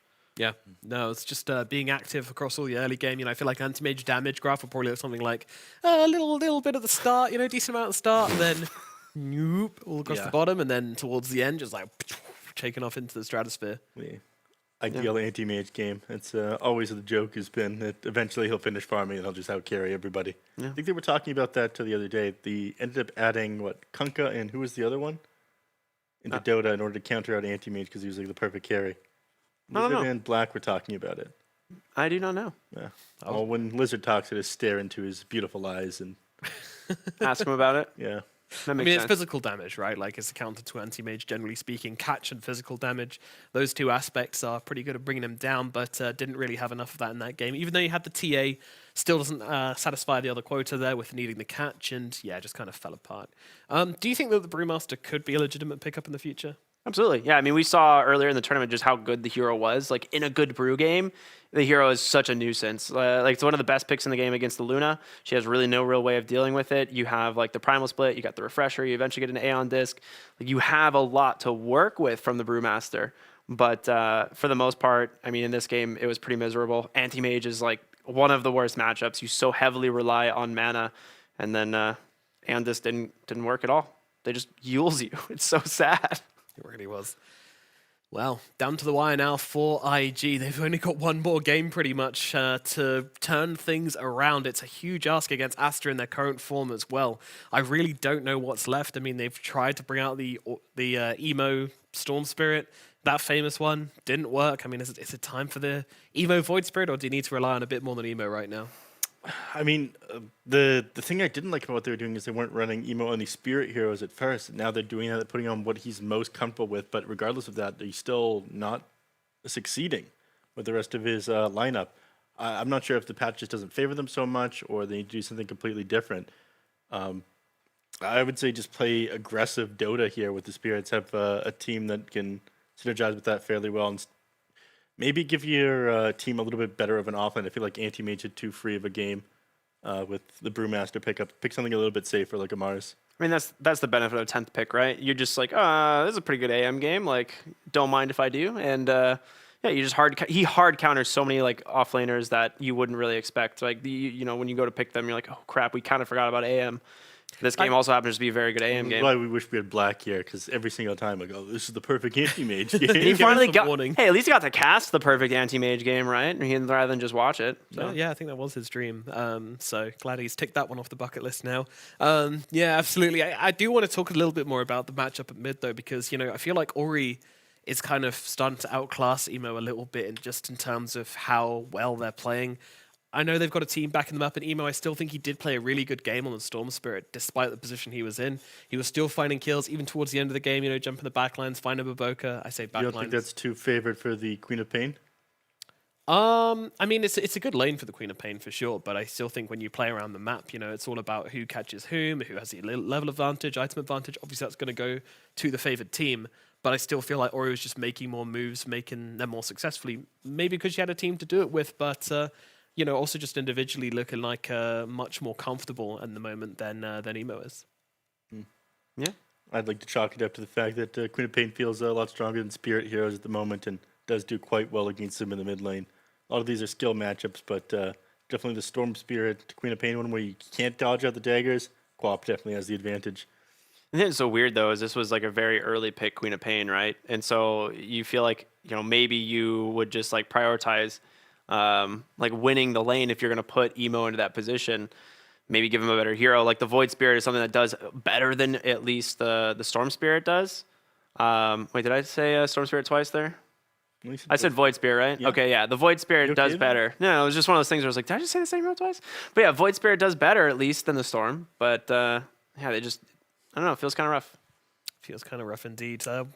Maybe he went for the Storm just because he figured, all right, if I need to carry this game, this is the best hero suited to do that. At the end, I can make up for not having enough disabled with an Agnum Scepter.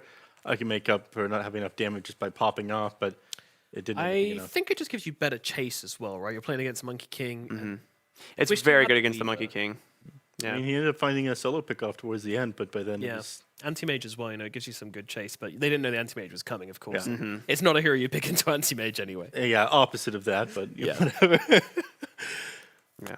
It served its purpose of chasing heroes down, which it certainly did. So, right, Ricky, you're in the changing room because apparently This I sounds don't fun. like where this is going. You know, I've- esports. We all have changing rooms. Yeah. I have my own. They're feeling a little bit down. They're like, oh man, relegation's just around the corner. What are you saying to them? What are you saying to those boys who are now so scared? You saw them shaking before. Now they're trembling.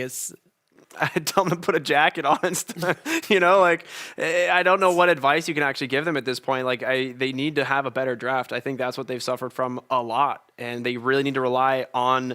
He's asking for emotional support, not asking for drafting motivation, support. Ricky. not Motivation, practicality. dude. I can't give them any motivation at this point. Like they're up against Aster. It's actually so difficult. Never take up coaching, Ricky. I hope you never planned on it. No, I'm not coaching. I imagine I'm the more of drawing room, more of a realist here, So you'd be in the coaching room before their game against LG. You'd be like, I'll be honest, guys. I don't think you're going to win this one. Look, hear me out. We're probably going to lose. No. What can you really tell them at this point? You can't just say play better. It really does have to come down to the draft, I think. They very seriously got outdrafted in game one, and if they want a chance to win this one, they do have the skill to do it. They just need to put themselves in a better position to do He so. has never given me a motivating speech in his life. I can tell. Does it show with my, lack of confidence? No, more his lack of motivation. Alrighty, friends. Well, if you look to the sky, is it a bird? Is it a plane? No, it's a draft, and it's coming in quick, which means we need to introduce our draft master, Senor Lizard. Konnichiwa. Hello. A little bit of a fusion introduction there. Yeah, I don't know. We're all over the place. It's fine. I got used to it. I enjoy it at this point. Excellent. No compliments this time around. What's happening? I mean, I kind of, I put a bit too much butter on the crumpet last time, so this time see. scraping a bit off. Okay. So But it's ready. instead of That's a understandable. compliment, I give you a question. What would you say is a way to motivate these players? Because Ricky has obviously failed them. Did I fail them? I don't know. I'd go in. They failed you, right? That's not I'd what you would look say. at them, get them rounded up, look at them straight into the eyes, boys. All of them. This is it. Remember the major. Remember the question mark. You got this. Don't you want to all chat afterwards? The whole world will be watching. Come on, you can do it. You're going to go to the whiteboard behind you and just draw a giant question mark? Yeah. Big ass question mark, and then turn and The ultimate gameplay, and it's beautiful. just stare at them until they feel the energy. That's it. The silent treatment. All right, sounds good enough for me. Let's see if it works. Let's get into draft number 2 in this best of 3 series. IG walking the line at this point, and the drop, it is very, very big down to Division 2, and we're starting things off with a Death Prophet and an Earth Spirit. So already starting things off a little bit differently towards what we expect. This is a sick opener. This is very good against the Bane. I love Earth Spirit. I'm very glad that we get to see this hero picked up. The Death Prophet is almost always run in position 3, though, so it's unlikely that it's going to be put in the mid lane. However, the Death Prophet in the mid lane, when you have an Earth Spirit roaming, is very powerful. Being able to roll into him, kick him back into the DP, gives you so much more time with that Spirit Siphon. Really amplifies the strength in the mid lane. Solid side lane as well, right? Yeah. They put together. But they instantly grab that Earth Spirit as it has been banned against them quite a few times. And IG has been banning it against Aster. So these two teams valuing the Earth Spirit a little bit more than anyone else, it feels like. Wow. In the region, because the hero is just completely ignored by most teams. Aster with the Lina finding the right way to answer the Death Prophet, if she's played in the mid lane though, right? But probably pushes the Death Prophet to offlane position. Exactly, yeah. And if you don't, you are not going to win that mid matchup anymore. No, she'll out-farm you. She'll go. You can't really get on top of her so easily. Even the Earth Spirit, there was like nerfs to the cast range of Rolling Boulder, so gapping all that distance inside the mid lane becomes a little bit harder than it was before. Look at that glass of water, that jug. Yeah. It's kind of how IG for feeling right now. Is that the... It's half full, don't worry. It's half full. That's a optimistic half full right there. Yeah, if I had that, I'd be pausing the game every 5 minutes if I had that next to me. Sorry, guys, wait. Spillage. Yeah. Monkey King banned out by IG, and Aster with the Ember and OD so far in the second stage. What else does IG want to remove at this point? What do you guys think? We've seen a lot of supports that are good versus DP get out right now, but okay. There it is. Wow. I don't feel like that was necessary, but they're gonna do it anyway. They go ahead and respect out the Storm Spirit despite having the Lina, so it's normally a pretty good Lina matchup. It is one of those things where it's good in lane, decent for the Storm Spirit as the game goes on if you manage to find items. Yeah, it feels like Aster are way quicker on the trigger when it comes to these bans than IG is. Putting the pressure on in every way they can. They're just they want to burn their time, I guess, but how? I mean, a second phase anti-mage ban? They were laughing on IG when they picked the anti-mage on the side of Aster. Now they ban it. They're not laughing anymore. They are not laughing anymore, Lizard. Yeah, anti-mage was a problem. God, the Storm Spirit gotten rid of now here. I mean, the anti-mage ban out really does imply that they want to pick up another spirit hero in the mid lane, the Storm Spirit especially. It'd be a decent. The OD ban is surprising me. I don't think they'd grab that one. One pick that could be decent here is a Silencer. I mean, you're playing it into the Bane. Yeah, even the OD versus Lina does not fare well. Lina is one of those better heroes against him. So interesting that they banned it out, but it's a nice save versus the Bane, like you said. It's a broken hero at the moment, so yeah. Took their sweet time, but they do manage to ban out XXS's Legion Commander. This guy was voted in so many games as an MVP on Legion in the recent seasons. Oh yeah. Okay. Not that in shard these was ones. broken. You did not give this guy access. This is interesting. They picked up the Invoker now. It's reasonable enough against the Lina here in the mid lane, but Face's Void is still in the draft, so it's going to force Aster's hand. Either you pick that up here, which is decent with the Lina, or you have to play against the Chronosphere Cataclysm, which can turn a game around at any point. I think it's scary to pick the Faceless Void here still. Like, they kind of want to hold for last pick, I think, on the carry. As good as Faceless Void is, there's still a decent amount of heroes left in the pool that can do pretty well against it. Yeah. But you're right, it is always something you have to be scared of. I mean, in general, just Invoker plus like one good stun is good enough for Cataclysm if it's on the right hero. Like Beastmaster is like one of the best. But you already have your offlane that's going to be the Death Prophet. Unless they flex it. Like, you can run 5 DP, we've seen it before. And they grab Mars Mirana, which is really scary now. So you have Bane set up, you have the Mars set up, and the Lina set up. So this is a really good pick. Looking pretty solid for Aster. They're still one of those teams that does manage to make Mirana work, right? So they grabbed for themselves, and they have that rotating potential towards mid lane versus the Invoker, who's not really easy to zone with whatever. I like your Void idea. We'll see if they go for it. I wouldn't like Aster to pick up Void as much. There's a lot of control, and silence is coming in straight from the DP and the Earth Spirit. Maybe it would have been a bit too much for them to handle early on. I reckon we'll see a morph here. What are we thinking? For IG? Fly? Yeah. That's insane. That's insane? Yeah. You think so? It's okay, they go Wraith King. I was like, Morph is actually decent into the Mars. It's actually a solid lane, but decent into Mars, harder into Lina. Yeah, it's rough into Lina is the Burst problem. damage is always a problem. Vessel is a natural build-up on Mirana, so I wouldn't call it insane necessarily, but like difficult, right? Would be hard. Wraith King, just a safe pick, I guess. Yep. I mean, if you get Fiend's Grip, you come back up. But they have like several cooldowns, like low cooldown stuns. They've got Lina, they've got Arrow, they've got Mars's kit. His spear great at getting Wraith King as he comes back up, even if they do have to commit the arena for the first life. But I really would have preferred Faceless Void here. I feel like he was reasonable enough to grab, and Earth Spirit decent at getting onto the Bane in the back line, canceling a grip onto the Faceless Void. So Wraith King not as crazy about it, and I feel like they need a little bit more lockdown on the side of IG. Yeah, that's something that Wraith King brings to the table a little bit more, right? Yeah. The Anti-Mage Madden makes more sense now, right? Kinda, yeah. Yeah, if they wanted this Wraith King. Invoker and Wraith King, so... Yeah, like you see those 2 picks, it's like these are pretty good matchups for the Anti-Mage, but... Yeah, Aster is just banning out Abaddon, banning out the Darkseer. Abaddon obviously can be the offlane, but they're not sure if DP will be 5 or off. I think Oli plays a mean DP, so it could be 5. But playing it into Mirana plus Mars is not necessarily that easy. 5 DP dominates a lot of lanes, or at least does well. But Mirana plus Mars, you always feel like, okay, I'm going to use my Siphon, and then I get speared to the 3 arrow, then I'm dead. Yeah. Obviously, there's some help here from the Wraith King, but it's not the easiest. And I wouldn't mind seeing still the DP on that offlane position. We'll see. I feel like there are games in which 5 DP does just as much as an offlane one, and then perhaps even more because she's uncontested and untouched. It's a 5 DP with 3 fluffy hats.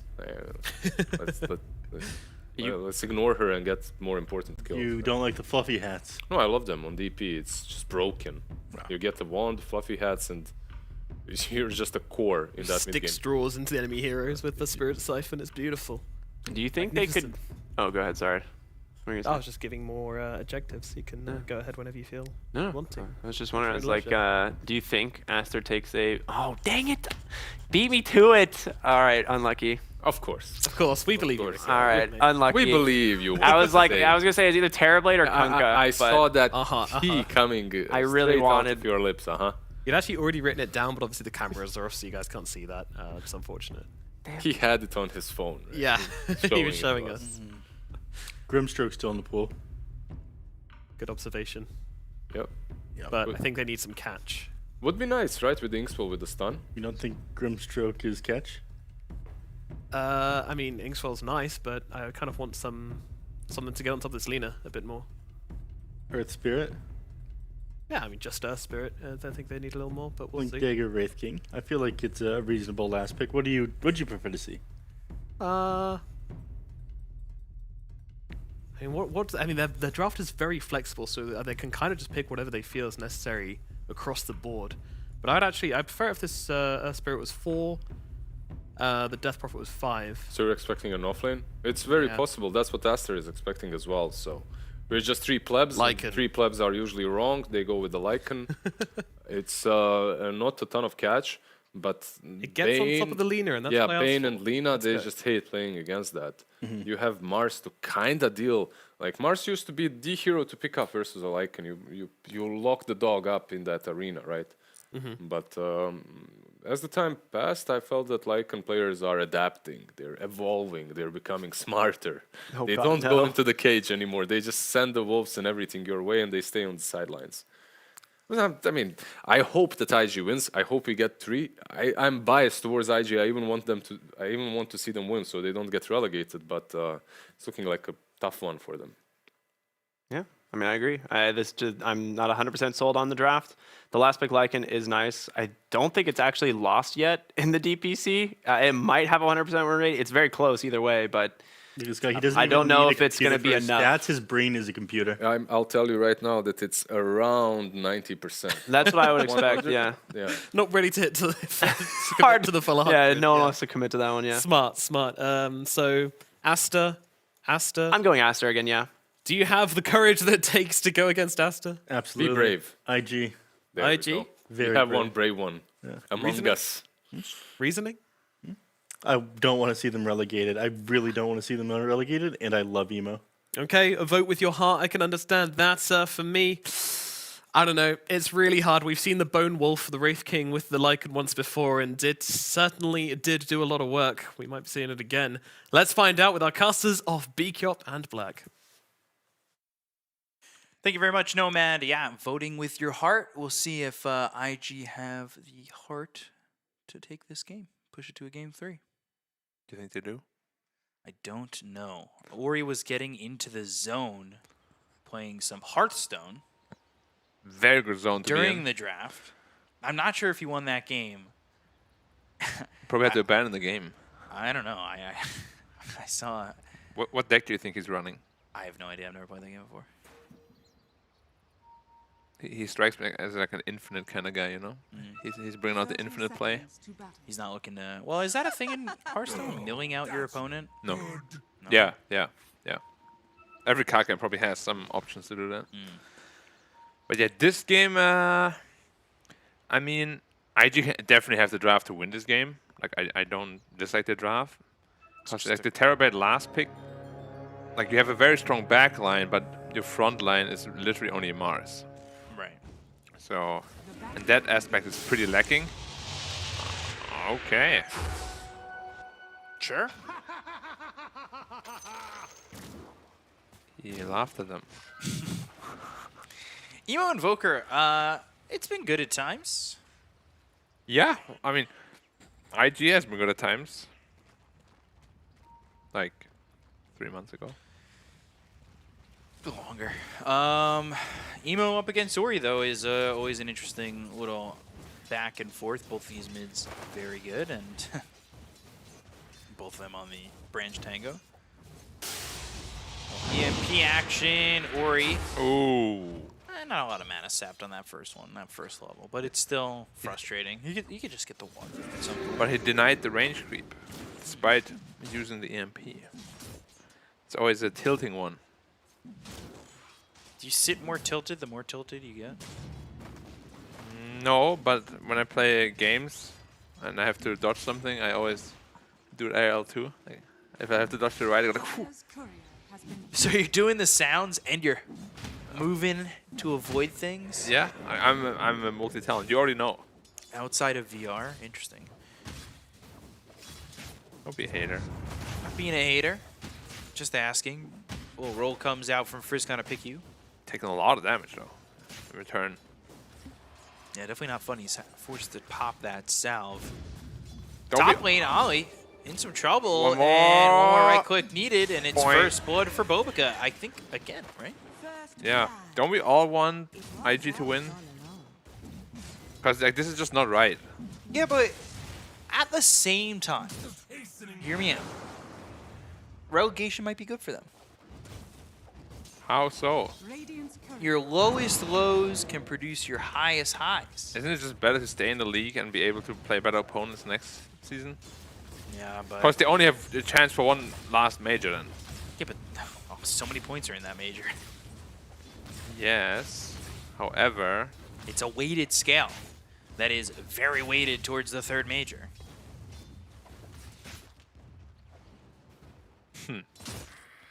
It's a lot of points. It is, it is. You could always do the elephant route and just let everybody from China qualify for TI and then kind of walk through qualifiers. Definitely the plan they have. It worked for a lot of teams for the last TI qualifier, actually. Yeah. Undying, another one. Was it Undying that qualified? It was, right? I think, wasn't Spirit a qualifying team as well? No, they almost lost to Empire. In the qualifier? Yeah. Right. Oh, really? Am I remembering wrong? I have no idea. Pretty sure I'm right on that one. I have no idea, though. You're always right. No. Emo taking some damage here, now behind in levels, is 17-8 for Ori to the 9-0 of Emo. He is just standing under his tower. They're already 1k ahead. Yep. Winning all 3 lanes right now. It's not a good look again. Man, it just feels so wrong to see IG like this, don't you think? Yeah, it's just not what they want at all. They're just not. Everything feels like it's out of sorts. The lanes, the communication, the shot calling.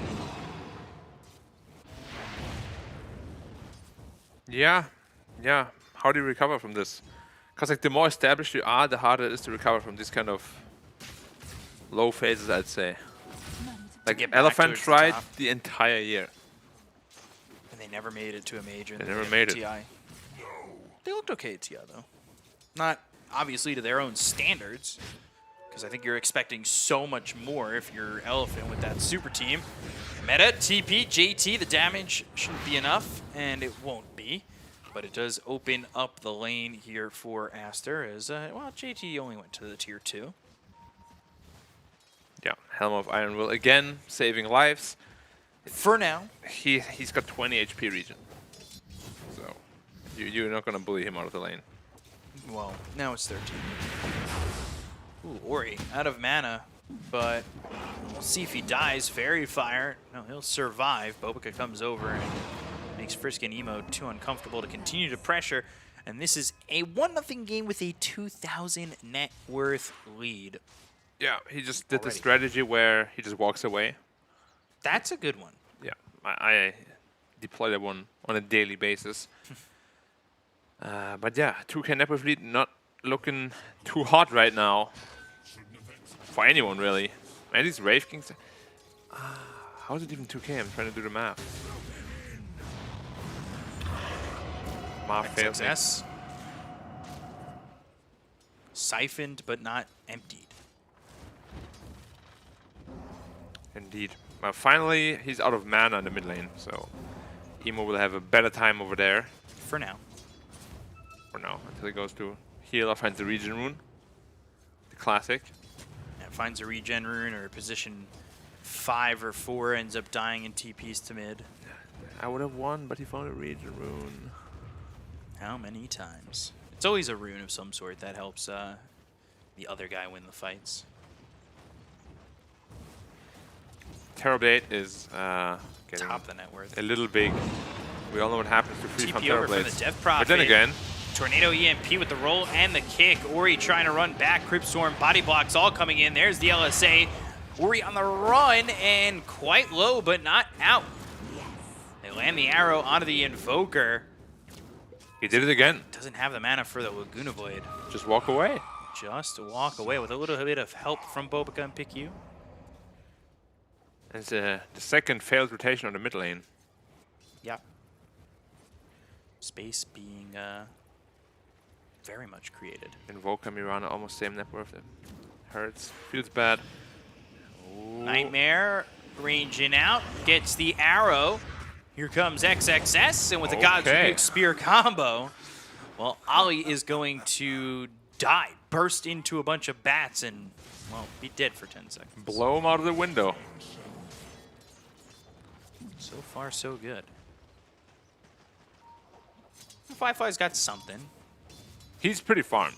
Yeah, he's right there with the Terrorblade, who seems to have a bit of a free lane. Tornado again. They've got the roll coming in, but it's short. The EMP still lands, but... No boots and Bane. Ori has a... Oh, they caught Emo, though. Oh, Emo. Or the arrow, not a creep. Arrow, creep.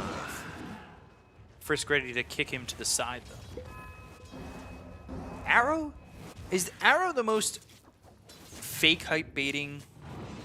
And Hook, probably. Hook? Well, and the Hook! Hook you can kind of see, like, I think from the beginning, right? That's the same with the arrow, though. Do you, though? Oh, I don't know.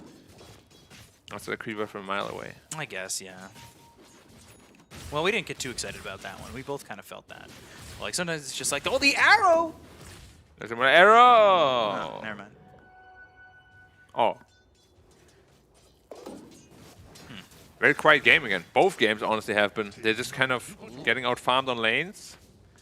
And it's on IG to really make a play. Because I don't think you're beating in Terrorblade Lina late game with that draft.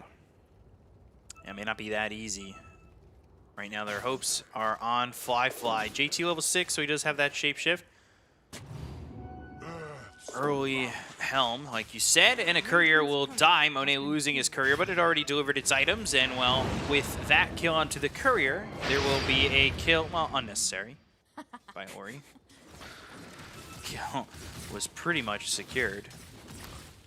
Just blast him to the next dimension. They'll catch him. PickU in trouble. Cold Snap, EMP, all there. Courier goes the other way. I'm out. And Emo will pick up the first kill for the side of IG. Invictus Gaming getting their first one. Refire Blast, but Monet's up here. And Fly, well, he's going to have to use that reincarnation. Ooh, will he? Armlet, Arena, and yes, he will. But Emo comes up towards the top lane. They've got the Tornado that lands on a 2. They slowed them down, though, trying to move forward. They've got the arrow landing. The Sunder comes out, and the Spear lands.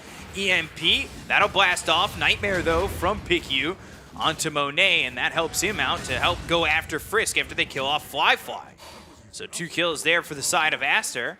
And IG get nothing out of this one. Monet and the Metamorphosis will continue to farm the top lane, extend their lead. Yeah, slight miscalculations by IG. Didn't expect TB to be that tanky, but he has a ton of armor. And Invoker, with this skill build, no Urn, he doesn't deal a ton of damage. Midas, first item. Yeah, very interesting.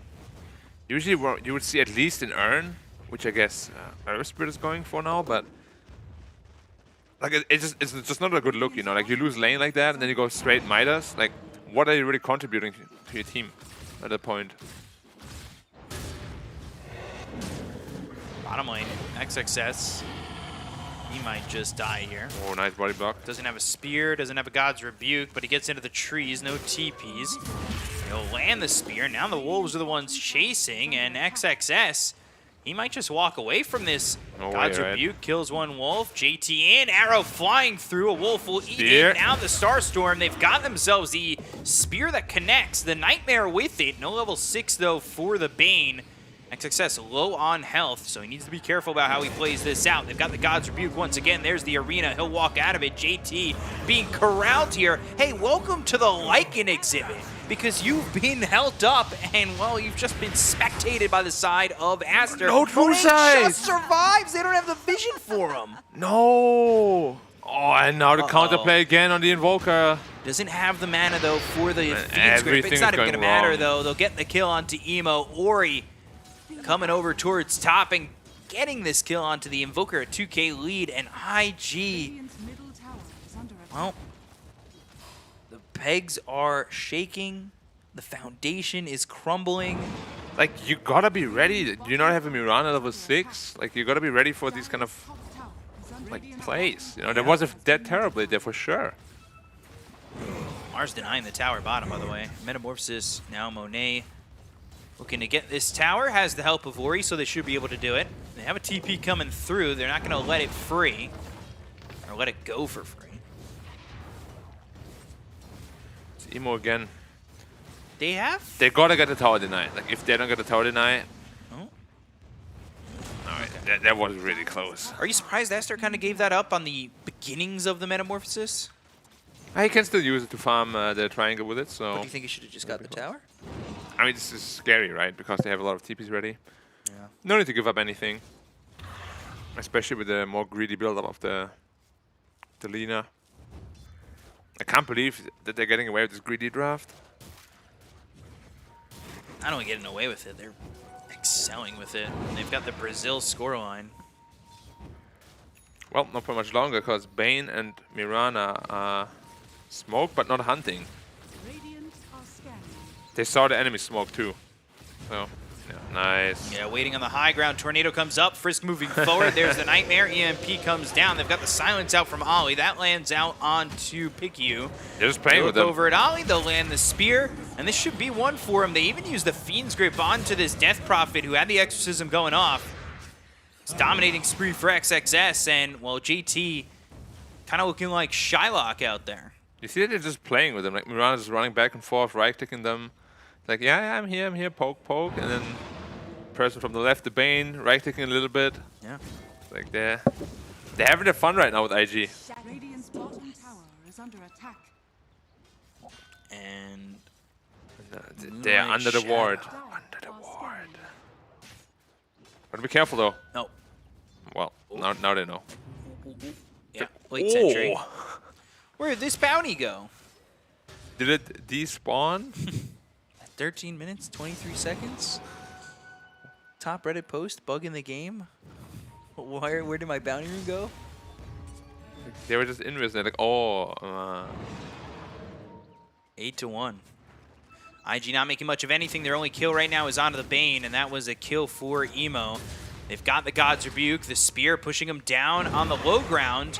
They look over at Fly. They've got the Nightmare. No Fiend Script to follow it up, but they do pop the first life on this Wraith King. A leap to avoid the Tornado. It's nothing working out for IG. They have not landed rough. much. There's the Blink as well as the Arena. That's around onto two. Frisk trying to get in there to get some help. They'll drop down a Meteor.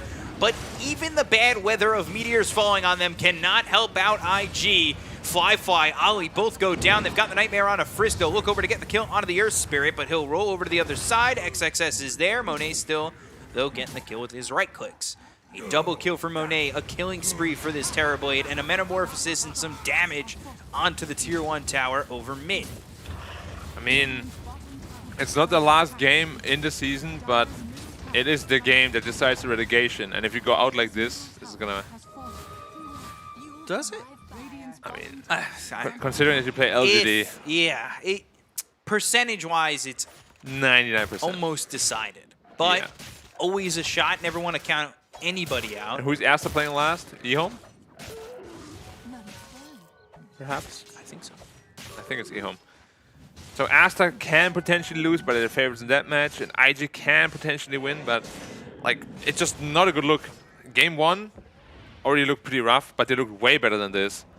And now game 2, they're absolutely lost. Aster RNG. Going on Ori here. Might be the first big pickoff they get. Yeah, if they can kill Ori, that would be massive. He has to die here. Got himself the wand, No though, way, and right? LSA misses. They've got the Magnetize. Can they reapply it? Can't. Yeah, they do. Oh. It goes on for a little bit longer. One more The time, he's Sunstrike dead, I off think. the mark. Stick! Ah, no! Just surviving. The HP region from the tower. Absolutely nothing going right. Fiend's Grip here no. onto Fly. Land the spear, no reincarnation. You call yourself a king, but you've been kicked off your throne. Multiple times. Yeah. At least it always comes back to reclaim it. Yeah. Wraith King the 5th taking his place. Yeah, so they play RNG as they're on their last series. Oh, who's EHOME playing? EHOME finished. Oh, EHOME was done? Yeah. They finished 4-3. Okay. So it's IG, LGD, and Aster versus RNG. And then the other one is Phoenix Vici. Well, that's the thing, though. If Aster wins this game, then LGD has to try out 100% because... Wait, LGD is playing last, right? Yes, they play IG as the last series. So they want Aster to lose so that LGD might go a little bit easy on them, perhaps. Yeah. They're big RNG fans right now. And then VG, are they done? They have one more game too, They're right? playing Phoenix. So VG has 3 wins, actually. So Yeah, potentially, yes. Potentially. Like, we're just talking statistics. The percentages are not looking good, but only Siths deal in absolutes.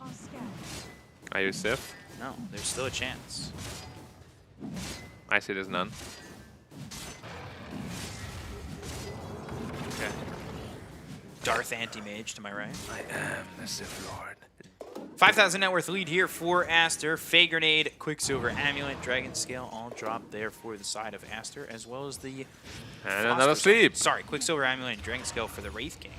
They've got the sweep to land the LSA, the Laguna Blade to follow it up. The silence not in time from Ollie.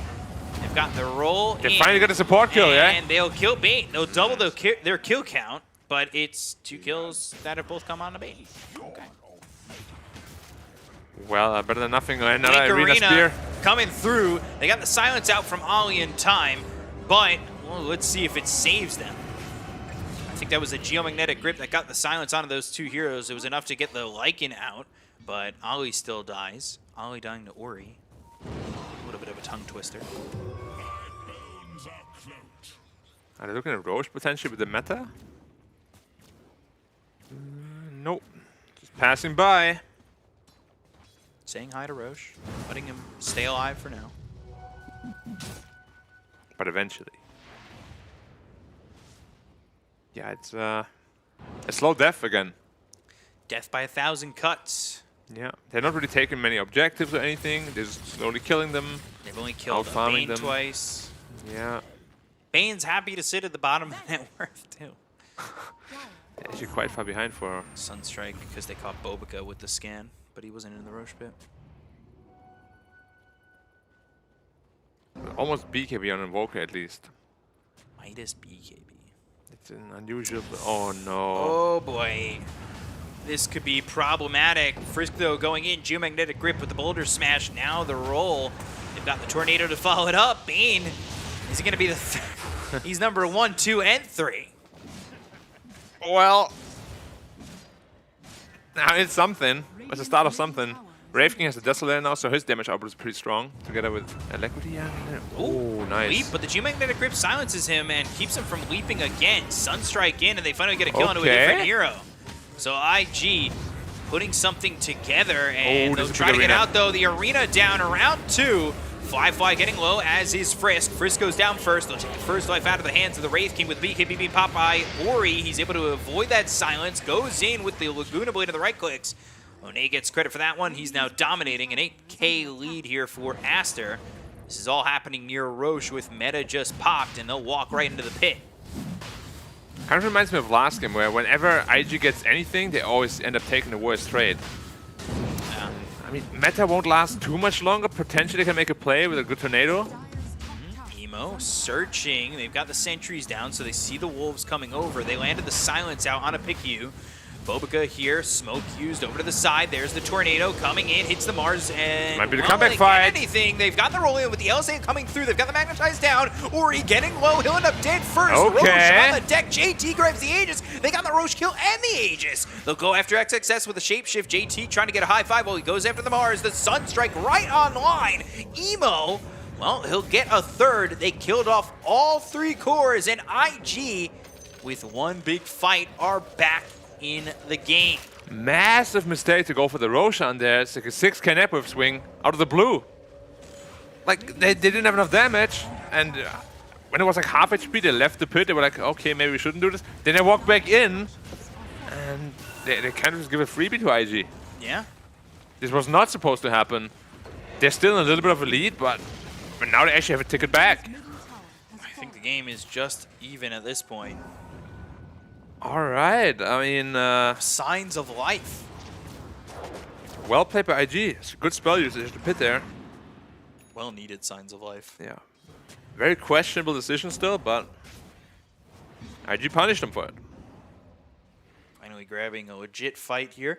And IG, now they got to work off it. They got to make this do something for them. Don't just get complacent again. Now this is really the power of the Lycan. Like, you take a fight like that, the towers are gonna fall like flies. The big bad wolf is at your door. Like a knife, like a hot knife through butter, they rip through this tier 2 tower. So a lot of summons coming through still.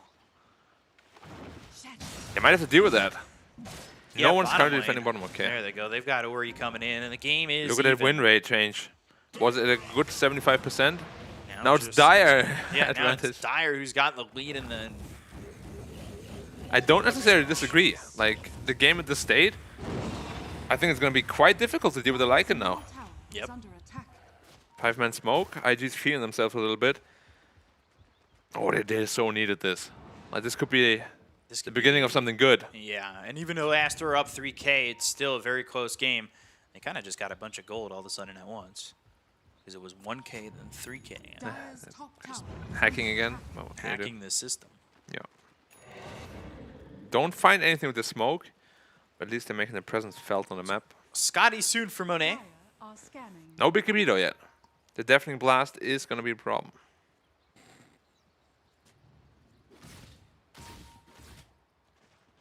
A lot of time on this Aegis too.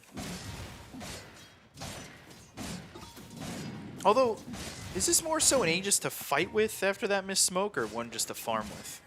I would love them to fight and just put on the pressure, because you're still playing against the Lina Terrorblade. And the only fight you won is actually after they had no spells ready. Blink, spear, has the into Aegis. the Fiend's Grip. Little wombo combo alley-oop to get the first life out of the hands here of JT. They'll drop down a Meteor, but it's not going to matter. The roll in here coming through from Frisk, but he's been hit with a Nightmare immediately. The Laguna Blade comes out onto JT. They get the kill onto the Lycan. They take out both his lives. And now, what else can Aster get? Because that is the Aegis gone. That is the second life from JT gone. If you're IG, that's a little disappointing. Yeah, I got caught out of position just a little bit. I mean, Aster is really fast at punishing these kind of small mistakes that you make. Can't give him anything. There's a reason they're pretty much undefeated. Ooh, roll. Geomagnetic Grip again, stopping the leap. Magnetize, 2 leaps. He's dead. Ooh, and looking Bye. like he is gone. Another water bottle. Ooh, it's the Emo's water mug.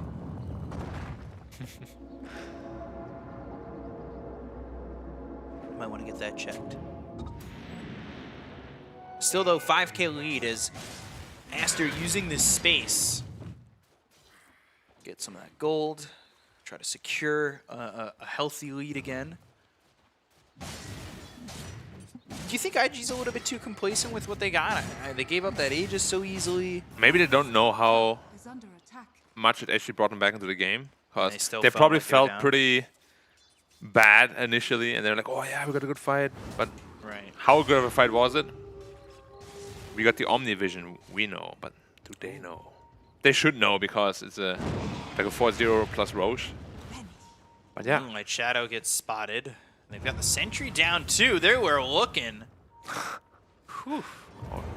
And now they found Bobica. I was a little surprised that they let Bobica lead on that. They go to the Exorcism, the right-click damage coming in. They get the kill on Ollie. They'll end up trading 1-for-1 with the BKB being popped by XXS.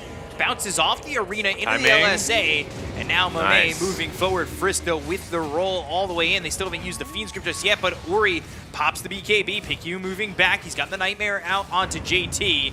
And that will be broken, but the roll comes out from Frisk. Continuing to go after this Bane. Drops down the Magnetize. They've got the Fiend Script. Sunstrike in. Fiend Script breaks as JT gets the kill with his minions. But Frisk, he'll trade out, and it ends up being a 2-for-2. Both supports dying, but yeah, it's not what you're looking for when you're IG. Like, you really wanted some bigger priced kills, and Terrorblade is into his BKB soon. Once he has that, you have no answers. Like, your damage is all physical, very limited. Can he catch Emo perhaps? Oh, they're cutting the wave, so Emo knows. But he's going right into Mars. Tornado, EMP, Meteor down with the Deafening Blast. The damage onto the Mars! Nice. XXS gets picked, but now Ori's here. They have the LSA, they have the damage, and they'll get the kill. It's a 4-time spree that goes the way of this Lina. Was that The only way it can really work is if you get the kill with your spells and you immediately TP off, but he needed that one more additional right click. Probably not what you were looking for, but at least you made them TP and react to it. right? Ags for the Lycan, so they are going to the Bony Wolf. Makes a lot of sense. Yeah, it's strong. It's just a problem that Terrorblade really doesn't give a damn about it. Oh, I was thinking more such, you know, wolves like Bones. He becomes a wolf. It Okay. would be cool if they kind of kept the composition of the character. He turns into a wolf that's just kind of the skeleton of it. There would be a lot of work to animate though, Yeah, probably, I know. right? Yeah, I know. Yeah. I can dream. I mean, I wouldn't mind it, but yeah. Too much work. Probably. But now it's like Battle Pass level 850. 4-man smoke coming out. They've got the freshly minted BKB on Monet's, but Fly always got one of his own, so it's not exclusive. It's not limited edition. Lots of BKBs. 300 Radiant. Blink. Good BKB from Emo. They get the silence. Now they'll look with the EMP. The stun comes out from Fly. Nightmare. XXS pops the BKB. Goes into the arena looking for the Sunstrike. Not even going to be needed. He drops the gem in the middle of the arena. Fly, your prize can be claimed. Didn't BKB in time. The gem loss is actually massive for them. JT's running down Ori, but no vision. Dust. Not hitting. Narrowly off the mark. They got the scan, though, so they know he went to the southeast. It's not going to matter, though. Is under attack. Haste. Quite late on the BKB, XXS. Didn't BKB the Wraith King stun. And you might be tanky from the front, but if he hits you from the back with Alacrity on, you are not very tanky. You're dead. You're dead. Yes. Or in the words of the voice line, death. Not bad. Not great. Never mind, I give you a thumbs up. I did a good job. You did a good job.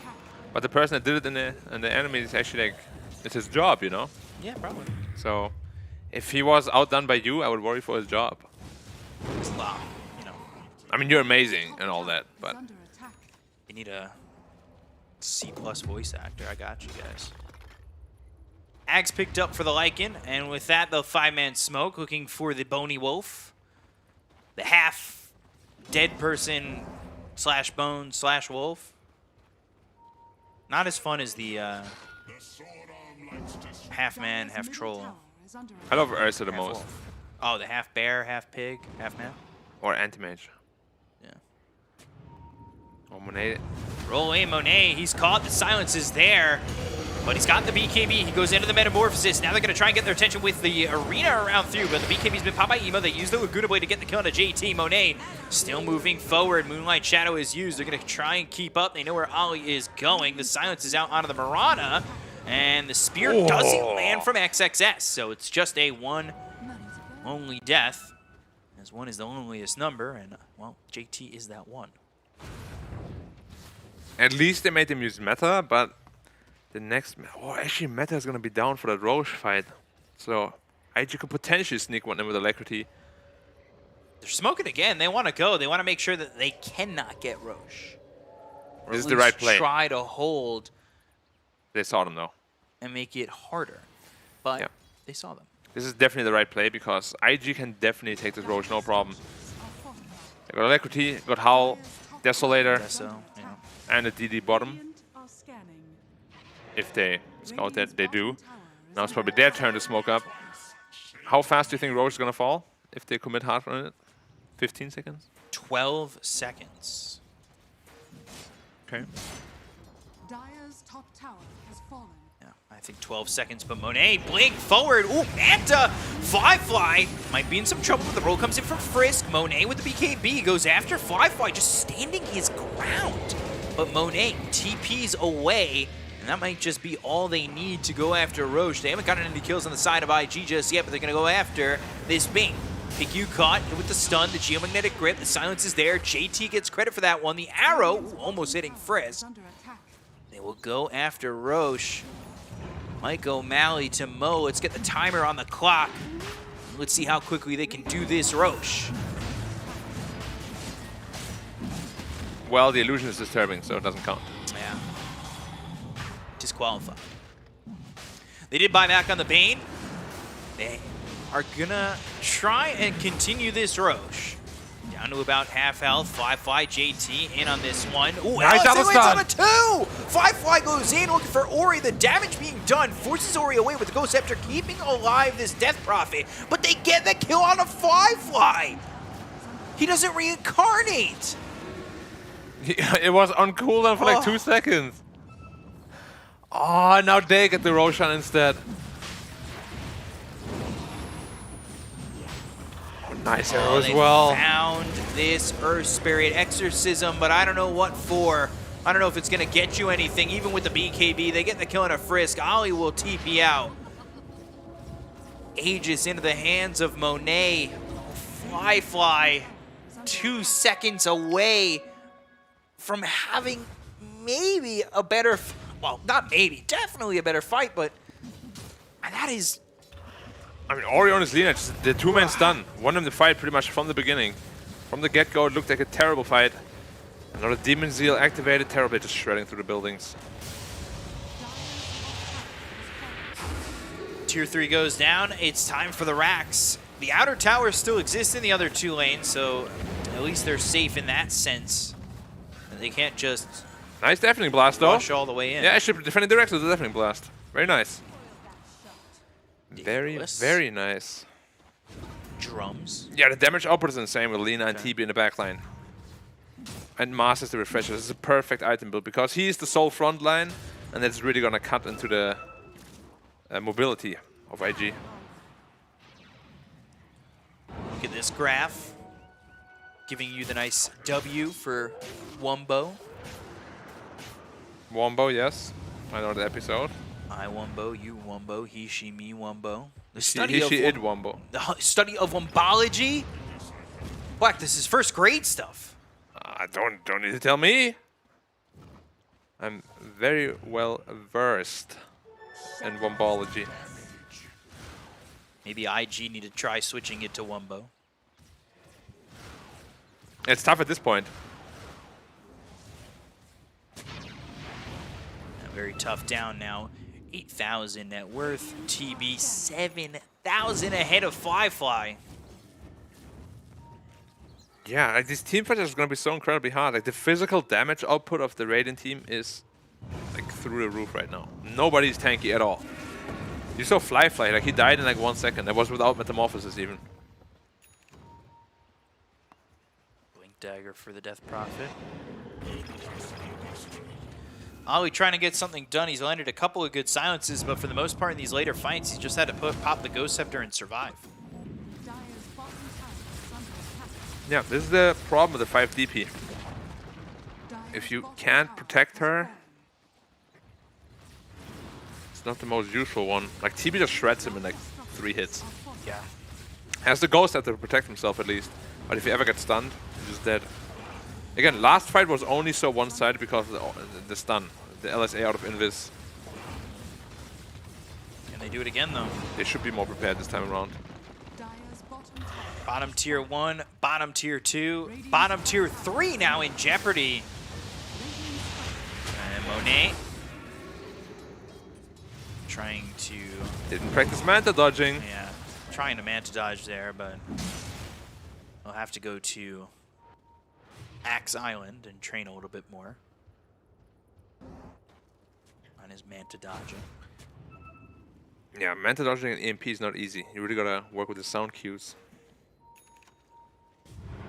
What are the best sound cue like timings that you kind of know, not based on how they look, but just strictly the sound cues? In regards to what? So like dodging EMP, you're looking at listening for the sound, right? Yeah. But like, what else is like that? What are you listening for more than looking at? It's mostly, honestly, just that. But the rest you kind of have to see the animation and then react accordingly. Right. But EMP doesn't have an animation, right? It just goes like, it gets louder and louder and louder. And just before it pops, makes more sense to me now. Yeah, that's what I'm here for. Help you get through this very confusing and complicated life. Yeah, very. Illusions pushing through mid. Monet is here with the rest of his team. Look who got a refresher queued up. Here's everybody. If everybody can get one, everybody would. I feel like Lina is one of the only heroes that he plays a core right now that doesn't actually get one. At some point, it'll change. Fly taking a lot of damage. Something, that's a lot of damage. They're going to TP back. They lose their bottom tier 3. To Lycan Wolf. So JT trying to rat this one out. And you could hear it. You could hear it a little bit in the microphone. You could just hear that just chewing through the bass. You need it. Can't take a hot engagement. Arena comes down. BKB, JT. They'll shape shift. They've got the Wraith Fire Blast coming in as well as the roll. They're going to go after this Terrorblade. Monet. He's going to survive with the Satanic. He's got the Metamorphosis off. JT no longer with the BKB. And Monet will shred through this Wolf and will shred through Frisk. On the other side, though, they've got the Exorcism. They get the Kona Piku. The Shivas is just going to land onto Ollie. Not sure he gets away anyway, but, well, Ori kills Ollie, and it's the battle of 3-letter O words. Ori, Ollie. I think we all got that one. I don't know. You looked at me like I was crazy. So I wasn't sure if everybody got that one. Well, Moonlight Shadow, Demon Seal. He tried to burst the hero with Satanic. He survived on like 500 health. Couldn't do it. Perfect recipe for a lost team fight, but now Invoker is raiding bot lane. And this is really the only thing keeping him in the game. Spear out. Spear, Fly in some trouble. They'll bring in Ori. No BKB on him. Oh, no BKB allows the Tornado to hit. Ori maybe getting a little bit greedy without using that BKB, but now triple Meteor, Deafening Blast all coming through. Lina taking a little bit of damage. The Boulder Smash not hitting onto Ori. He also has a Satanic though. Satanic and Shiva, so they're all just getting tanky enough to survive the initial burst and then heal all the way back up with that Satanic. It's brutal now for IG. they gotta kite out the BKBs and then work with the Deafening Blast after that. Like, Deafening Blast is the perfect counter to those Satanics, of course. But it only works post BKB. Potentially Roche in 50 seconds, so we saw Aster in the first game take their time and get to the point in which they felt comfortable in finishing the game. They might do so again. They should do so again. This match is very important for them. Puts them at 5-1, I believe. Yes. And the top 1 spot is still very important. Yes. Potentially, theoretically, very important. Probably. Maybe. Also for bragging rights. Yes. Bragging rights, best rights. Ooh. Well, that's a refresh on Terrorblade. Good luck dealing with double BKBs now. He also has a Trickster's Cloak. Are they initiating? No. They're going to go through Nightmare onto Wraith King. BKB popped by Frisk early. Arrow coming in, being spoiled by a creep. Or I believe by a skeleton. Fly moving forward in the shapeshift. There's the spear. That lands with the LSA. The damage coming in from Ori. They've got the triple meteor coming down as well as the Deafening Blast. They get the first life out of the hands here of this Wraith King. Fly on the run. The right click's coming in. He needs to survive this one. The blink forward. There's the arena, and they will catch Fly.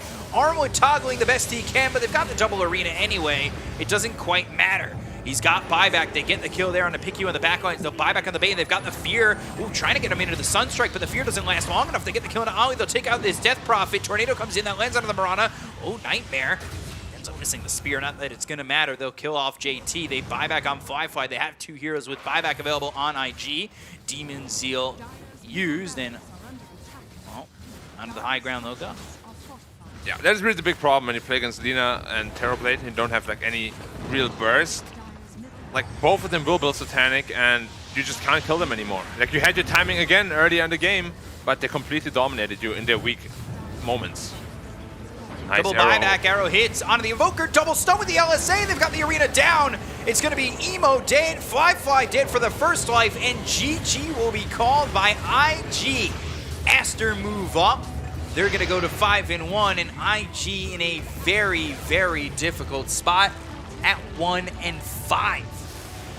And they need to hope that VG loses their match to Phoenix, and then they need to beat LGD, which is statistically a nightmare. Near impossible. Yeah, very much a nightmare. I mean, honestly, this game shouldn't even have gone for this long. Like, Aster really handed them one at the Roche pit. Yeah. Like, it should have been much cleaner than that. Should have been over much sooner. But, I mean, at least they had a little bit of, like, fighting spirit left in them, but like, even after they were given the chance, they were just so timid.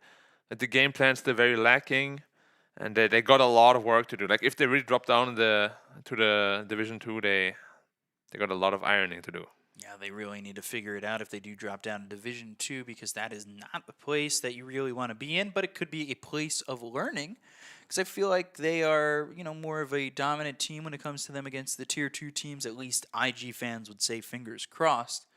And maybe they learn something. Maybe they gain that chemistry. They come back to the Division 1. This is if they go to Division 2. Doesn't mean they're there just yet. Just highly likely. But highly likely. And it could be a long road until we see IG back, which a staple of the scene. It is very tough to see them potentially on the edge of relegation. And so, well, Aster take the series 2-0. And I just don't know what to say about IG anymore, so I'll have to give it back to the panel. I will flip my trap card. It is the reverse card, and we'll send it back to you guys. Take it away.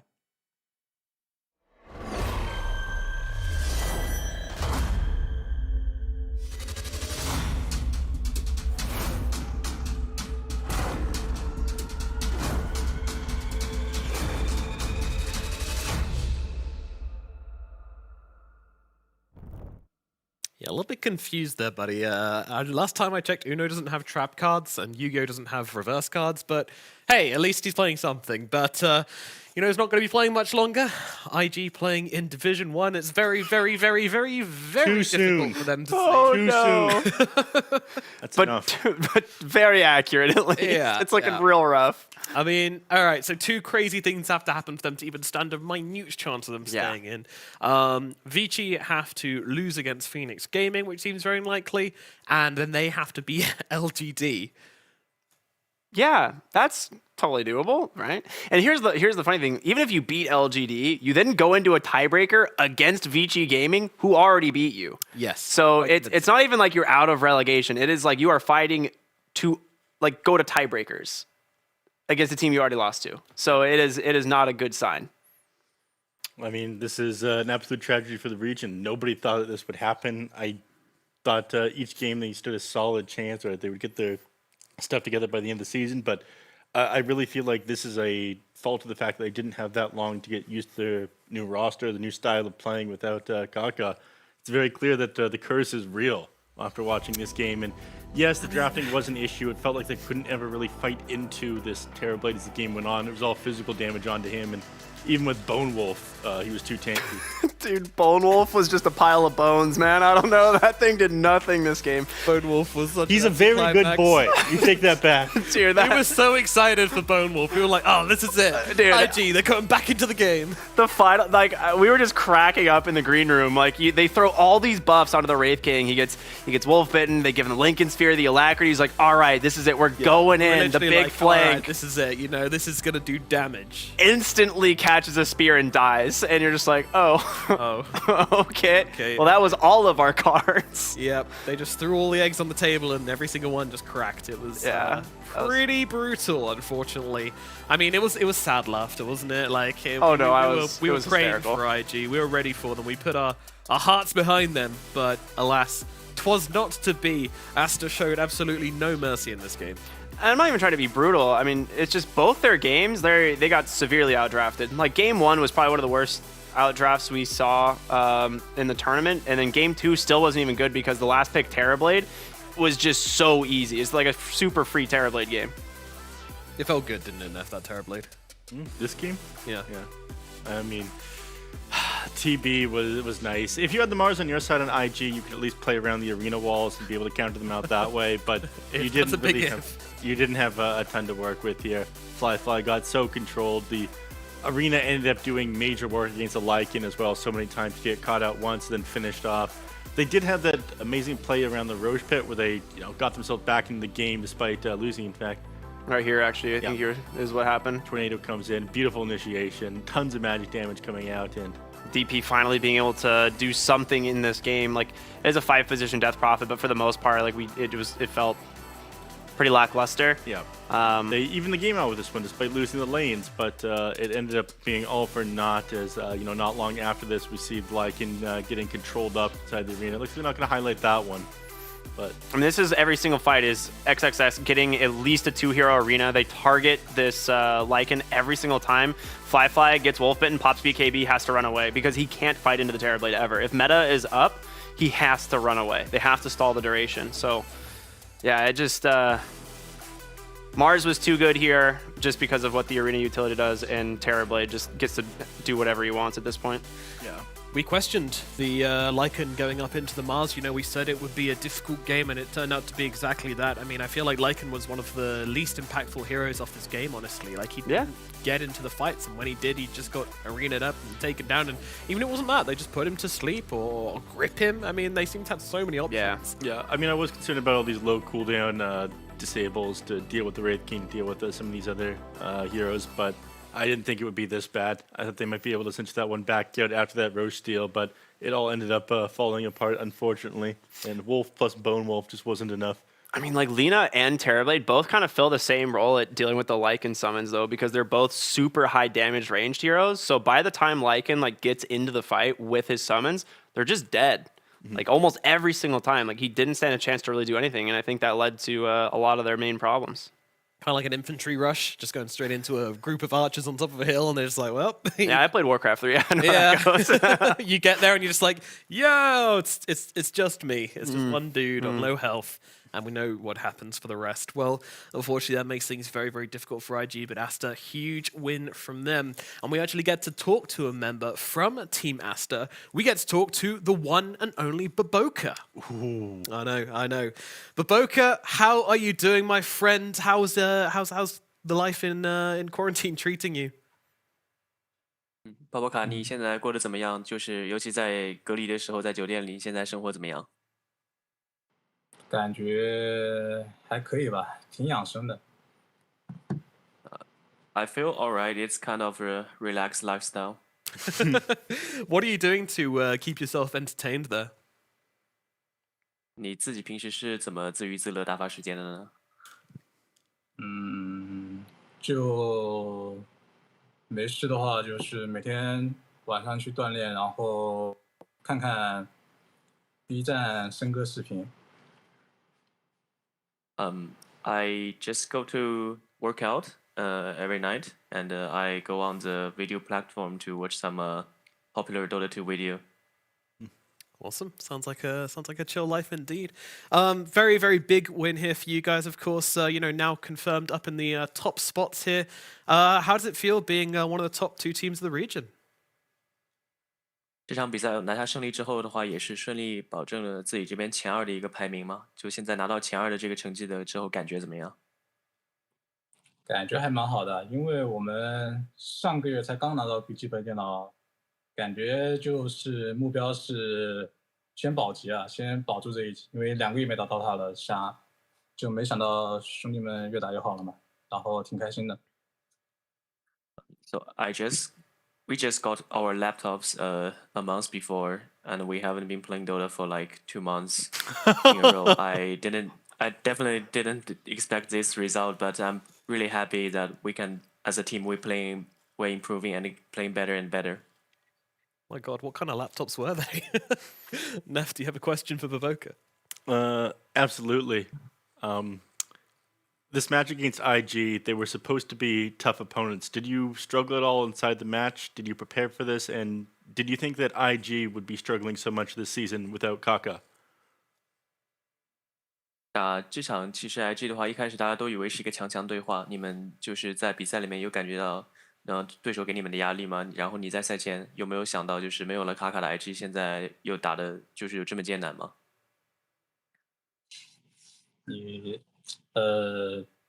感觉卡师傅得回到 IG 啊，要不感觉就是他们的节奏和那种先手点都换了，感觉就不像去年 IG 吧，因为去年 IG 那卡很敢打先手，就他们大哥很好发挥。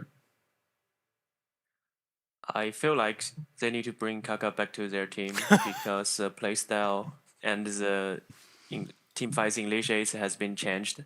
Like for example, last season with Kaka's initiating the team fights, their carry really easy for their carry to perform. Okay, follow-up question. Do you think it's possible that Kaka will return to the team? Do you have any information there? 你觉得卡卡可能会回到这个 IG 吗？你有小道消息吗？我不知道，我现在得的消息就是我什么都不知道。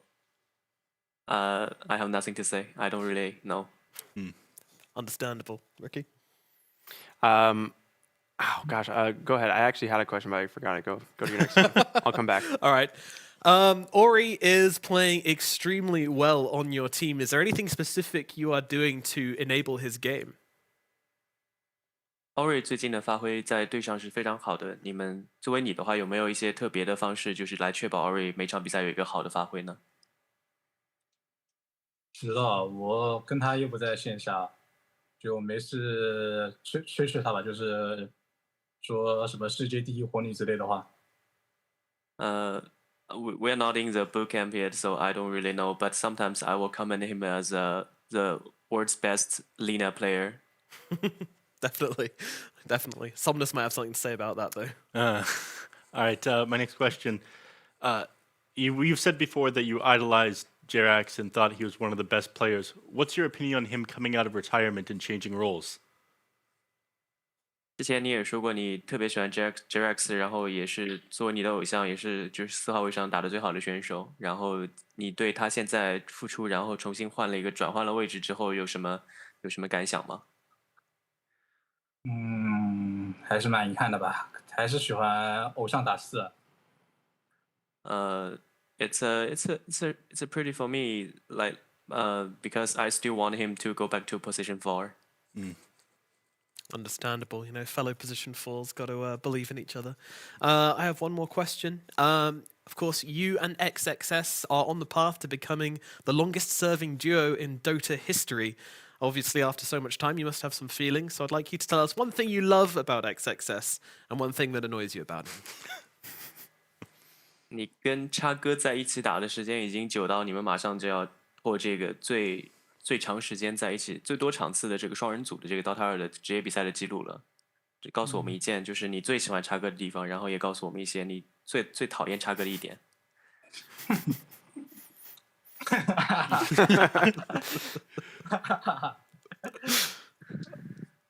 我比较喜欢叉哥的家族啊，然后讨厌的话，没什么好讨厌的。这林静这个人，只能说他需要很多鼓励吧，就越鼓励打得越好，就是这样子，这是他缺点吧。喜欢的点是家族，对吗？对。Yeah, I like his family because he has a big family. and the thing I think and the thing I don't like is sometimes he really needs a lot of encourage. Like sometimes he needs people to encourage him. Needs support, needs friendship. We all do sometimes. All right, any more questions from you guys? No? That was great. That's a hard question to follow. Thank you very much for your time, Booka, and best of luck in getting back into China. Hope you get back soon. 祝你好运，祝你早点回国。好的，拜拜。Bye. 拜拜了。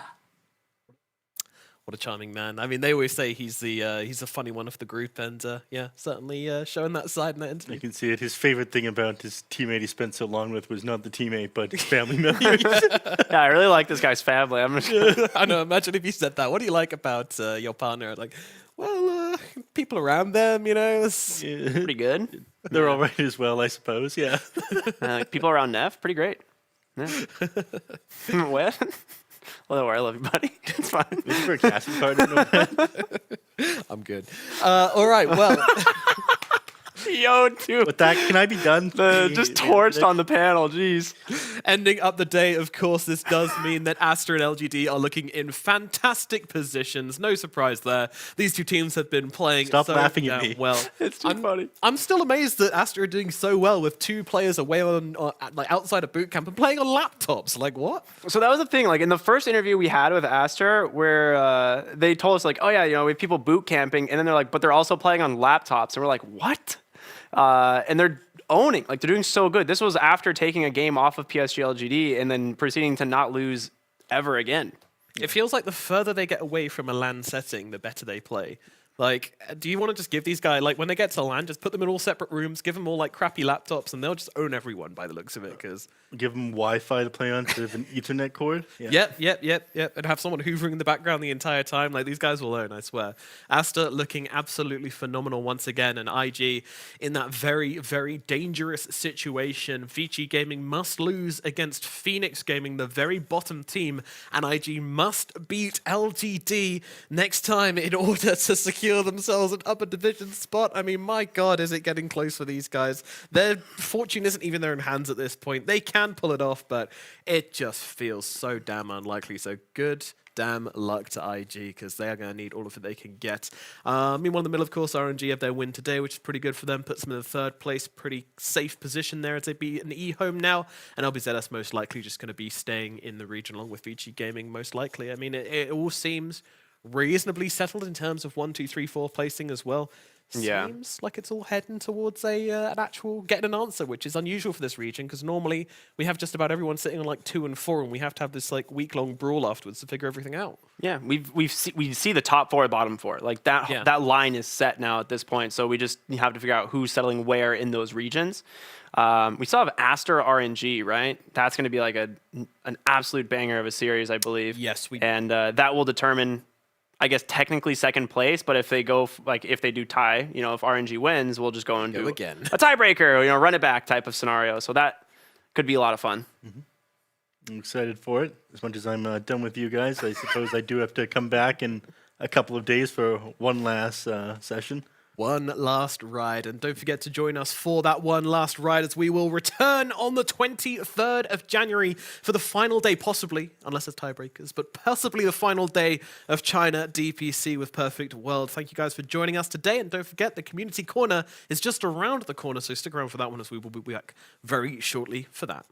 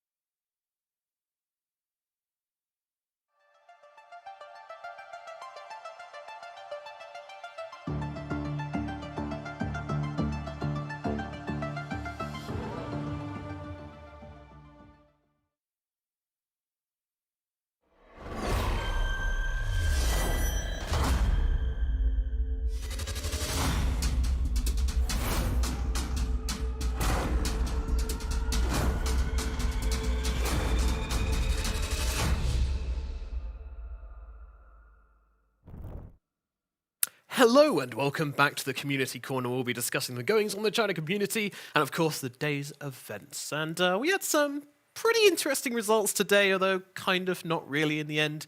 Everything kind of settled how we expected. Yeah, it did. Yeah, I think everything today, I mean, the big surprise was EHOME actually getting the first game win.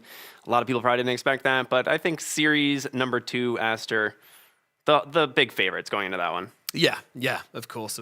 I know it was as expected in the end, even though it got close to being an upset. But yeah, this means that things are looking relatively settled. So if you guys are interested in what's going to be happening with tiebreakers, the rules are that if there is a tie between first and second, second and third, or fourth and fifth, then a tiebreaker shall be played.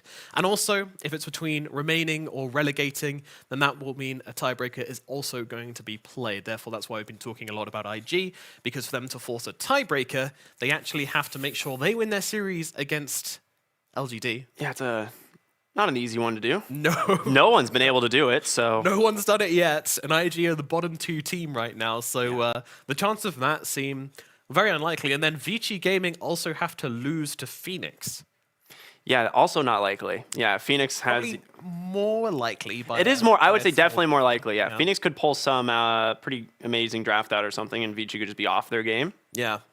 The problem with Phoenix, though, we've been seeing all season is that this team is...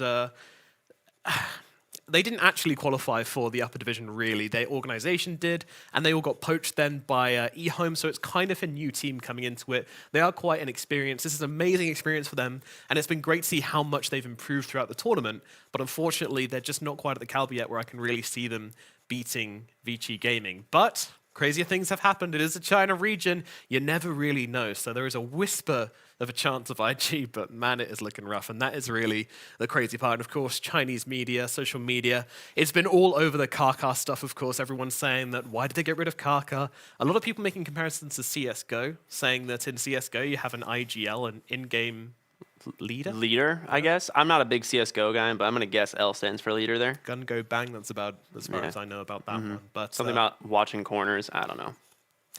I don't know what those are. They do have IGLs. And they say that in CSGO, they appreciate and understand the importance of an IGL, and in Dota, we don't. So, I don't know. Yeah, I mean, it has to be, right? We heard that in the interview specifically. They're like, yeah, losing Kaka is big. He was their shot caller, so they're definitely struggling without him. But see if he ever comes back. That'd be cool.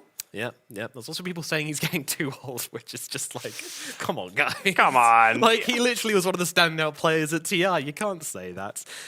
So following on from that, of course, we have a little bit more information from the comments that were said in the all chat during the game. Very fun, yeah. Because we were watching that game. We were trying to figure out, what is it that these players are saying to each other. EHOME obviously kind of having some fun with LGD. And we got a little bit of a translation. Basically, long story short, they're asking, why are you not coming onto the high ground? Why are you not trying to take the base? Like, EHOME, like, come on, dude, hurry up. And PSGLG is like, hold on, we're waiting for Roche. Like, just give us a moment. To which the response was, we're coming now. We got Roche. And the funny part was they just, like, posted Roche timers. They're like, we know it's up. Like, do something. ZZQ from EHOME posted the Roche timer to them saying, guys, like, you're not tricking us here. We know you're doing Roshan. We know it's up. Come on. Take us on. And eventually they did. Yeah. And they won. Yeah. There was nothing stopping them at this point. LGD was way too far ahead. On the gas. Yeah. All right. Anything else? I think that's all. I think that's pretty much all we got. There wasn't a lot left to talk about today. Yeah, I'm sure we'll have plenty more, though, on the 23rd, the final day, as the dust starts to settle on the China region, and we'll know exactly what's going to be happening, what tiebreakers will be installed, and it's all getting very exciting over here. So make sure you guys join us for those matches. We'll see you next time, but from today, goodbye, and thanks for watching.